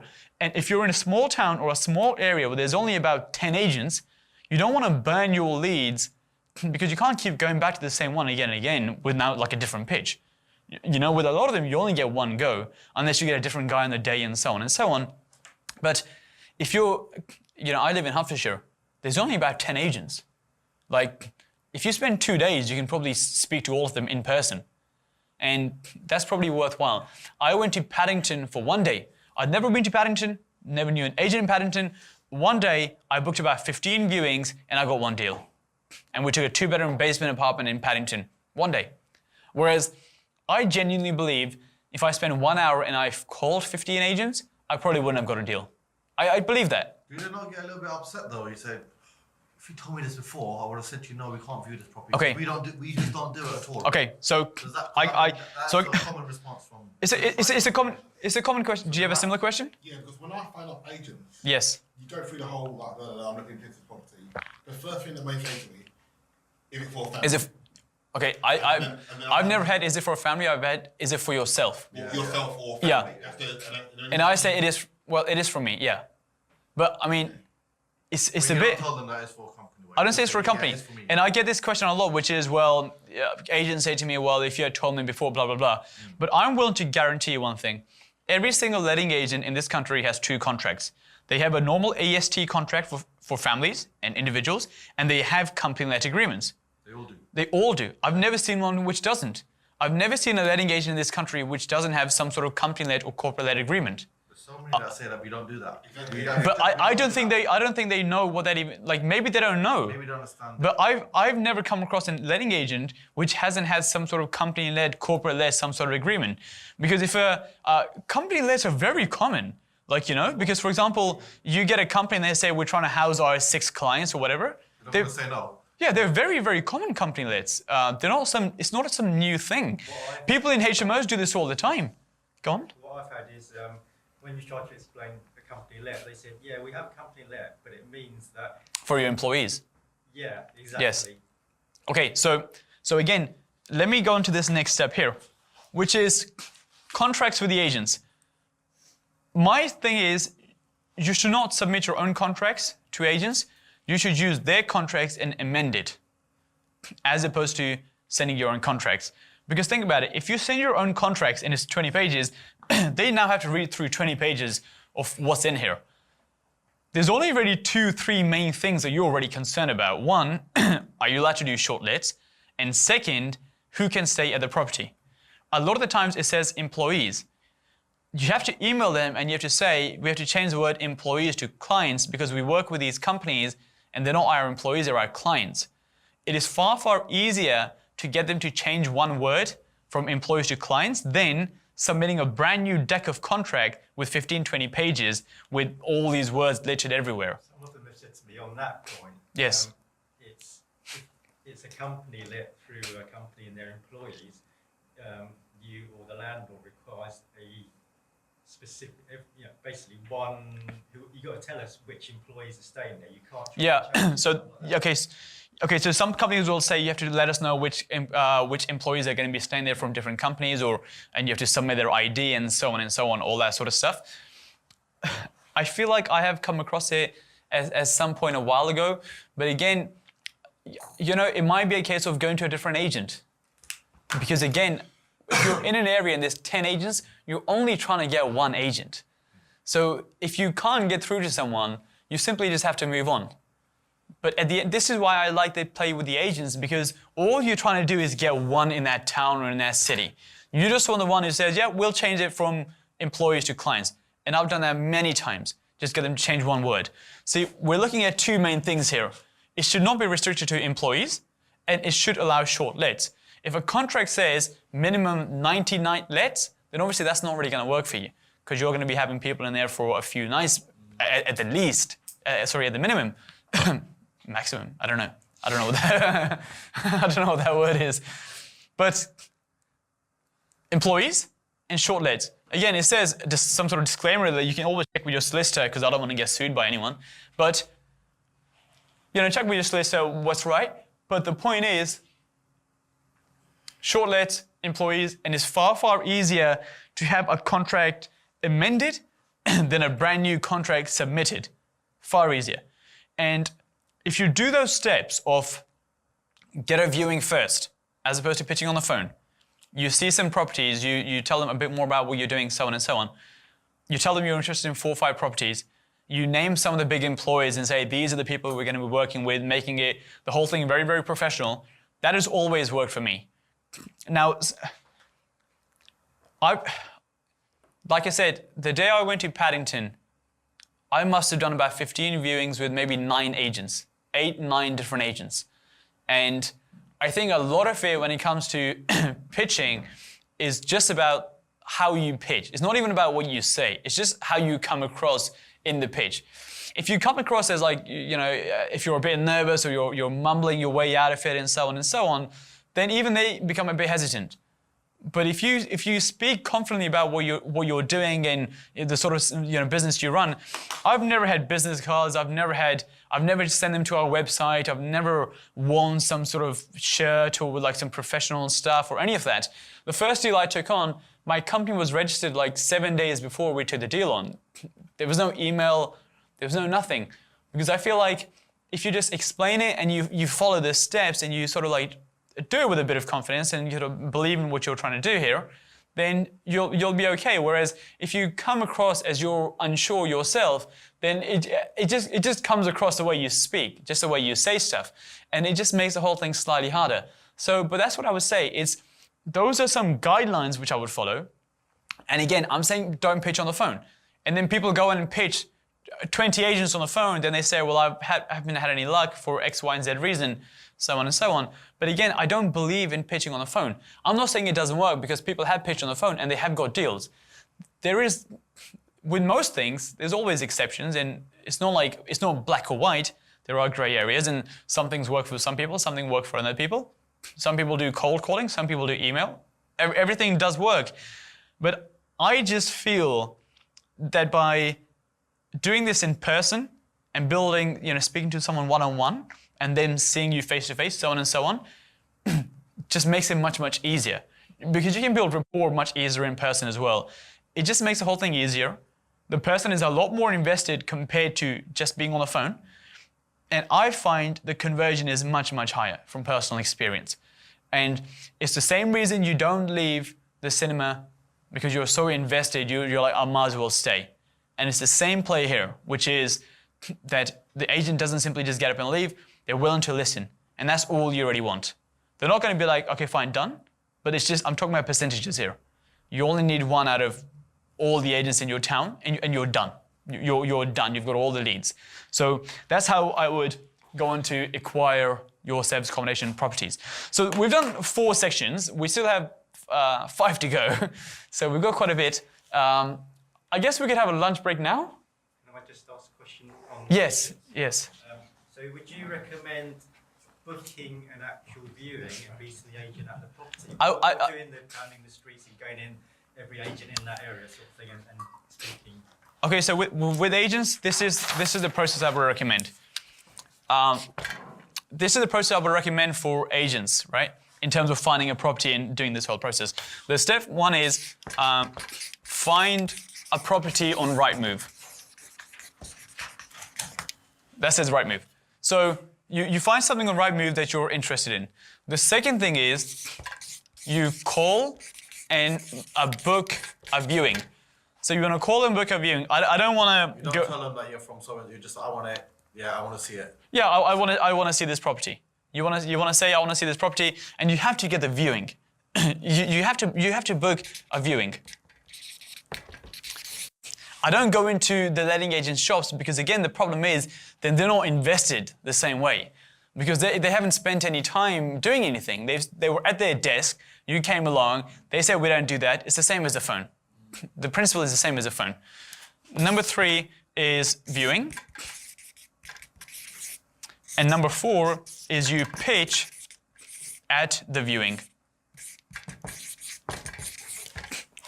So find the property, call in, book a viewing for that property, do the viewing, and then pitch at the viewing. That is the process of how you would pitch to letting agents. Generally at the end, after you've seen it all, yeah, very nice. Yeah, you can. And then say, oh, what we're looking for is for this. Yeah, you can pitch at the end, or you can start to explain the concept while you're sort of viewing the property, so on and so on. But yeah, you would see the property first, and then you can pitch at the end. What if they have the general response of, I don't understand? What you're saying don't make no sense. Because that's what some of them will say. Yeah. Like, Well, if they're new, because a lot of you get the newbies who are doing the runaround, doing all the viewings. That's one of the reasons They I don't asked. even Yeah, know, why are they going and They getting don't even know Let's- what to do. Okay, so the question is, what if they say, I don't understand what this means? Which actually happens to a lot of people, and I should have probably mentioned this in the slide, because here is the big killer word. Jargon, right? What that means is that if you say something to anyone in any industry, for example, if someone's an IT specialist, and I don't know, there's a thing called HDMI. If you talk about a HBMI or whatever, which basically means nothing to anyone, when they scan their head for a HBMI, that means nothing, right? It's blank. They know what a HDMI is. They have no idea what a HBMI is. It doesn't exist in their head. So now they're confused as to what the hell is a HBMI, because it makes no sense. Because see, what happens is people try to use all this complicated stuff because it makes them seem professional. They'll, look at me, I know all this stuff. But all it does is it confuses the other person. So you have to step them through whatever you're trying to explain. See, if you say to someone, oh, we do rent to rent, the first thing they're going to say is, oh, isn't that subletting? Because rent to rent implies subletting. Rent to rent. And they have no idea what that means. They don't know what service accommodation means. No idea. You go to most letting agents and you say, I'm going to do service accommodation. They have no idea what that means. So now already in their head, they're like, what the hell does that mean? Or rent to rent seems like a bit of a scam. Or isn't that subletting? They know what company that means. They know what corporate that means. You have to use the information they know and play with that information. If you start saying stuff which means nothing to them, their head goes blank. The whole thing is too foreign, too scary, so on and so on. So the classic analogy in property is if you're trying to do lease options, right? So if you're trying to explain lease options to an agent, it's a confusing process because you're basically saying, I'm not going to buy this property using a mortgage. I'm going to pay I'm going to cover the seller's mortgage every single month, and then 5 years later, I'll make one big off payment and I'll buy the house. That seems a bit messed up because no one does that, right? That's not a normal process. But if you say to a letting agent, you know how you can buy cars on finance where you just make a monthly payment and 5 years later you just pay the whole car off and you get the car? Everyone knows what that means. Everyone knows how finance works on a car. And then you relate that and say, well, that's basically what I'm trying to do with the property. At least they get it. Because they understand what's happening here. So you can't use words like rent to rent or service accommodation. You have to use words they understand. And when you do your pitch, it has to be based on those words. And you will never get someone saying, I don't know what that means. Because it's just basic terminology. They all know what a company let is. They all know what a corporate let is. But you can't confuse them. So yeah, that's a good question. So the question is, if I'm correct, if you get a person at the viewing who's like someone who's not the manager, I suppose, how do you sort of pitch that? Well, you would still have to pitch the normal way, and they would have to communicate the message, and you would have to go from there. Now, I've had people like the junior viewing people and stuff. It's never really been a big issue. I mean, it might have been an issue for some people, I don't know, but it's never really been a big issue for me personally. So, but that's what you have to do. You would have to pitch to whoever comes to the viewing, and this is why when it comes to the pitch, it has to be as simple as possible, and it should not include stuff like this, because if you confuse the person at the viewing, who is just a messenger, is kind of like Chinese whispers, that by the time the message goes round, by the time the last guy hears it, it's completely different to what the first guy said. So this is why it has to be so simple in the terminology that they understand, that even if it is someone who's like a new staff member or whatever, or a junior person, they can still go back and communicate that message. Does that make sense? Yeah. So any other questions on that? But in your experience, when you get there and you haven't really had much feedback on, if you told me that before, I would have said no, this landlord won't do company. We don't even do company lets as an agency. We just don't do it. If you told me before, I would have appreciated that and then not sort of come out and done this. You get that a lot in London. Okay, so you'd get that quite a lot, you know. So this is my take on this. We take that approach of This is my take on this when this is my take on when people say that, well, you know, the scenario you're presenting basically, that if you had told me before that this is what you were going to do, I wouldn't have shown it to you, blah blah blah. My take is every letting agent has two contracts, an AST and a company-led contract. So first of all, they do it. They might not know they do it, but I've never come across a letting agent which doesn't have a company-led agreement. I've not seen one yet. Maybe there is, but I've not seen one. So most of them do it. The second thing is, I'm not saying you're playing games, but if you try to buy a property in this country with any letting agent, and I've done this many times, you say to them, I'm looking for 2-bedroom ex-council flats. They will show you 7. 2 of them will be 2-bedroom ex-council flats. 5 will be private 1-bedroom flats and studios, right? Isn't that what they basically all do? Because their play is, well, let me hang out with them, let me show them basically everything we've got, so on and so on. They might buy something. So it's exactly the same thing. That when you do 7 viewings, they show you 2 you're interested in, and 5 you were never going to buy, or they were like, let's just sneak one in on the way, or they say, oh, we're going this way, I happen to have the keys, why don't we pop in and see it? So it's exactly the same thing. So like, I'm not trying to play their game or whatever, but my view is they all have this agreement. If they don't do it, why do you have the agreement in the first place? Why do you have this piece of paper in your office which says company-led agreement if you don't do it? So I'm simply going by that. So, and if someone says to me, we don't do it, you should have told me before. I assume that everyone does it because I know that everyone has a company-led agreement. Yeah, you can say that. I assume everyone does it since everyone has it. Or personally, I'm just not too fussed. I don't get offended easily. You can say whatever you want to me. I'm not too fussed from that point of view. I just want to do 20 viewings and I want to get one agent on board, because once that one agent is on board, you can get on with the next one. One thing which has worked weirdly, I don't even know how this happened. I can't remember. It just was a weird coincidence even. I went to Foxtons once and I can't remember why. Like, I don't know if I was renting a property or for myself, or if I was trying to, I was trying to buy a property or something, and I had some Foxtons brochures. So I had all these Foxtons brochures, and then I was going to go and speak to some letting agents to do this whole service accommodation stuff. But because I had all these Foxtons brochures, the guy thought I was working with Foxtons, and they were giving me deals as well. So he made a comment referencing Foxtons, and somehow it just went really well, because in his head, he thought I was about to get all these deals from Foxtons because I had all these brochures from Foxtons. I didn't do this on purpose, but it sort of just happened. But he clearly thought I was about to get all these flats from Foxtons, so he started showing me flats they had to rent out as service accommodation. It was a weird one, but that happened. And you got something from them? Honestly, I can't remember. This is the Paddington one. Right. We did get one that day, but I just can't remember now. It was so long ago, but we got one that day, but I just can't remember.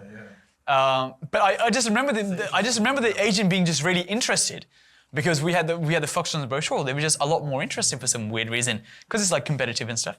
But that's something to consider. But this is really what you're trying to do here. This is really what you're trying to do. I would follow these steps. Take a weekend out, or Monday, Tuesday, and you can probably get 15 agents done. It doesn't take long. 15 agents, you can do one in a day, and you're just trying to get one. And this is the reason I went to Paddington and I didn't just call agents in Paddington, because I knew if I spend one day and I get one agent on board, I've got unlimited deals and I'm done in Paddington. I never have to go to Paddington again in order to get another deal. And that's time well invested.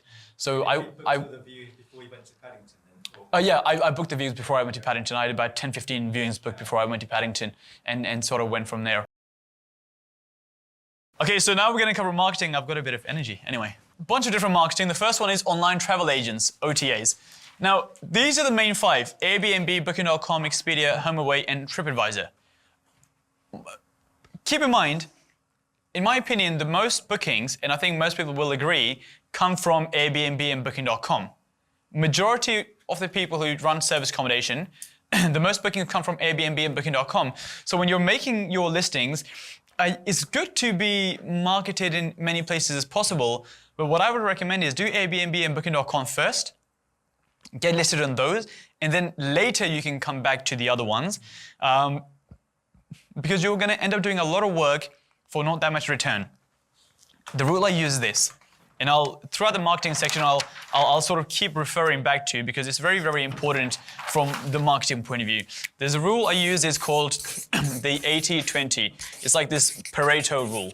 What that means is there's a lot of these studies done that, for example, 20% of the population in the world owns 80% of the wealth, and you wear 20% of your clothes you wear 80% of the time, and so on and so on and so on. And there's one which is that 20% of the work normally leads to 80% of the result. Now think about it, whichever profession you're in, there might be these 4, 5, 6 key things. If you can master those, that probably generates you most of the results. Then it's like the small things here and there. It's like if you play, for example, if you play any instrument, if you can learn 4 chords, the 4 main chords, you can pretty much play any song. You're not going to play it exactly like how it's played, but you can pretty much play any song with about 4 chords. So similar play here, which is we want to do initially 20% of the work, which gets 80% of the result. And then later, we can come back to do all the small things here and there. But let's not waste too much time doing all these small, tiny things that you're actually leaving so much money on the table.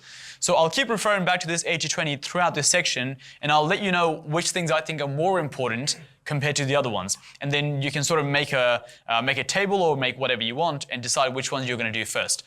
So with online travel agents, I would say Airbnb and Booking.com are the most important. The rest you can flick back to and do later. Now, even with OTAs, Airbnb and so on, it's not just a case of making a listing on an OTA. Because what a lot of people think is, well, I'll list it, then it'll be fine. But you have to optimize it so you appear higher than other people. Because if you're on Airbnb, but you appear on like the 10th page, then obviously not as many people are going to see you. Same as Google, right? That if you're on page number 1, you're going to get more inquiries and more people to your website. And it's exactly the same thing with Airbnb and Booking.com. You have to optimize for that. So we're going to cover how to optimize Airbnb.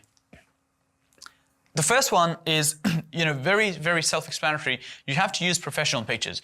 I don't care how good you think you are at taking pictures or, which iPhone you have or whatever. Like you just have to get a professional photographer in there because it just looks far, far better. And people are more likely to book your property if it looks better. See, now you got to keep in mind that internally on Airbnb, Booking.com, they will have scores in terms of how many people are clicking this listing. And the more people that click a listing, that means obviously more people are interested in that property and you will go higher up. They will internally have those sort of algorithms. So if you have a bad picture up front or an unprofessional picture like low light with your iPhone, not many people are going to click through to your profile. You want to make sure as many people as possible click through to your profile, which indicates to Airbnb that a lot of people are interested in this listing. So you have to use professional pictures. I'm not going to go on about it, but you just have to do it. The second one is sell the location. So nearby attractions, places of employment, restaurants, shops, etc., etc. I had a property in Kilburn, in London. I think it's pretty safe to say not many people know where Kilburn is. Like even if you're from London, you might not know exactly where Kilburn is. If you're from outside of London, you have no idea where Kilburn is. If you're outside the country, no chance on earth you know where Kilburn is, right? It's sort of getting further and further apart. So with Kilburn is still zone 2. It's pretty close to the center of London, it's zone 2. So what I did was, I got the picture of all the big places like British Museum down the road, Oxford Street, so on and so on. And I put all those pictures at the end of the listing, and I wrote down in the caption how far they were from the property. So I said Oxford Street, 2 stops away. British Museum, 3 stops away. Because if someone doesn't know the area too well and they look at your listing and they say, well, everything I want to go to is only 2 or 3 stops away, that sells the location a lot more than someone not knowing where the hell this is or how far it is. So for example, if you're in a small town and there's a business park nearby, there's an arcade, leisure center nearby, so on and so on, you take a picture of all those sort of things. The nearest supermarket, Tesco, Asda. You take a picture of that and you say, the supermarket is 100 yards away. Because then they're like, well, okay, if I need something, during the night or whatever, I can just go down to the shop. It just sells the location a lot more than simply just having pictures of the apartment, because that's just selling the apartment. So, and you have unlimited pictures, so you might as well do both. You might as well sell the apartment and you might as well sell the location as well, because you might get some bookings here and there. So you got to sell the location. And then, for example, look, one of the things you can do is, obviously, someone has a nice view to London, and the caption says, a view from the rooftop of our building. That sells a location. It's a view, sells a location. So you got to do the same thing. If you have a good view from outside the window or from the rooftop or from the balcony, then that should be in your pictures, because people might book it for that reason. I feel a lot of people will book this apartment just for this. The apartment might not be amazing, but a lot of people might book just for this because they'll get some amazing pictures, it's got an amazing view, so on and so on, especially in the summers. I feel like people will book it just for this. So something to keep in mind. Amenities. So you can filter by amenities, and the more amenities you offer, the higher your listing goes. Because see, when people are filtering their search on Airbnb, they can filter by amenities. Does it have free Wi-Fi? Does it have X, Y, and Z? And obviously the more you have, the more search rankings you're going to appear in. And the more people which are then going to click on your profile, and the higher up you're going to go. My tip with parking, a lot of apartments, city center apartments don't have parking, which is not a massive issue. As in, for example, I've taken a lot of rent-to-rent deals which have no parking, 2-bedroom apartments, so on and so on. But see, especially with, so this is what happens. Let's say this is the apartment building, right? This is the apartment building. In most areas, especially in the city centers, you have council car parks all over the place. And with council car parks, you can buy season passes. 1 month, 3 month, whatever. You can buy season passes. So a company goes to me, for example, like, we need a 2-bedroom apartment, but it has to have parking. I don't have parking, but I know there's 3 council car parks. You can buy 1 pass and you get access to all the car parks in that particular zone. So you can do this in any area. You can do this in London. Obviously, it's more expensive in London compared to like Hertfordshire and stuff, but parking is not a major issue. But obviously, if you get that pass, you can offer your apartment with parking. Not many apartments have parking. So anyone who searches, I need an apartment with parking, you're going to be one of the few which shows up. And if you're one of the few which shows up, you're more likely to get bookings. So that's something you should consider doing on Airbnb. Turn on instant booking. See, here's something you've got to realize when it comes to optimizing your listing on Airbnb, which is Airbnb favors things which make them money. And if it makes them money, they will put you higher up. Because, for example, you don't pay to list on Airbnb. Listing on Airbnb is free, right?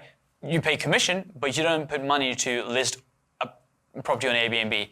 So if you think about it from their business model, they want to showcase the properties which make them money, they're going to put higher up because that's what generates them money, not the ones which don't make any money.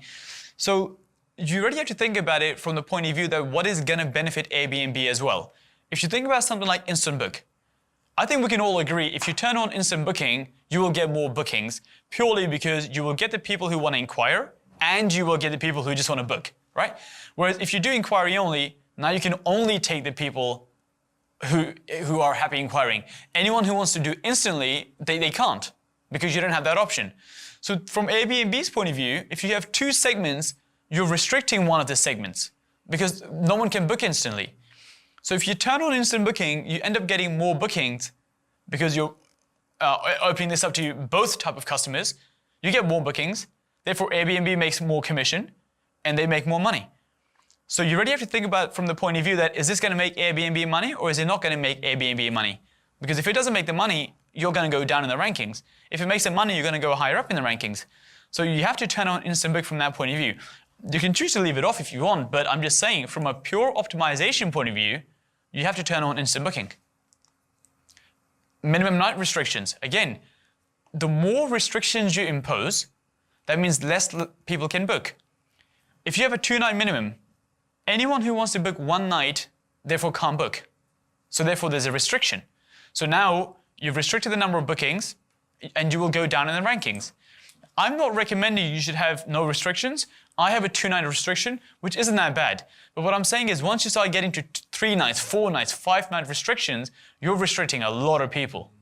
And of course you're going to go down in the rankings because you're not going to get that many bookings.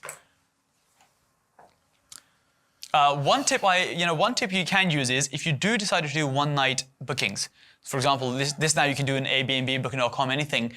For example, let's say you want to be really flexible, but you don't necessarily want the 1-night bookings because it's not really worth the hassle and the overhead, so on and so on. You can massively raise the price for 1 night. So if someone just books 1 night, they got to pay like not £100, but £150. But if anyone books 2 nights, it drops back down to like the normal level. You can internally do that because on Airbnb there's length of stay discounts. So, if you book for 2 nights, it basically you would just set it up so 2 nights just means the normal rate and so on. But the first night will be like higher. So for example, it's like you can have it in the sense that if someone books 1 night. That's supposed to say 1. Oh God. 1 night, it could be something like £150. But if someone booked 2 nights, it could just be £200, i.e. £100 a night. So you're basically trying to incentivize people to stay for longer. The benefit of this strategy is that on their system, there's no restrictions because you're allowing people to book for 1 night. It's just the price is high. So that's something you can do, or you can just go with a simple approach, have a 2-night minimum, either one. Yeah, so that's pretty much it on Airbnb. Those are the small things you can do. Now, of course, you can make the title better, you can make the description better, so on and so on. You can make the pictures better. But purely from there's one more, by the way, I'm missing. I knew there was missing one more. Cancellation policies. Again, on Airbnb, there's 3 different types of cancellation policies. The first one is flexible, then is moderate, and then is strict. Again, from Airbnb's point of view, which one do you reckon is going to make them the most money? The flexible. So if you're flexible, more people are going to book, the higher up you're going to go. The problem with flexible is that if someone cancels, you've got a bit of an issue. Right? You've got a bit of an issue. So again... Flexible is 20 day before. Yeah, flexible the day before they can cancel. So I'm not recommending flexible. I'm just saying from an optimization point of view, flexible is the way to go. I would probably stick in this range here, moderate to strict. But one of the things I would say though, is when you have a new listing and you don't have many reviews, go to flexible just to build some momentum, get some bookings, get some reviews, and then change to one of those. If you have no reviews and you go to strict on day 1, and and from the customer's point of view, the property has no reviews, they might be less trusting of that particular listing, right? So that's what I would recommend from Airbnb optimization point of view. Just keep in mind whatever you do, is this going to make them more money or is it going to make them less money? And you sort of get from there. Of course, you can tweak your title, you can tweak your descriptions, you can make the pictures better, all those sort of things, which does help. But these are purely from, let's just say, the logistics point of view, or like the maths point of view, right? Who's to say one's title is better than another?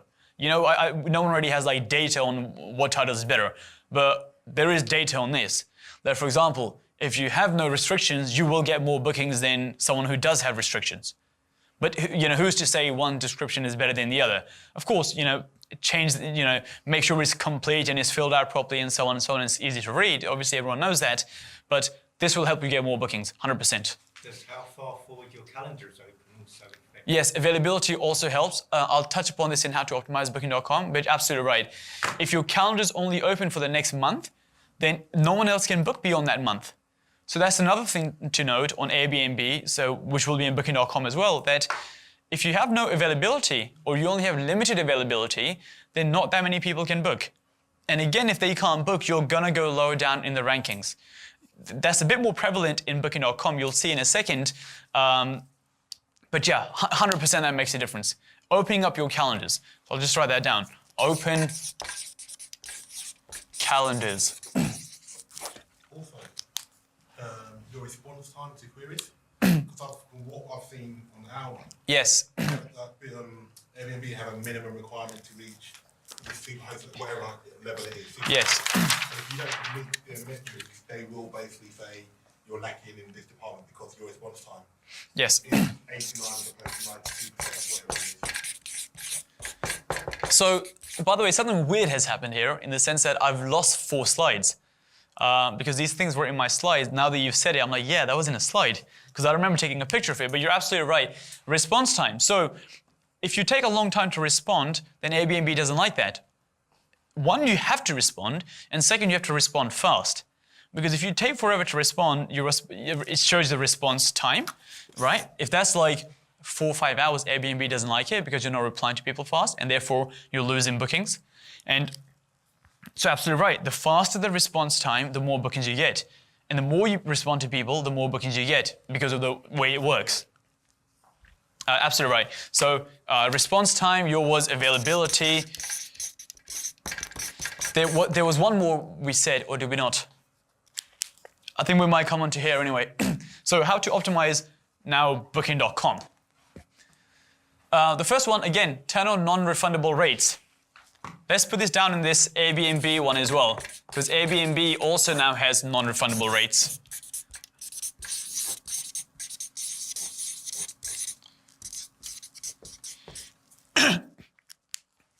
So if you turn on non-refundable rates, you can basically go to, in your setup, property, policies, non-refundable. Then again, it's the same principle as the Airbnb one, because some people like to book non-refundable. They know I'm 100% going to come on this day, they know they're going to come to that time, and they'd rather get a discount because they know they're going to come, they're not going to cancel. So thinking from Booking.com's point of view, they want as much option as possible for the customer. So therefore, if you turn that on, you get more bookings, your score improves, and this information actually is from Booking.com themselves, as opposed to me trying to make this up. So 100% turn on non-refundable rates. Unlimited availability. So basically the point you just mentioned, same as Airbnb. The more availability you have on the system, the more people that can book. Now, what's interesting is, I'll show you in a second, actually I'll show you when it comes up. Just load availability. Make sure your availability is as much as possible. Because the more availability you have, the more bookings you're going to get in the process. Minimum 5 reviews. One of the things to note on Booking.com is that until you have 5 reviews, your property does not have a review score. You have to have 5 reviews to get a review score. So now, if you want to get some of your friends and family to book your apartment and get them to stay and review it for you and see what they think, feel free to do that. Or if you just wait until you have 5 people book. But what I'm trying to say is, until you get 5, it's not going to show up. And therefore, any guest who's booking, they're always going to book a property which has reviews compared to one which doesn't have reviews. Because that's how you book stuff nowadays, which is like you say, well, does he have any reviews? Like, who stayed here before? So this will help you get bookings faster, which is having 5 reviews. So maybe get some friends and family to stay in your apartment or whatever, and get them to review the place and see what they think. Minimum night restrictions, same principle as Airbnb. If you have restrictions, you're going to get less bookings because you're restricting people from booking. A 2-night restriction is better than a 3-night restriction. A no restriction is better than a 2-night restriction. The lower the restrictions, the better. So you can capture anyone who's searching. The more search appearance, for example, if you have a minimum 2-night stay and someone searches for 1 night, you're never going to show up because your minimum is 2 nights. You're never going to appear in any of the rankings. And the less rankings you appear in, the algorithm is going to put you lower down because you're not coming up in most of the stuff. So you have to have minimum. The restrictions, you decide what they are, but the lower the better. Opportunity Center. So you can go to opportunities followed by Opportunity Center. Now, when we're talking about availability, restrictions, all these sort of things, Booking.com has a thing called Opportunity Center where they tell you all the opportunities you can activate in order for your score to improve, your Booking.com score. This is different to your property page score, which is based on, is all the information filled in. And if you go to the Opportunity Center, some of the opportunities will be stuff like, look, length of stay. If you have restrictions, they will say one of the opportunities will be reduce restrictions. Because so many people are looking to book 1 night, 2 nights, reduce restrictions. If you have no availability after 2 months, look, available rooms, that's one of the opportunities. They upload more availability because people are trying to book this day, but you have no availability. So all these things, they're actually pinpointing to you that, reduce the restrictions, put the availability in. There should be another one here which says something to do with cancellations. So under cancellations, it will say, turn on non-refundable. Because with non-refundable, you get less cancellations. See, all these things make Booking.com money. And therefore, you appear higher up in the rankings, and therefore, you make more money in the process as well. Because again, similar to Airbnb, it doesn't cost you money to list on Booking.com, right? There's no money involved. It's not like you're paying £500 a month. So the only way they're going to make money is by getting you more bookings. So they're going to put the opportunities in front of you, which helps you get more bookings. But now keep this in mind, that this is service accommodation, it's not a hotel. So some of these, some of these opportunities will not apply to you. Because some of these will say that let people book your service accommodation with no CVC number, i.e. the 3 digits on the back, let them book with no 3 digits on the back. If you're a hotel, that's fine. Because the guest comes, there's someone at the desk, they can do it then. But if you do self-check-in, you don't have a person at the desk who's going to take your CVC. So of course, obviously, don't turn that opportunity on because it might help you get more bookings, but it's going to be more painful. It's not really going to be worth it because of the hassle which goes with it.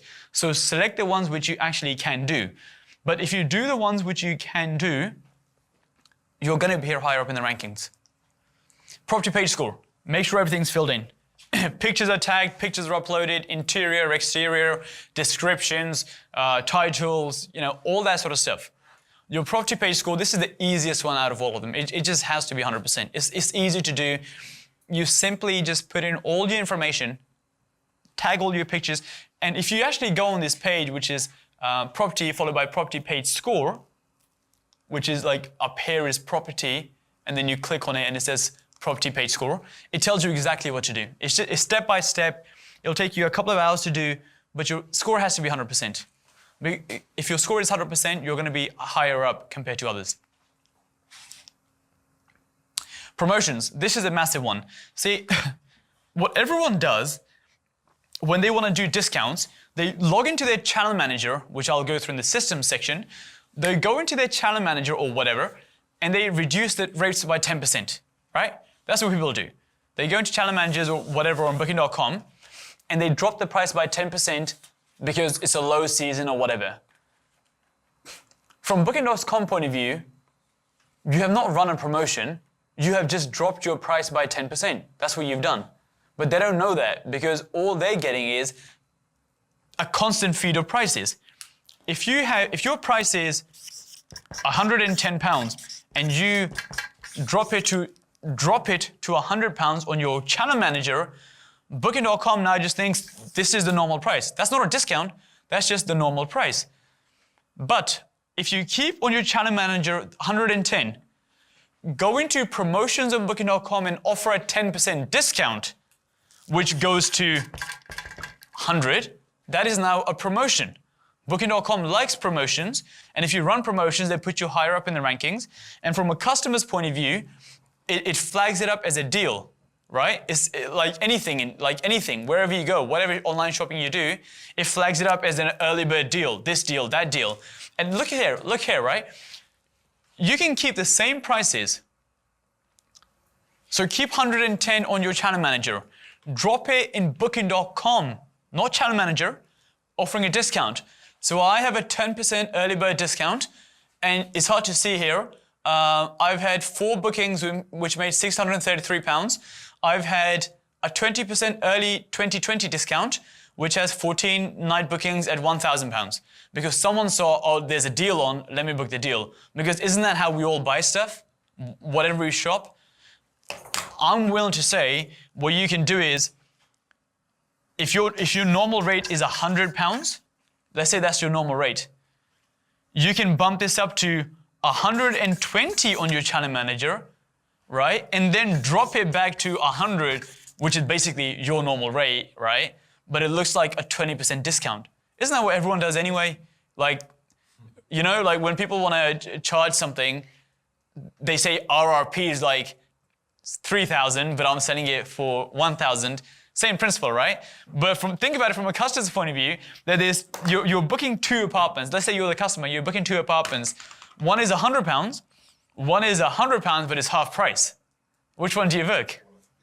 You always book the one which is half price because you're like, shit, this is normally £200, but I'm getting it for half price. I'm willing to bet if you actually doubled all your prices internally and ran huge promotions, like everything, kind of like Sports Direct, right? That if you ran everything as 50%, the person booking might be like, shit, it's half price. I'll book this one compared to the £100 one, which is full price, because that's how people think. I might actually give this a go and let you know. If you double it, you're not 100%. Huh? 100%. I mean, think about Sports Direct. Think about Sports Direct, everything's 70% off. But it's never 70% off. It's just what it is, isn't it? Yeah.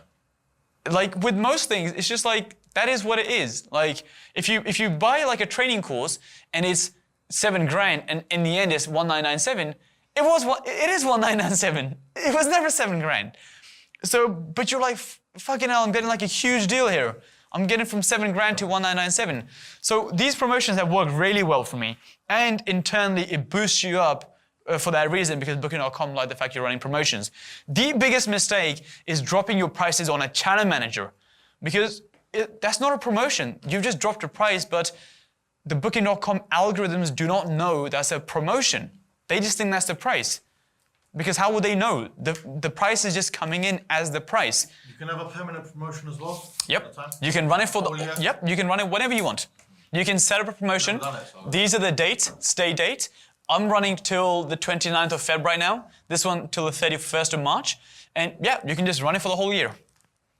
You can, this is, huh? This applies to Airbnb as well then? Yeah, same with Airbnb. You can run promotions all year round. Airbnb is the same thing. You can run promotions that are a bit different on Airbnb. You can do a weekly discount, and you can do, weekly discount, monthly discount, you can do early bird, and you can do last minute. Those are the 4 you can do. Do like 100, double your prices. You can. Yeah, just set it as double the price, and then knock it down so it's half price on the promotions. Yeah, you can do exactly the same thing with Airbnb. But just think about it, you know, it's definitely worth experimenting. And I've experimented a lot by dropping it 20%, never half price. I've never done that, but I'm willing to give it a go because I genuinely think it might work. The price is the price, you're not losing anything, I suppose. Yeah, exactly, it's the same thing. It's just if someone sees it in a different way, then great. Exactly. Because your price is still gonna be the £100, whether it's 10% off or if it's 50% off, it's still going to be 100, but the placebo or the psychological effect is, oh, it's half price. Let me book this one because it's half price. That's what I think, and I think it does work. But if it didn't work, would we have any promotion in this world at all? You know, would we ever have any promotions? People would just be like, think about it. We would never have a sale because they would just go, if something was £100, they would just change the tax to 50. There's a reason they go, oh no, today is 50, normally it's 100. Because everyone goes, oh, it's a bargain. You would never have a sales tag or Sports Direct ever, but that's not how the human mind works. The human mind goes, oh, it's half price today, I'll get the half price one. That's why, you know, think about it. When there's like some random sales going on, everyone starts buying crap, but it's like, it might have been a similar price all year round. But once it's highlighted to you that it's so cheap right now, think about Groupon. Groupon is based on deals. The whole thing is based on deals. Sports Direct is based on deals. Works fine. I would recommend exactly the same. Am I correct in saying that on Airbnb, the promotional discount is not as visible as Booking.com. Yeah, Booking.com, yes, so the Booking, net price, correct, and then you have to click into the data correct. and- So this is why it's even more powerful on Booking.com because it's a lot more visible with the promotions and all these badges appear like early bird, you're the only one seeing it, you know, all this stuff appears. So definitely do this. So, if you're say you're on Airbnb and Booking.com, Yes, you do your promotion on Booking.com. yes, Don't you tend to have to do the same on Airbnb? yes. You would have to map exactly the same principle on Airbnb. They might be called different promotions, Yeah. but it's the same thing. If you look here, that's early bird discount, Why right? do you have to do that? Sorry? Why do you have to do that? Because otherwise your price is going to be out of sync. For example, if you did this strategy of doubling up your price and then discounting on Booking.com, it would double on Airbnb but discount on Booking.com, so it'll be messed up. Why does that matter? Because then you're not going to make any money from Airbnb. No one's going to right, book okay, because it's going to be yeah. twice the price. Yeah. So just to keep it in sync. But if you think about it, early bird, Airbnb has an early bird. So yeah, you would have to sync it up so so it's consistent. Including the dates. So you just Correct. Yeah, and it's easy to do. You would just make it, yeah, good point. But yeah, you just make it consistent. And what that allows you to do is all these small things, it gives you a room potential score. This is different to your property page score. A property page score is based on you uploading all your information, pictures, tagging, so on and so on. This is based on your performance. Do you have availability, restrictions, promotions, non-refundable rates? Do you have a Booking.com website set up? If you set up a Booking.com website, you go higher up. And that is, again, one of the opportunities. So like I said, do as many opportunities as possible because the more you do, the more your score improves. So what happens is, if your score goes more than 70%, you qualify for a Genius discount. Sorry, a Genius program. Let's call it, yeah, it's a Genius program. So if you go into Booking.com, you might have seen some properties which says Genius next to it. And what that means is, people who use Booking.com regularly, if you've made more than 5 bookings on Booking.com, you basically become a Genius. You become a Genius client. And therefore, if you're on the Genius program, as a supplier, as a service accommodation operator, you go higher up. You just have more visibility. But you have to offer a discount. You have to offer like a 10, 15% discount or something. But again, you can just equate that into your pricing. So Genius, but the thing is, it's giving you visibility. You're going higher up than other people. Second one is preferred partner. So again, your performance score has to be at least 70%. I'm just on 70%. And the review score, I think, also has to be 70%. I'm on about 90%. And it gives you a thumbs up. So you might have seen on Booking.com, some properties have like a thumbs up next to it. Similar principle. If you have a thumbs up next to your property, you're going to be more visible than someone who doesn't have a thumbs up, because Booking.com puts the thumbs up ones higher than the ones which aren't on the preferred program. Because the preferred program basically says that these are the preferred properties by our clients, and therefore we will put them higher up. So those are the reasons you should be tweaking your Booking.com listing, because by doing all those small things, it helps you qualify for these scores. And by qualifying for these scores, it helps you qualify for the Genius and Preferred Partner program. And as a result, you end up making more money. Next one. So that was OTAs, right? So that was Airbnb, Booking.com, all this OTA stuff. Cool. The second one is service accommodation agencies. These are some of the big ones. Silverdoor, Situ, Sacco, Bridge Street. These are some of the bigger ones. Now, the way these agencies work is pretty simple. Let's say there's 3 main markets, right? So corporates, insurance, and relocation. If there's a big bank, let's say HSBC or whatever, right? You can't get in touch with HSBC and say, I've got 3 apartments, in Canary Wharf. Do you guys have any bookings, right? Because you have no idea who's going to deal with it. And 3 apartments to them might be nothing. They might need 60 apartments, right? 3 apartments is not really going to do much for HSBC. The way these agencies work is they go to these bigger companies. They have contracts with these bigger companies. So when a big company says, we're looking for 10 apartments in Canary Wharf, they email all their suppliers saying, we're looking for these apartments in this location. Do you have anything which is available? And then these suppliers get in touch with, these agencies get in touch with the suppliers, and then you as a supplier will say, this is what I have available at this rate. That's how it would work. So, and these are the three main markets which these agencies deal with. So we mentioned these at the start of the day, you know, the corporates, the insurance, travel insurance people, and then also the relocation people. So that is how you get these bookings, by using these agencies. Now, one of the challenges with these agencies is that, especially the bigger ones, in most areas, they want you to have a minimum of 5 apartments, right? So if you don't have 5 apartments, they won't let you list on there because it might not be worth their while. Because if you only have 1 apartment, it's really going to be available anyway. You know, so they sort of know that, and therefore, from their point of view, it's too much hassle for them to list 1 apartment which they're never going to make any money from. Because similar to Airbnb and Booking.com, they only make money if you get a booking, if you can take a booking. If you can't take a booking, it's never going to work. So that's something you can work towards, which is the bigger agencies, but here are some smaller ones which you can sort of get started with, in most cases, pretty much straight away. So the apartment network, Prestige Apartments, Select Apartments, the apartment service. These are some of the smaller agents. Exactly the same principle, but they're open to taking on clients with less properties. So my recommendation from a marketing point of view would be to get in touch with them, you know, call them, email them, fill out their forms, and get your property listed with as many apartments, as agencies as possible. So apartment network, Prestige, Select, apartment service.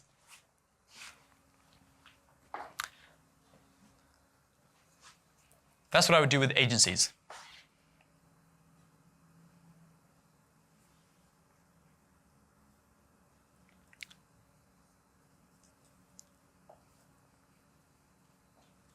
Yeah? Okay, LinkedIn Sales Navigator. So now LinkedIn has this tool called the Sales Navigator, which is really good for searching people's roles.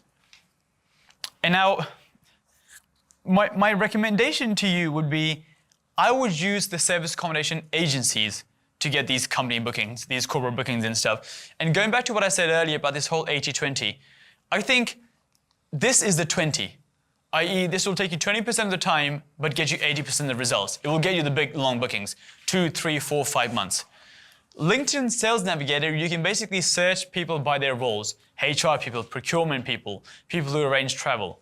And what you could do is you can reach out to all those people on LinkedIn by finding the exact people you're looking for using this tool. It's a paid tool, by the way. And then you can obviously message them saying, we do service accommodation in the area. If you ever book hotels, then you know, rather than booking hotels, you can come stay in service apartments. It's cheaper, blah, blah, blah, blah, blah. The same pitch, right? But I've just found that this is far easier because they already have the clientele. They already have the corporate insurance and relocation companies working for them. They already know who's coming into the area. And a lot of big companies just go to the agencies direct anyway. If you call it procurement in one area, that area might not necessarily be dealing with accommodation. So, you know, a different office, a head office, or a different branch might be dealing with accommodation. So this is something you can do, but I definitely think this is not 20%, which gets you 80% of the results. I think it's something maybe you should do at the end, once you've you know, exhausted everything else and once everything else is in place. I wouldn't do this straight away. I would do this sort of, you know, towards the end. Spare room. I know spare room is typically used for HMOs to fill HMO rooms, but on spare room now, there is an option to list entire properties. And you can actually search by entire properties. Now, on spare room, typically, obviously, we all know what the clientele is like. Is you know, professionals, young professionals coming into the area looking for a room. But I have had a 4-month booking on spare room. And I've had a 4-month and a 2-month. So I think spare room is one of those tools that, you know, I'm a big believer that if the risk is low, both in terms of time and both in terms of money, then you should give something a go. For example, if it's not going to take you much time and it's not going to cost you much, then you might as well give it a go and see what happens. Setting up a spare room ad is going to take you half an hour and it's going to cost you £29. If it doesn't work, it doesn't work. But if you get a 4-month booking out of it, then it's well worth trying. So I've had a 4-month booking on Spare Room, but generally the leads aren't great. But I think, again, this is something I would do sort of later, winter months when the demand is lower, so on and so on, as opposed to in the peak summer months, because you're booked out all the time anyway. But it's something you can always come back to at the end. It's just something that's there. With the marketing, when it comes to setting up your website, I think you can just set up a website using Squarespace or using Wix, one of those tools. I don't think you need a website which is able to take bookings. I don't think you do. With my website, I just have it pretty much only on inquiry only, right? And the inquiries I tend to get is 1 month, 2 month, 3 month, 4 month, that sort of stuff. I mean, I know you get inquiries for 1 night here and there or 2 nights here and there, but again, that's something maybe you can figure out down the line, figure out later. But I'm interested in the month-long, 2 month, 3 long. And they don't book straight away anyway. They sort of inquire, they say what the rates are, so on and so on. And that's how they make those bookings. So I think you need a website, but my recommendation would be go into Squarespace, set up a website for £10, £12 per month or something, and have it done in 2 hours. And you're done. Now, you could even do something like, if your channel manager, which we'll get onto the system section, lets you have a website, you can link that website to your main website. So for example, let's say this is your website and there's a button on the top which says book now. When you click book now, it takes you onto your channel manager booking platform. Does that make sense? Does that sort of make sense? So, that's something you could do. But I think initially what everyone simply needs is a basic website which basically showcases all the apartments, showcases all the information, all the pricing, and do some SEO, so make sure it actually shows up when people Google that stuff. And I think Squarespace is more than capable of doing that. You will appear in the rankings. Squarespace is really good for SEO. It's optimized for SEO. Because see, here's the thing with websites. You can spend £3,000 making a website, and I've spent £2,000 making a website once. And £2,000 sounds like a lot of money, but for websites, it's nothing. It's nothing. Making a £2,000 website, you just get a piece of crap. I see people all the time spending £1,000 on a website, just like I did, and you get literally a piece of crap. Because see, what happens is, it's a one-off website which is so heavy, like it's just not built well internally. It's kind of like, it's like this wall, it's got like this cool like fabric or whatever, but if all the walls are cracked, it doesn't matter because the walls are cracked. And that's what a £2,000 website is, which is on the face of it, it looks like all these logos and all these buttons and stuff. But that's not what's important with a website. What's important is, does it actually show up in Google? And that's based on all these different factors when it comes to coding and stuff. So what a £2,000 website, from that point of view, it just sucks. It doesn't do anything. And it just doesn't appear anywhere in Google. Whereas a £12 website by Squarespace, because they've optimized it for SEO, it appears. My recommendation is get a £12 website, set it up, inquiry only, and connect it to your channel manager, or down the line make a different website if you really want to take direct bookings for 1 night, 2 nights, 3 nights. But this is a quick way. Overnight, you can get going. 2 hours, you can get going. I'm all about how can we start doing it as fast as possible. It's a website. This is one of my favorites, which is a Google business page. What a Google business page is, when you're looking for a restaurant or something, you Google a restaurant near me, or you Google something like McDonald's near me, and on Google it drops all these pins, right? Everyone's seen them, right? Yeah, so it drops all these red pins, and it tells you where all the restaurants are, all the, you can Google Premier Inn near me, and it will drop the pins to Premier Inn. That's basically because I've Googled my business page listings, i.e. like a business listing. You need to have one for your service accommodation. It is the easiest thing to set up. It doesn't cost any money, and it's probably made me, over the last 3 years, £500,000 worth of bookings. Ridiculous amount of bookings. Like a ridiculous amount of bookings. Because companies, if they're looking for a service accommodation, let me give you an example. This is a Google listing page. This is not one of mine, but this is one in Victoria. Urban Stay Victoria Service Apartments, London. If anyone wants service apartments in Victoria, what are they going to put into Google? Yeah, Victoria. Victoria Service Apartments. And if you come up, they're going to go onto your website, right? Especially if you go reviews and stuff. The amount of companies who search Sheffield service apartments or Sheffield short stay accommodation, blah, blah, blah. If you come up and they go into your website, they're going to send you an inquiry. But if you don't have a website and you don't have a Google business page, you're not going to get that inquiry. It's pretty straightforward from that point of view. You have to have a Google business page. I keep going on about this to a lot of people, but no one does it for some reason. It takes you half an hour to set up. Obviously, over time, you can improve it by getting reviews and optimizing it with descriptions, tags. Half an hour to set up. It costs you no money. And I'm tempted to say I probably, generated 400,000, 500,000, if not more bookings from this. Not directly because of this, but purely because companies have found me through this. So I'm not saying Google has done it, but I'm just saying the visibility generated by Google has done it. Does that make sense? So Google My Business page, set it up. All you have to do is Google My Business page, and it comes up, and you basically just use your Google account to make it, upload your pictures, upload service accommodation. And one of the key things to note here with the Google business page, I'll write down. When it comes to coming up with names for your Google business page, you have to have your location in the name and the word serviced accommodation. Because if you think about it, if anyone wants service accommodation in Victoria, they're going to Google Victoria service accommodation, right? So if your company is called, I don't know, Panna, let's say, you will call it something like Victoria Service Accommodation Panna, or Panna Victoria Service Accommodation, or whatever. Similar to this, which is the company is called Urban Stay, and the name is Urban Stay Victoria Serviced Apartments, because that's what people Google. If you call your Google listing Boutique Victoria Luxury Stays, or whatever, that might sound cool, but no one's ever going to Google that. No one's ever going to Google, luxury Victoria boutique stays or whatever. No one's going to Google that. You have to call it something which people are going to Google. And what they're going to Google is Victoria Serviced Apartments. And then just put your company name at the front or put your company name at the end. So that's what you do with Google business page. Obviously, reviews are very, very important because the more reviews you have, the more bookings you're going to get in the process. So reviews are very, very important. A lot of people book based on reviews. So just get people to leave reviews.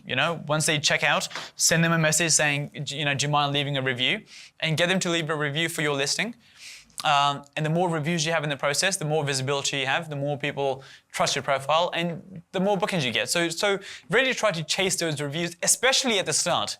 Because especially if you have no reviews at the start, you want to make sure you get up to that 5, 10, 15 mark so you can build you can get it going. Once you're at that 20, 30 mark, it doesn't really, I don't think it matters as much because obviously you have some sort of standing. But when you have none, you really have to get those first few. You desperately have to get those first few, 100%. So make sure you get those. So if you think that a guest will not necessarily leave a 5-star, do you still ask them? Well, yeah, if someone's had a bad experience, I wouldn't chase them too. Yeah, I would be like, mate, it's okay. I wouldn't chase. It's the moment one we've got a slight leak, and we know Yeah. that if we ask for a review, someone's going to say about the leak. Well, unless if you've had an issue, unless you've addressed that issue and you sort of made it up and you bought them some chocolates or whatever, or whatever that is, I wouldn't push for a review, because if they leave a bad one, now you got double the effort because now you got to salvage it by getting 10 more in order to get your average back up. So I would sort of leave that one. And that's everything to do with marketing. Any questions in that marketing section? The Google My Business page. Google business page, yes. Yeah. Is that one Google business page per property or? Okay, with Google business page, what I would say is you should have a Google business page per building, or you can have it per location, per town or city. So for example, you can have it so Victoria could have a Google business page. So let's say you have apartments in Victoria, Kensington, Mayfair. Victoria could have one, or let's say you got 2 buildings in Victoria. You got building A and building B. You can have one from building A and one from building B. So think about it like this. We're in Radisson Blu right now, and across the road there's another Radisson Blu, and I'm pretty sure, have 2 separate listings. Because it just gives you more visibility, right? Especially if you have reviews on both of them, it gives you even more visibility. The reason I say sometimes just go one by location is because if you don't have many reviews, you'd rather build up reviews in one. You'd rather get really a lot of reviews in one, so your visibility is the highest in your area, as opposed to two, which are sort of like number 7 and 8, which aren't really going to show up. So that's what I would say, which is you've got to think about it geographically in terms of where you are. Because if you're in London, like I said, St. John's Wood and Kilburn, you really should have 2 because they're completely different areas, even though they're down the road from each other. But if you're in a small town, then I would just have 1 as opposed to 1 for each building and really try to build reviews in that one. What about, so you said obviously you've got Victoria service accommodation. Yes. Would you want, so you've got that angle covered, but would you want another one saying Victoria short stays? No. Okay, so what you would do in terms of getting stuff like short stays and so on in, you would have all those keywords in your descriptions. So on a Google business page, under your descriptions and tags and, optimization, you'd have furnished stay, short-term stay, holiday, let's say, all those, kind of like a website SEO. You would have all those small things built within that section. Okay, so section 6, property setup. One of the things to note with the property setup is that when it comes to booking.com, list on booking.com as soon as possible because it can take up to 16 days for you to become live on booking.com, i.e. for you to be able to take bookings. It can take up to 16 days. So, because the process generally is they send you a letter depending on the location. If you're in central London, what I found is a lot of the times they just activate it without sending a letter. But they can. If they want to, they can. That's the point. So what you don't want to do is you set up booking.com right at the end and now you're waiting 16 days until everything's good to go. With booking.com, there's 2 things you can do. You can take the payment yourself, or you can let booking.com take the payment. So if you take the payment yourself, i.e. you're going to process all of that, and I'll touch upon this later with the systems and stuff as well. If you're going to take the payment yourself, you have to give them a call and you have to tell them to turn on the CVC. And you have to turn all these payment mechanisms under policies on booking.com. Otherwise, you won't be able to take the payment because it doesn't give you the settings. For example, CVC is by default turned off, i.e. if a guest was to make a booking, then you don't get the last 3 digits of the card. You can't obviously process the payment without the last 3 digits. So you have to give them a call and you have to tell them to turn that on. So that's the setup with booking.com just to be mindful of. In terms of the furniture, 3 main ways you can do this. Go IKEA. IKEA, I think, is great. The furniture is good quality and it's also cheap. So IKEA is great. That's where I do a lot of the furniture stuff. Or you can go to somewhere like Amazon. I don't do Amazon for furniture. I do Amazon for all the kitchen stuff. Appliances and cutlery and, all the mirrors and, clocks and so on and so on. So I personally use a combination of IKEA and Amazon to basically buy everything. And so that's one thing you can do, and that's actually pretty cost effective and it's good quality stuff. But obviously someone has to then put all that together. With IKEA in terms of the furniture, someone has to put that together. Whether you do that yourself or you can hire someone to put it together, someone has to put it together. The alternative approach to this whole thing is you can go with a company like someone like Fusion Furniture, and with Fusion Furniture you can buy packages. So you can buy like a service accommodation package. And with that package, what happens is you order everything for a 1-bedroom apartment, 2-bedroom apartment. They come in one day in their trucks. They take everything in, they build everything, and they take all the rubbish out. So it's basically like a done-for-you service. You don't have to do anything.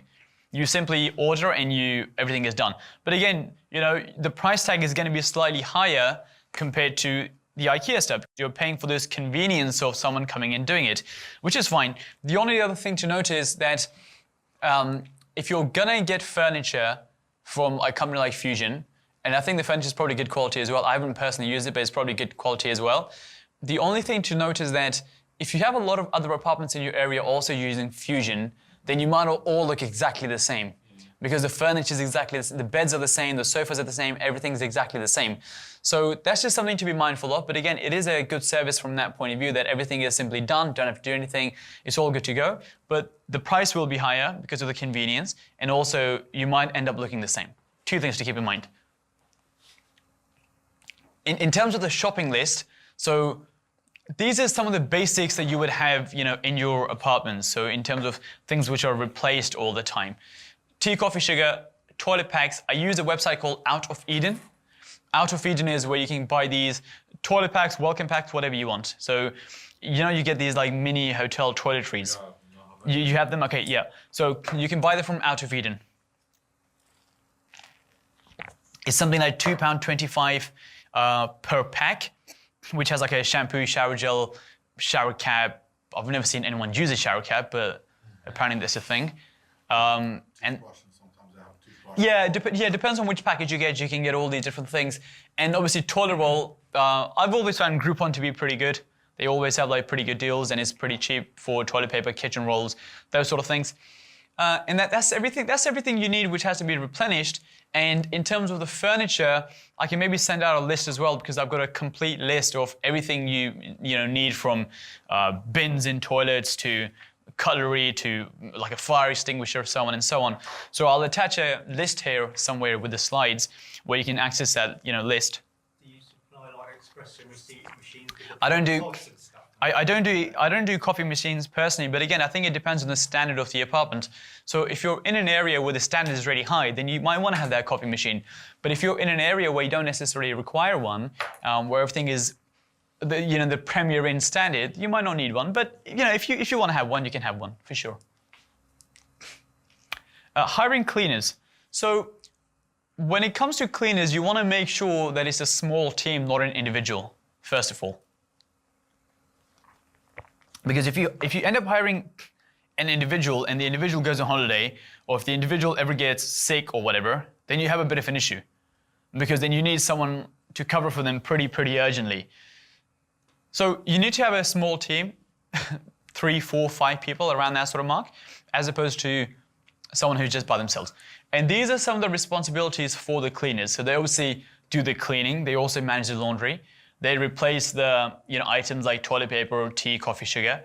They will also monitor the damage, and they can also do the inventory check. So those are the different things you want a cleaner to do for you for your apartments. In terms of finding a cleaner, I found this website really good. It's called care.com. It is a paid subscription, but it's really good for actually finding cleaners. So I believe it's national. You have a paid membership where you can basically just search your area, search what you're looking for, and there's loads of different cleaners on there. Maybe interview 5, 10 of them, see how big they are, how big the companies are, if they can take on all these responsibilities. If you use technology, so which we'll get onto later with the automation, are they able to use the technology you want them to use for scheduling cleans and monitoring cleans and so on and so on. So I'll go into care.com, pay for the subscription, interview 10, 15 different cleaners, and go from there. That's what I would do. In terms of the linen, there's 2 options. You can hire it or you can buy it. The benefit of hiring linen is the fact that it's good quality linen, and you don't have to keep washing it again and again. It comes every Monday, every Tuesday, whenever you want. New sets come in, and if there's any small damages or so on and so on, then it's not really your responsibility, because they sort of deal with that. Because if you think about it, if you get normal linen and you get some, I don't know, stains in it, like makeup stains or whatever, it's very hard to clean that out in a normal washing machine. But if you put that into an industrial washer, it comes out. So that's the real benefit of having hired linen, that it's just much better quality. See, because if you buy linen and you wash it 3 times a week, especially towels, by 3 weeks in, a month in, they're gone. They're literally gone. If you wash a towel 3 times a week, it's gone, right? It just turns into like a thin rag or something. So that's the benefit of hiring linen, that it's good quality stuff. Everyone, the guests are happy, it's nice and clean, it's good quality. That's the benefit of hiring linen. The problem with hiring linen, and therefore the benefit of buying linen, is the fact that it's much cheaper. See, the thing is, if you only have one apartment, linen is one of those things that it gets cheaper the more apartments you have, because they only have to do the drop-off once. Whether they drop 10 sets or 50 sets, the drop-off is only once, right? And obviously that chart is kind of like economies of scale. It gets cheaper the more you do. So it might actually be worthwhile for the first 2, 3 apartments maybe to buy the linen and rotate the linen, because it'll be significantly cheaper. But once you get up to maybe 4 units or whatever, you switch to hiring the linen. You know, it's just all about trying to make the numbers work. Maybe if you can hire the linen cheap enough, even on 2 units, then obviously just hire it. You know, if your numbers work, the numbers work, it's fine. But I'm just trying to let you know the pros and cons of either one so you can make a decision based on that. In terms of hired linen, Stallbridge is probably the biggest linen supplier in the country, and they pretty much cover all the areas. But again, they're the biggest and the most well-known, and they're not necessarily the cheapest. I've found the one I use in Hertfordshire is a local supplier from Peterborough, and it just comes out to be much, much cheaper because it's a local supplier as opposed to a big national company. So, you know, something to consider that if you're looking for a supplier, maybe see if you can find a local one first, which might do it for you cheaper. And then you've got to think about, should you buy linen or should you hire linen? And you might start with buying, and then later you might switch to hiring, whatever works. In terms of the setup with Wi-Fi, I've found that the Virgin Wi-Fi is really, really fast in terms of getting stuff going, because they just send you the equipment and you just plug it in and it's good to go. With some of them, obviously, some of the other companies, an engineer has to come out. It might take a couple of weeks' time, and there's delays and so on and so on. In terms of the fastest connection, if Virgin is available in your area, it's the fastest. They simply, in 2 days, they send you all the stuff, you plug it into the mains, and you're good to go. That's all you have to do. There's no engineer appointments. No one's going to come with the broadband stuff and test your wires and so on and so on. It's done. The problem with Virgin is it can be more expensive than some of the other ones, but it's fast. One of the other things to note with the property setup is that if you are going to go with another supplier, which might say, you know, it's going to take about 2 weeks, then that's not a massive issue, but you can't let a property out for 2 weeks with no internet. It's like, you know, nowadays, internet's probably just up there with like water or something, right? Like it's probably up there in terms of like, probably more than water, yeah. It's probably up there, so you can't rent a property out with no Wi-Fi. So what you can do is, while you're waiting for your main connection, you can get a EE pay-as-you-go dongle with like a 40 gigabyte like limit or something, and you can just keep topping that up. It's not the cheapest, but it'll last you a few weeks. So while you're waiting for that connection to come up, because think about it this way, you can't rent a property out with no Wi-Fi because some people are going to complain and they're going to leave bad reviews. So you might as well pay a bit more money to at least start generating some bookings, because if you can get some bookings, you'll cover that cost anyway. So what I recommend is get an EE dongle while your main internet connection is still being set up, and once that's set up, take the dongle away. We use in our FA, we use Smarty. Smarty, is that a dongle? No, well, no, it's a little SIM card. Basically, the one off the 3 network, the MVNO. Yeah, but does that come cheap, or? It's £20 for unlimited. £20 for unlimited. And it's Okay. a monthly contract. You can cancel it as and when Okay. you see fit. You basically see what I'm saying. Okay, fine. I mean, yeah, if you can get one of those things which is fast and it's got good, good connection, then go with that. But yeah, it's just if someone uses the main line, like a Sky broadband or something, and you need to have the main connection, sometimes it just takes a few weeks for them to come out and install it and so on and so on.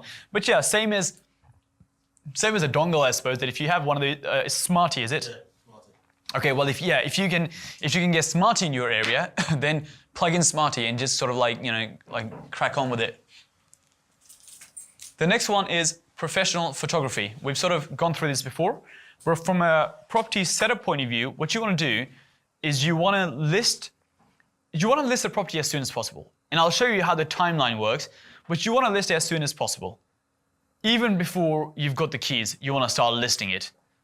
And I'll show you how that works in a second. But when you don't have professional pictures because the property isn't set up, you can just get the pictures of Rightmove, or maybe when you did the viewing, you took some pictures or whatever. Just use those pictures to do the initial setup. And then once you have the professional pictures, you can then just change the pictures, right? Just delete the old ones, put the new ones on. But the benefit of that is now you're not spending 3 days making all your listings. Everything's good to go. All you're doing is quickly changing the pictures. And I'll show you how the timeline works and why that's important in a second, but just keep this in mind that you need professional pictures, but initially you can just use the Rightmove ones or just some iPhone pictures, whatever is the fastest way for you to get listed. Do you know how much roughly professional pictures? Professional pictures will cost you, depending on area, 150. Well, I've paid £80 for 2-bedroom apartments, up to 150 for maybe 2-bedroom apartments, or maybe at a bigger property. Yeah, Yeah, that was for 4-bedroom house, but yeah. Okay, so 4-bedroom house, 150, One of the guys 2-bedroom. in the group, T-Boy, I think he's done it as well for us, £90, I think. Okay, so yeah, £95. let's say ballpark about £100. Guys, you know, you got to think about it this way. People try to save money on professional pictures because it costs £100. You'll make that back in one night. But if you have bad pictures, you'll lose like 10, 20, 30% of your revenue because the pictures are so bad. Yeah, it makes a world of a difference. So get professional pictures. There shouldn't really be much debate on this.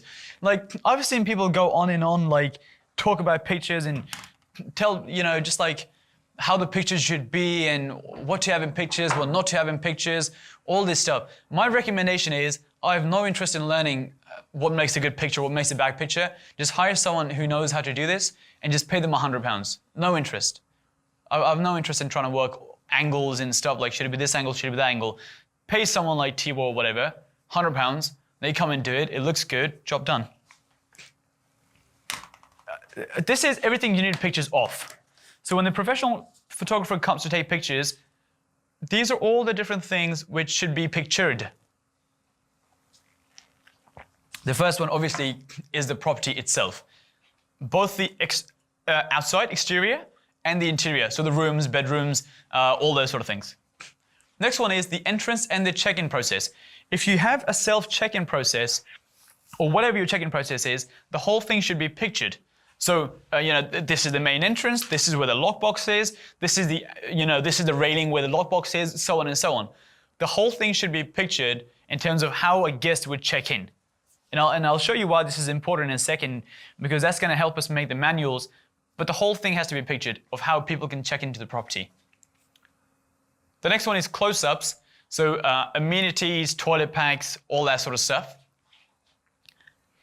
Because again, you know, you kind of want to showcase all the things which are in your apartments. If you have special amenities and stuff, obviously you want to showcase that, right?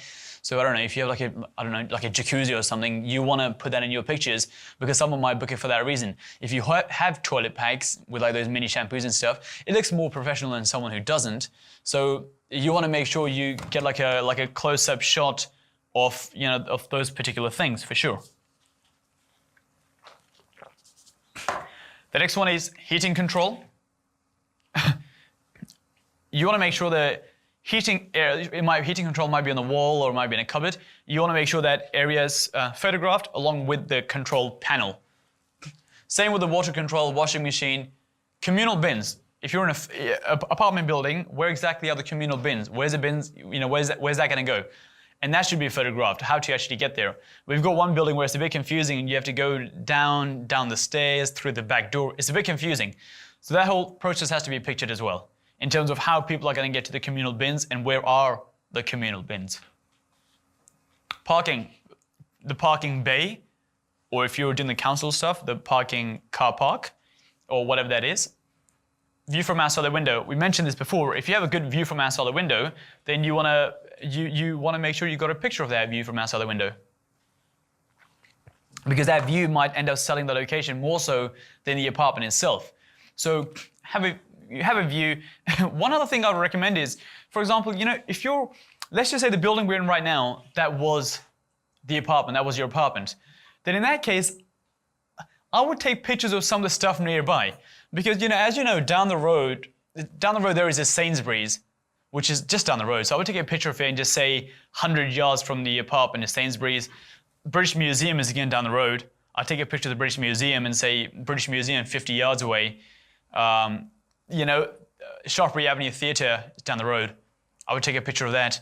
So kind of just to showcase what's around the apartment as well. And this building itself doesn't really have a view. I mean, it's just another hotel.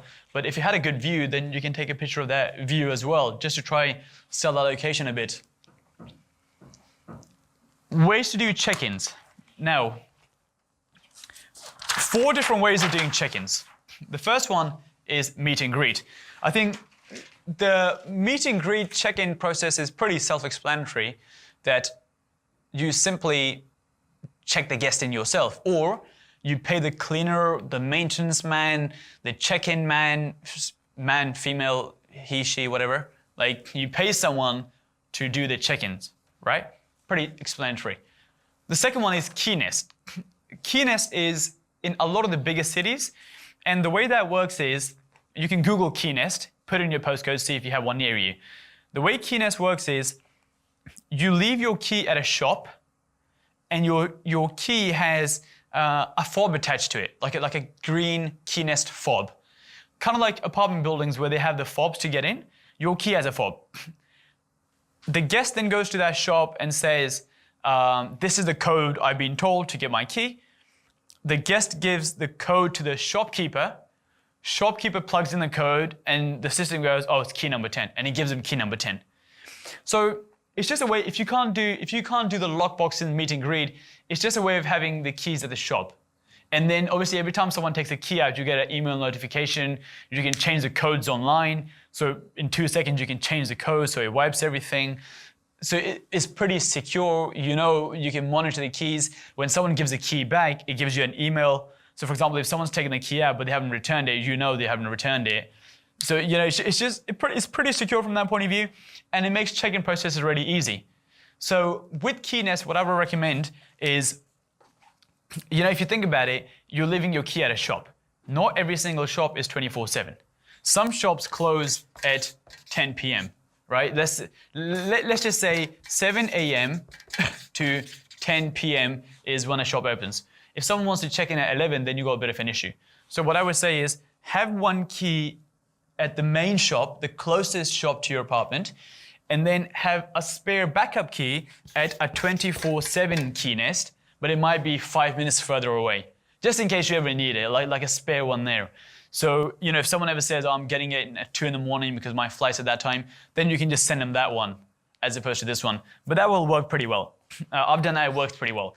If you don't have a Key Nest in your area, you can obviously always speak to like a local shop and see if you can work something out with the local shop. This again works well because it doesn't cost them any money, but the people who go in to get the key, they normally end up buying like milk and bread and all that sort of stuff. So a friend of mine, someone was doing it in like Leicester Square, key at the shop, and people would come in, they would buy some stuff as well. So it works pretty well. Next one is lockboxes. Lockboxes come in 2 different types. The first type of lockbox is basically a lockbox on a wall, right? This is supposed to be buttons, by the way, but it's already bad. There we go. A lockbox on the wall, I just made it better, right? By adding 3 more. This is supposed to be a lockbox on the wall that you basically go to a property, there's a lockbox, you punch in the code, you get the key out, and that's fine. Problem with that one is that, especially in apartment buildings, they sometimes don't like you putting up lockboxes. You can't just put up a lockbox, you know, especially if you're renting a property, especially if it's too visible and stuff, they don't like it. Building management companies don't like it. So you can't put up lockboxes. What's that? That's what we were just literally talking about this. Yeah, you can't put up lockboxes. So if they allow you to do it, or you can put it somewhere, then that's absolutely fine. But I'm just saying from experience, sometimes they don't like the fact that there's lockboxes. So here's another approach you can do. This is called a padlock lockbox. So imagine you've got a lockbox, right? You have a padlock, kind of like a bicycle padlock. I don't have a picture, but just like a bicycle lock, or like a lock, like, you know, like a padlock. You press a button, it opens, and you can hook it onto something. I've hooked these on so many places. I've hooked them onto railings, I've hooked them onto bike sheds, I've hooked them onto all sorts, wherever you can hook it on. Apartment in Victoria, outside the door, it's got a plant pot hanging off the wall. So, you know, like imagine this is the building, and it's got, this is like the plant pot, right? I've got the lockbox hanging off the plant pot on the thing. I know it seems a bit silly, like it's off a plant pot, but here's the other side of it, which is, this is the door to the apartment, and the lockbox is literally here. From a guest point of view, I think they would prefer that than walking 10 minutes to a shop. Because I know it looks almost a bit silly that it's on a plant pot, kind of like on the railing, but I think people are getting more and more used to this stuff now. I genuinely feel that. And from a guest point of view, you know, would you rather just get it from the plant pot by moving 1 yard, or would you rather walk 10 minutes back and forth, and then when you got to drop the key back, you got to go 10 minutes back and forth again?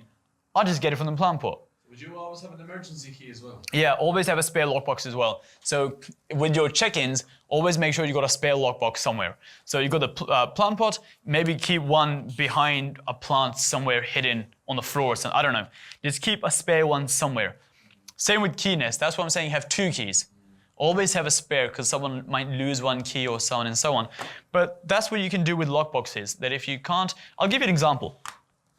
We have a building where we're not allowed to put up lockboxes, and the main building requires a fob to get in. There's no code, it requires a fob. So what we've done is that next to the building, so if this is the building door, right next to the building is the bike shed, which has a code. The check-in instructions are, put in the code to the bike shed, go into the bike shed, on the left-hand side, that's where the lockbox is with the key, hooked onto one of the bike railings. Because no one ever questions why is there a lockbox on a bike railing. People leave keys and stuff in there. So the check-in instructions are, press the code, bike shed, get the key, and into the apartment.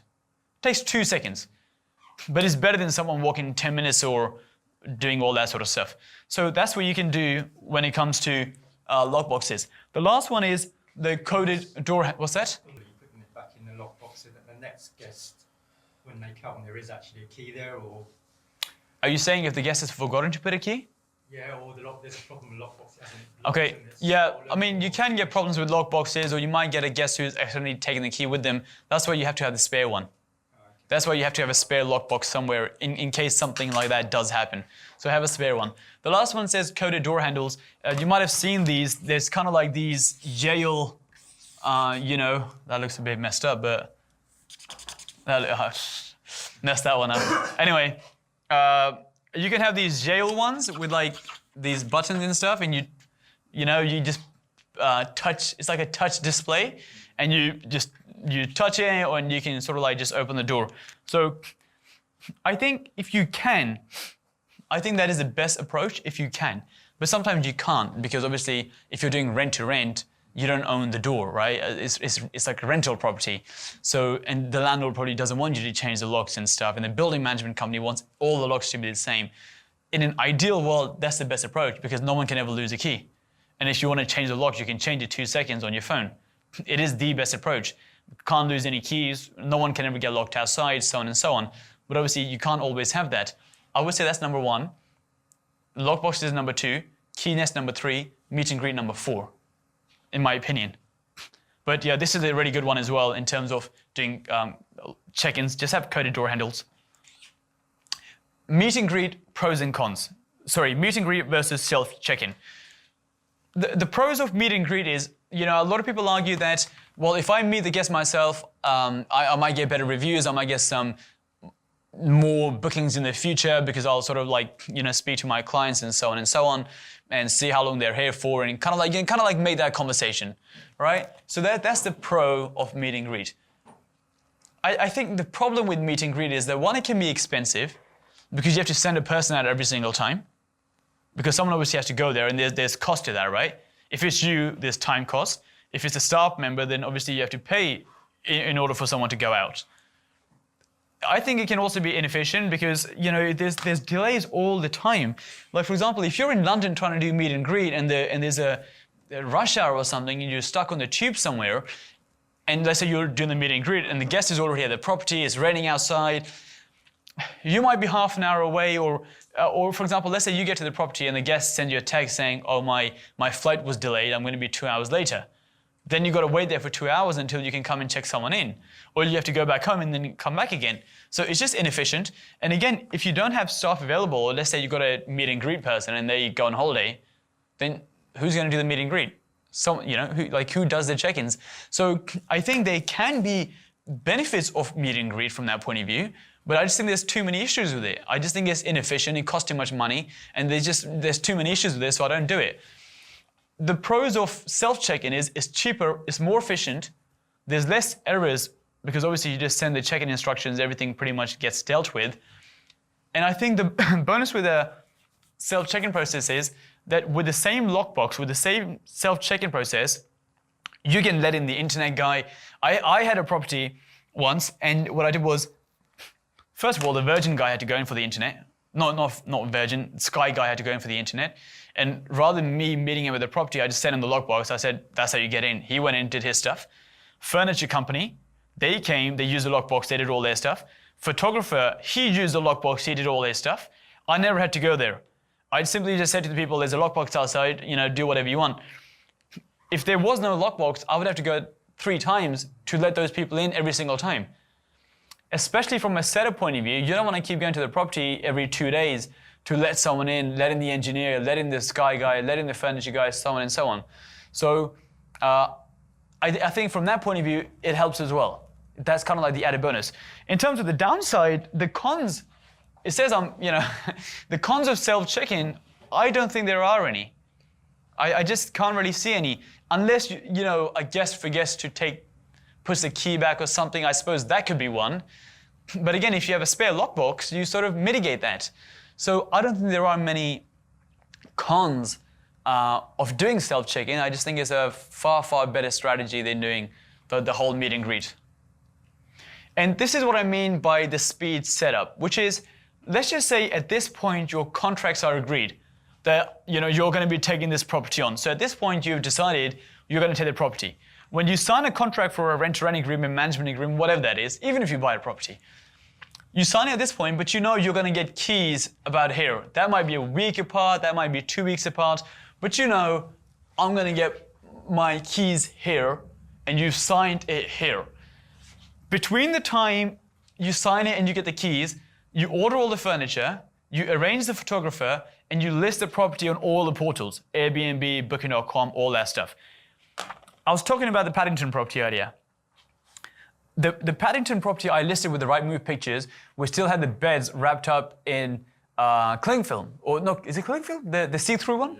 Yeah, cling film. Because with these letting agents, sometimes they cling film everything up. I don't know why. Maybe to keep it safe or something. I have no idea why. Everything was cling filmed up, and I put those pictures up onto Booking.com, and I was getting bookings at £200 a night from those pictures. My point is, you just list it and make it available from the day it's actually going to be available, i.e. fully furnished and set up. But what you don't want to do is you've got the property and now you're listing all the portals because now you're wasting time. You could have already done that, so the day everything is ready, it's good to go. Order furniture, arrange photographer, list on portals. You get the property, you furnish it, photographer comes the next day, he takes the new pictures, you delete the old pictures, upload the new pictures, and within 2 days, everything is set up. As opposed to, you get the property, now you're running around IKEA trying to see which furniture to get. You're wasting 3, 4, 5 days there. Then you got to build it for a couple of days. Then you call the photographer saying, when can you come? And he goes, oh, I can come next week, mate. And then he comes a week later. Suddenly, you're 2 weeks in and you've made no money, and it's costing you money. Whereas if you do it the flip way, which is as soon as the contracts are agreed, you start doing all that, this time here is like 2 days. 2 days. Because I'm getting the keys on Wednesday. All the IKEA furniture is ordered for the Thursday. Photographers in Saturday. Listings already up. Swap the pictures on the Saturday evening. You're done. 3 days. Otherwise, you're there for 2.5 weeks trying to do everything, and you're losing money month one. You want to be profitable month one. You don't want to be losing money month one. So that's what I call the speed setup, which is just making sure everything is ready, everything is good to go. So when you start doing it, you can just crack on like as soon as possible. Just one feedback thing on your side, just for yourself. Yes. You've forgotten the Wi-Fi. Oh, what, the Wi-Fi? No, as in on that timeline. Yeah. Oh, That's yes. important as well, right? Yeah. So yeah, again. A couple of weeks off. Yeah, again, you would want. Again, it would be before the property access. You want to make sure the Wi-Fi. Yeah, good point. Yeah. Obviously, I thought if you want to put that in the future. Yeah, someone edited the slides, put that in. But yeah, it's a good point. So when you order the furniture and stuff, you also want to make sure you do the Wi-Fi. So everything is like good to go, or whatever you're trying to use. So any questions on that whole setup process? Any questions on it? No? Okay, cool. Number 7, automation. The first thing you need is a channel manager, and let me just explain the reason you want a channel manager. So for example, if you think about it, you're advertising on all these different platforms, Airbnb, Booking.com, Expedia, HomeAway, TripAdvisor. You might be on 10, 20 different platforms. But the problem is, if you get a booking on Airbnb for Monday to Wednesday, then if you don't have then you would have to go into Booking.com and block those nights so no one else can also book Monday and Tuesday. because those nights have already been booked. Now, that is not feasible if you're using 5, 6 different portals like Airbnb, Booking.com, Expedia. What you need is one centralized place where your calendar is essentially managed. So, for example, let's say this is your calendar. This is your calendar. What will happen is this calendar is on your channel manager. The one I'm recommending is Guesty, and I'll sort of go through why I recommend Guesty. What happens is, as soon as someone books Monday and someone books Tuesday, the channel manager is connected to Airbnb, Booking.com, Expedia, TripAdvisor, and as soon as someone books Monday and Tuesday, it will block Monday and Tuesday on all the portals. So you don't have to run around, well, okay, I've got a booking on this one, let me block the other one. That is, kind of like the core functionality of a channel manager. Then obviously beyond that, you have like other functionalities in terms of the other things it can also do, which I'll go through now. But that's the main reason you need a channel manager. So with something like Guesty, these are some of the other things the channel manager can do. For example, the first one is automated messages. So automated messages are messages which are sent out in a sequence as when someone makes a booking. So for example, let's say someone makes a booking at this point. As soon as they make a booking, it will send a message which is like a confirmation message. Well, like a booking confirmation, thank you for booking, blah, blah, blah. It will automatically do that rather than you sending that message out physically saying, because otherwise it would take a long time every time someone gets a booking.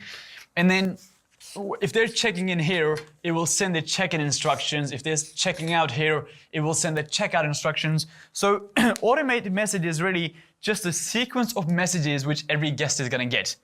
So after checkout, you could have a message saying, could you please leave me a review, for example, right? And after the check-in, you can have a message saying, is everything okay? Like, if you need anything, here's our contact details, blah, blah, blah, just let us know. So again, just to improve your customer service. So that is what happens with automated messages within Guesty that all of their guests dealt with, rather than you physically sending those messages out. Second one is auto reviews. Guesty has this functionality whereby once a guest checks out on Airbnb, it says after 3 days, Guesty will automatically review the guest for you.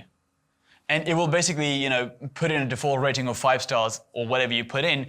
And they have some like templates where you can put in and you can build, you can input some templates and it will review the guest for you and it will basically just publish those reviews. Because obviously from, Airbnb's point of view, they want you to review guests as well because it's better for them because the whole system is built on trust. But rather than you actually logging on and reviewing the guests, it will just do that for you. So it saves you a bit of time there as well.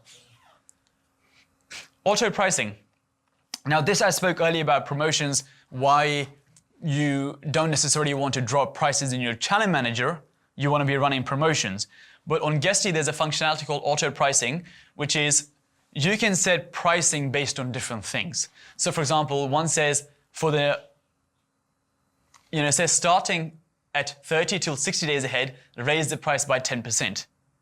So let me give you an example. What it does is, if this is today, this is 30 days, and this is 60 days. It's saying in this 30 to 60 days, increase the price by 10%. It's boosting the price up on the channel manager, which feeds the prices onto all the portals like Airbnb, Booking.com, Expedia, so on and so on. Because going back to the promotion stuff we spoke about in marketing with Booking.com, let's say you have a 10% early bird discount, right? What you could do is you could increase the prices by 10% for a month in advance on Guesty, and then run a promotion to drop it 10% on Booking.com. So you still make the same amount of money, but now you get a promotion on Booking.com, which improves your performance scores and so on and so on. So that is how you would automate your promotions, which is to keep the same base rate, you would program on Guesty the price increases, and on Booking.com you would then run the promotions, Airbnb you would run the promotions. But you can even have stuff like if someone books 2 months in advance, you can have a higher rate. Because if someone's booking down the line, you don't necessarily need that booking there and then, maybe you can charge a bit of a premium. So you can sort of play around with that, but I'm just showing you from an automation point of view, that's something which can be done as opposed to you physically changing prices all the time, because that just becomes a bit, becomes just a bit too much time consuming. Auto payments. So with auto payments, what that does is, if you're taking the payments yourself on booking.com, I'm going to show you some other things you need in order to take payment. You need a payment processor like Stripe or WorldPay or something. But auto payments on Guesty, that will take the payments for you. So you simply link your booking.com account to Guesty, and every time a booking is made, it will process the payment. Does it automatically, is it? Yeah, it will automatically process the payment because Guesty is linked to Stripe, which I'll come on to in a second. But yeah, it will, rather than you logging on to Stripe and searching the card details, so on and so on, it will automatically process the payment. Another thing it can automatically do, is hard to see on the slides, but it can authorize hold the security deposit. So let's say you have a £200 security deposit and you don't want to charge their card, you just want to authorize hold. What that means is that you're not taking the money from their card, it's just frozen on their card. That if you want to take it, then you can. You have up to 7 days. But again, Guesty can do that for you as opposed to you logging in and obviously taking the payment manually. Because again, these small things, imagine you have 10 apartments. Might be 10 payments a day. Might be 10 guest reviews a day. Might be 10 check-in instructions a day. That's a lot of small things happening. So if you can get rid of all those small things, obviously it's far, far better. Auto task. What that does is, your checkout cleaning task. So for example, we had, in this case, we had a booking here. Let's say someone books for Monday and Tuesday. That means the checkout is on Wednesday morning. As soon as the booking is confirmed, it sends the checkout, it sends the clean, because obviously it's set to the checkout date, to the cleaners. And the cleaners get a notification that could be via text, via email, or via the Guesty app. And again, that's why I said, when you find your cleaners, make sure they can work with your systems. And you can set up either one, text, email, or app. And every single time there is a booking confirmed, it will send them a text saying there's a clean being scheduled for this date. If the booking was to then get cancelled, it will then also send a text message saying the booking is now cancelled, therefore the clean has also been cancelled for this date. So the cleaners always in real time know when the cleans are and if they're cancelled. So as soon as something happens, they know. Rather than you communicating back and forth with the cleaner saying, can you do this day, can you do that day, so on and so on and so on. Saved replies. Now, this is where Guesty is different to all the other channel managers. There's a thing on Guesty called saved replies. So, for example, saved replies are the same as FAQs, right? Because typically, guests in service accommodation ask the same questions again and again. Do you have Wi-Fi? Where can I park my car? Where do I throw out the trash? Can I check in early? Can I check out late? It's the same stuff again and again.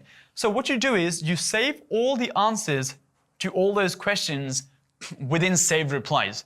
All the FAQs you save within saved replies. Where Guesty is different to all the other channel managers that exist in the market is that from an automation point of view, guest communication is probably the single biggest thing in terms of the thing that takes up the most time. Because see, when people are inquiring about an apartment, they ask a lot of questions. When people stay in the apartments, they ask a lot of questions. Wi-Fi, bins, so on and so on and so on. And once they leave, they don't really communicate much after that. But there's a lot of communication before they, in the booking phase and at the phase of when they're actually staying in the apartment.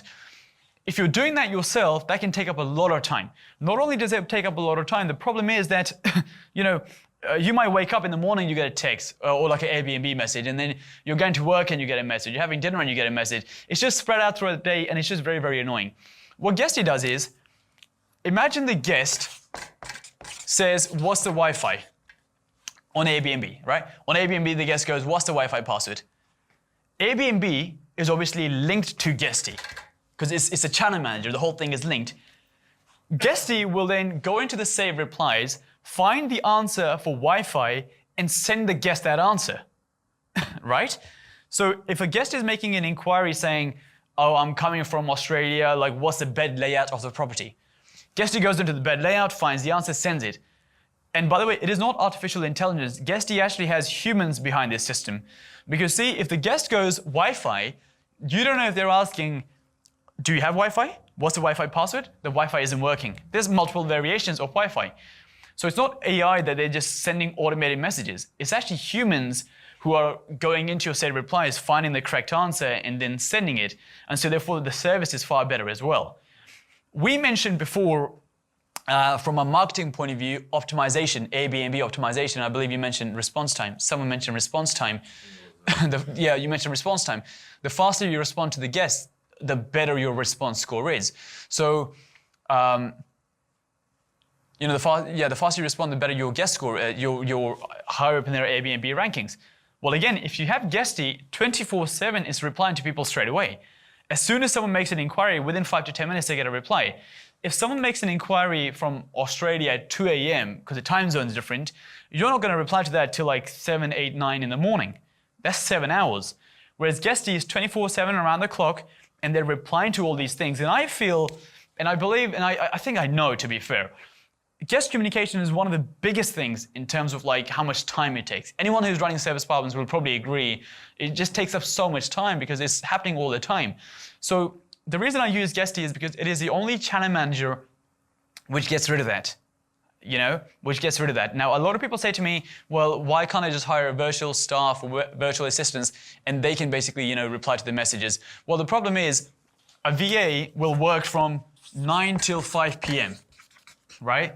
But then if you get a message from 5 till 9 p.m., you need another VA. So now you need 2. But no VA is going to work 7 days a week. They will work 5 days a week. So then you need separate weekend VAs who have to work 9 till 5, 5 till 9. So you need a minimum of 4 VAs in order to respond to all your messages all the time, which is very, very hard to do, especially when you're starting off. So that's the reason I recommend Guesty, which is it will do all that for you. The whole thing will be automated for you. Okay, so another thing with Guesty. Guesty also have a SMS and phone support number. You can actually give this number out to guests in case of an emergency. So for example, if a guest has an emergency, like they've been locked outside, you can give Guesty's emergency number and they will call Guesty. And if it's an emergency, Guesty will call you saying the guest is locked outside, flooding in the apartment, so on and so on. No other channel manager has that. All the other channel managers are basically just a piece of kit with no real service element of it. Guesty has a phone number. Guesty has another thing. If a guest was locked outside and they send a message on Airbnb saying there's no key, I'm locked outside, Guesty will flag that up as an emergency and they will actually call you saying this guest is locked outside, can you do something about it? There's no point sending a message for that one because it's more of an urgent situation. There is no other channel manager which does that. From a service point of view, it is, in my opinion, the best service. It's humans replying, it's replying fast, they have their own phone number, and it's just dealing with things quickly. Another feature is called this listings protocol, which is already, the functionality is called, oh, this is wrong, this should say protocol and phone number. It's called if then this. It's the concept that if this happens, then this should happen. And you can build in all these different scenarios within Guesty. So for example, you can have something like this. If a guest says, can I have a late checkout? Then send them the payment link for the late checkout fee.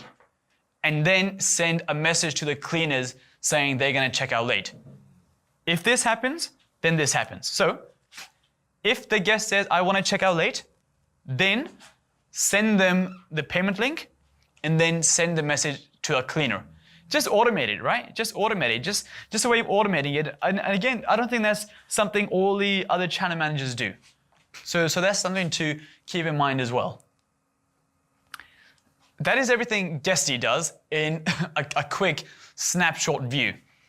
Obviously, you've got to set all this up, upload your listings, but these are some of the reasons I use Guesty, because if you think about it, if it's taking the payments, if it's arranging the cleaners, if it's communicating with the guests, if it's doing all that stuff, and it has phone support, going back to this whole principle of 80-20, if you had to have one system which will make the biggest difference from automation, it's the channel manager. I'm about to show you a whole bunch of other smaller systems you can use which will complement it. But if you had to say, what's the one system I need in order to get going, it's simply the channel manager. That's what you need, because without the channel manager, the whole thing sort of breaks apart. It's the one thing you need. Otherwise, you end up getting double bookings. Your rates are different all over the place. Because keep in mind, you set your rates within Channel Manager as well. Rather than going on to Airbnb, £100, Booking.com, £100, Expedia, £100, you will set £100 in one place and it will put it everywhere. It's just far better control. So you have to have that. How much does that cost? I know Guesty has different packages. The basic package starts from 3% per month, and the max package, which has all these add-on tools like them replying for you and stuff, is 5% per month. So what you're going through is the full package. Yeah, it's a full package. Is 5% per month. That's the fee for it. 5% of all the revenue. It's 5% of revenue after the commissions. So for example, if this is your revenue, Booking.com takes their 15%, and then it's 5% of the remaining balance. It avoids the cleaning fee. It doesn't charge. I don't think it avoids the cleaning fee and stuff. I think it's on the revenue from the listing price. It's not gross revenue then. No, it's not gross revenue. No, it's after that. So it's no, it's pretty good. It's pretty good. Is there a minimum size that they work? Sorry. Minimum size. Yeah, Guesty has a minimum requirement of 4 units. If you send me an email, I can put you in touch with someone, and they will let you get on with less than 4 units. But yeah, if you just commercially approach them, then it's 4 units minimum. Rental United is the next one. What Rental United does is it's an add-on to Guesty. When you sign up to Guesty, you get Rental United for free. And what that does is, I'll do a new page. Imagine you have Guesty. You set up your listing on Guesty, which puts it onto Rentals United. And Rentals United can put it onto all the different platforms like Expedia, HomeAway, TripAdvisor. It can sort of put it everywhere. And it's just much, much easier to synchronize. What I would say is Guesty itself is able to do Airbnb and is able to do Booking.com. And I believe these are the main 2 you need. So again, you don't even necessarily need Rentals United, especially when you're starting. Rentals United comes in handy when you have Expedia, TripAdvisor, HomeAway, more and more portals. But when you're starting, all you need is Airbnb and all you need is Booking.com. So I wouldn't do Rentals United to start with. I would sort of do that slightly later on, and I would get on with just Guesty for the time being. The next one is Stripe. Stripe is essentially the payment processor which I use to take my payments. So, think of WorldPay, think of Sage, all those portals where you can essentially take payments. The one I use is called Stripe. The reason I use Stripe, I don't think there is one better than another. Some of them might have slightly different features, but at the end of the day, they're all just payment processes. The reason I use Stripe is because it links directly to Guesty. And if you want to automate your payments, then that is how you would do it. You would have to use things which are compatible to each other. So you simply sign up for a Stripe account. And Stripe it's just a payment merchant. So for example, when you call a hotel and the hotel says, can we have your long card number? And they put those details in, they probably are putting into Stripe, WorldPay, Sage, one of those platforms. That's what it is. So it's just a tool which allows you to take card payments. So sign up to Stripe, connect it to your Guesty account, and then you can automate all your payments. So that's one way of doing it. Properly. Properly is really good for cleaning and operations. So if you want to manage your cleaning stuff, then you really should be using Properly if you want to do it efficiently.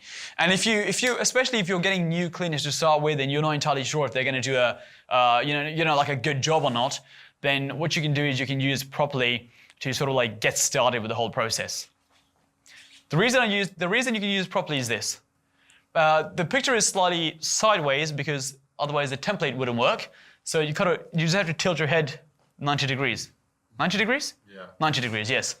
So what it does is, imagine, rather than having a physical checklist of, step 1, step 2, step 3, you have what's called a visual checklist. So you put a picture of your apartment of one of the rooms, and it has these different icons. The cleaner on their phone has a checklist. The cleaner taps on the icon, and it tells them what to do. So that will say water the plants. That will say so on and so on.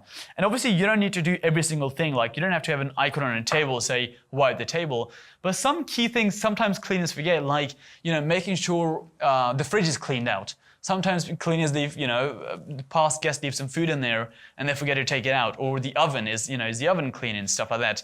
So you can basically build a checklist which goes through all the main things from that point of view. So you don't have to worry about, well, like, you know, have they done a proper job or not? The second thing is, again, if you tilt your head 90 degrees, the cleaner then has to take a picture of every single room if you turn that option on. So let's say this is the living room, right? They will go and they will clean this room, and then there will be the next step of the checklist will say, submit a picture of this room.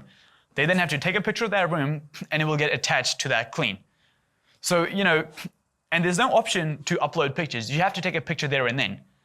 So they can't just clean it once and take 10 different angles and keep uploading. It has to be taken there and then. And that's good for you because obviously, you know, if a guest ever says, oh, the place isn't clean, you can just log into the app, go to the last clean, look at the pictures, and see if it was cleaned properly or not.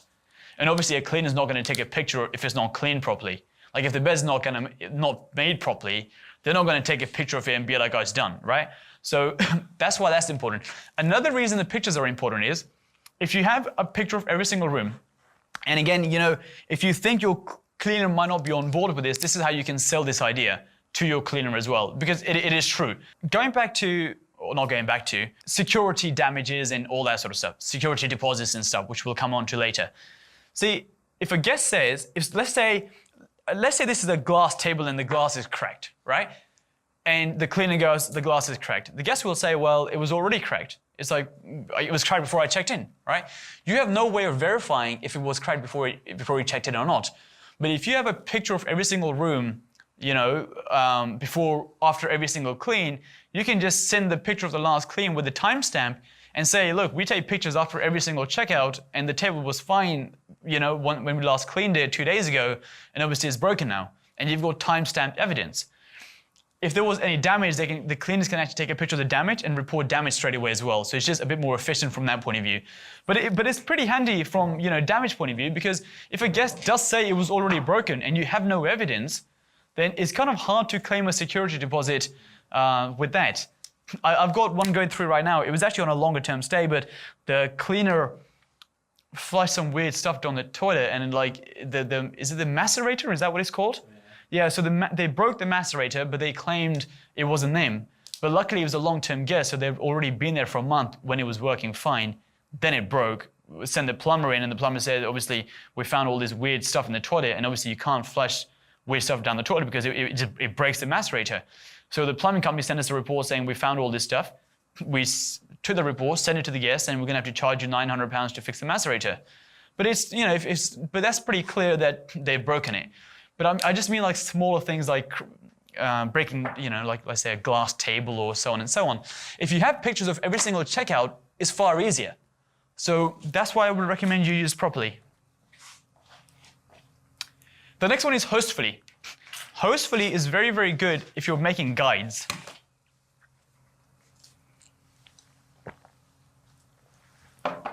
So what Hostfully can do,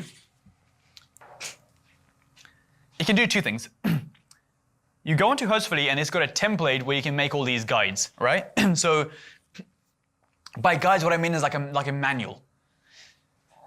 With this manual, you can have a physical copy of the manual, printed and left in the apartment, and you can send an online version of the manual to the guest. The reason the online version is good is because, for example, the guests tend to have a lot of questions before they check in, right? Like, you know, I don't know, like, do you have Wi-Fi, or how can I get to the property? I'm coming by train, what's the nearest train station? You know, all these sort of questions. If you only had a physical manual in the apartment, they can't know the answer to those questions until they get to the apartment. But if you send them an online manual, then obviously they already have all the information while they're still in Australia, like, you know, planning their stay. So these are some of the things you can do. So you have different sections. You just send them the link to your manual. There's different sections: arrival, house manual, departure, places to eat, bars, so on and so on. You know, how to get the key, the Wi-Fi password, the check-in times, literally everything. Because think about it this way. if you put everything on the manual, then if everything is already there, then you don't have to waste time. It cuts down your communication. Because if they've already got all the information, they will just flick through in their time and find all the information. They're not going to keep calling you or messaging you saying, oh, can I come at this time, train, blah, blah, blah. So it's also a good way of automation. Because all the FAQs, frequently asked questions, you're dealing with, because they're already being addressed within the manual itself. I'll give you some examples. So when it comes to arrival, it lets you put on the different ways you can arrive. This is Stevenage train station, and this is one of my apartments. So, as you know, if you go into Google Maps and you search directions, walking directions, it kind of like tells you how to get there, right? Like it just shows you the map of how to get there. So I screenshotted the Google Maps directions from the station to the apartment, and I wrote a caption saying, if you're coming by train, you need to get off the station, cross the bridge, go towards the superstore called Tesco Extra. You'll see Skyline House opposite the superstore. And again, now no one's going to ask me like, how do I get there and so on, because all those things have been addressed. FAQs. How do I use a sofa bed? Where do I throw the trash? Can I bring my pets? House rules. FAQs. The more you can address, the less calls you're going to get, the less messages you're going to get, and your customer service is also better. Does that make sense? For example, how do I throw out the trash? So this is that question. For example, this is a card, right? You can click on it and a card pops up. So this is the card, and these are the communal bins for this building here. These are the bins. And I've just written instructions of how to get to those bins, and that's where you throw out the trash. So now no one's going to call me and be like, well, where do I throw out the trash? Because it's already been addressed. Now, remember back to the section on property setup, and I said the pictures section, and I said you have to have pictures of everything. Communal bins, heating, washing machine, hot water control, the check-in process, everything. Because you take all those pictures and you create a manual. So with your check-in, you should have picture by picture how to check in. This is the main road. Go down this alley. There's a lockbox on the flower pot. Take a picture of that. Like step by step the whole thing. Because then no one's going to call you saying, oh, I can't find the apartment, I'm lost, blah, blah, blah.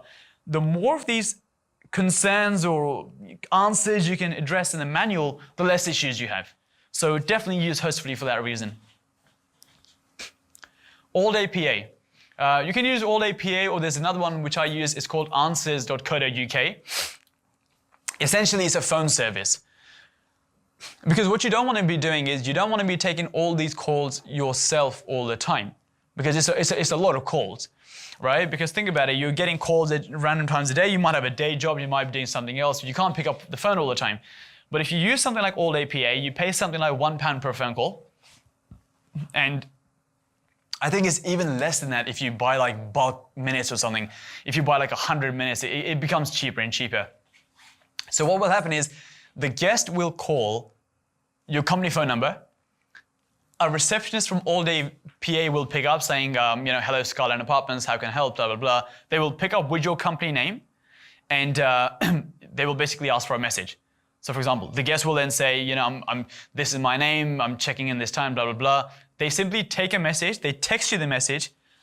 Guest calls All Day PA. All Day PA take the message, then they text it to you, and they also email it to you. Because you see, what you'll find is that 99% of the messages are not urgent. If they're urgent, it will say in the text, the guest that it's urgent. 99% are not urgent. It's something like, oh, I'm coming in 2 weeks' time, blah, blah, blah. So what you do is you get all these messages. Let's say you got 4 messages in one day. When you're free, you sit down and you deal with all those 4 messages in one go. What you don't want is just random calls throughout the day, because it just becomes a bit of an issue, because you might be doing other things and it just becomes a bit of hassle. But you can sit down and like address all those things in like 5-10 minutes.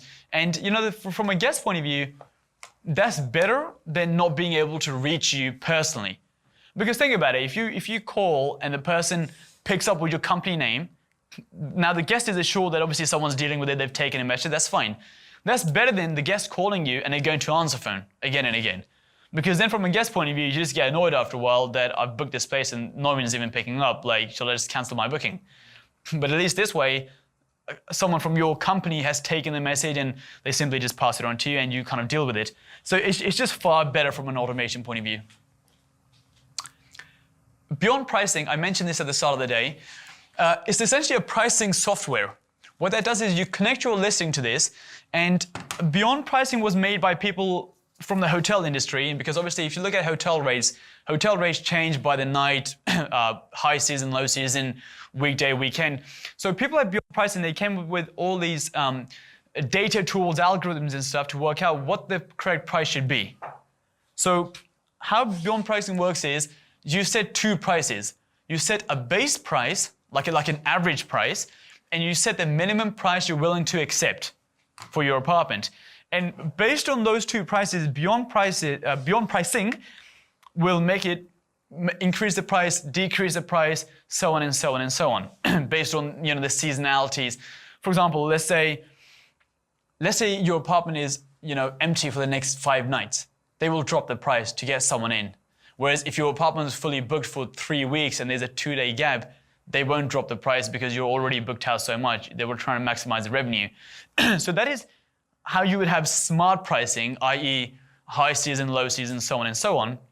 But with this, I would just keep into consideration that if you're going to be running promotions, then there might be a bit of an overlap, because if this drops the price and then your promotions drop the price even more, that might become a bit of an issue. So that's just something to be wary of when it comes to running your promotions and setting your prices. But this is, if you go to Airbnb, they have their own smart pricing, but it's not very good because it just kills the rates way too much. It just ends up charging silly rates. So what I would recommend is use Beyond Pricing if you do want this dynamic, smart pricing automated, rather than you going every single line and trying to change it. And this again works in commission. They charge 1% commission, I think, after again OTA, after the Airbnb, Booking.com commission, the revenue, they charge 1% of that. So that's something you can use. Section number 8, guest verification. Now there's 2 main reasons you have to have security checks and guest verification. The first one is prevent parties and any sort of like noise-related disturbance or like anything which you don't want in your apartment. And the second big one is to prevent chargebacks. Chargebacks is massive. So what a chargeback means is, let's say a guest checks into your property, they stay in your property for 3-4 nights, and 2 weeks later, they say to the bank, well, I never stayed here. I don't recognize this charge on my file. Then if they say, I don't recognize this charge on my file, then basically what happens is, card company will actually take that money back. So for example, if I'm the service accommodation operator and you as a guest said, I don't recognize the charge of my statement, they will actually send you the money back. And then I have to prove that you did actually buy my product or service, and therefore this is an accurate bill. So this is why credit card fraud in the hotel industry is so big, because what people do is they stay in the hotel and then later they claim I never stayed here. Then the hotel has to prove that they did stay here, otherwise they can't get the money. That's what a chargeback is. It's crazy, but that's... It should be the other way around, then. It should be the other way around, exactly, but that's how it is, because obviously from a credit card company's point of view, from a bank's point of view, they always favor the customer. They don't favor the business, they favor the customer. Credit card theft is so prevalent nowadays that they always favor the customer, and a business has to prove that they did buy the product or service purely because, I guess it makes sense from that point of view, because things get stolen so much nowadays, details get stolen so much nowadays that they just take the money back, and the business has to prove they did it. So those are the 2 main reasons. Let's cover the first one first, which is preventing the parties and that sort of stuff, and then later we'll come on to the chargebacks. The first one is on Guesty again, which is a channel manager we looked at earlier in the automation section. There's a thing called screen unwanted guests. So there's actually a checklist. And you can create a checklist, and Guesty will automatically go through that checklist for every single guest who makes a booking on Airbnb. Not on Booking.com, but on Airbnb. So I'll give you some examples here, right? If the guest says, can I have an event at the property? Then the answer is no, and that's built in. If the guest says, oh, we need an apartment for doing some filming or doing a photo shoot, because you get a lot of those requests for people, they want to use the apartment to make a movie, or like, I don't know what kind of movie, but a movie, right? Of some sort. And again, the answer is decline. If the guest from the same city as the listing makes an inquiry, then they have to ask us.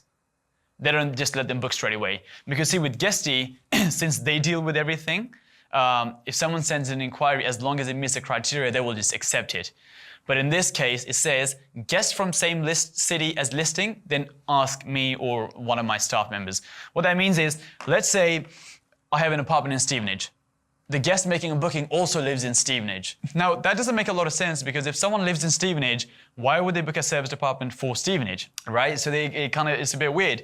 So what we found is like a lot of parties obviously generally happens because a teenage guy or a 21-year-old, 22-year-old books something down the line, down the road, and they book a property down the road, and that's where they have the party. So as soon as that happens, it flags up, it sends us a message, and then we can do further checks. So for example, if it was like an older person and they said, I've got some family coming over, I don't have much space in my house, that's generally okay. Or if someone sent us a message a few weeks ago that our house has been flooded, we need somewhere for 2 weeks, it's kind of okay. You look at their reviews and profile and stuff, and it's fine. If a 19-year-old makes a one-night booking on a Saturday night and they're from Stevenage and they're booking a listing in Stevenage, then it's going to be some sort of gathering. Like, it's pretty self-explanatory, right? It's not exactly, it might not be, but obviously why would you take the chance on that? So those are the sort of things you can do in order to prevent parties and those sort of things happening, that you can, flag up all these rules and you can flag up checks like that in order to make sure the people you want in your listing end up booking the listing. So that's something Guesty does, and it's done automatically without you having to do anything. The second one is take security deposits. Now, if you take a security deposit of £100, £150, £200, you let the guests know that if there's any type of damage, then they're going to be charged for that. They're less likely to sort of be a bit careless with the property. If they know they're going to be charged £200 if they don't return a key, they're going to return a key. A security deposit is not necessarily going to prevent a party for sure, but it will definitely help from the point of view that people aren't going to take the piss, with those smaller things. The way Airbnb works at Booking.com is slightly different from like a verification point of view. So these are some of the things you can do on Airbnb. The first one is the profile check. In terms of the profile, you can just see what type of person is it.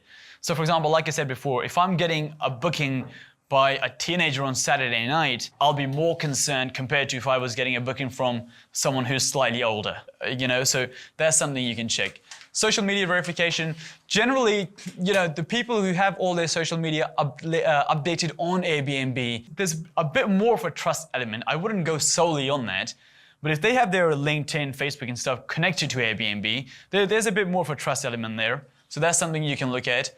ID verification, every single person, even for instant booking, I've got ID verification turned on. They have to have their ID verified on Airbnb for them to book instantly. If someone doesn't have their ID verified on Airbnb, then I don't let them stay.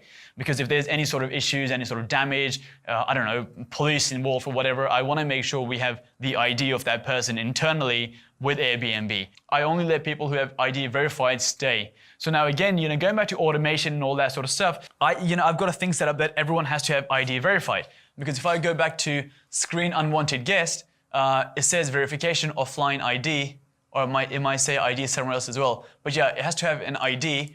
So therefore, if a guest doesn't have an ID, Guesty will send a message saying, here's the link where you can update your ID on Airbnb. Can you please verify your ID? Once it's verified, then you can continue with the process. So again, you don't want to be doing that all the time. You don't want to be messaging guests saying, can you put your ID on? Guesty will take care of that for you as well. So that's something you can do, ID verification. And then guest reviews, like do they have good reviews? Do they have bad reviews? If they've got 3-4 good reviews, then it should be fine. But if they have no reviews, or if they've got bad reviews, then obviously you don't exactly want those type of people. That's something you can do. So these are the main things you can do, which is have a criteria set up. So for example, when I said reviews, Guesty will also check the Airbnb reviews for you. So it says reviews. If bad reviews, then ask. And if they have bad reviews, they will send us a message saying, this guest is trying to make a booking, but they've got one bad review. Shall we accept or not? And then, you can sort of look at the reviews based on, well, how many do they have? How many were bad? So on and so on. Even that part is automated.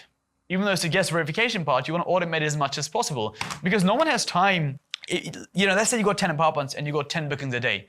You don't have time to look through 10 different people's reviews and stuff to see which one's got good ones, which one's got bad ones. So again, that's automated. So which is, very, very handy from that point of view within Guesty. So you check the reviews and stuff, you have a security deposit, you have the profile check, social media check, ID check, review check. So those are all the different things you can do to prevent parties and that sort of stuff. Here's another thing. This is mainly more so for the chargebacks, but I guess it can also apply for like parties and all those sort of different things. What you have to do is this, and I'll draw this out, but what I will also do is I'll do a video demonstration of how the whole process will run. How this whole process will run from start to finish and how you can verify guests. Let me give you a brief breakdown of how it works. You need to create a form where you take these 4 details. Government issued ID, picture of the bank card used to make the booking, the billing address for the card, and they have to sign your terms and conditions. And it says down here, you can use a tool like DocuSign and FormSite to create this form and collect all this information. This is how it works. You make a form using something like FormSite, right? There's different fields. So you have the guest name, surname, email, billing address, all that sort of stuff. 2 attachments. The first attachment is for their ID. The second attachment is for their card. All your terms and conditions. And at the bottom, there is a field where they can sign your terms and conditions. Everything in one place. If you send an email saying, can you send me 1, 2, 3, and 4? They'll reply back sending you 1, forgetting the other 3. Or sending you 2, forgetting the other 2. You have to have one form with everything. And until you complete every single field on that form, you cannot press the button which says submit. Doesn't allow you to press it. It says field missing, go fill that field first. It used to be the biggest nightmare trying to get all these details because people would forget to send stuff, they would take too long. They'd be like, oh, I thought I had to send this, all that confusion. You can get rid of all that confusion by simply having one form where it asks for these 4 informations. So does that make sense how you have one form? Now what's next is this. This form has a URL link, right? So every form has a link which you can use to send that form out to people. You will use your channel manager that as soon as a booking is made, booking confirmation is made, you booked my apartment, as soon as the booking is made, I send you a booking confirmation with the link to the form. So as soon as you make a booking for my apartment, you get this form straight away saying, can you please fill in this form in order to receive the check-in instructions? So now what happens is this. You complete the form and you send me everything back. Now I've got your ID, I've got your picture of your card, I've got billing address, and I've got the signature on the terms and conditions. Now let's think about it from a chargeback point of view. If you said to me, if you stayed in my apartment and 2 weeks later you were like, well, I've never actually stayed here. You say to your bank, I don't recognize this charge. I now have to prove that you did stay here. So this is how I would do that. I've got all this information, right? The first step is, if I have your ID, so I've got your ID, this is a picture of you, I've got your name, I've got this. I've got the bank detail with a long number, expiry, the CVC on the back. What you have to do is this, and obviously your name is on the card as well. The first thing you're doing is you're making sure the name on the card is the same as the name on the ID. Those 2 things have to match up because obviously the person staying in the apartment has to be the one making the payment. If John is staying in the apartment but the card says Ben, Ben's not staying. Ben's going to say to his bank 2 weeks later, I don't know what this charge is, I've never stayed here. That's why the name has to be the same. This is where the trouble comes in. Let's just say, let's give these names so it'll be easier. This is John for the ID and this is Ben. Again, that doesn't work, right? Because John's staying, but Ben's name is on the card. So now you're like, well, no, you have to send me your card because if John goes, well, I never stayed here, you have a problem. Let's say the card actually does say John. How do you know he hasn't just gone on Photoshop and put in John?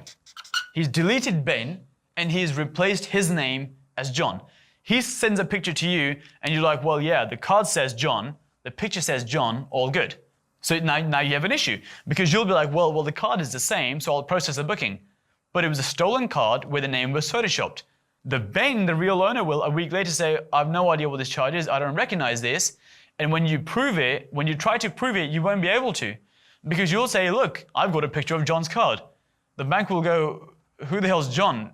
This is Ben's card, right? And you've lost all that money. This is why you need the next thing, which is a billing address. If John has stolen Ben's card, John doesn't know where Ben lives. He doesn't know where Ben's house is. So if he doesn't know Ben's house, he doesn't know what the billing address is. The reason you need the billing address is because you can take the postcode, you can put the postcode into Stripe, and it's called an AVS check. You put the postcode into Stripe and it will tell you if it passes or not. And if it fails, that means that postcode is not registered with that card. It doesn't do street address, it doesn't do numbers, it doesn't do anything, it does a postcode. So you might have done some online shopping where you put in your card details and then it says, what's the postcode? I don't know if you guys have ever seen this. If you go on ASOS and those sort of websites, sometimes it says, on smaller retailers as well, a lot of the times, it says, what's the postcode? It doesn't ask for address and all that sort of crap, it just wants a postcode. Because if the postcode fails, that means it could have been a stolen card. You wanna do this before you take the payment. You wanna make sure everything's correct before you can take the payment. Or you can take the payment and if there's an issue, just refund it. Doesn't matter either way, just refund it. But you want the postcode, right? Because if you have the postcode, you can do the AVS check and you can make sure that the card is not stolen. Let's go one step further. And again, the reason you want to sign terms and conditions is because they're terms and conditions like security deposits, if you break anything, blah, blah, blah. But what you also want is, their sign has to match the sign on the ID, because a lot of IDs do have signatures. You want to make sure the sign is the same, but more importantly, they have to sign terms and conditions, so if there's any damages, so on and so on. The only other variation with this where people can get away with this is a lot of company cards actually has the company name on them, right? So company might be called Skyline, and it might say Skyline Limited on the company card itself. If someone's stolen that card of you, they can go to the company's house and quickly check what the billing address is. It takes 2 seconds. You can just check the billing address. They will now supply you with the billing address, and you now still have a bit of an issue, right? Now everything passes, even though they've stolen the card. In that case, if you have any sort of concerns or whatever, or if someone is booking from a company using a company card, then what you can do if you have any sort of concerns is just say, can you send me an email from your company email? Because if it's it's unlikely they're going to have a custom company domain. For example, if someone says I'm booking from Tesco, they're not going to have a Tesco email address, like an official Tesco email address. So that's something you can do. But the point is, I know now we're getting into those smaller niche situations which don't really happen that much. But the bulk of it, the 99% is you need the ID, you need the picture of the bank card, you need the billing address, and signed terms and conditions. And when I do the live demonstration, I'll make a video on this and I'll sort of step you through how the whole thing is done. You'll be able to see how things pass and fail. And if they fail, you simply request a different card, or you say it's failed, I need the billing address, and so on and so on. And you don't let them stay if it fails. Because the problem is, if it's a stolen card, and let's say, I know someone who had a £2,000 booking or something, and they stayed for 2 weeks or something. They stayed for about 2 weeks, and then they said, I've never stayed here. And they had no way of proving that he actually did stay. They had no way of proving. There was no ID, no nothing. And they lost £2,000. Because that's how a chargeback essentially works, right? So you got to make sure this form is created, it's automated, you collect all this information, and then you process this information. So that's how that would work. Let's talk about monitoring numbers and how you should monitor different things and the tax implication attached with that. In terms of monitoring, these are the four main things you should be looking to monitor on a monthly basis, which is how much revenue coming in, what your costs are, obviously, which then allows you to work out your net profit, since you know what the revenue is and you know what the costs are. The next one is occupancy level and the average length of stay. I think the reason that is important is because you can actually have a lower occupancy. You can have a 60% occupancy compared to 90% and be making more money. Because with the 60% occupancy, let's say you only had one booking and they stayed for 16 nights, 17 nights. That might be better than 21 night bookings, because there's turnover cost, there's cleaning cost, there's linen cost, welcome packs, so on and so on. Obviously, I know this is a bit of an extreme example, one long booking compared to 20 smaller bookings, but if you know what the occupancy level is and you know what the average length of stay is, you can work that stuff out. So for example, if your average length of stay is 1 night, but you've got a high occupancy, that might still be a problem, because people are just booking so many 1 nights, there might not be that much money in it for that reason. So if you know the average length of stay is 1 night, it's a case of how do I get more people in? Maybe you start introducing a weekly discount, a monthly discount. You start going to agencies who promote longer term stays and so on and so on. So you can get your average, because in an ideal world, you want to have people stay for longer. It's less hassle. It's less work involved, and generally you make better rates because you also don't have voids in the middle. So, if you know what these numbers are, you can then sort of work backwards and you know what to change, what to tweak. So these are the four main things you should monitor. Get a spreadsheet or an Excel and just every single month just jot those things down. You can also jot down what your average price was, average price you charge, and sort of work out where you should be. Because over the course of a year, you can see what the trend is as well. So for example, if after 1 year of, after 12 months, you'll know in the summer I was charging 150, in the winter I was charging maybe 110, how the occupancy fluctuated throughout the year. So something you can look at. So Airbnb, Booking.com does have files you can download, but you would have to just use it to sort of compute all of that. So just so Airbnb, Booking.com, all the data is in one place, averaged out. But yeah, they will have their own individual. Okay, now VAT is a bit of a confusing matter with service accommodation. It can be considered a bit of a grey area at times, but these are some of the facts around VAT, and we can sort of go from there. The first one is the VAT threshold is about £80,000. After £80,000, you officially qualify for VAT, as in like you're a VAT company. The company is VATable.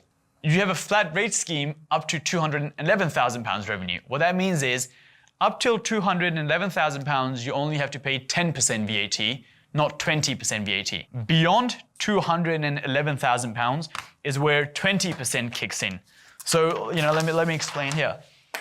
Let's say you have £0, you have 80K, and you have 211K. 0 to £80, there's 0%. 80 to 211, there's 10%. And beyond that is 20% VAT. That's how the VAT works. VAT is also on the first 28 days. So on the booking night itself, on services you still have to pay VAT, but on the accommodation nights itself, it is only VATable for the first 28 nights. This is why I always recommend to everyone, get the longer term stays. 3 month, 4 month, 5 months, 6 months, because after the first 28 days, there's no VAT after that. It's better from that point of view. If you have a 3-month booking, the first 28 are still VATable, but nothing beyond that. There is also a TOM scheme. This is where, I would say you really have to speak to an accountant on the whole VAT topic. So this is not accountancy advice or anything. I'm just simply laying out some of the basics of VAT, but based on your company structure, based on what you're doing, are you buying properties, are you managing properties, are you doing rent to rent? You really have to speak to an accountant who understands service accommodation, and based on your exact situation, they can tell you what you qualify for and what you don't qualify for. I'm just trying to shed some light on what's available. TOM scheme, which is a tour operator's margin scheme, basically says, I'll give you an example. Let's say someone buys concert tickets for £100 or something. They then sell the concert tickets to someone else for £200. So they bought it for 100 and they sold it for 200. So their revenue was £200, right? Because that's how much they sold it for. But the tour operator's margin scheme says they're only VATable for the margin between the 100 and the 200. So their VATable amount is not the £200 revenue, it is the £100 revenue in the middle, the margin. Some people have made the argument that when you're doing rent to rent, it is a similar situation, because you're renting a property for £1,000 and then you're renting it back out for £2,000. And the difference in the middle is £1,000. And therefore, hypothetically, it is the same as someone buying tickets for 100, reselling for 200, and therefore you should be paying VAT, not on the full amount, but simply on the margin. Now, obviously, that's really good, because now you're not, now it's going to take you much, much longer to get to the 80,000 and the 211,000, because you're not paying, your whole revenue is not VATable, but just the margin in the middle. So it's far, far better. But again, like I said, it's not, as black and white as that. It depends, are you buying property? Are you managing property? Are you doing rent to rent? There's all these different variations. Are you doing a mix of both? Are you doing some rent to rent, some management? There's a lot of those complications. So this is not a case of, you go do that one, you go do that one. This is a case of, these are the different things which exist. I'm trying to make you aware, And then when you speak to your accountant, you can sort of make them aware and see which one you fit into. Because as you can imagine, even with the TOM scheme, it's not as simple as, oh, there's a margin, right? There's like 50 different criteria you have to meet in order to qualify for the TOM scheme. And unless you're an accountant who specializes in the TOM scheme, total operating margin scheme, then it's hard to know for the average day person to kind of like, does it qualify, does it not qualify? So speak to an accountant. But again, another one here from a VAT point of view, the reason I recommend the long-term corporate bookings is because one, there is no VAT after 28 days. And the second, even if you charge them VAT, they don't care. Because it's a company and they simply just offset their VAT against their own, expenses and stuff anyway. So even if you made it past £211,000 and you were fully VATable, as long as you had a lot of these bookings, it wouldn't really impact your business that much because no VAT after 28 days and the VAT you do charge for 28 days, you just pass it on to the company. Silverdoor, Situ, Sacco, all those sort of companies, they basically, they have no problem with VAT. They ask you, do you have VAT? Do you not have VAT? What's the VAT? And you simply just fill out all the forms and you send your rates.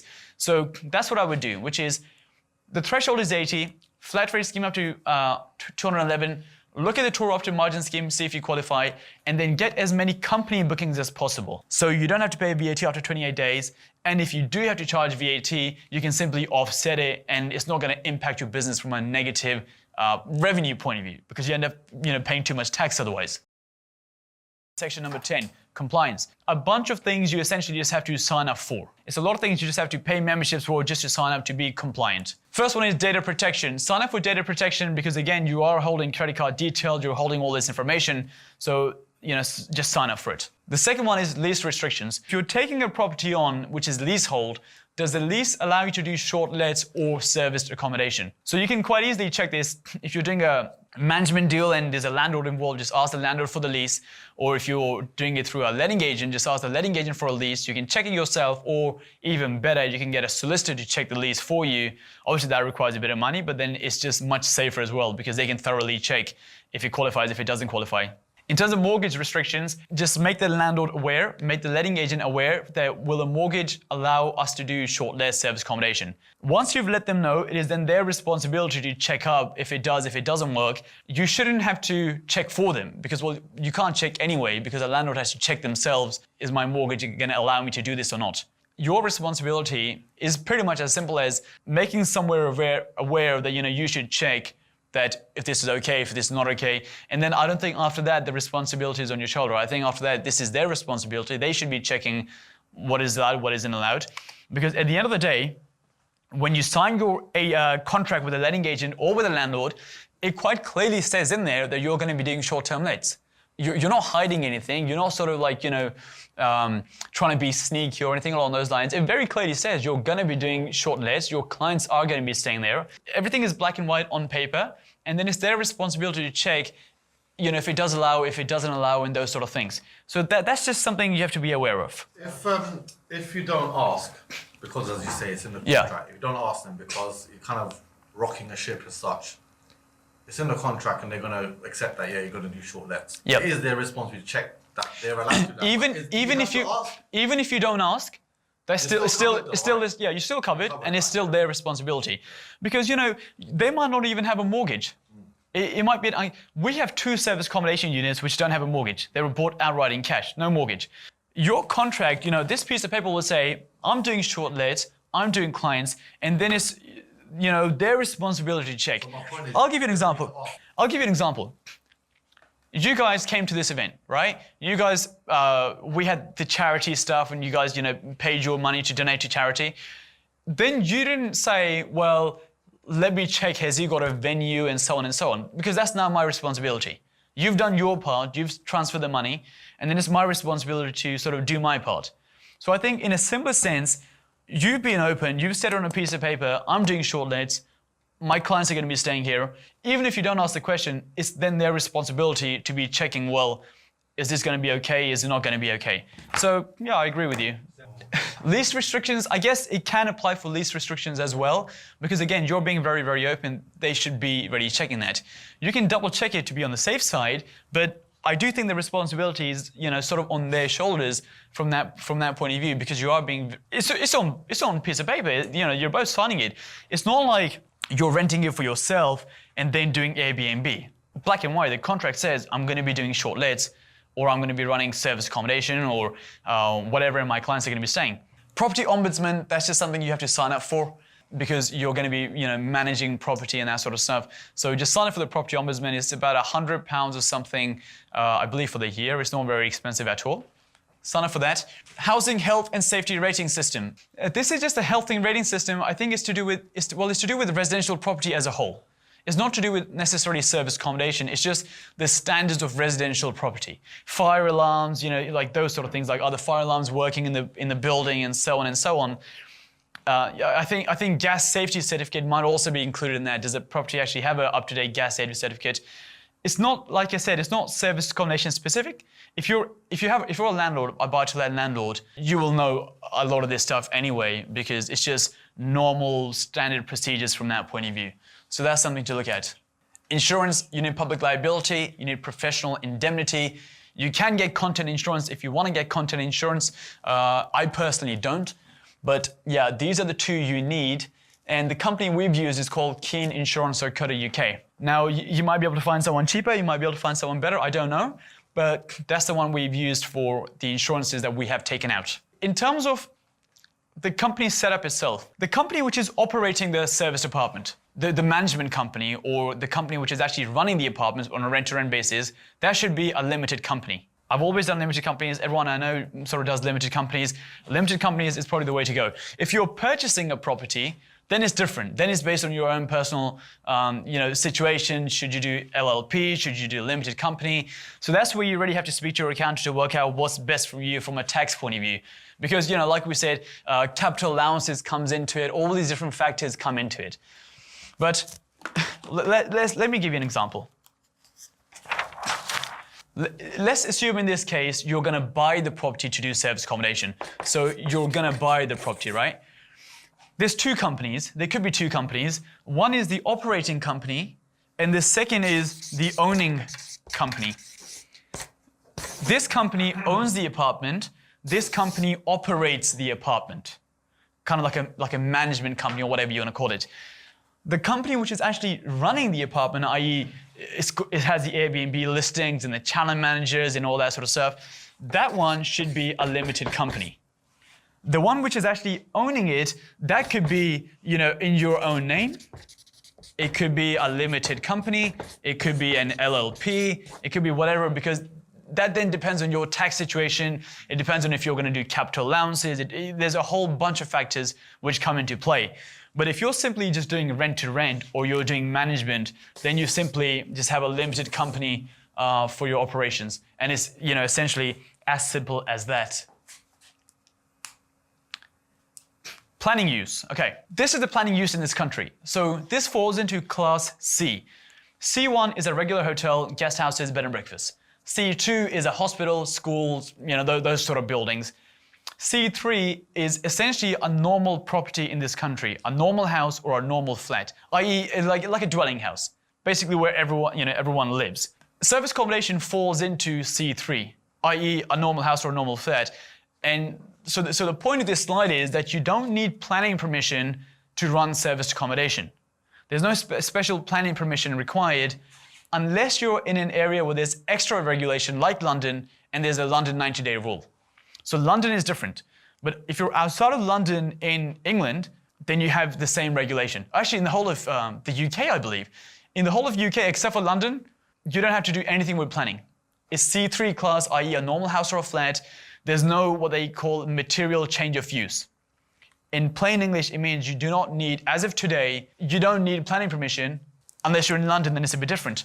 And then C4 is basically a HMO. That's what C4 is. But this is service accommodation, a normal house or a flat, no planning required, unless you are in London.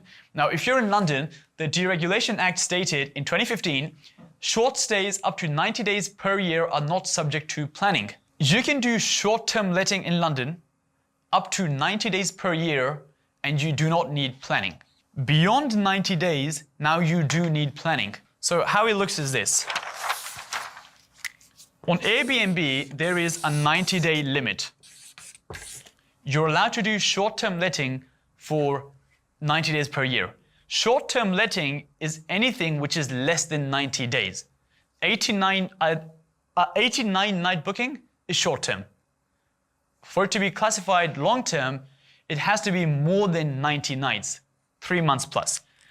You list this property onto Airbnb, you get a 1-night booking. Then you get a 4-night booking, a 5-night booking, a 20-night booking, a 1-night booking, 2-night booking, 3-night booking. You can do that for 90 days in a year, no planning required. C3, like I said before, falls into here. C3, no planning required, no issue whatsoever. For 90 days. Once you get past the 90 day, you can't do short-term letting, or you need planning permission in order to do that. You have to apply for planning permission to turn the property into a C1.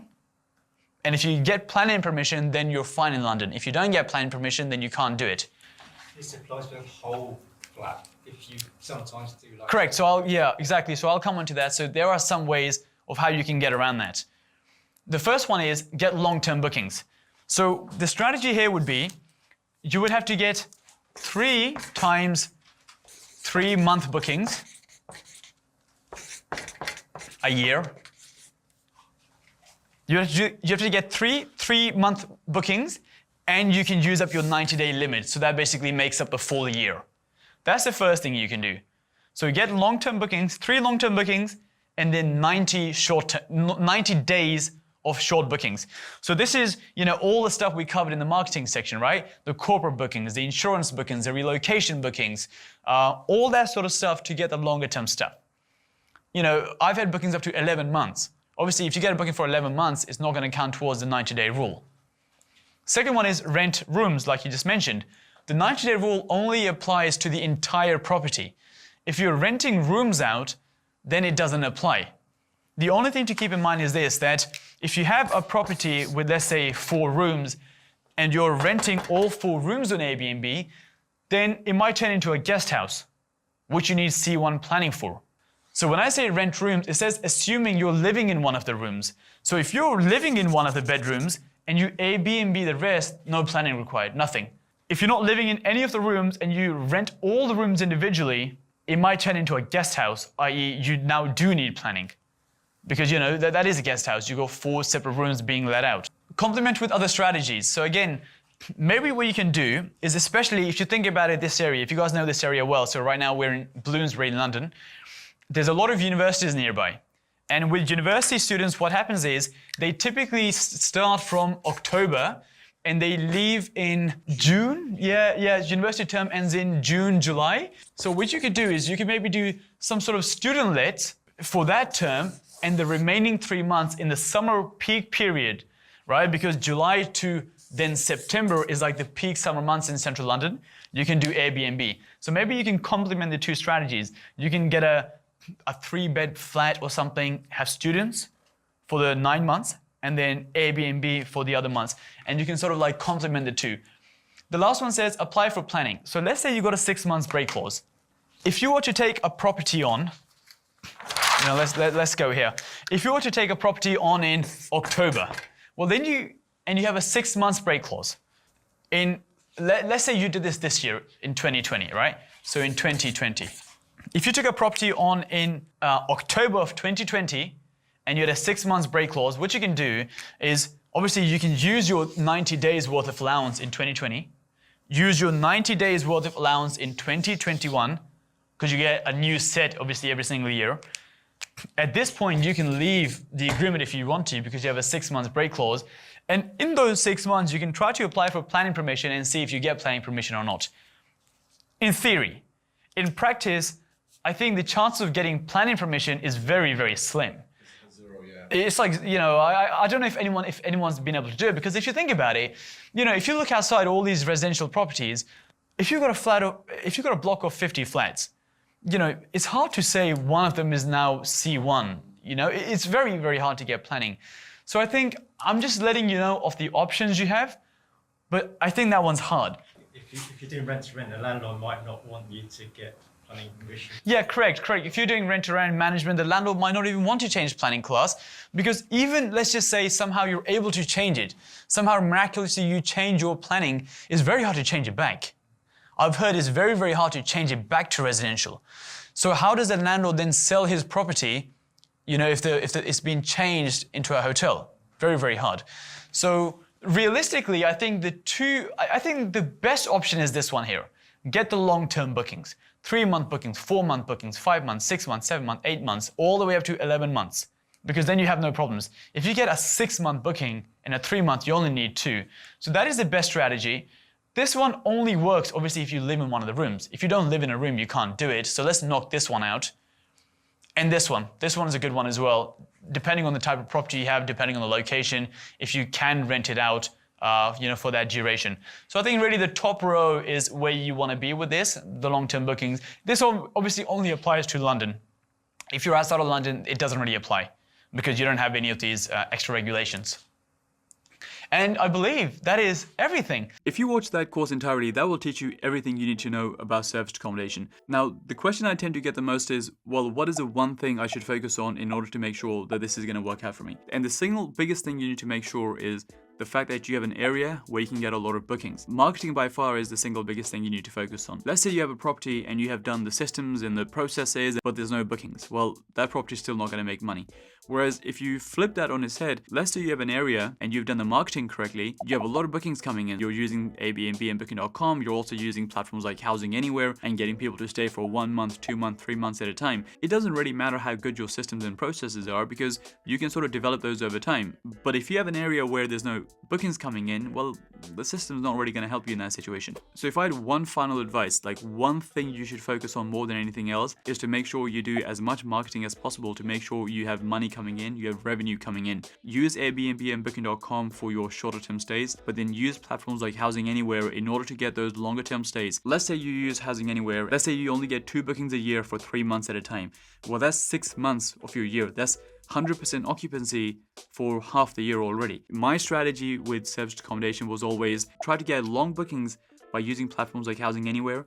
And then when you have gaps, when those people check out and you might have a gap for a week, 2 weeks, 14 days, use Airbnb and booking.com for those gaps. And then once that person leaves, try to get another booking from Housing Anywhere for another month, another 2 months, 3 months, and try to maximize the long-term bookings. Because if you can get long-term bookings, you have stable income coming in, you have high occupancy rate, you also have a lot less cost because there's less cleaning, there's less of everything else. If you're paying people for check-ins and check-outs, there's less of that. And generally the property is going to be in much better condition as well because, people who are there for longer are less likely to break things compared to someone who might just come and go for one night. The other benefit of doing this is the fact that no one else is going to be doing it. So the people you're competing with when it comes to Airbnb, everyone understands Airbnb and booking.com. And so therefore it's a lot more competitive. When you have other niche platforms which not many people know about, and let's say you're the only person in your area using Housing Anywhere, anyone who goes onto that platform to make a booking, naturally they're going to use your apartment or house as opposed to others because, well, those options won't exactly exist there, or there will be a lot less options compared to what you get on Airbnb and booking.com. So single biggest advice to sum up, make sure you spend as much time as possible maximizing your marketing opportunities, getting as many bookings as possible, because that is what's going to drive revenue and generate you profit in the end. So hopefully that was helpful in terms of getting started. And now we have a Q&A session where I'll be answering all the main questions people have ever asked me about serviced accommodation. Cool, thank you. Cool. Well, like people said, thank you very much for coming. Just before we get started, how many people are currently doing serviced accommodation? Okay, so quite a few of you. One of the reasons I find a lot of people don't do serviced accommodation is because they think it's very, very time intensive. So I hear this quite a bit that it's, the money is good, you don't have to spend a whole bunch of money to get into the game, but it's too much time intensive. Like who has time to schedule the cleaners, change the pricing, all that sort of stuff. Would that be correct? So would I be correct in assuming that's one of the things people want to learn? How do I get the time down more than anything else, right? So that's essentially what I'm going to cover today. So before I get into the system side of things, the people who are doing service accommodation, what sort of things are you doing on a daily basis when you have an apartment? So I don't mean things like accounting, because you would do accounting maybe end of the month, but I mean more so things which you're doing on a daily basis. So does anyone want to share some ideas? Guest communication. Cool, so communication. Finding cleaners, arranging cleaners. Okay, so arranging cleaners, yep. So I'll just put that as cleaning. Taking bookings.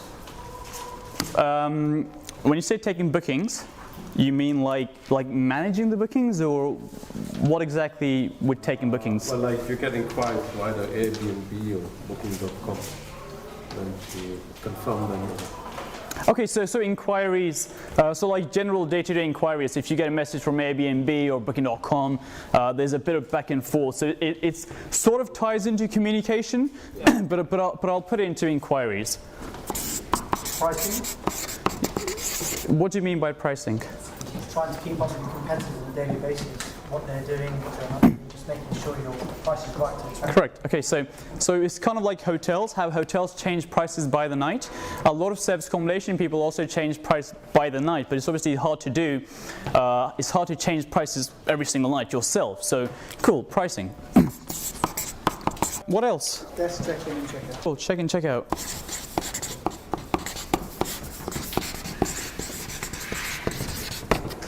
Taking payment from guests from booking.com, for example. Yep, payments.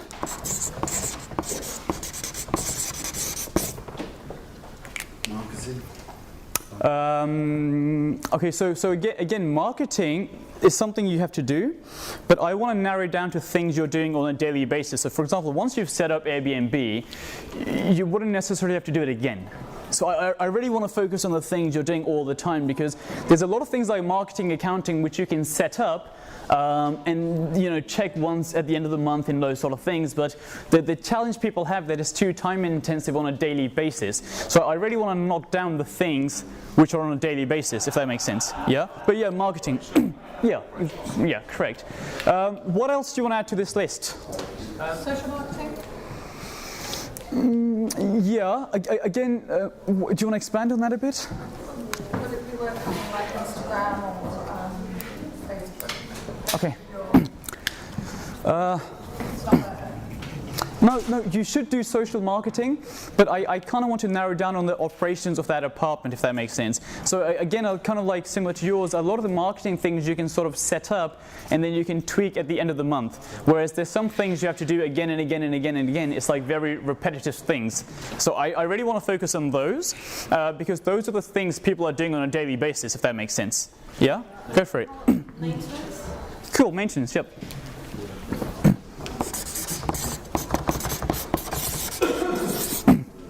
Replenishments. So replenishments, that would include like toilet roll, toilet packs, like toiletries, that sort of stuff. Replenish. Someone had their hand up. Well, that's what I was going to say, dealing with consumables. Okay, so like replenishments, cool. Go for it. Checking guest IDs. Okay, so like security checks. Cool. And where would dealing with feedback go into? Communications? So dealing with feedback, I would put down into handling reviews. Yeah. Do you want to handle reviews? Yeah.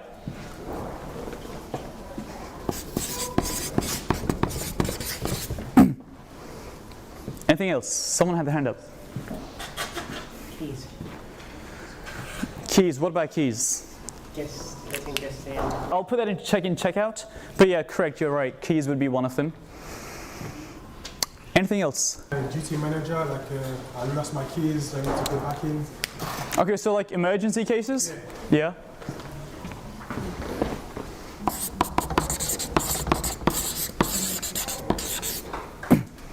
Emergency. Anything else? It's quite a list. Does anyone want to add any final sort of things? I think it looks pretty good, unless anything is missing. Agency landlords, dealing with landlords. I'm assuming you've already got the property. Okay. So I'm assuming you've got the actual SA unit. Now it's a case of how do we automate it, put the systems in. But that's something you would do as part of the whole business for sure. But yeah.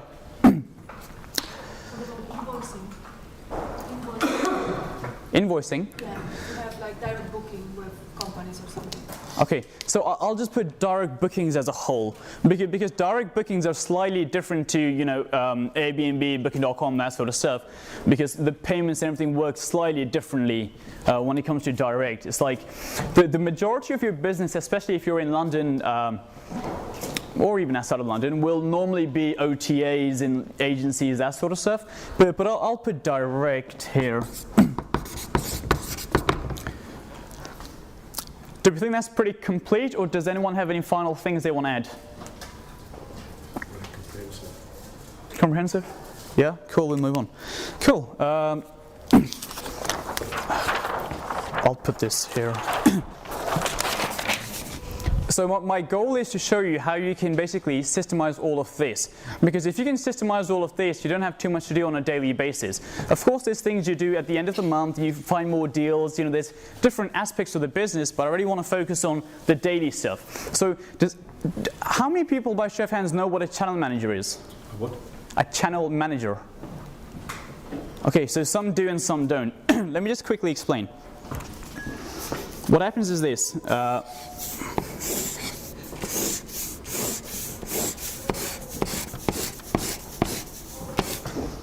So that is supposed to be a calendar, by the way. So it's supposed to be a calendar. Someone once said, is there a barbecue? Why the hell would it be a barbecue? But this is supposed to be a calendar. The issue is, if you don't have a channel manager and you're using Airbnb, Booking.com, Expedia, a whole bunch of stuff, well, what if someone makes a booking on Airbnb and then someone makes a booking on Booking.com at the same time? Now you've got two bookings for the same dates. So that, you know, you can't take two bookings for the same property for the same day, so you have a massive issue. And what you can't do is every time you get a booking on Airbnb, go and block the calendars on the rest, because you know you would just be doing it 24/7, just blocking things here and there. So what would happen is this. Let's say you have a guest and they've booked a property called Victoria. The guest makes a booking for, let's say, Monday and Tuesday. So therefore, they're supposed to check out. Can everyone see this? Can anyone not see it? Cool. Let's say they make a booking for the Monday and the Tuesday. Therefore, they're supposed to check out on the Wednesday. Well, what would happen is this. They make a booking. It goes into the channel manager. The channel manager then says to the cleaner, this is the cleaner, see. They need to go and clean it on the Wednesday. So therefore, every time you get a booking, there's a check-in date, a check-out date, and the cleaners are automatically sent a message with how to get the keys, what to clean, all that sort of stuff. They will automatically go and do that again and again. When it comes to the check-in instructions, so there's the check-in instructions, the check-out instructions. Do you guys agree it would be far easier if every time a guest made a booking, they received a message from the channel manager which told them, this is how you get the key, this is how you check in. They go, they put the code into the box, they get the key out, they go check in, as opposed to you going to the property every single time to check someone in. Who agrees that would be faster? Cool. So what you can do is you can set up messages based on a timeline. So for example, before someone checks in, before someone checks out, every single guest is going to get those same messages. It's based on a timeline. So for example, I send check-in instructions 3 days before someone checks in. Every guest will get that. I send checkout instructions 2 days before. So you basically put all these messages into a timeline and it shoots them off. So you're not the one who's sending check-in instructions all the time. So that is typically how you would get around the whole check-in, check-out issue as opposed to someone checking people in themselves. Someone mentioned pricing. So who agrees that hotels change prices by the night? Because there's high season, there's low season, summer, winter, weekday, weekend. Well, who's got time to change prices by the night? Not many people, right? Well, what you can do is you can actually plug in a piece of software. By the way, I'm just going through like a general overview, and then I'm going to wrap this around with the exact piece of software I use so you can get the full picture. But what you can do is you can plug a software in, and that will analyze other competitors, the hotel rates, all that sort of stuff, and it will feed it into your property. Because the thing is, no one has time to optimize price by the night. It's too much work if you're trying to, juggle rates. And especially, let's say you have a bunch of these properties. One sec. If you have a bunch of these properties, it's very hard to monitor prices for like 5-6 different apartments in different locations. So you plug this in, which will help you take it up, down, left, right. Go for it. Sorry, is the scenario based on you managing your units yourself, or the agent should do this for you? This is based on you doing everything yourself. So this is based off how you can plug all this in, so you can have an apartment running from a phone. Does that help? Slightly, I'm just thinking, if you've got an agent who's managing these for you, should I be taking this to my agent and asking, do you do this? Because I don't think I do this. To be honest, I'm worried about the prices. Yeah, you can do. Yeah, you can do. You can take a bunch of stuff and say, do you do this? Do you do this? Do you do this? Yeah, you can do. And see if they do or if they don't, or maybe they do something differently. Yeah. But I'm just showing how you can do this yourself. So typically when it comes to the pricing, that's how you would do it. You would plug a piece of software in, you would do a bit of research yourself, you would plug it in, and it will shoot you a price every single night based on, for example, let's say it's Wednesday and you have the next 3 nights free. Well, the system will realize that you have 3 nights free, which are up and coming straight away. It will drop the price just to get someone in. Whereas if this was 2 months away, it wouldn't drop the price because it's not as urgent. So they've already built the system. You simply plug this in. So that's pricing for you. Payments. How many people are using Airbnb and Booking.com? Okay, so quite a few of you. Now, the majority of the bookings you receive will be from Airbnb and Booking.com. When I started, Booking.com did not used to take payment. Now Booking.com also takes payment. So you can do it 2 ways. You can either let Airbnb and Booking.com take payment, or you can let the system take the payment for you. So what would happen is every time a booking is made, you preset rules within this system. So I take payment 30 days before check-in. Before 30 days, this thing here will take the payment. And before 5 days, it will take the security deposit. So you can do it 2 ways. You can either let this thing do it, or you can let Booking.com and Airbnb take the payment, so you're not the one who's taking payment. By the way, if anyone has any questions throughout, just raise your hand and just shout out. Go for it. How do you do it when you've got bookings, like for example, you had a gap of 3 days between your pre-booked slots, and then you've got new last-minute booking? How do you take the payments, and how long in advance would you expect to take payments? Okay, so the question is, how far in advance do I take payments if it's a last day booking or someone just booked the day before? Well, my rule is I take payments 30 days, up to 30 days before. Oh, up to? Sorry, up to 30 days. So if someone booked 20 days before, I would take it there and then. So sorry, I should have said up to 30 days before. Do you have a preference on how you take payments, either through your system or through Booking.com or Airbnb? So the question is, do I have a preference? Do I take payment myself, or do I let Booking.com take the payment? It's far easier if you let Booking.com take the payment. The only issue is they pay you, I think, the 15th of every month. So if you have rental due and they take a bit more time to pay you out, there's a bit of a time issue at times. Might not have to be, but at times there's a bit of a time lag there. So you can do either one. I want to touch upon, inquiries, pricing, payments. I want to touch upon communication. Who would agree communication is one of the most time-intensive parts of the business? Because the thing with communication is that it's not like it's 10 minutes a day. If it was 10 minutes a day, it wouldn't be a massive issue. The problem is it's dotted around. You can get a message now, you can get one in an hour's time, you can get one in 2 hours' time. Who would agree that guests who are checking into your property generally ask the same questions again and again? Yeah. Who would agree with that? It's nothing new. It's the same stuff. What's the Wi-Fi? How many? Can I get extra towels? All that sort of stuff. The same stuff again and again. Well, what happens in this case is the guest sends a message on Airbnb or Booking.com, however they have made the booking. That message goes into the channel manager because Airbnb and Booking.com are linked to the channel manager. The message goes in there. This system has FAQs. So frequently asked questions. It's the same stuff again and again. It then looks up that question. So the question was Wi-Fi, and it shoots it to the guest. So essentially, what you do is you save a response for every single question there is. Whatever question they can ask you, save a response for it, and 24/7, whenever someone asks a question, it will shoot a reply. Does that make sense? Now, what happens is, question comes in. Let's assume there's a question which the system does not have. For whatever reason, you didn't put something in, the system doesn't have the answer. Well, what happens is you get a text message saying guest X is asking for property Victoria, the question. You then reply via text, and then it shoots it back to the guest. Not only does it shoot it back to the guest, it also saves it for next time.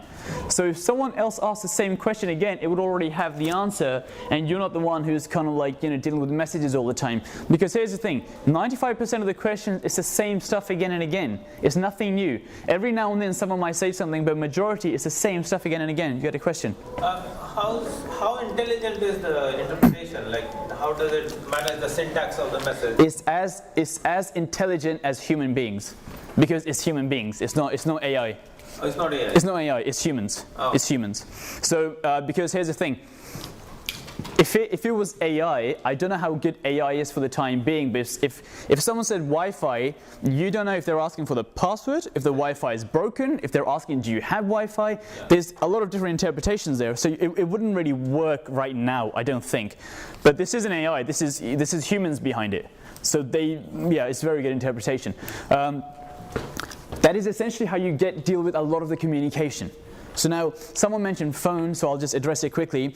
What you have is, I set up a different phone answering service, and the phone calls go there. So who likes speaking to people, by the way?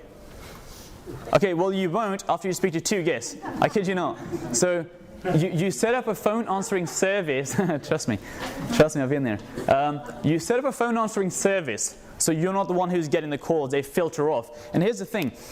A lot of the people who call, it's never urgent stuff. Every now and then it could be urgent, but 99% it's not urgent. It's someone saying, oh, I'm coming in 2 months, do you provide Wi-Fi? Or something like that.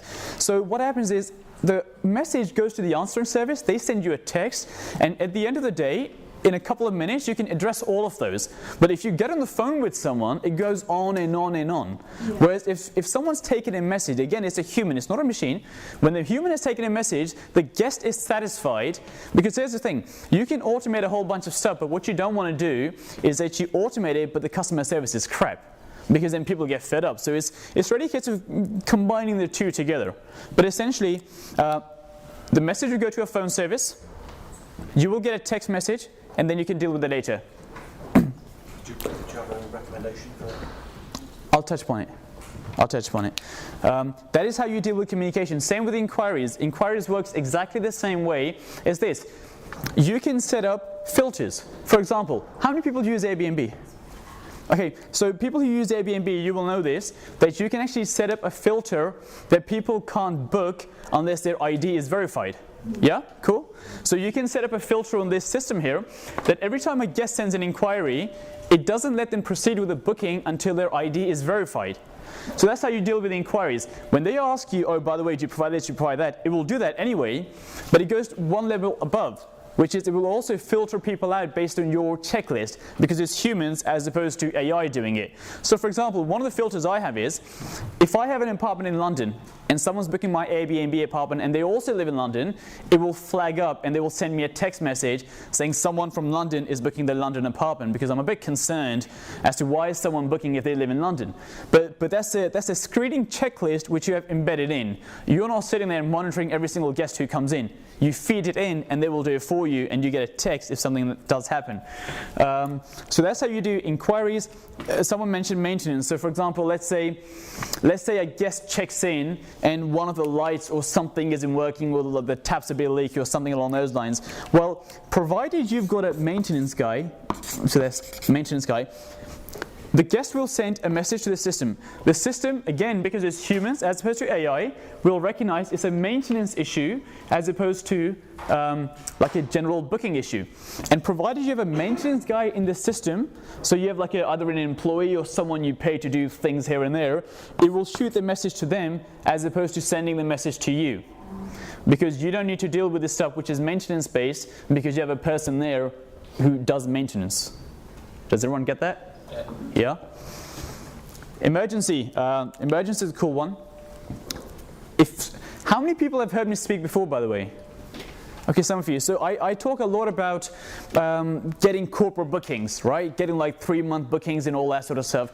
Well, a lot of these agencies like Silverdoor, they want you to have 24/7 support in case a client has an issue or there's an emergency and all that sort of stuff. Well, with this piece of kit, they have an emergency phone number which you can give to your guest. So if it's 3-4 in the morning and there's a real emergency, they can call the channel manager as opposed to calling you. Does that make sense? So for example, let me give you an example. If a guest loses a key, there's a lot of people messaging on Airbnb once you have a few of these apartments, and it's hard to monitor every single one. If the guest loses a key, it's more of an emergency than someone who's saying the Wi-Fi isn't working. Would you agree? Yeah? Well, what would happen is the system will filter out that's more of a serious issue, something which needs immediate attention, and they will text you and they will also call you. So the system will actually call you saying there's a serious issue. Obviously, if someone has lost a key, that's hard to automate because obviously there's a key gone missing. But what would happen is they would call you and then you can let them know where their spare lockbox is or something along those lines. You can have like a set of processes. So for example, if someone lost a key, you just tell them where the spare lockbox is, they just go to that. But they will call you in those emergency situations as opposed to you looking at every single message trying to work out which one's okay, which one isn't. So a lot of the emergency issues will again be dealt because of this. Cleaning, laundry. Okay, so I mentioned the cleaning stuff here. My cleaners also do the laundry, and my cleaners also replenish things. So what you actually need is you can have some sort of checklist. So when the cleaner goes in, they've got a checklist. Is there enough tea? Is there enough coffee? Is there enough toilet rolls? All that sort of stuff, and I'll show you how to do that later. But the cleaners will typically do the cleaning, the laundry, and replenishing of the stock. Review. For the emergency issues, do you, as the host or the provider, do you have to be contactable 24/7? Technically you do, but it's a case of what is already considered an emergency. It's mainly, for example, if there's some sort of flooding or if someone's lost a key. Now the key one's the easiest thing. You just have a spare lockbox and you just send them the code. It takes 10 seconds. The real issue you have is if something gets flooded. It's a bit of an extreme, but technically you do. Technically, if someone has an issue 24/7, they should be able to get hold of you. So in those extremities, yeah, you would have to sort it out. But there's a whole bunch of things you can do before you get to that point, so you don't have that in the first place. We just run through a few more things and just write the question down, and then we'll do like a Q&A. So that is technically how you would. Okay, someone mentioned reviews. Now Airbnb likes it if people respond to reviews. If someone leaves your review, you should then respond to their review. Well, again, you can set it up within this, so every time there's a booking, it will review the guest. 3 days after they check out, I've got a thing set up, it will review it for you. Because I don't have time to review every single guest, it will do that thing for you. Airbnb likes it, you get to review people, it's all good. But you're not the one who's physically reviewing every single person, so reviews. Laundry we've done. Replenish we've done, inquiries, pricing, check-in, check-out, payment, maintenance, emergency. Okay, does everyone get this? Just want to stick this here. Okay, so communication we've spoken about. Cleaning and laundry we've spoken about. Every time there's a booking, it will shoot to the cleaners. So cleaner, replenish. There's laundry here somewhere, laundry. The check-in and check-out we spoke about. Pricing, you need a different piece of kit which will plug into your main kit.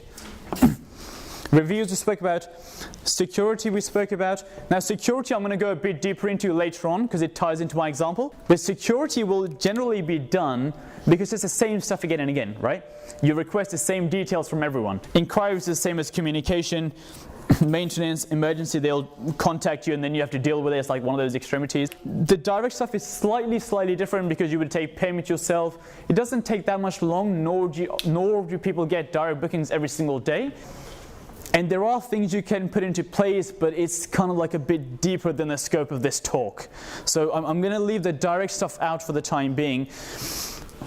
Any quick questions on any of this? No? From booking.com, obviously you can shoot out saying, can you please give me your ID? Yep. Chasing if they don't send it, that automated those, that's something unfortunately you just have to do. No, you can automate that. You can automate that. So what I'm going to do now, this is how the core concept works of all the systemization. What I want to do now is I want to run through the exact pieces of kit you need so you can just simply plug them in. Because there's no good me running through all of this, but you go home and you're like, well, how the hell do I actually do it? So I want to plug the two in, and this will make a lot more sense when I go through the list of systems. So the first one being Guesty. Guesty, let me get rid of this again. By the way, if you can't see that, if you just take a picture, maybe you can see it later.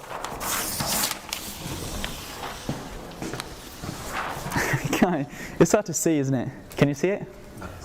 You can see it. Cool. Guesty is essentially this thing which sits in the middle. Everything I'm going to go through now is going to plug into Guesty. Imagine like a USB plugging into a laptop. That's essentially how everything plugs into Guesty. So Guesty is this thing in the middle. When I say the communication, Guesty deals with that. When I say the payments, Guesty deals with that. The inquiries, the Guesty will deal with that. Go for it. Is Guesty the channel manager? It's the channel manager, correct. Guesty is the channel manager which sits in the middle of all of this. The next one is Rentals United. Question for you, Ahmed. Go for it. There's multiple channel managers out there. Did you specifically research and go for Guesty? Did you look at the advantages and disadvantages before you chose it? Or? Okay, so the question is, because when it comes to the channel managers, there's a whole bunch of them. Kigo, Toki, Guesty, there's different things you can use. And people always say, why Guesty? Or people always ask other people, why Toki or why Kigo? And people just say, oh, because it's the best. Well, when it comes to Guesty, Guesty is the only channel manager which will give you 24/7 communication. Now, I wanted a business model where I have no employees, the whole thing is automated, I'm not managing it. So based on what I wanted is what fits with my business model. If you wanted 20 staff, you can probably get a cheaper alternative because you have 20 people running the show. Whereas I don't want 20 people, I just want a piece of kit, I plug a property in, it's good to go. I plug another one in, it's good to go. No employees, no nothing. Guesty is the only channel manager which will do it 24/7. So that's why I use Guesty. Hope that helps. Okay, Rentals United.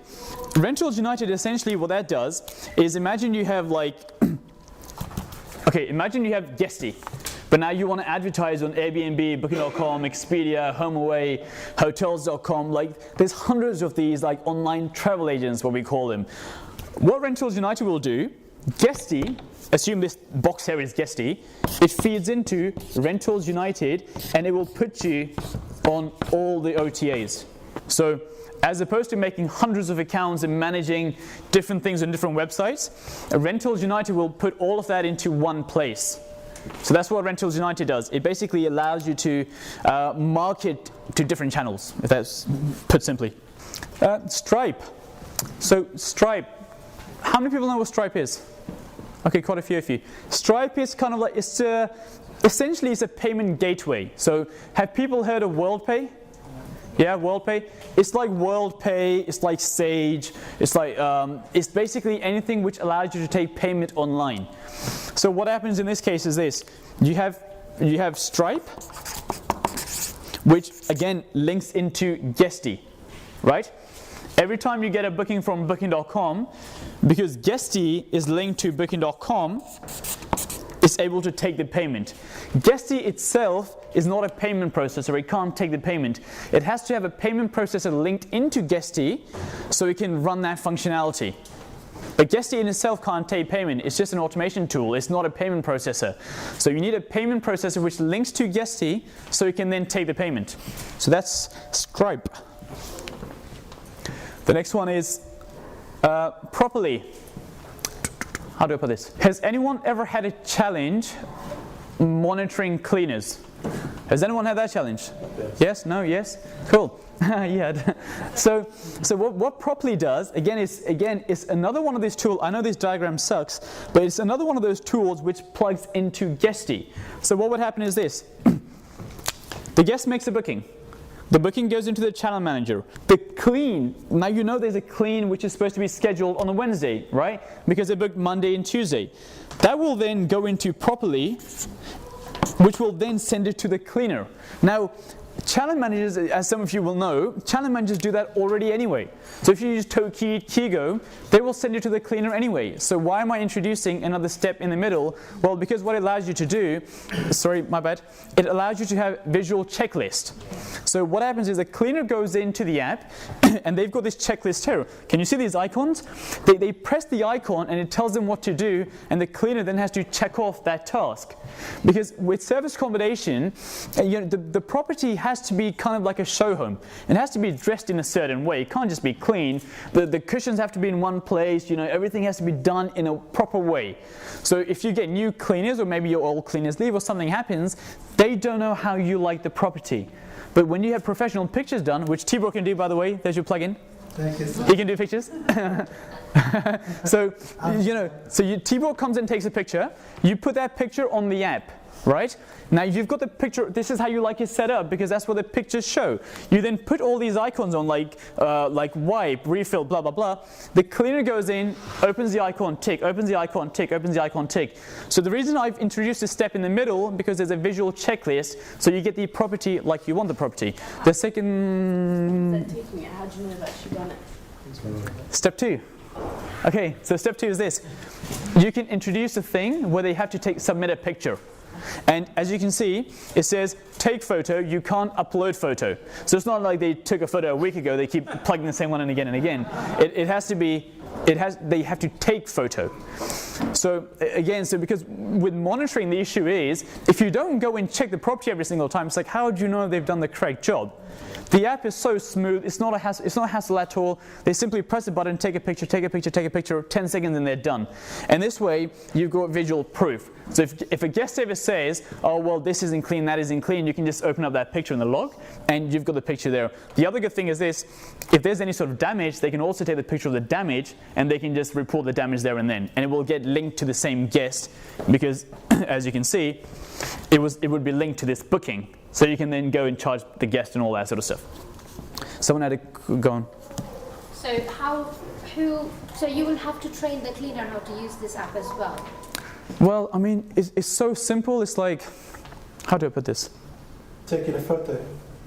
Yeah. Yeah. It's very simple unless the person's completely, like just. Okay. Don't use them. Yeah, it's very, very simple. It's you press a couple of buttons and it's very, very simple.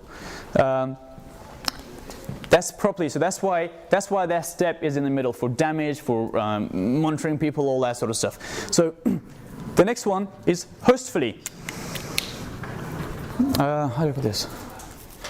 Hostfully links back down to what I mentioned here with the FAQs, because as we agreed, people ask the same stuff again and again.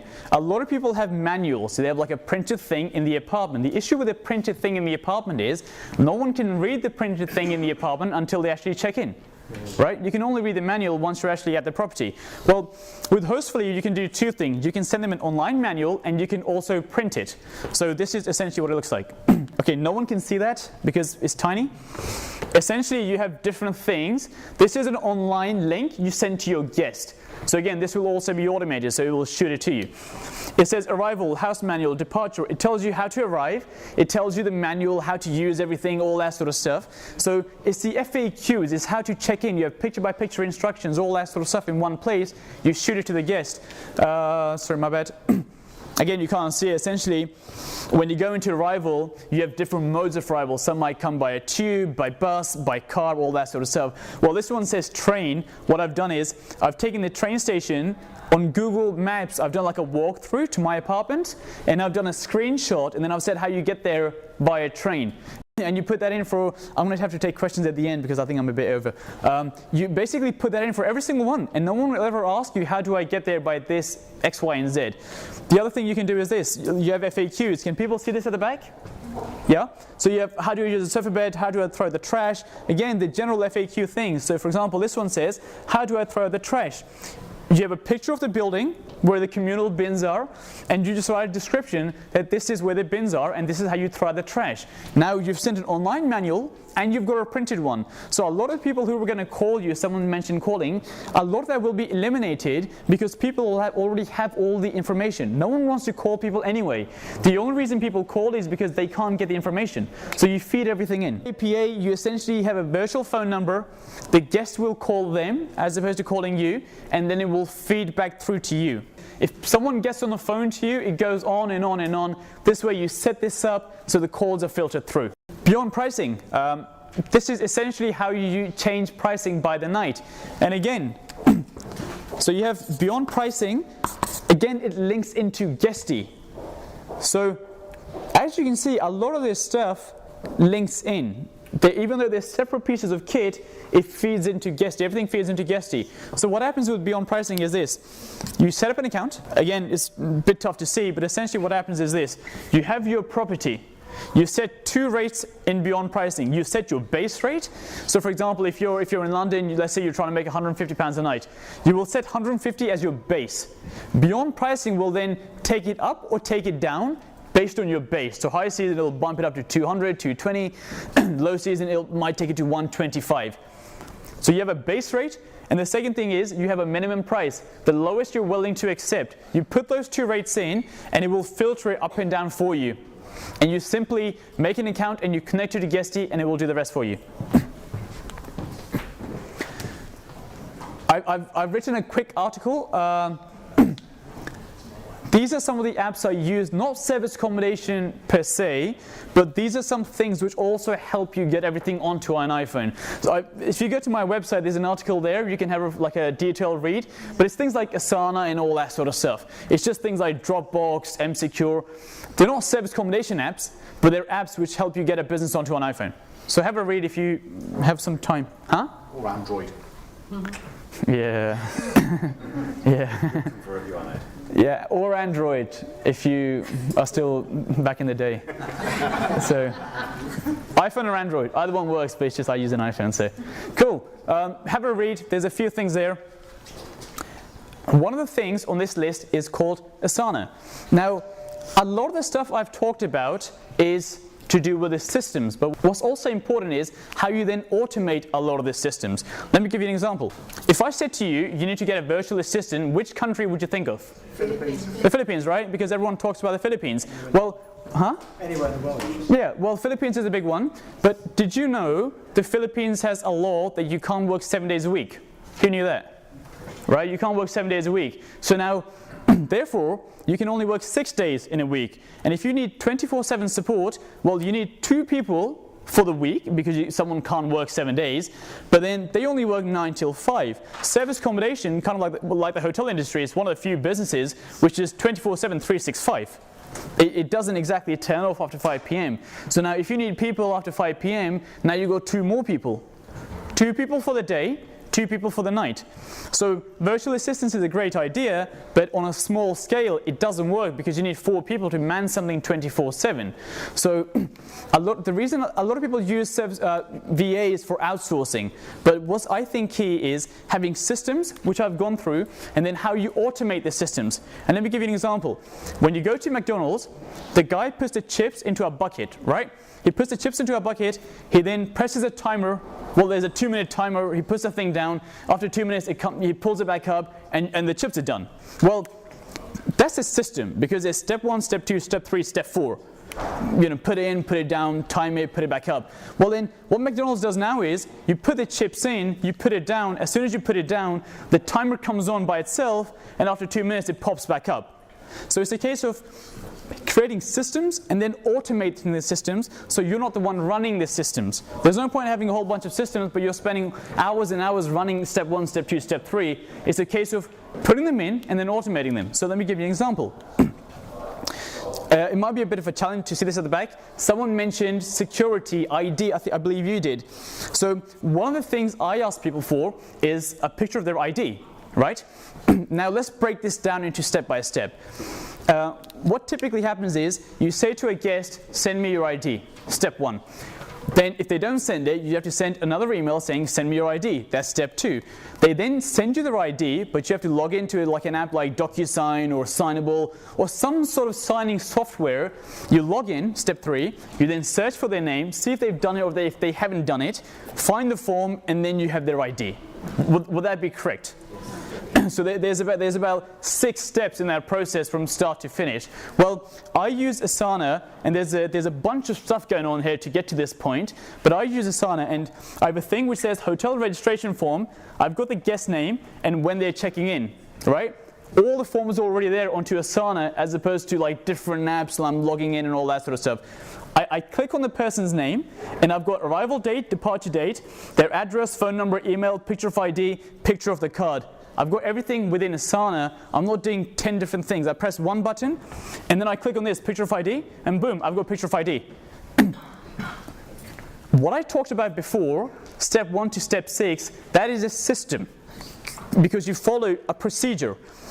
The real gem is how do you get to a point where you can collapse that system so the bits in the middle you're not the one doing. Because you can have a great system, if you're doing step 1 to step 6 every single time, it just takes a lot of time. So is that system automated, pulling all that data into Asana? But what I've done is I've created a system and then I've run things to automate that system. So I'm not the one doing the step 2 to step 5 in the middle.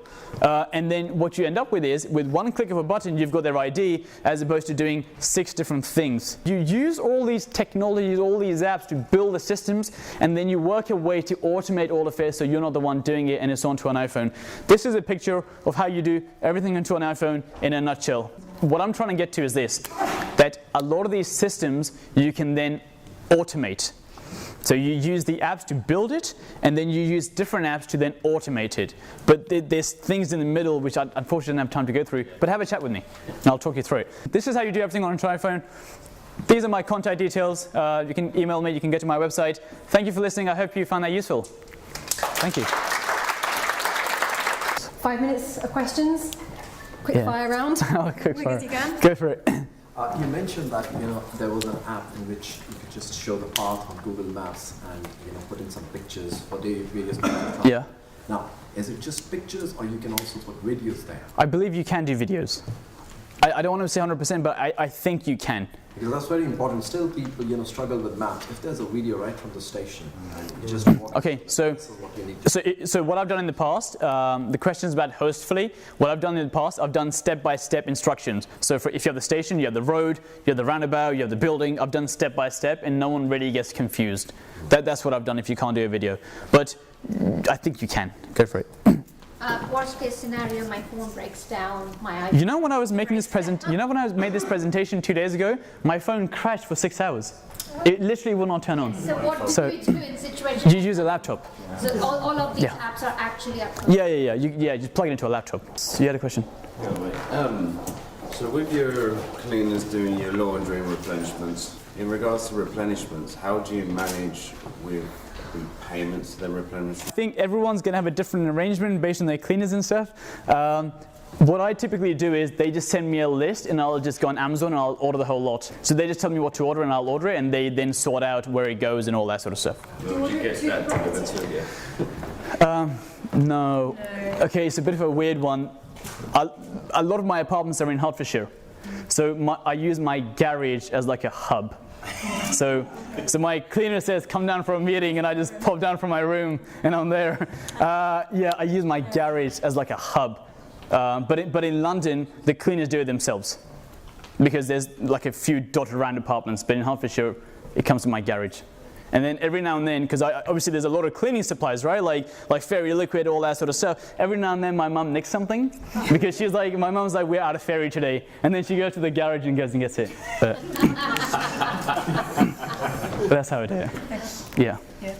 For emergency maintenance, do you not have a company that responds to?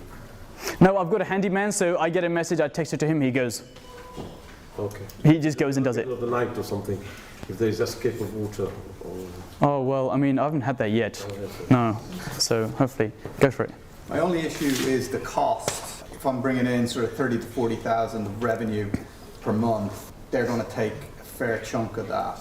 So sometimes I might use just one or two of those apps rather than the whole thing, because I feel like they're taking quite a lot of profit out. Is it a fixed price or is it a percentage of your Okay. The pricing software was 1%. Guesty is 3 to 5 depending on the payment plan. But again, it depends, right? If you use the other stuff, it's like £10 a month. The other properly is £7 a month. Asana is free. A lot of this is free or is very cheap. There's only two expensive ones, which is Beyond Pricing and Guesty. Now, if you have 40 units and you can afford a few staff, maybe change Guesty to a different channel manager, like I said before. Whereas if you don't want to do anything at all, you plug in Guesty. A lot of this stuff you could probably do with Tokeet. I don't know. But again, it depends on your business model. So if you go 40, maybe plug something else in for Guesty, keep everything else the same. But the rest is cheap. Everything else is cheap. It just feels like a size I'm at, I either got to scale up a lot bigger and use all of that. Yeah. Whereas the size I'm at, it kind of feels like it take quite a lot of the... Well, see, the thing is this, if you're at a small scale, you can't exactly afford to have staff 24/7. So now you might think, well, crap, I have to give up 4 or 5%, but I would rather give up 4 or 5% than be on my phone 24/7 responding to people. So it's a massive trade-off.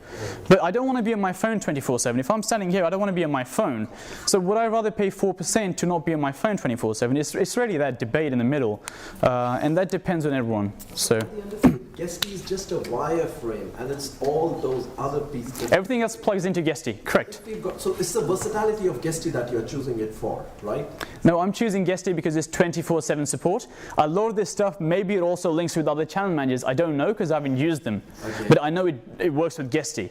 This model I've presented works with Guesty in the middle. One more question? Cool, answered everything. Oh, no. What if Guesty crashes? Huh? What if Guesty crashes? Well, then everyone go home, right? if Guesty crashes, I mean, that's kind of like, if like your iPhone crashes or like, it's one of those, if Guesty crashes, that's kind of like Airbnb crashing or Booking.com crashing. It's just one of those things. This is not a referral or an affiliate scheme or whatever. However, I have been working with Guesty for like a long time. With all these channel managers, there's an onboarding fee normally. So if you do want to use Guesty, get in touch with me and they will half the price for you. I swear to God, there's not an affiliate or they don't pay me for it because I said I was going to do a talk and I'll promote them. They said if someone comes through you, we'll do half the price. So I swear to God, it's not an affiliate. I will show you. Cool. I don't think it matters if it is. Yeah, true. True. Is it half price for the first year or forever? There's normally an onboarding fee, which is half price. Forever. Yeah. Cool, I think we're done. Yeah. Ahmed, thank you. That's fine. Thank you.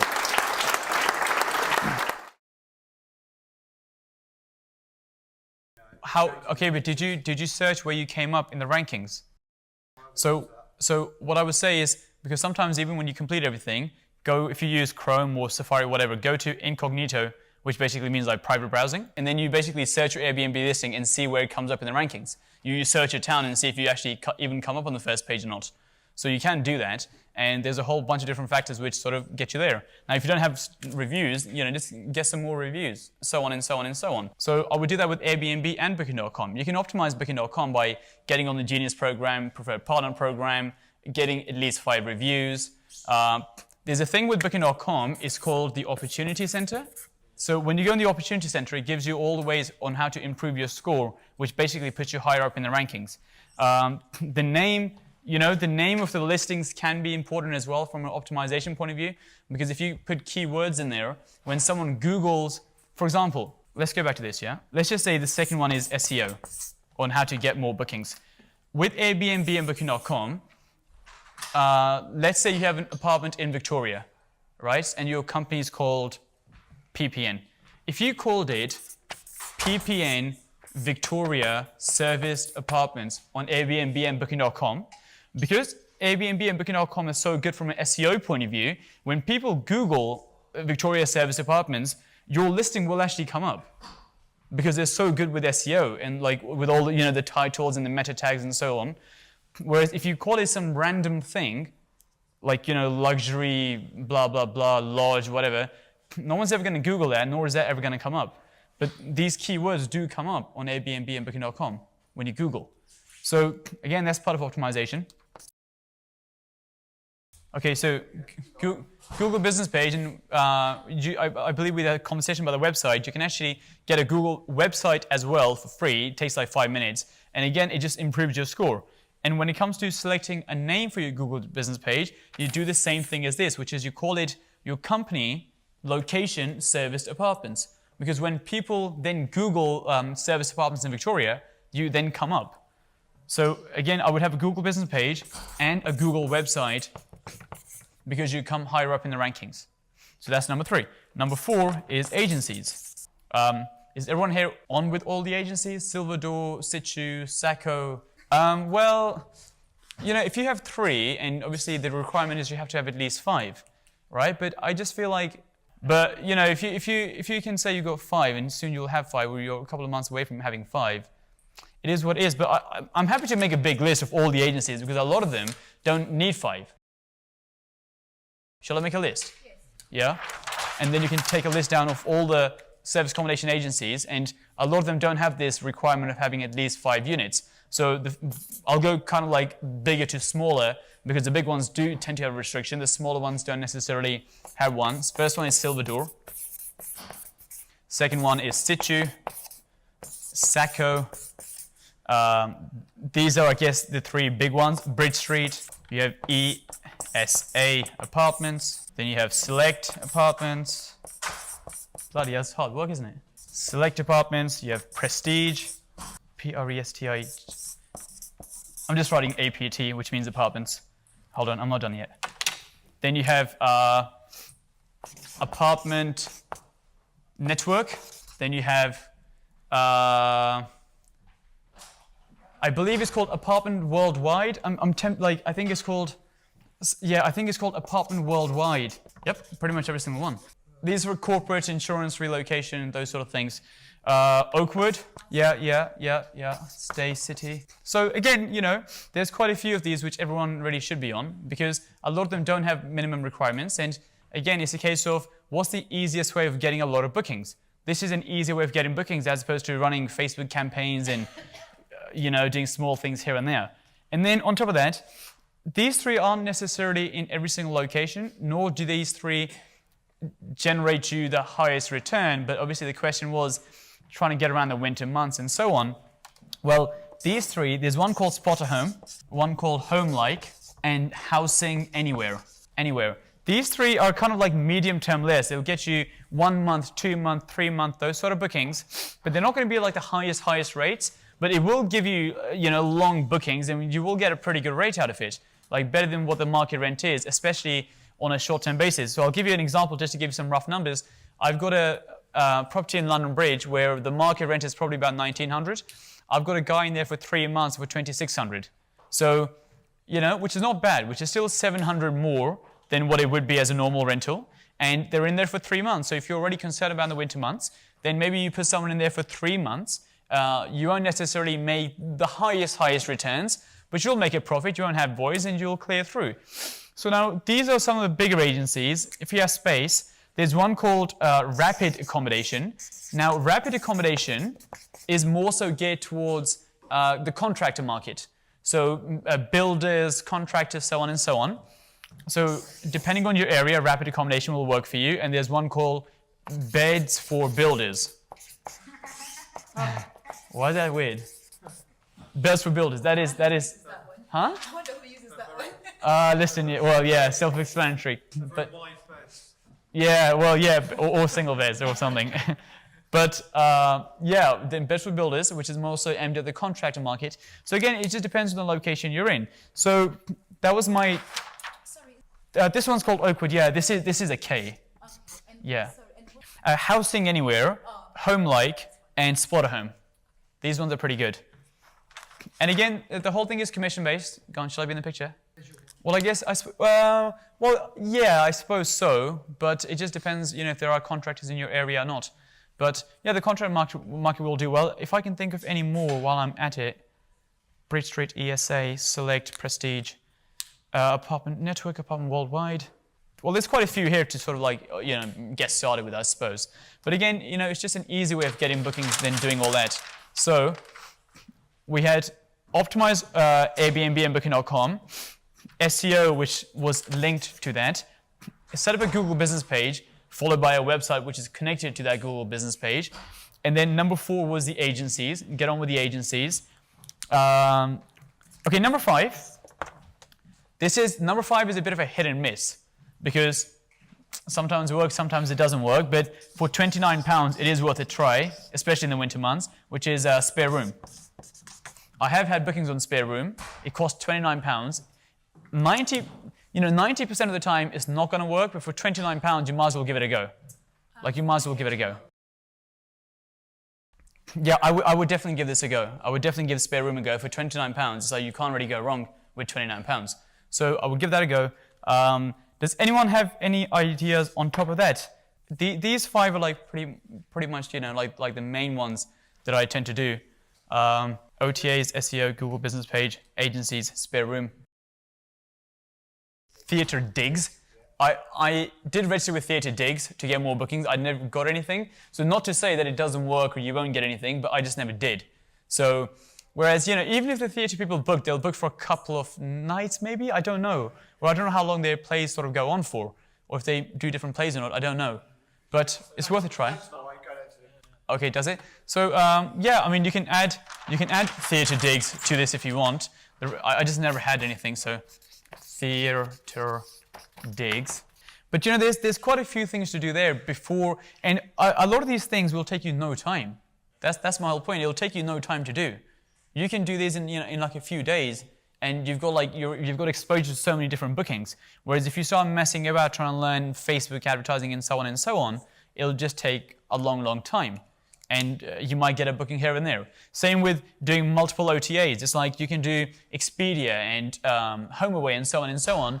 And it takes so long to get listed and connect the channel managers and so on. And then you end up getting like 1 booking. For a lot of work, you end up getting 1 booking. If I'm going to get 1 booking, I'd rather get a 1-month booking than 1 booking which is a 1-night booking, which doesn't really make much sense to me because it's too much work for no money. So I would basically do all of these first, very quickly, and go from there. Okay, you can make your own website and connect that, but you can also register for a Google website, and of course, it's one of those things that if you have their own website, it does probably rank you higher. Yeah, it does rank you higher, and you should Google how to improve your Google business page because there's so many different ways of doing it, optimizing it, reviews, so on, and it'll just mean you'll be higher up. That's pretty much what it's about, right? Getting higher up in the rankings. The question in terms of subletting is not subletting if you have the correct paperwork. If you have a company net agreement, it is not subletting. What subletting is AST to AST. So for example, if you rent a property on an AST contract and then you give it to someone else on an AST contract, that's subletting. Whereas if you have a company let and then you rent it to your guest, that's not subletting. That's the first one. The second one, how to avoid the lean periods and the voids, is basically what we went through with all the ways of getting bookings. The more you can put in there, the better. And that will pretty much do it for you. So when it comes to pitching to agents, obviously a bit of a chunky topic, but it's really a case of how you phrase things and what to say and what not to say, because you can't say stuff which people don't understand. Like if you say to an agent, service accommodation, rent to rent, Airbnb, those sort of things, they don't understand it, they're never going to go for it. So you have to say in terms of things they understand what a company let is. So if you phrase it in terms of a company let, they seem to understand it a lot more. But yeah, it's a very complicated thing, and I'll have to work out what you're saying and what you're not saying. So we can have a conversation after, like on a one-to-one basis, and try to work it out, because it just depends on how you're pitching it. It's like a bit of a long procedure, but we can have a chat about that. Yeah, because I just need to work out what you're saying and what you're not saying and sort of go from there. Yeah, but again, they don't like the word guest. They don't know what that means. What's a guest? If you say to an estate agent a guest, or a letting agent a guest, they have no concept of a guest.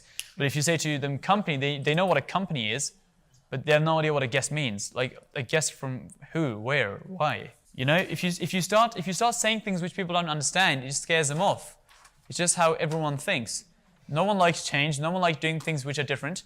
So you have to phrase things in the way they understand things. If you don't do that, then the whole thing is too new, too scary, too different, and no one wants to do it, and no one will do it. Okay, so when it comes to hiring VAs, this is the website you need. onlinejobs.ph. So you can hire, virtual assistants based in the Philippines, and they're pretty good, and it'll cost you. So I pay $110 per week. $110 per week, which is about, I suppose, £400 a month, maybe just under £400 a month, around that sort of mark, for a person who works full time, which is obviously a lot of hours for £400 a month. And nowadays there's so many tools that you can communicate instantly, and you can do whatever you want to. Just like someone's sitting like right next to you or something. It's no different if you just use the technology which is out there. So I would go on onlinejob.ph, put a very simple description through, and obviously you'll get a lot of leads, and then you can interview them, you can ask questions, so on and so on. But I just don't see why everyone doesn't really just get one. I just don't understand. Because it'll cost... They can... because I don't have someone who's like a specialist in one particular role. It's not like I've got a social media one, or I have got some like video editing one. I've just got like a general virtual assistant.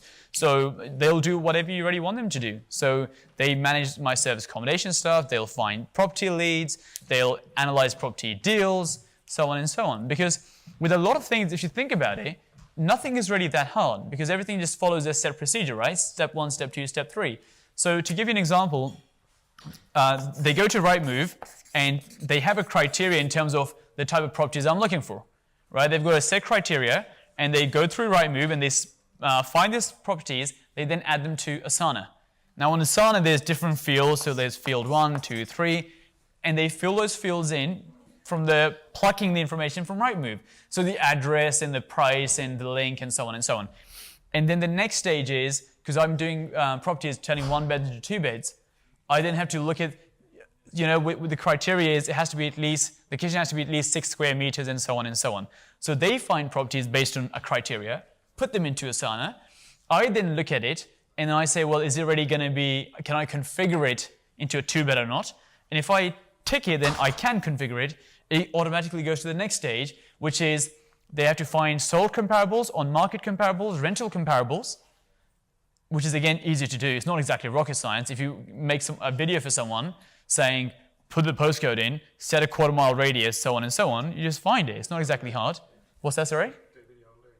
Oh, yeah, it's very easy to make a video on this stuff. And they then I've got an Excel sheet which has different tabs for different comparables. They plug the information in, right? And by the time I get the final point, I've got the full analysis done of the property, and all I had to do was basically look at a floor plan and see, does it configure or not? Whereas what a lot of people are doing, they're doing the whole thing by themselves, which takes up a lot of time, and you can't stay on top of it all the time. Because it takes a while to find comparables and sold comparables and this comparable and that comparable. Whereas, what's so hard about it? Like, which bit of that is, hard from that point of view? It's actually very, very easy to do, because everything is step 1, step 2, step 3. So, in your business, it's like, think about what you do every single day and just map out a process, step 1, 2, and 3, and just make a video on it, and then they will do it for you. Because, especially in property, I can't think of many tasks. Property is not exactly like the hardest thing in the world. I can't think of many tasks where you're like, no, I have to do this myself. I have to sit down and really think about it or something. It's just not true. Like, honest to God, like, is it? Or am I just the only one? It's just not true. It's just not true. Like, someone give me a task which you really have to do yourself, because I really can't think of one. To the point that I don't even go look at refurbs anymore. I don't do nothing. Because it's like, I just don't see why. But whether it's service accommodation, HMO, or that thing, that thing, buy-to-lets, or like whatever, I just don't see what you have to do yourself. When it gets to the last stage and I have to evaluate, like, should I offer or not, I guess that's what you have to do yourself. But you don't have to find the lead and check the criteria and put it onto Asana and do the analysis and so on and so on. Why? Someone else can do that as long as they've got a procedure to do so with pretty much the whole thing. So, and then you can use something called Process Street. Process Street is basically where you can create like, what's it called, manuals? Is it called manuals? Yeah, procedures, whatever you want to call it. And you can make like step-by-step procedures. So your VA or staff or whatever will go on to Process Street. The whole process is there, and you just do it. I honestly can't think of any task which you have to do yourself. Can't think of one. Yep, they will. So the VAs, they will also do the inquiries, yes. And they will handle the phone calls, and they will phone people back. They'll send the check-in instructions, check-out instructions, the whole thing. So, okay, so the question is, how do you sort of get around the detailed questions when it comes to the VAs, I suppose? So with a lot of questions, what I tend to find is they're frequently asked questions. It's the same stuff again and again. You might get the odd one, which is like a really odd, like something completely different. But most questions, you basically get again and again. I can't find the property, so on and so on. So let's say someone says, I can't find the property, right? Because that might be, let's say, a common one, that I can't find the lockbox or whatever. So you can use something called Hostfully, let's just say, and you can make manuals on Hostfully. Now, on Hostfully, there's 3 different things, or 4 different things. One says train, one says, that's an I, bus, car, taxi. Different fields, right? And you can fill, yeah, I keep missing letters. I missed the I twice. Anyway, so you can fill every single one in detail on how to get to the property based on these. And then you can embed, you can actually drop a pin on Google Maps, yeah? And then once you drop a pin, you can actually copy a link to that pin, and you can paste that link. And when someone clicks on the link, it will drop the pin exactly. Not like a postcode, because a postcode, sometimes the building is there, but it takes you around the back, right? Because the postcode is pretty big. But when you do it with a pin, you can self-select exactly where the pin is. You can zoom in, exact dot, and you copy the link of the pin, and you send them, obviously part of this, the check-in instructions and stuff, you send them the link. So I guess my roundabout answer, the way I'm trying to answer the question is, FAQs, to a large extent, you can get rid of them by making it so obvious. Because it's the same question which is coming up again and again. Every now and then you'll get something which is just bizarre and you haven't had it before, and you'll have to then add it in. But most of the time, that's not the case. So just think like, how can you make it as easy as possible? Once you've done that, your VAs have the same instructions and all those sort of things, and they can send them out because they also have FAQs and so on and so on. And it just makes it very, very easy. So and it's very, very cheap at the same time. Okay, fine. So this is what I would say. This is what I would say. So that's a very, very specific thing, which is obviously massively applies to your business, that people need to know, select information. Now, I've got like an automated way of doing it, which is, I guess I could say that maybe give them all the information, they can read it out, but I guess maybe you're not comfortable doing that because it's not as personalized, so on and so on. But here's my thing. I would write down all the tasks you're doing, right? Because a lot of them are going to be back-end tasks or operational tasks where you don't have that situation where that particular person has to do the phone call. What's that, sorry? So I'm just going to make a note. Oh, sure. So there's a lot of things which are just back-end things, like processing payment, sending the instructions, sending the reminders, taking the payment, so on and so on. That's not really client-facing, so you make your own list, and whatever you want them to do, you do it. So the way I've always done automation is very, very simple. I'm not helping the environment, am I, with all these pages? But I would make 3 lists: daily, weekly, and monthly. This one actually is trademarked, by the way. I did make this myself. I genuinely made this format myself. So how you do it is this: 1, 2, 3, 4. What? Yeah, but I made the format. So. What's that? Yeah, because obviously I made a video on this months ago, and maybe you've seen it. That's why. So yeah, someone nicked it. But this is my format. Anyway, so imagine there's 3 columns: daily, weekly, and monthly. And let's say there's 6 tasks in each one, and each task takes 10 minutes. So one task takes 10 minutes. So if you've got 6 tasks on a daily basis, how long are you spending per day? 60 minutes, right? If you got 6 tasks on a weekly basis, how long are you spending per week? You do it once a week. 60. And what about the monthly? Again, 60. So here's my question. Would you rather save 60 minutes a day or 60 minutes a week? 60 minutes a day, right? Or would you rather save 60 minutes a day or 60 minutes a month? 60 minutes a day, because you're saving a lot of time up front.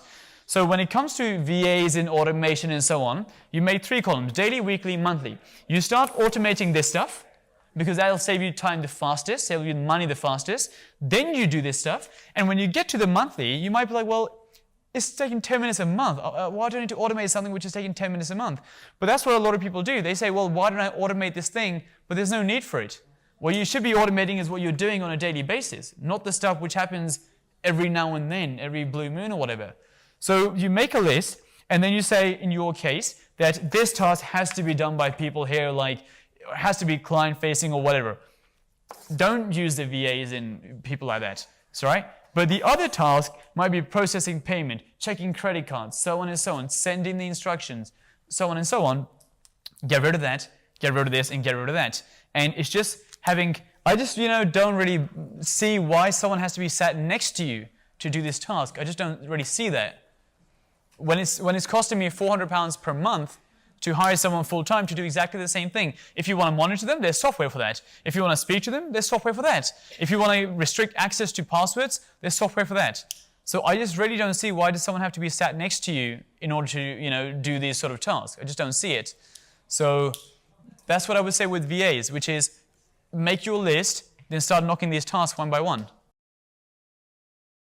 Okay, so in terms of efficiency of VAs,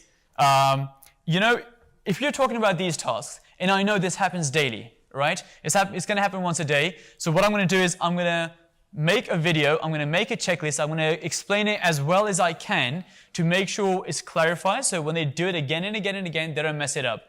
But if I have a task here and there just randomly, I might just send them a voice note saying, can you do this, right? Because I'm not going to make a full manual for something which happens, something I just instantly need or need here and there.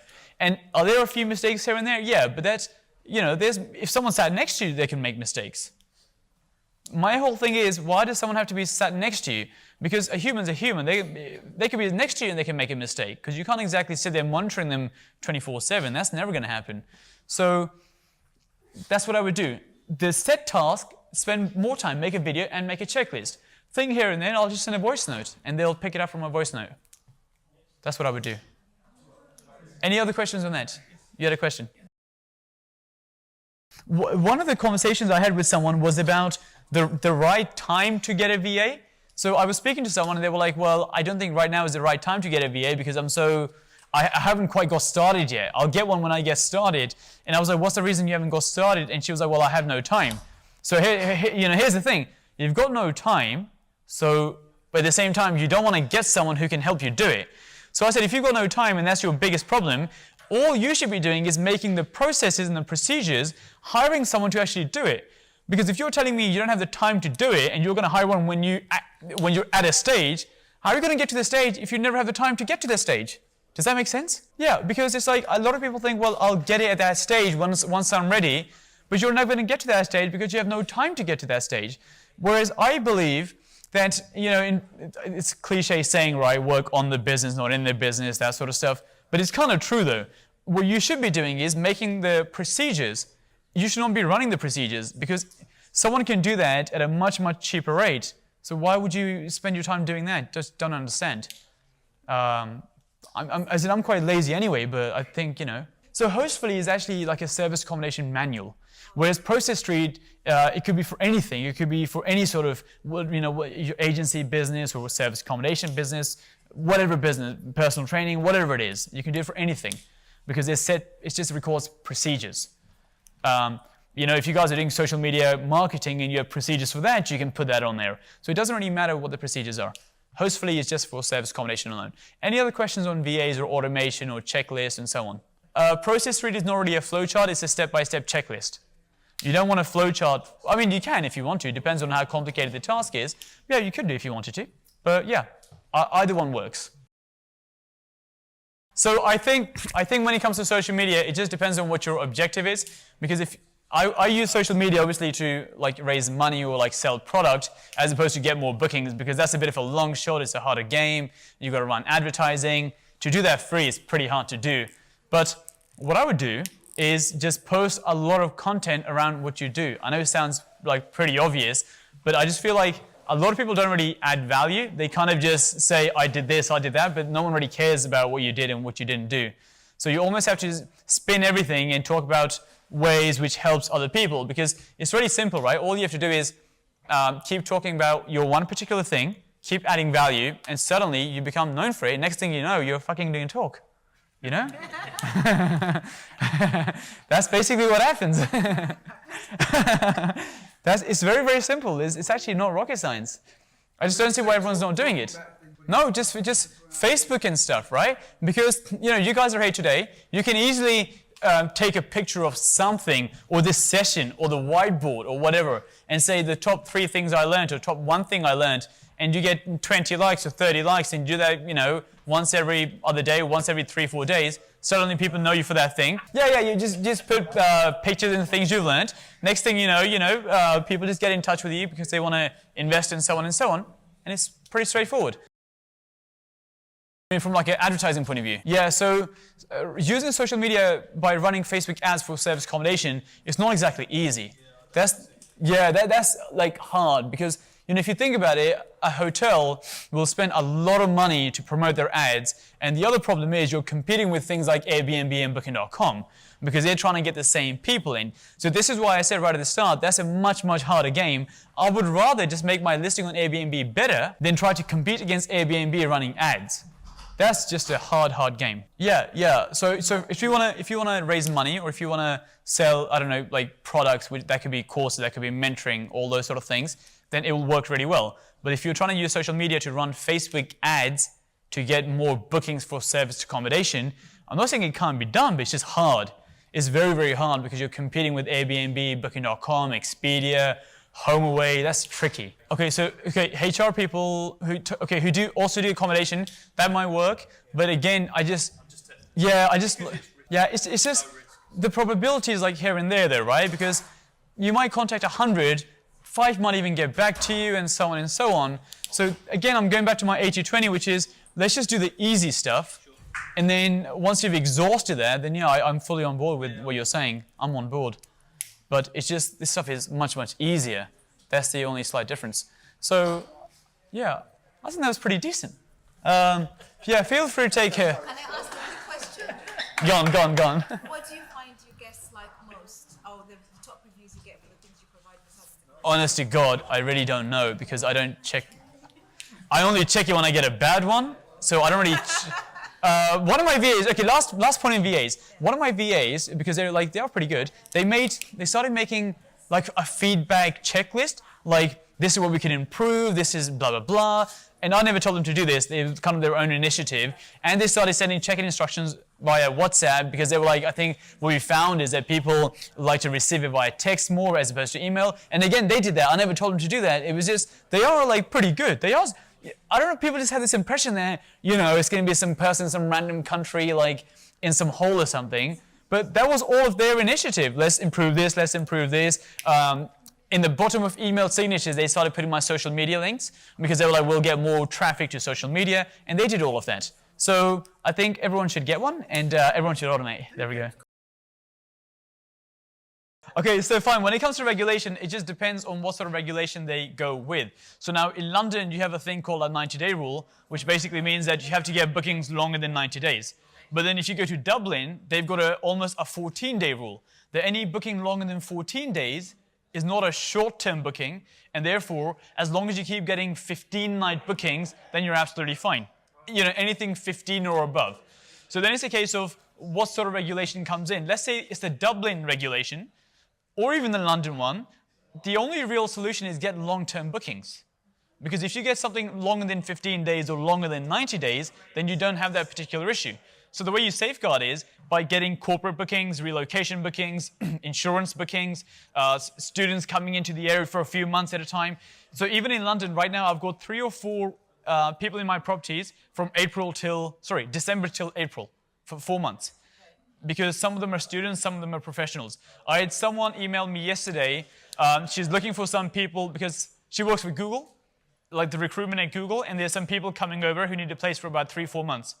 So that is how you would safeguard, which is you would move away from the 1-night bookings, 2-night bookings, and you would sort of move to the 1-month, 2-month, 3-month bookings. You make more money in the process, you get better bookings, you have no voids, and you also safeguard yourself. So start thinking about that. How do you move from 1-night bookings into the longer term bookings? HMOs are officially a C4 class, as in, just the classification of the property, a service accommodation is still C3, i.e. like a normal house or a normal flat. So because it's still a normal house or a normal flat, they don't really have any special criteria except for whatever is in residential property. So unless someone was to say it's no longer C3, but that would change everything, and no one knows that, so I have no idea.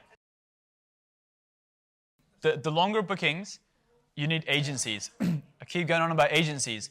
You need Silver Door, Situ, Sacco, Bridge Street, Apartment Network, so on and so on. You need to go to the bigger agencies who have the bigger bookings. Yeah, so you need to contact all those agencies, and that's really the best way of getting the longer term bookings. Yeah, so what happens is like a big company will go to these agencies and they will be looking for multiple apartments. So like I said, someone from Google sent me an email. They could have sent Silver Door the email, since they're one of the bigger agencies with hundreds and thousands of apartments. Then Silver Door will contact someone like me or you guys based on the areas you're in, and it'll say we need 3 apartments, 4 apartments, 5 apartments. And that's how the agencies work. That's what you need to do. Okay, so the question is like, how do you not lose money from like month 1 essentially, right? Okay, well, ideally what you're supposed to do is, with, assuming this is a rent-to-rent property, even if you're buying it, will pretty much work the same way. This is what I do when I buy something, right? Which is, if this is a timeline, you know when you're about to get the keys, like you're going to get keys on this date.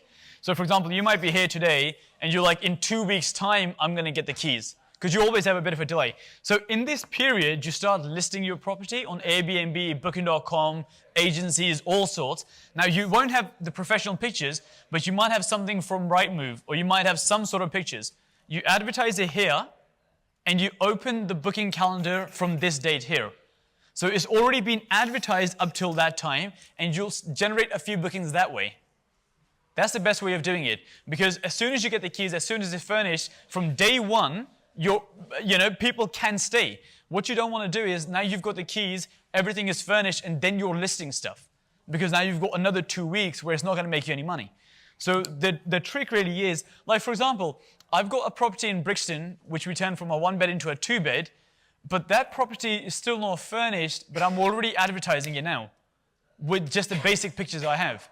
Because at least I can get something in, and I've had 2 inquiries, one for 70 nights, one for 20 nights, and again, there's no pictures yet. From where? Agencies. And so as soon as that's ready, hopefully that inquiry goes through, the guest moves in Friday, it's going to be fully furnished by Thursday. So in 1 day, it's booked out for the next 2 and a bit months. It's just about planning forward. That's what you have to do. Then you have to go to smaller agencies. If you can't get on the agencies because you have only 1 unit, and the agency says you need minimum X number, you have to go to smaller ones. Just for heads up, because photographers are always This is my session. You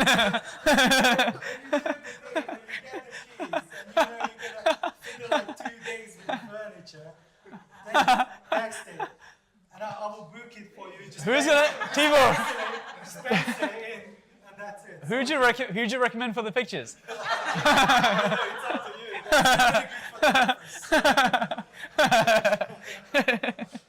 Well, it is true though. It is true though. Again, as soon as you know when you're getting the keys, when the furniture is going to be there, then have a photographer ready for the following day. So it's all done, da-da-da. Nope, I just do agencies. I don't approach companies by myself. You don't do any cold calling? No, agencies. I've had similar stuff. I had a property in Paddington, which was the furniture had like no bedding, no nothing, and people were booking it for £200 a night. It had nothing.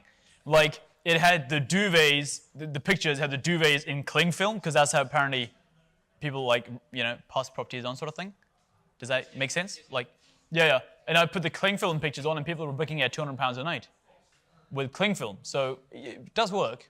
But even if they don't, all I'm saying is just plan further in advance. So as soon as you have the keys, at least it's running. Otherwise, you're playing massive catch up, and now you're spending weeks, where you could have potentially made money. So it's just plan in advance. Well, I mean, you can use a channel manager, which will basically put everything into one place for sure. So I would recommend a channel manager. That's what I would do. No, with the agencies, you have to email them. It's not going to go to your channel manager. Who is the person? It's like a company. Like, who is it? Yeah, I don't care. Like, because for example, I had someone pay me by the night for 11 months. Now, technically, if you look at regulation and you say, you know, someone's in there longer than 3 months, they become a tenant and all that sort of stuff. This guy came from Bangalore in India. He was here for work. He was here for 11 months. And as soon as his contract finished, he went home. He wasn't going to be like, well, I live here now because I'm a tenant, right? So, you know, it's professional. It's through a company. The company is paying the bills. I don't think he's going to be like, I'm living here now, you know? And even if he does, you'll make so much money in 5 years. That, you know, it's like, you'd make so much in 5 years that you wouldn't even care if it took you 6 months trying to get rid of the guy. Because you got paid by the night. But yeah, you know, yeah, company's paying for it, who cares? Because the problem is this, that's not the problem. The problem is, he says it's 5 years, it might be 3 months, or it might be 5 years. No one ever knows. Because with project work, contract work, you never know how long it's actually going to be. So when he says 5 years, that's like, it's like an indication. The person I had for 11 months, he had already been in the area for the previous 16, but with a different provider. And then 11 with us. So that's what, 27 months, 2.5 years? But they don't know they're going to be 2.5 years from day one. It's just how long it lasts. And then he went back to Bangalore because the project finished, and now he's in a different city in England, just in a different city though, because the project is now somewhere else. So keep it rolling for like as long as you go. I wouldn't worry about like, let me move him every 3 months. I wouldn't do that. Company's paying for it. So majority bookings, really from like, you know, 4 sources: Airbnb, Booking.com, the agencies, and everyone should set up a Google business page. I've just realized recently in life that for some reason people just want to do all the complicated stuff, but no one ever wants to do any of the easy stuff.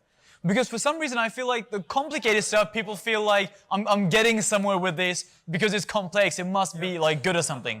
Whereas I've been going on about this Google business page, which has generated like hundreds and thousands of pounds worth of bookings, and it takes 20 minutes and no one does it. Where people will sit there for hours making these small hacks and so on because it's like complex. I just don't get it. But I do think this simple stuff is normally the good stuff. But I just don't understand. You just, you Google Google business page. Yeah, it's so easy. No, you don't even, I don't even know how to explain it. It's just easy. It's easy, right? No development site, no companies, no nothing. Agencies, guys, agencies.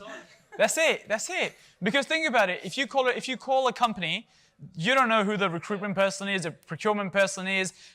Some companies have so many different offices throughout the country. You don't know which one actually deals with the accommodation, so on, and so on. So just do the agencies. It's just far, far easier. None of them. Sorry. That's not true. Silver Door came once in one of the buildings. No way. That's it. And they've been selling them otherwise. Yep. Without seeing them. No one's ever seen them. Zapier is something, I'll write this down, which is everyone should be using this. It doesn't matter what business you're in. If you're doing HMO, advertising, recruitment, it doesn't matter what you're doing. Everyone should be using Zapier. So the way Zapier works is, the analogy I use is imagine one guy only speaks English and one guy only speaks German. Well, then obviously them two cannot communicate because they don't speak each other's language. So like Zapier sits in the middle and it helps you communicate. Does that make sense? So one guy speaks English, one guy speaks German. They don't speak each other's language, and Zapier allows to connect those two people and allows them to speak. So I was using this analogy, and some guy goes, "What? So it's like beer then?" And I was like, "What?" What? Does that even make sense? But I don't know. Maybe everyone gets drunk and they just get along. I don't know. I don't know. Just thought it was funny. But that's what Zapier does. Which is, it doesn't matter which, and I'll give you some practical examples. Someone shout out any sort of thing they use in their business, any sort of like computer app tech related stuff, anything. Okay, so people won't understand Podia. Give me something simpler. Okay, Google Drive, and okay, fine. Let's say Google Drive, and I'm guessing everyone here gets email attachments, right?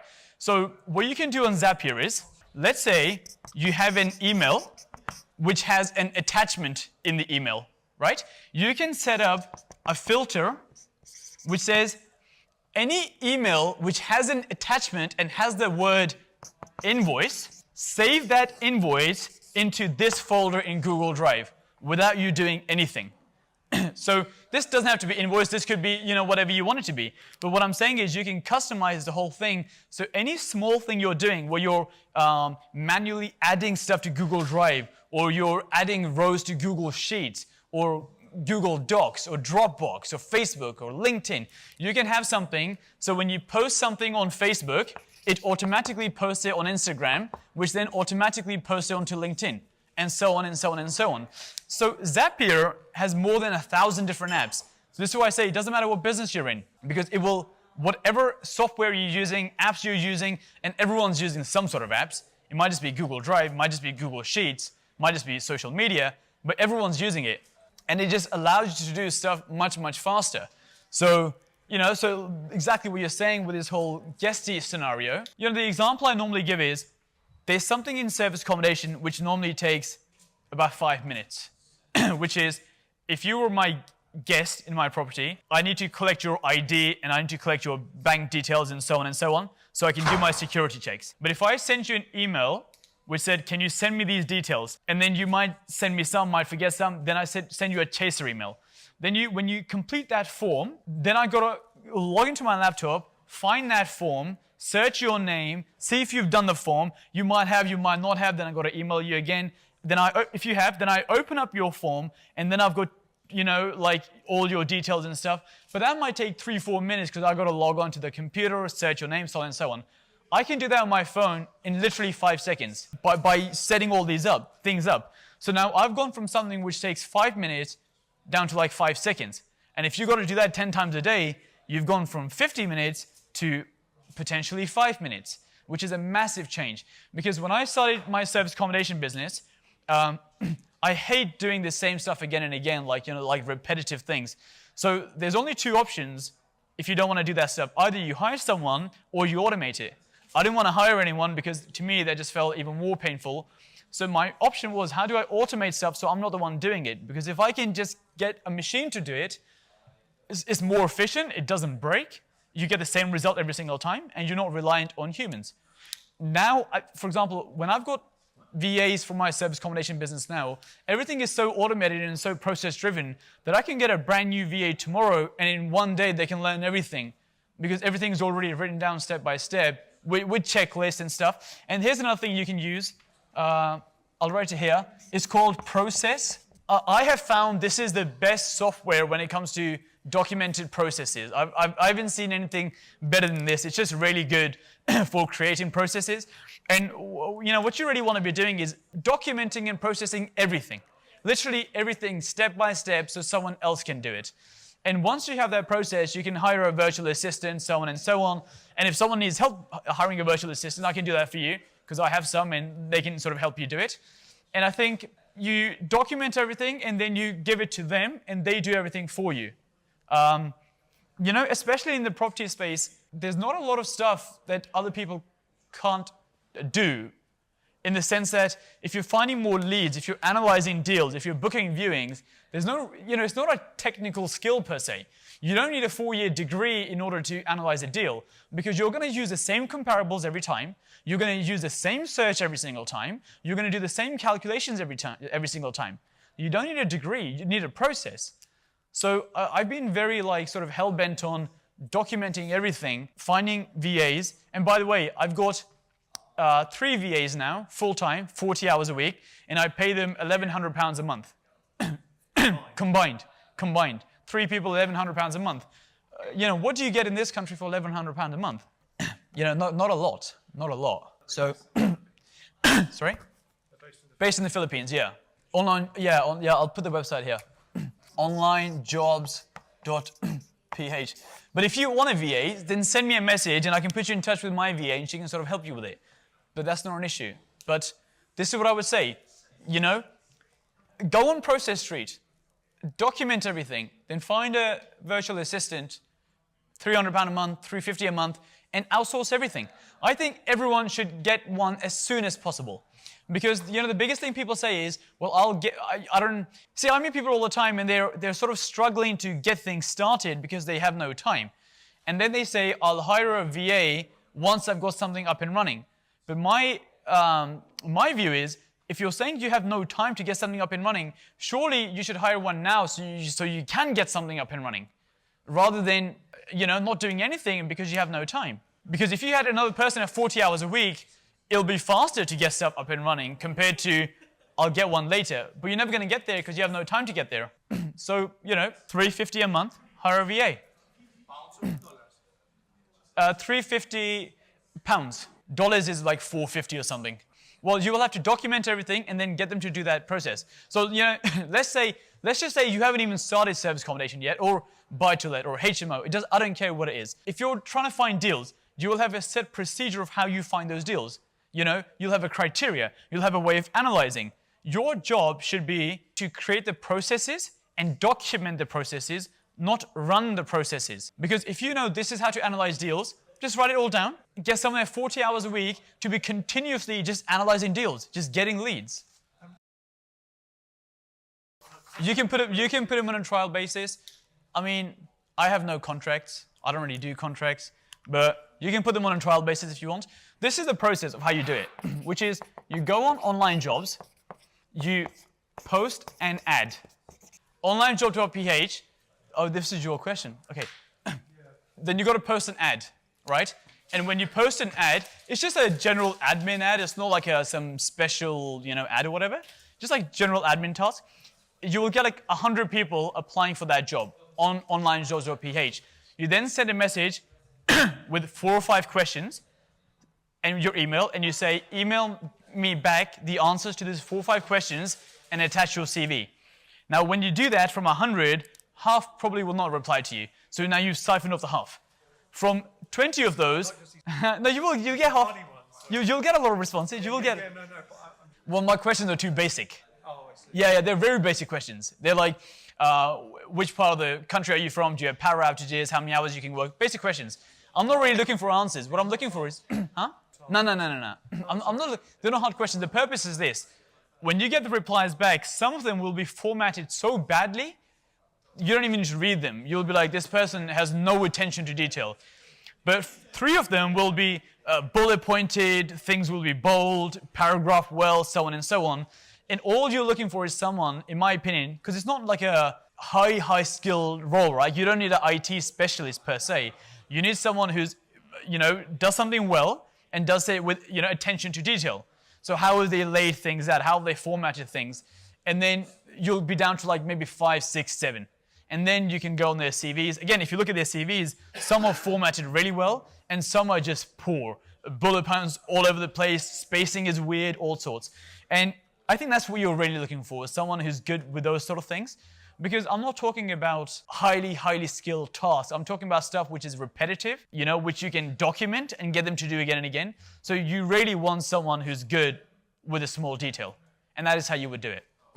And it does work. It does work. Okay, for cleaners, you can use this website called care.com. Nationwide. It's really good. You have to pay like a £20 a month subscription fee or something, but I found it really, really good in terms of like finding cleaners, cleaning companies, so on and so on. It's really good. Sorry? I used it like a year ago now because I haven't changed cleaners in a long while, so I can't remember. But it was good when I last saw it. It was really good. It had like a load of cleaners on there. I feel like there were reviews. I can't remember though. Individuals for service accommodation is not good because if one goes on holiday, one gets ill, you're in big trouble. Individuals are not good. You need small companies. That's what I would say. No, just cleaning companies, just small teams, 3 people, 4 people, that sort of stuff. Well, I mean, you can, in terms of managing cleaners, you can use Properly. I don't know if you've looked into Properly. Yeah, I would use, you can use this. It's called getproperly.com.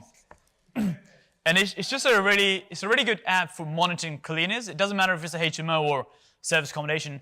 It's just really good for monitoring cleaners because they have to submit pictures and all that sort of stuff every single time. So it works pretty well from that point of view. I think what happens over time with cleaners maybe is I know what you're saying, that they start off good and it sort of like deteriorates, but I think sometimes the workload, I think maybe initially they're a bit optimistic about the whole thing. I don't know. I know what you mean though. Yeah, maybe. But this is a good way, because it's a good way of monitoring. And then it's like, you know, I think that's true with any employee though. Don't you think? It's like most employees start off like really good, and then over time it gets slower and slower. What is that? Well, what it does is that you have a visual cleaning checklist. So rather than a piece of paper checklist, you have a visual checklist, and every time they tick stuff off, right? So for example, if this was the living room, there will be an icon on top of that table which will say, wipe the table. I don't have to go into that, you know, minute detail, but I'm just saying. And then once you've cleaned that room, the next part of the checklist is you have to take a picture of that room and submit a picture. And you can't upload old pictures, you have to take a picture there and then. So that's why you have proof of every single clean, documented. Now, you don't have to go into your app and check every single time, but you know it's there. So if a guest ever complains saying it's not clean, you can be like, let me just look at my picture log and, you know, see what happened. So it's just good from that point of view, and then they know they have to do it properly as well. Does anyone use a national company for linen? Stourbridge? Yeah, Stourbridge. Stourbridge. Use that. So you hire or you buy? Hire. Yeah. Everyone hiring, yeah? Everyone's hiring? Yeah. Yeah, well, I mean, bad reviews. Well, I mean, if they've said something specifically, I would obviously try to fix those things. If they haven't said anything, they've left a bad review, then can't do much about that, because you can't cancel reviews and stuff. So, yeah, you can't do much. I mean, if they've said nothing and they've, you know, done it, then you can't do much about that, unfortunately. Okay, so the question is about agency payments. Different agencies have different policies. So typically they pay, for example, one of them pays after 60 days. 60 days after check-in, they will pay the full amount. Some will pay like a week after, some about like a month after. So they have like different terms, and some pay even before even before they check in, so right at the start. So they all vary completely. But you always get the money, so I'm not majorly concerned. No, absolutely. Just out of interest. Yeah, because some people have like cash flow issues and stuff. Yeah. But anywhere from before all the way to 60 days. That's the sort of range. You can just say there's no VAT. Yeah, so I'm buying. I'll show you here. I'll show you here very quickly. It's really easy. So you know, imagine it's kind of like this, right? So you have obviously bad drawing because you have to have a hallway. But imagine this is the kitchen, and this is bedroom, this is living room, this is bathroom, right? So what I'm doing is I'm buying a one-bedroom property. I'm moving this kitchen into the living room, so the kitchen will go along this wall. Then I turn this into a bedroom. So now I've got two bedrooms as opposed to one.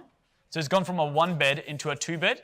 So I bought something in London Bridge for 330, and in 3.5 months' time or something, it was revalued at 450, right?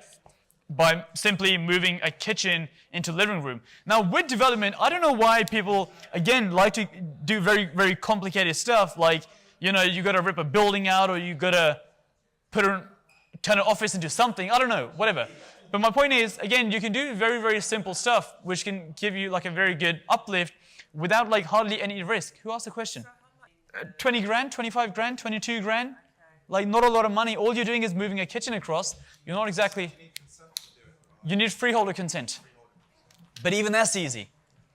Even freeholder consent's easy. Again, I just don't know why people don't do the simple stuff, but people don't. Okay, so because I buy ex-councils, I don't have to pay anything.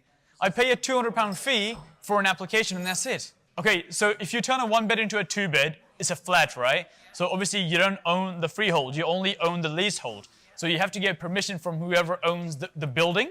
And in my case, the council owns the building. So if you want permission, it's easy. You fill out 2 forms and you get permission.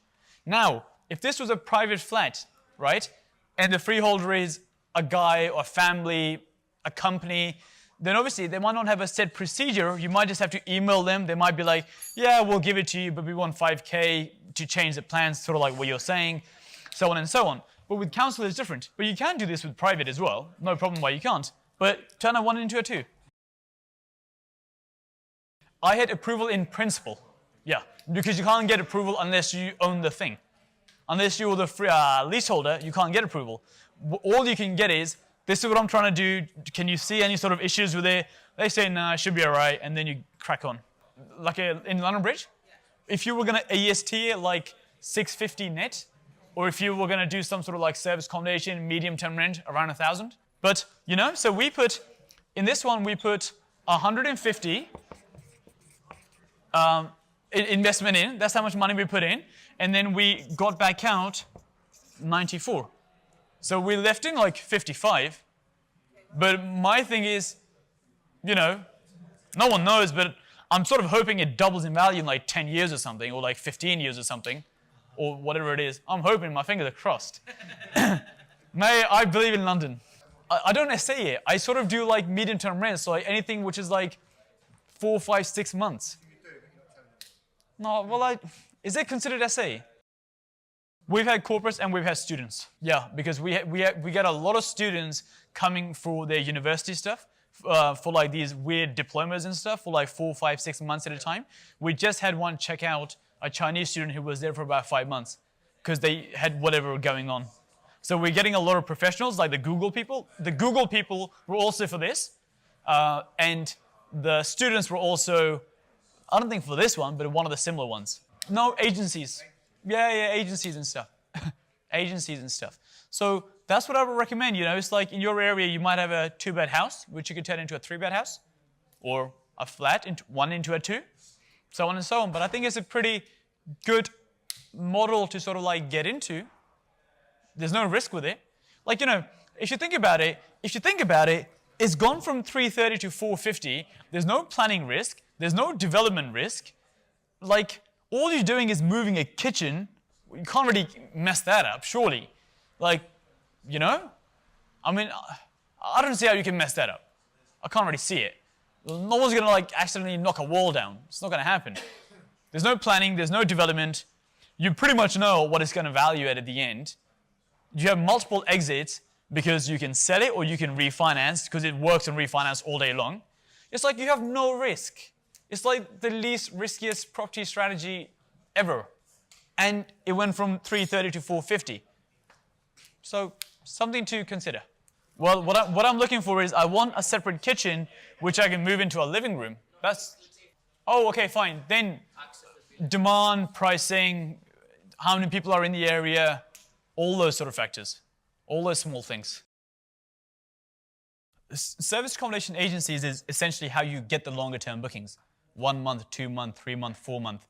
So you have some bigger agencies like Silverdor, Situ, Sacco, and a lot of them have a minimum restriction in terms of you have to have at least 5 units or 4 units or so on and so on. And if you don't have that many units, sometimes you can't get listed because obviously they want a minimum number of units. The other approach is if you can't get onto these ones, you go for some of the smaller ones, and you can go to something like Select Apartments, Prestige, Apartment, Network, Oakwood, ESA, those ones. And if you go to those ones, they're a bit more lenient in terms of minimum number of units. If you say to Select Apartments or whatever, Silverdor, I've got 1 unit in Edgware, they will have to create a whole new setup just to take that one property on. And knowing that you only have 1, you're never really going to be able to cater for their needs anyway, because if you've got 1, your 1's always going to be booked up. If you have 7, they know if they send you an inquiry, you're more likely to be able to accept that inquiry because you've got 7. But 1, it's very unlikely you're going to have that 1 availability. Yeah. So you see, if you said to them, I've got 7 in Edgware as opposed to 1 Edgware, 1 Kensington, 1 Chelsea, 1 times 7 doesn't equal 7 times 1 in this situation. It's not the same. Yeah, it doesn't matter. London's funny. Who here lives in London, by the way? Some people. Okay, if you live in London, it's like Kilburn and Maida Vale is not the same thing, right? Elephant and Castle and down the road, Kensington is not the same thing. Even though geographically it's down the road. It's literally down the road. But people in London are very funny about their particular tube stop or their overground. Whereas if it's slightly, isn't that true? Someone said to me, someone wanted something in Vauxhall, and I had something in Nine Elms, which again is down the road, but they were like, no, it has to be in Vauxhall. It's literally down the road, but they don't care. So people in London it seems like it's a very tiny 5-mile radius, but to people living in London, it could be the whole country for all they care. So London doesn't matter. It has to be specific locations because the client's booking, they'll say, we want bank. And you'll say, well, I have Lowpool Street. They'll say, no, we want bank, even though it's down the road. It's just how I don't know why. It's just how they think. From my experience, yeah. From my experience, they haven't had any criterias. So that's what I would look at. Well, you have to have multiple units, but from my experience, these ones do not have as many restrictions. And again, it's like Edgware Road and Marylebone. Marylebone and Edgware Road, it's literally, the stations are next to each other, but it's not the same thing. So you saying, well, I've got 7 in London, that could be 7 different cities if we were looking at the UK as a whole. Because 7 locations in London is not London. It's like Edgware, it's Maida Vale, it's Kilburn, it's separate. It's not the same. And that's really the trick here, which is getting on more agencies. And people are going to spend all their time trying to optimize tiny bits here and there, and they'll sort of make some small tweaks and so on, and that's fine. But it's going to spend a lot of time, and you're going to get 1 more booking, or you might get 2 more bookings. Or you can get on with something like this, and you end up getting a 5-month booking, which is better than making a tiny incremental change. I'm not against changes, but I'm just saying, if you have limited time, do the stuff which makes the higher amount of money. Half an hour and a Google business page is done. Half an hour, 1 hour maybe. And I've had possibly the most number of bookings from Google business page compared to anything else. And you're done within half an hour, 1 hour. Because what happens is you link your website to the Google business page. So you have your website and you have your Google business page, and you make sure it appears on the search rankings and so on, and you get listed. That's fine. So what you do is you get your Google business page, and where it says website, you just add that link.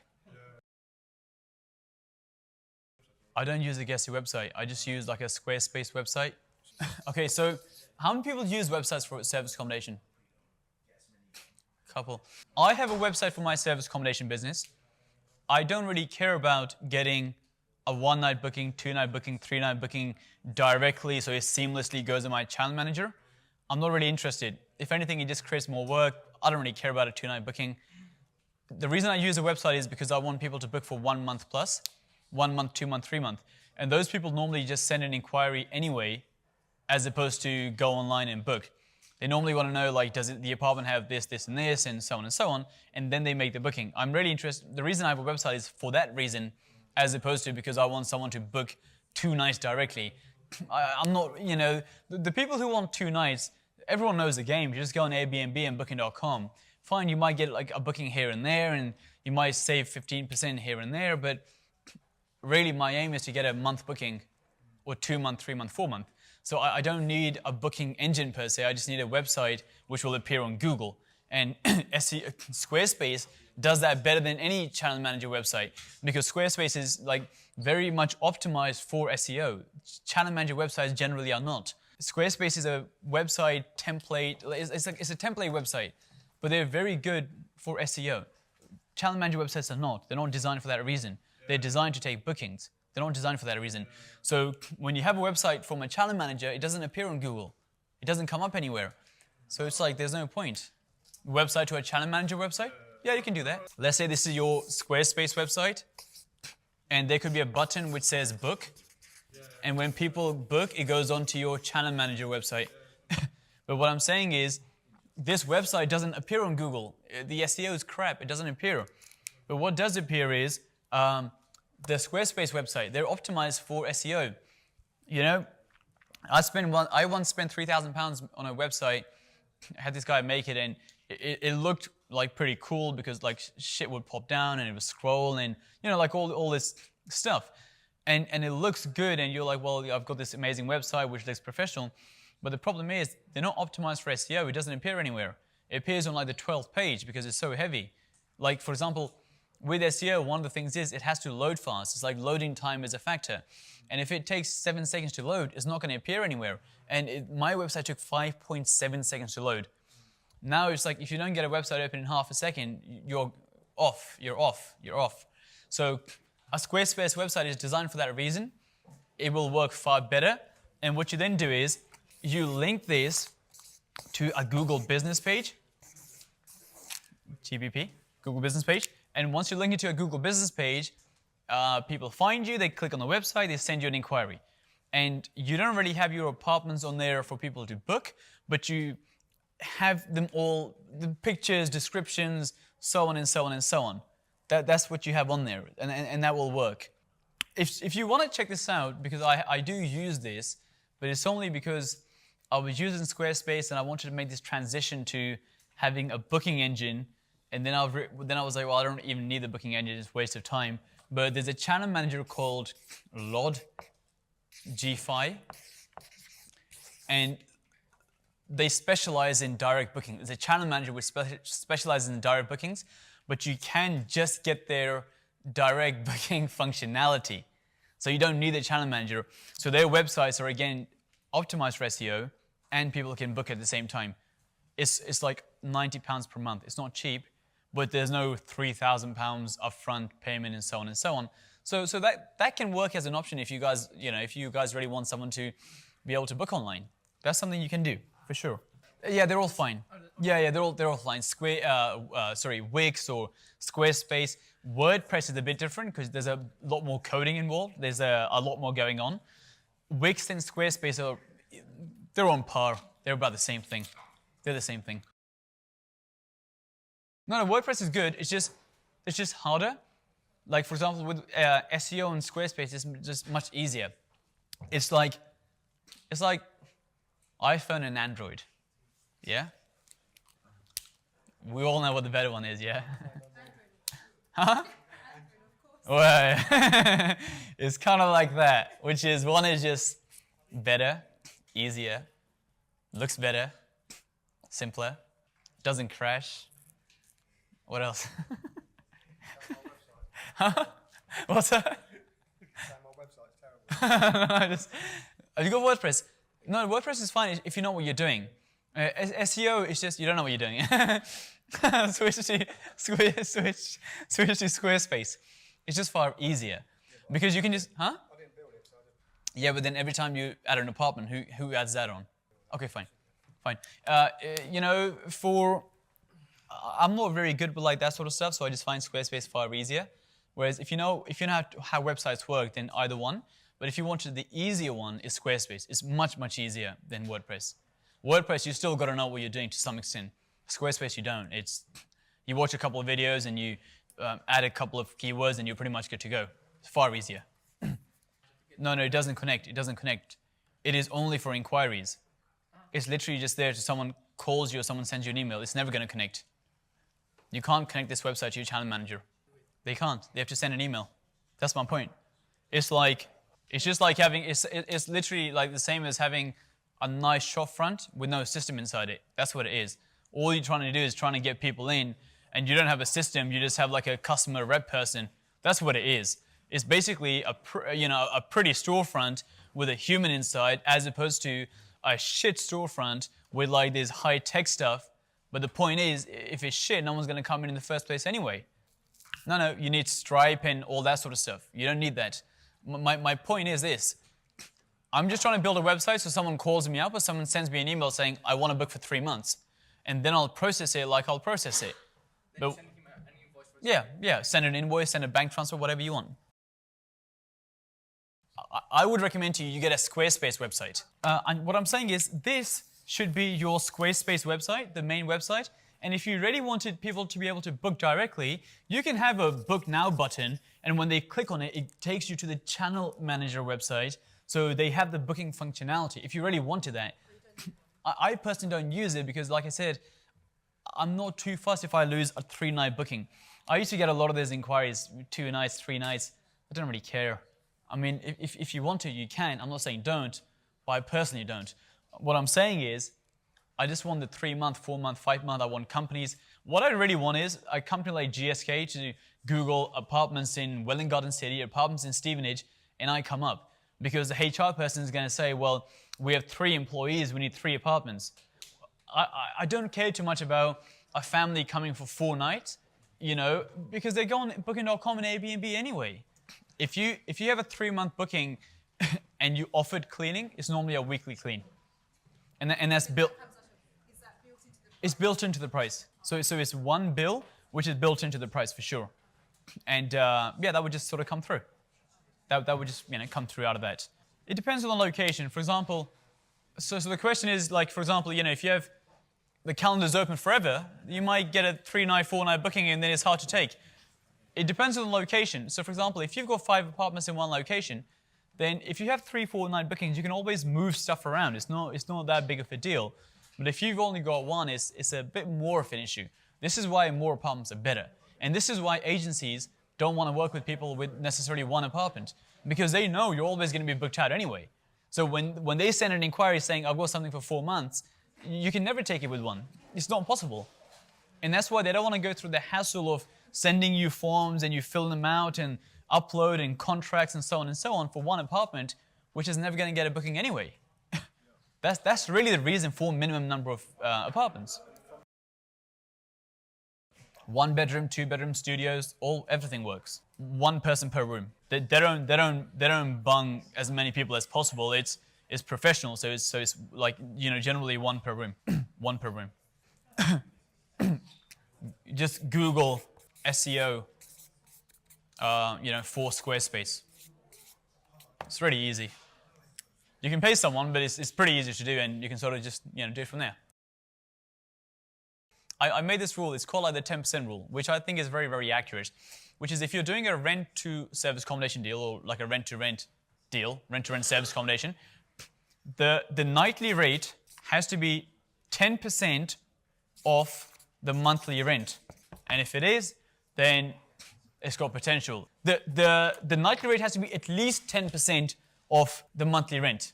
If it's 20%, even better, but I'm saying at least. I'm not saying exactly, I'm saying at least. That's how you do due diligence in like 5 seconds. That's how you do it. It's a rule which actually does hold up pretty much every single time. Yeah. So if your rent is 2,000, your nightly rate really has to be about 200. Who has a rent-to-rent unit in the room? Okay, what's your rental? Okay, so your rent is 750. Night rate? Okay, so night is 85, yeah? So obviously that's better than 10%. So you're cool. Who else got a rent-to-rent? What's your rental?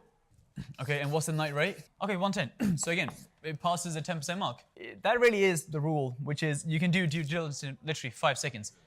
Rent, 10% of that should be the night rate. So if you plug that in, you'll be good to go. So it's rent plus bills. The reason it's rent plus bills is because that's your fixed cost for every single month. I know there's cleaning and there's linen and stuff, but that's only if there was a booking. If there was no booking, you wouldn't have that cost in the first place. So that's really your only fixed cost, rent plus bills. You take that fixed cost and you divide it by 15. The reason it's 15 is 13 nights in a month. 15 is half the month, which basically means 50% break even. So that means you're covering all your cost in half the month. We get that so far, yeah? Now, then the reason you times the whole thing by 1.15 is because you have to pay generally 15% commission on booking.com, agencies. I know Airbnb is a bit lower, but generally it's about 15%. Expedia, so on and so on. So you times it by 1.15 and you get an answer. Whatever that answer is basically the nightly rate. So what that says is, that was the initial formula, but once you actually start putting numbers in and you run through like 10 different examples, you will realize that the nightly rate always has to be about 10%. The answer always comes to roughly that. So for example, we had your one, it was how much? The rent was how much? Okay, so if the rent was 750, bills are about 250 generally around that sort of mark. Let's say 250. 1,000 divided by 15, what's that? 77 pounds. What did you say you charge? Okay, 85. So, it has to be, you have to charge at least 77 pounds per night to break even at 50%, right? Does that make sense to everyone? You've got to charge at least 77 to cover your cost in half the month. 77 is almost, it's just over 10% of 750. 10% of 750 is 75, 77, 10%. So if you think about it, and if you actually run, various examples, you'll see that it always comes to 10%.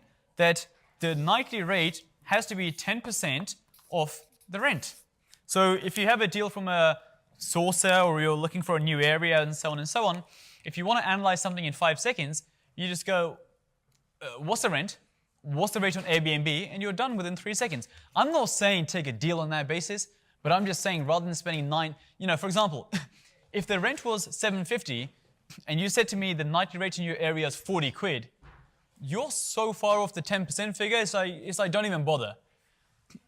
It's a rule of thumb just to evaluate a lot of deals as fast as possible. It's not it passes 10%, so let's take it. It's sort of like, I'm looking at 100, I can narrow down to 10 within seconds, rather than burning hours and hours and hours and realizing, well, it doesn't quite work.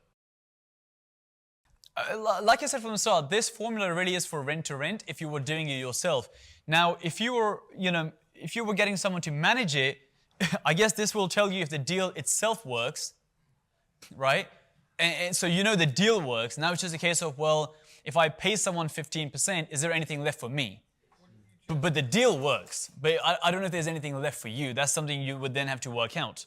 We'll stick a 15 here. Well, no, because what that implies is, for the deal to work, your rate has to be much higher. But this is just trying to verify, does the deal itself work? Because now, I know what you're trying to say. Yeah, but then it's like, the deal might never work because no one's charging that much more in the area. You see what I mean? What you're trying to say is like, I'm normally good with analogies, I'm struggling. Huh? Yeah, but this is saying like, for example, what this is saying is, let's use a coffee analogy, right? This is saying this formula makes a good coffee. This doesn't say you get half, I get half. It just says the coffee is good. So in the same sense, if he's getting someone to manage it, this just says if it's good coffee or bad coffee. But then he's got to work out, well, how much of the coffee I get, how much of the coffee someone else gets.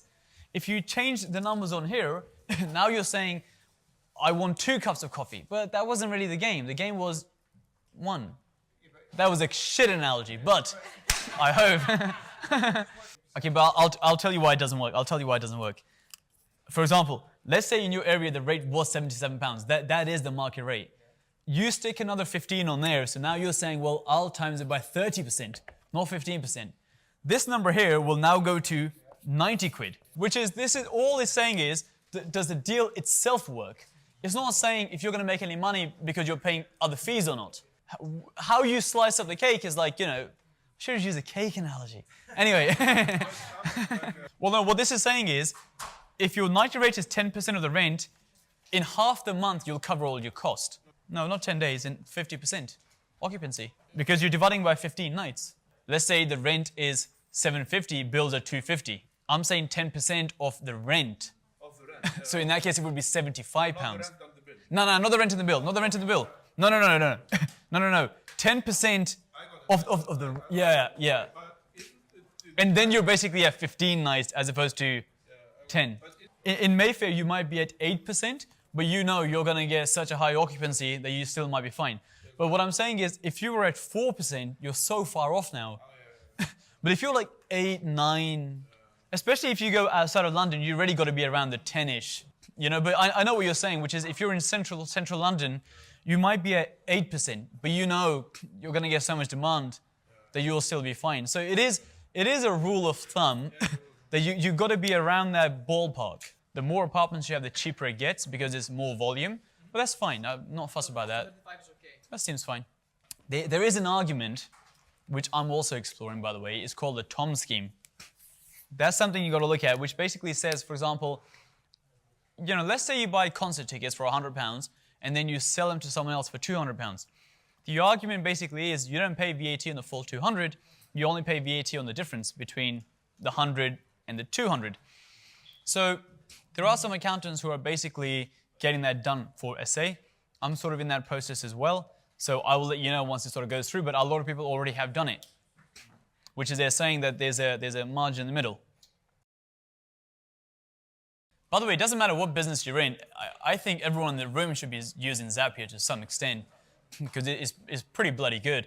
It doesn't really matter what you're doing. Literally any business. You name me any business and I'll tell you a use for Zapier when it comes to automation and just getting more done in less time, or just removing all this like small stuff in the middle. Any business, doesn't matter. Honestly, if someone wants to shatter an example, I'll tell you. But this is a bit more complicated. Essentially, Zapier follows this rule, which is called it basically ITTT, which stands for if, then this. So for example, if this happens, then this happens. So for example, if I get a form, then send an email. If I post something on Facebook, then post it on LinkedIn. So that's basically what it follows. And if you think about any business, there's a lot of these small things which you manually have to do, and you can just get rid of everything. So that is what you will need, is a short answer. You will have to play around because I don't know what systems you use and so on, but that will do it for you, 100%. Someone still has to look at the form when it comes in. Like a machine can't really analyze that, but in terms of processes, yeah. I've got a video on this. If you YouTube my name and the word service, it will come up. It's like 1 hour long and it just goes through systems for service accommodation. So I would have a look at that and sort of, plug what you like and sort of go from there. I suppose don't know what to do really, but go for it. Last one. Oh man, you missed it. The workaround is you need longer term bookings. That is what you need. It's the same as before. You need longer term bookings. So I was saying earlier, I had a booking this morning for 5.5 months. So let's just round that to 6 months.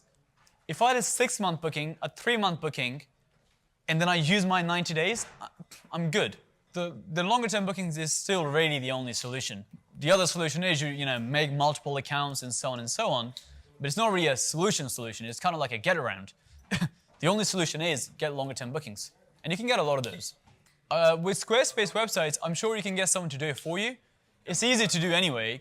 It's very, very easy to do. But if you want to get someone, you probably can find someone. You can go on Fiverr.com.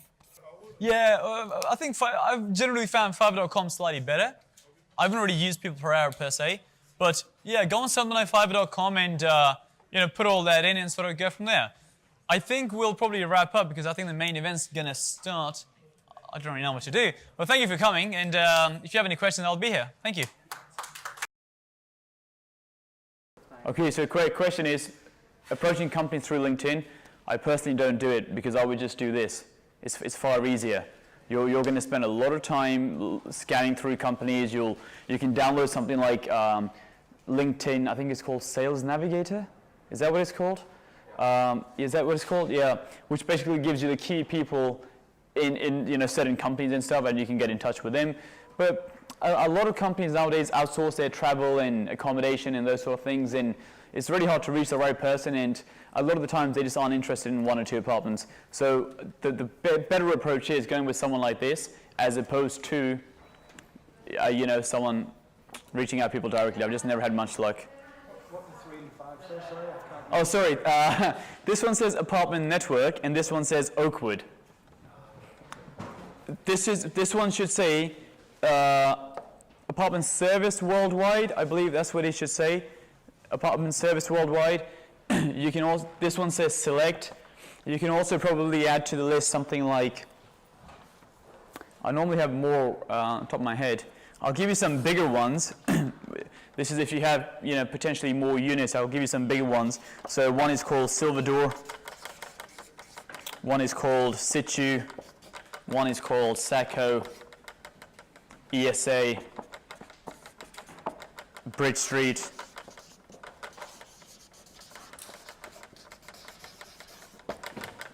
and that's about 10 different agencies. So essentially what you're trying to do is you're trying to tap into them as opposed to go direct. Because let's spin this slightly. Let's say you were trying to get travel bookings and you were trying to get holiday people and tourists and those sort of things. If you're trying to get tourists, what's your best approach? What's the best place to advertise? Booking.com or HomeAway, Airbnb, you know, and the list goes on and on.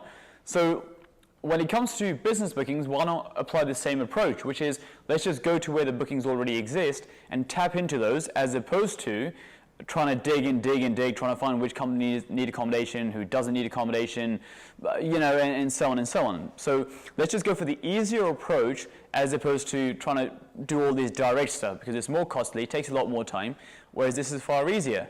So I would go with this approach. Does anyone have any other questions, or you go for it? For the two-bed house you buy in London, you only advertise in these agencies, and you don't use OTAs. No, I'm not saying don't use OTAs. I'm not saying don't use Airbnb and Booking.com. I'm saying use Airbnb and Booking.com in conjunction with this. No, for the apartments you buy in London. Oh no, for apartments I buy, I don't. No. You only no, use those I do. Yeah, I do the long-term bookings. Mate, what did you had a question? Okay, so typically the commission's from 10 to 15%, but again, which is effectively the same as Airbnb and Booking.com to some extent. The only difference is the bookings are much longer and the rates are much better.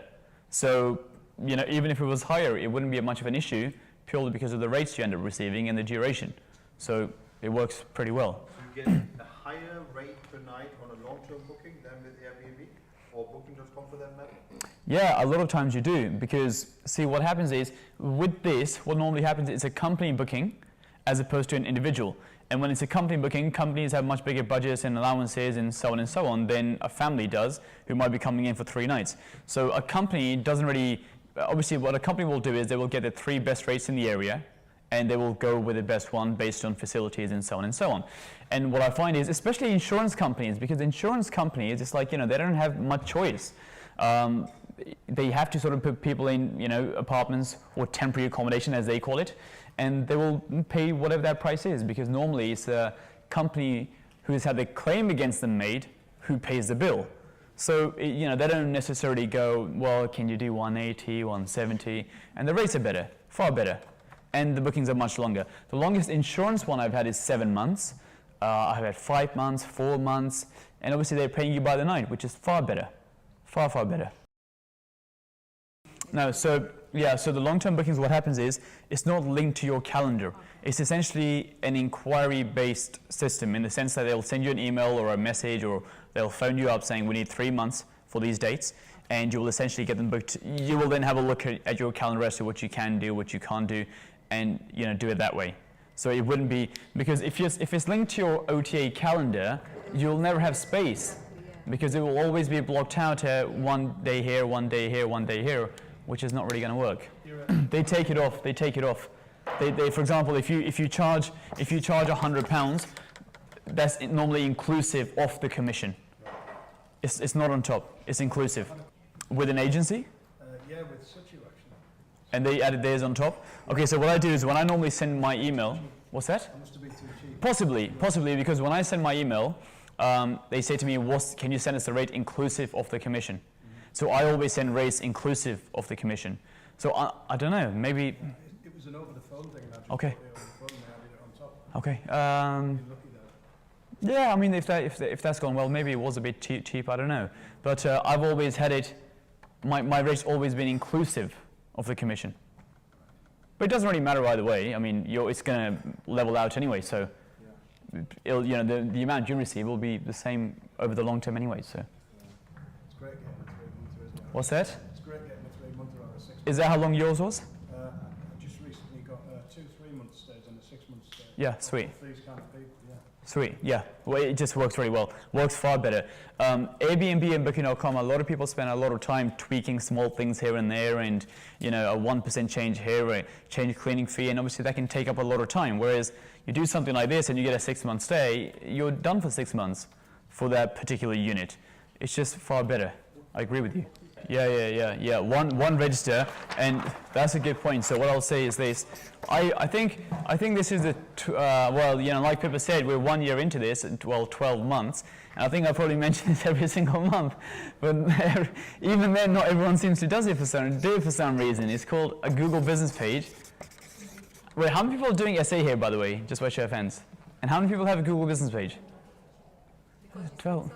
Thank you. But For 12 months I've been saying this. Guys, this will take half an hour and you'll be done in half an hour. But so now you say they got in touch with you, right? And you didn't even register with them. I have literally, through this alone, I probably made over £500,000 in terms of like bookings, easily, if not more. Not just in one transaction, but because what happens is, I have a Google business page, which is linked to my website, right? Linked to my website, and someone Googles, service apartments in your location, you come up, they get in touch with you, and they keep calling again and again and again. So just like you mentioned there, that they got in touch with you, I've had so many companies got in touch with me. And a lot of that then becomes direct, which is they don't pay the 15% commission, which is even better. So Google business page followed by the website. One key thing with the Google business page, by the way, is the title is very, very important, because people Google certain things, right? So now let's say, if you're trying to book a serviced accommodation unit in Victoria, what are you going to Google? Any ideas? Yeah, Victoria serviced apartments, right? So if your company is called, I don't know, Jubilee Stays or something, there's no point in calling your Google business page Jubilee Stay Luxury Apartments, because no one's ever going to Google that term. So you have to call it something like, let's say your company is called PPN, right? So I would call it PPN Serviced Accommodation Victoria. Because people are Googling this thing here, serviced apartments in Victoria, and when they do Google that, you come up in the search much higher than everyone else because of the keywords in Google, and they go onto your website, they send an inquiry, and you get these longer term bookings. Literally hundreds and thousands. And this costs you nothing, and you'll be done in half an hour. Whereas people will spend hours and hours and hours updating Airbnb, but they won't spend half an hour on this. I just don't understand why. I mean, saying this for 12 months, but it does work, it does work. If they have an inquiry, they will send you an inquiry. Okay. And the only way you can build a relationship is by accepting inquiries. Because once you start accepting more and more, when they think of that area, they again, sort of call you. But it's one of those things, it's like, if you're new, you haven't had an inquiry yet, by calling them, it's not really going to do much, because when an inquiry comes, it comes, Okay, so the question is like, if you have small bookings and you're trying to take a longer one, how would that work? Here, one night here. I'm assuming these are in similar locations, these different apartments, apartment 1, 2, 3, 4. That's easy, because you can just rejig it, move people around, slot in a longer one, and you're pretty much done. That scenario is easy. The scenario becomes a bit more difficult if each of these are different locations, because then you can't move people around. The best thing you can do is start building relationships with other service accommodation operators in your area, because the same thing happens to them, and it will happen to you as well. So we've had so many times where we've taken a longer booking, and the smaller ones, we know other people have apartments in the same building, and we'll move it on to their apartments, because they make money at the same time, because their apartments obviously are free for those dates, and you can just move people around. That's the second best way. The third best way is you put them up in a hotel or a different apartment, you just book it for them, and you say you have an issue or whatever, and you just book something else for them. They don't like it, well, no one likes it, Airbnb doesn't like it, Booking.com doesn't like it, but either move them into your different apartment, move it into someone else's apartment that you know, or book something for them. We had people, I've moved people into hotels, I've paid for their breakfast and stuff, and those sort of things, because at the end of the day, you're making far more money anyway, and they're going to be there for 3 months, and they don't mind too much. Because typically, the reason they booked the apartment in the first place was because the hotel was more expensive.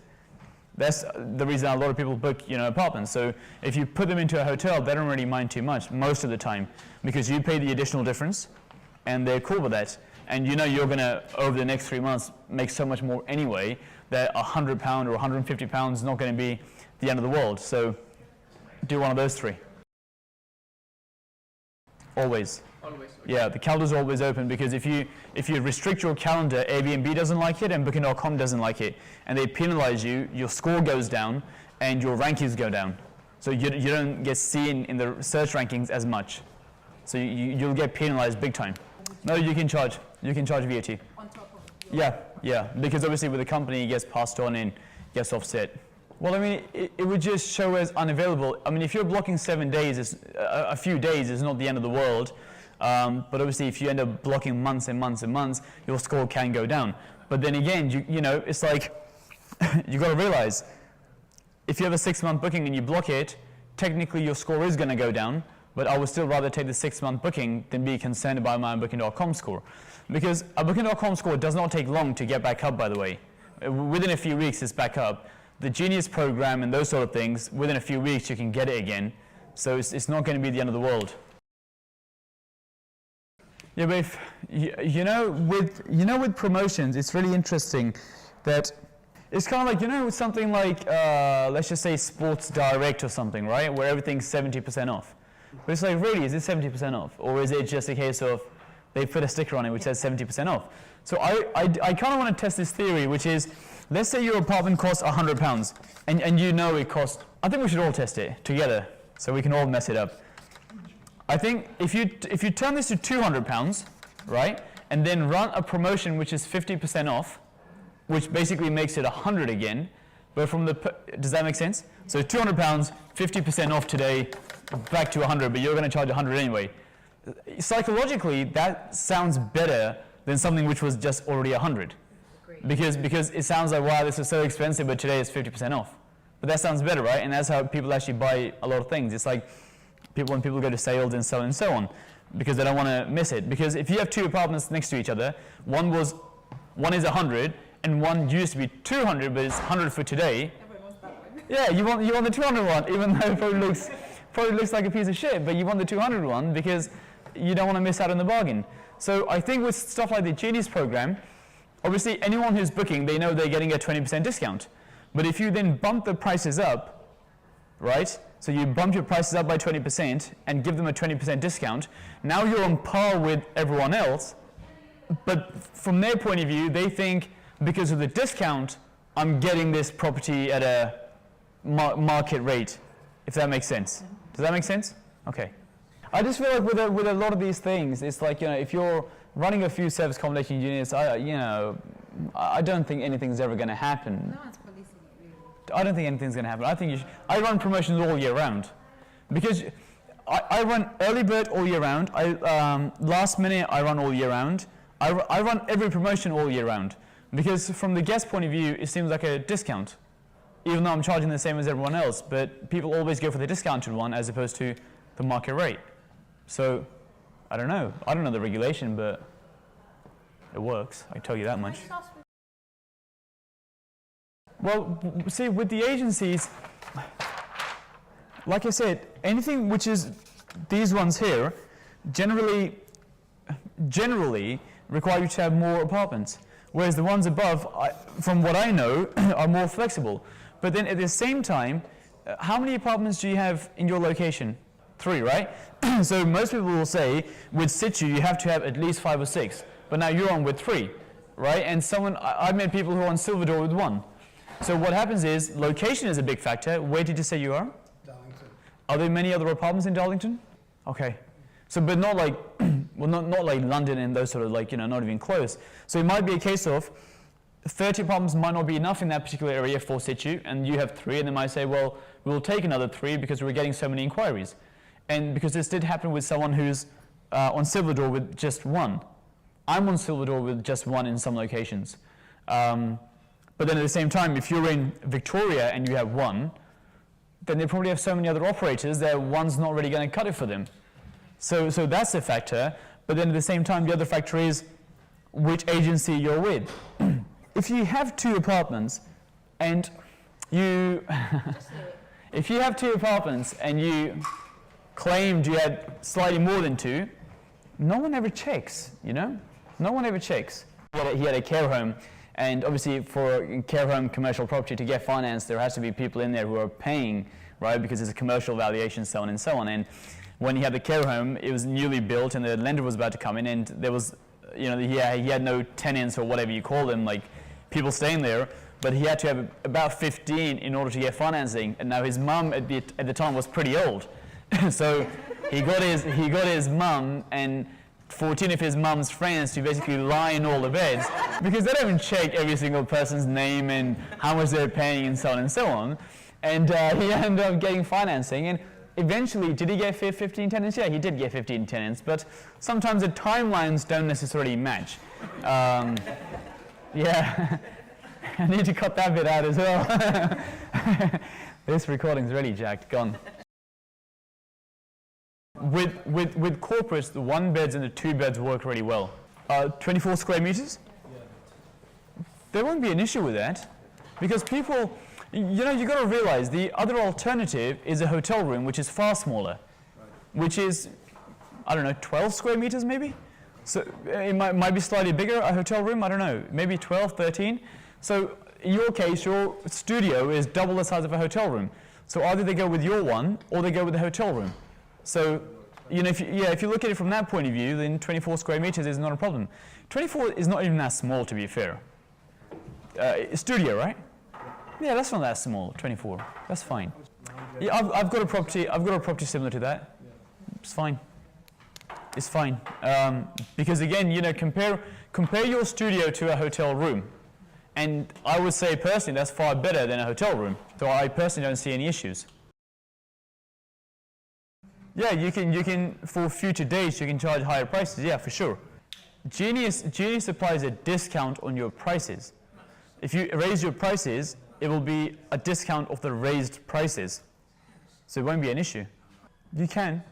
You set whatever rate you want to set, and then when you apply for Genius, it will just discount based on that rate. You can change that whenever you want, so you shouldn't have issues. It's just like setting a base rate and then it discounting from the base.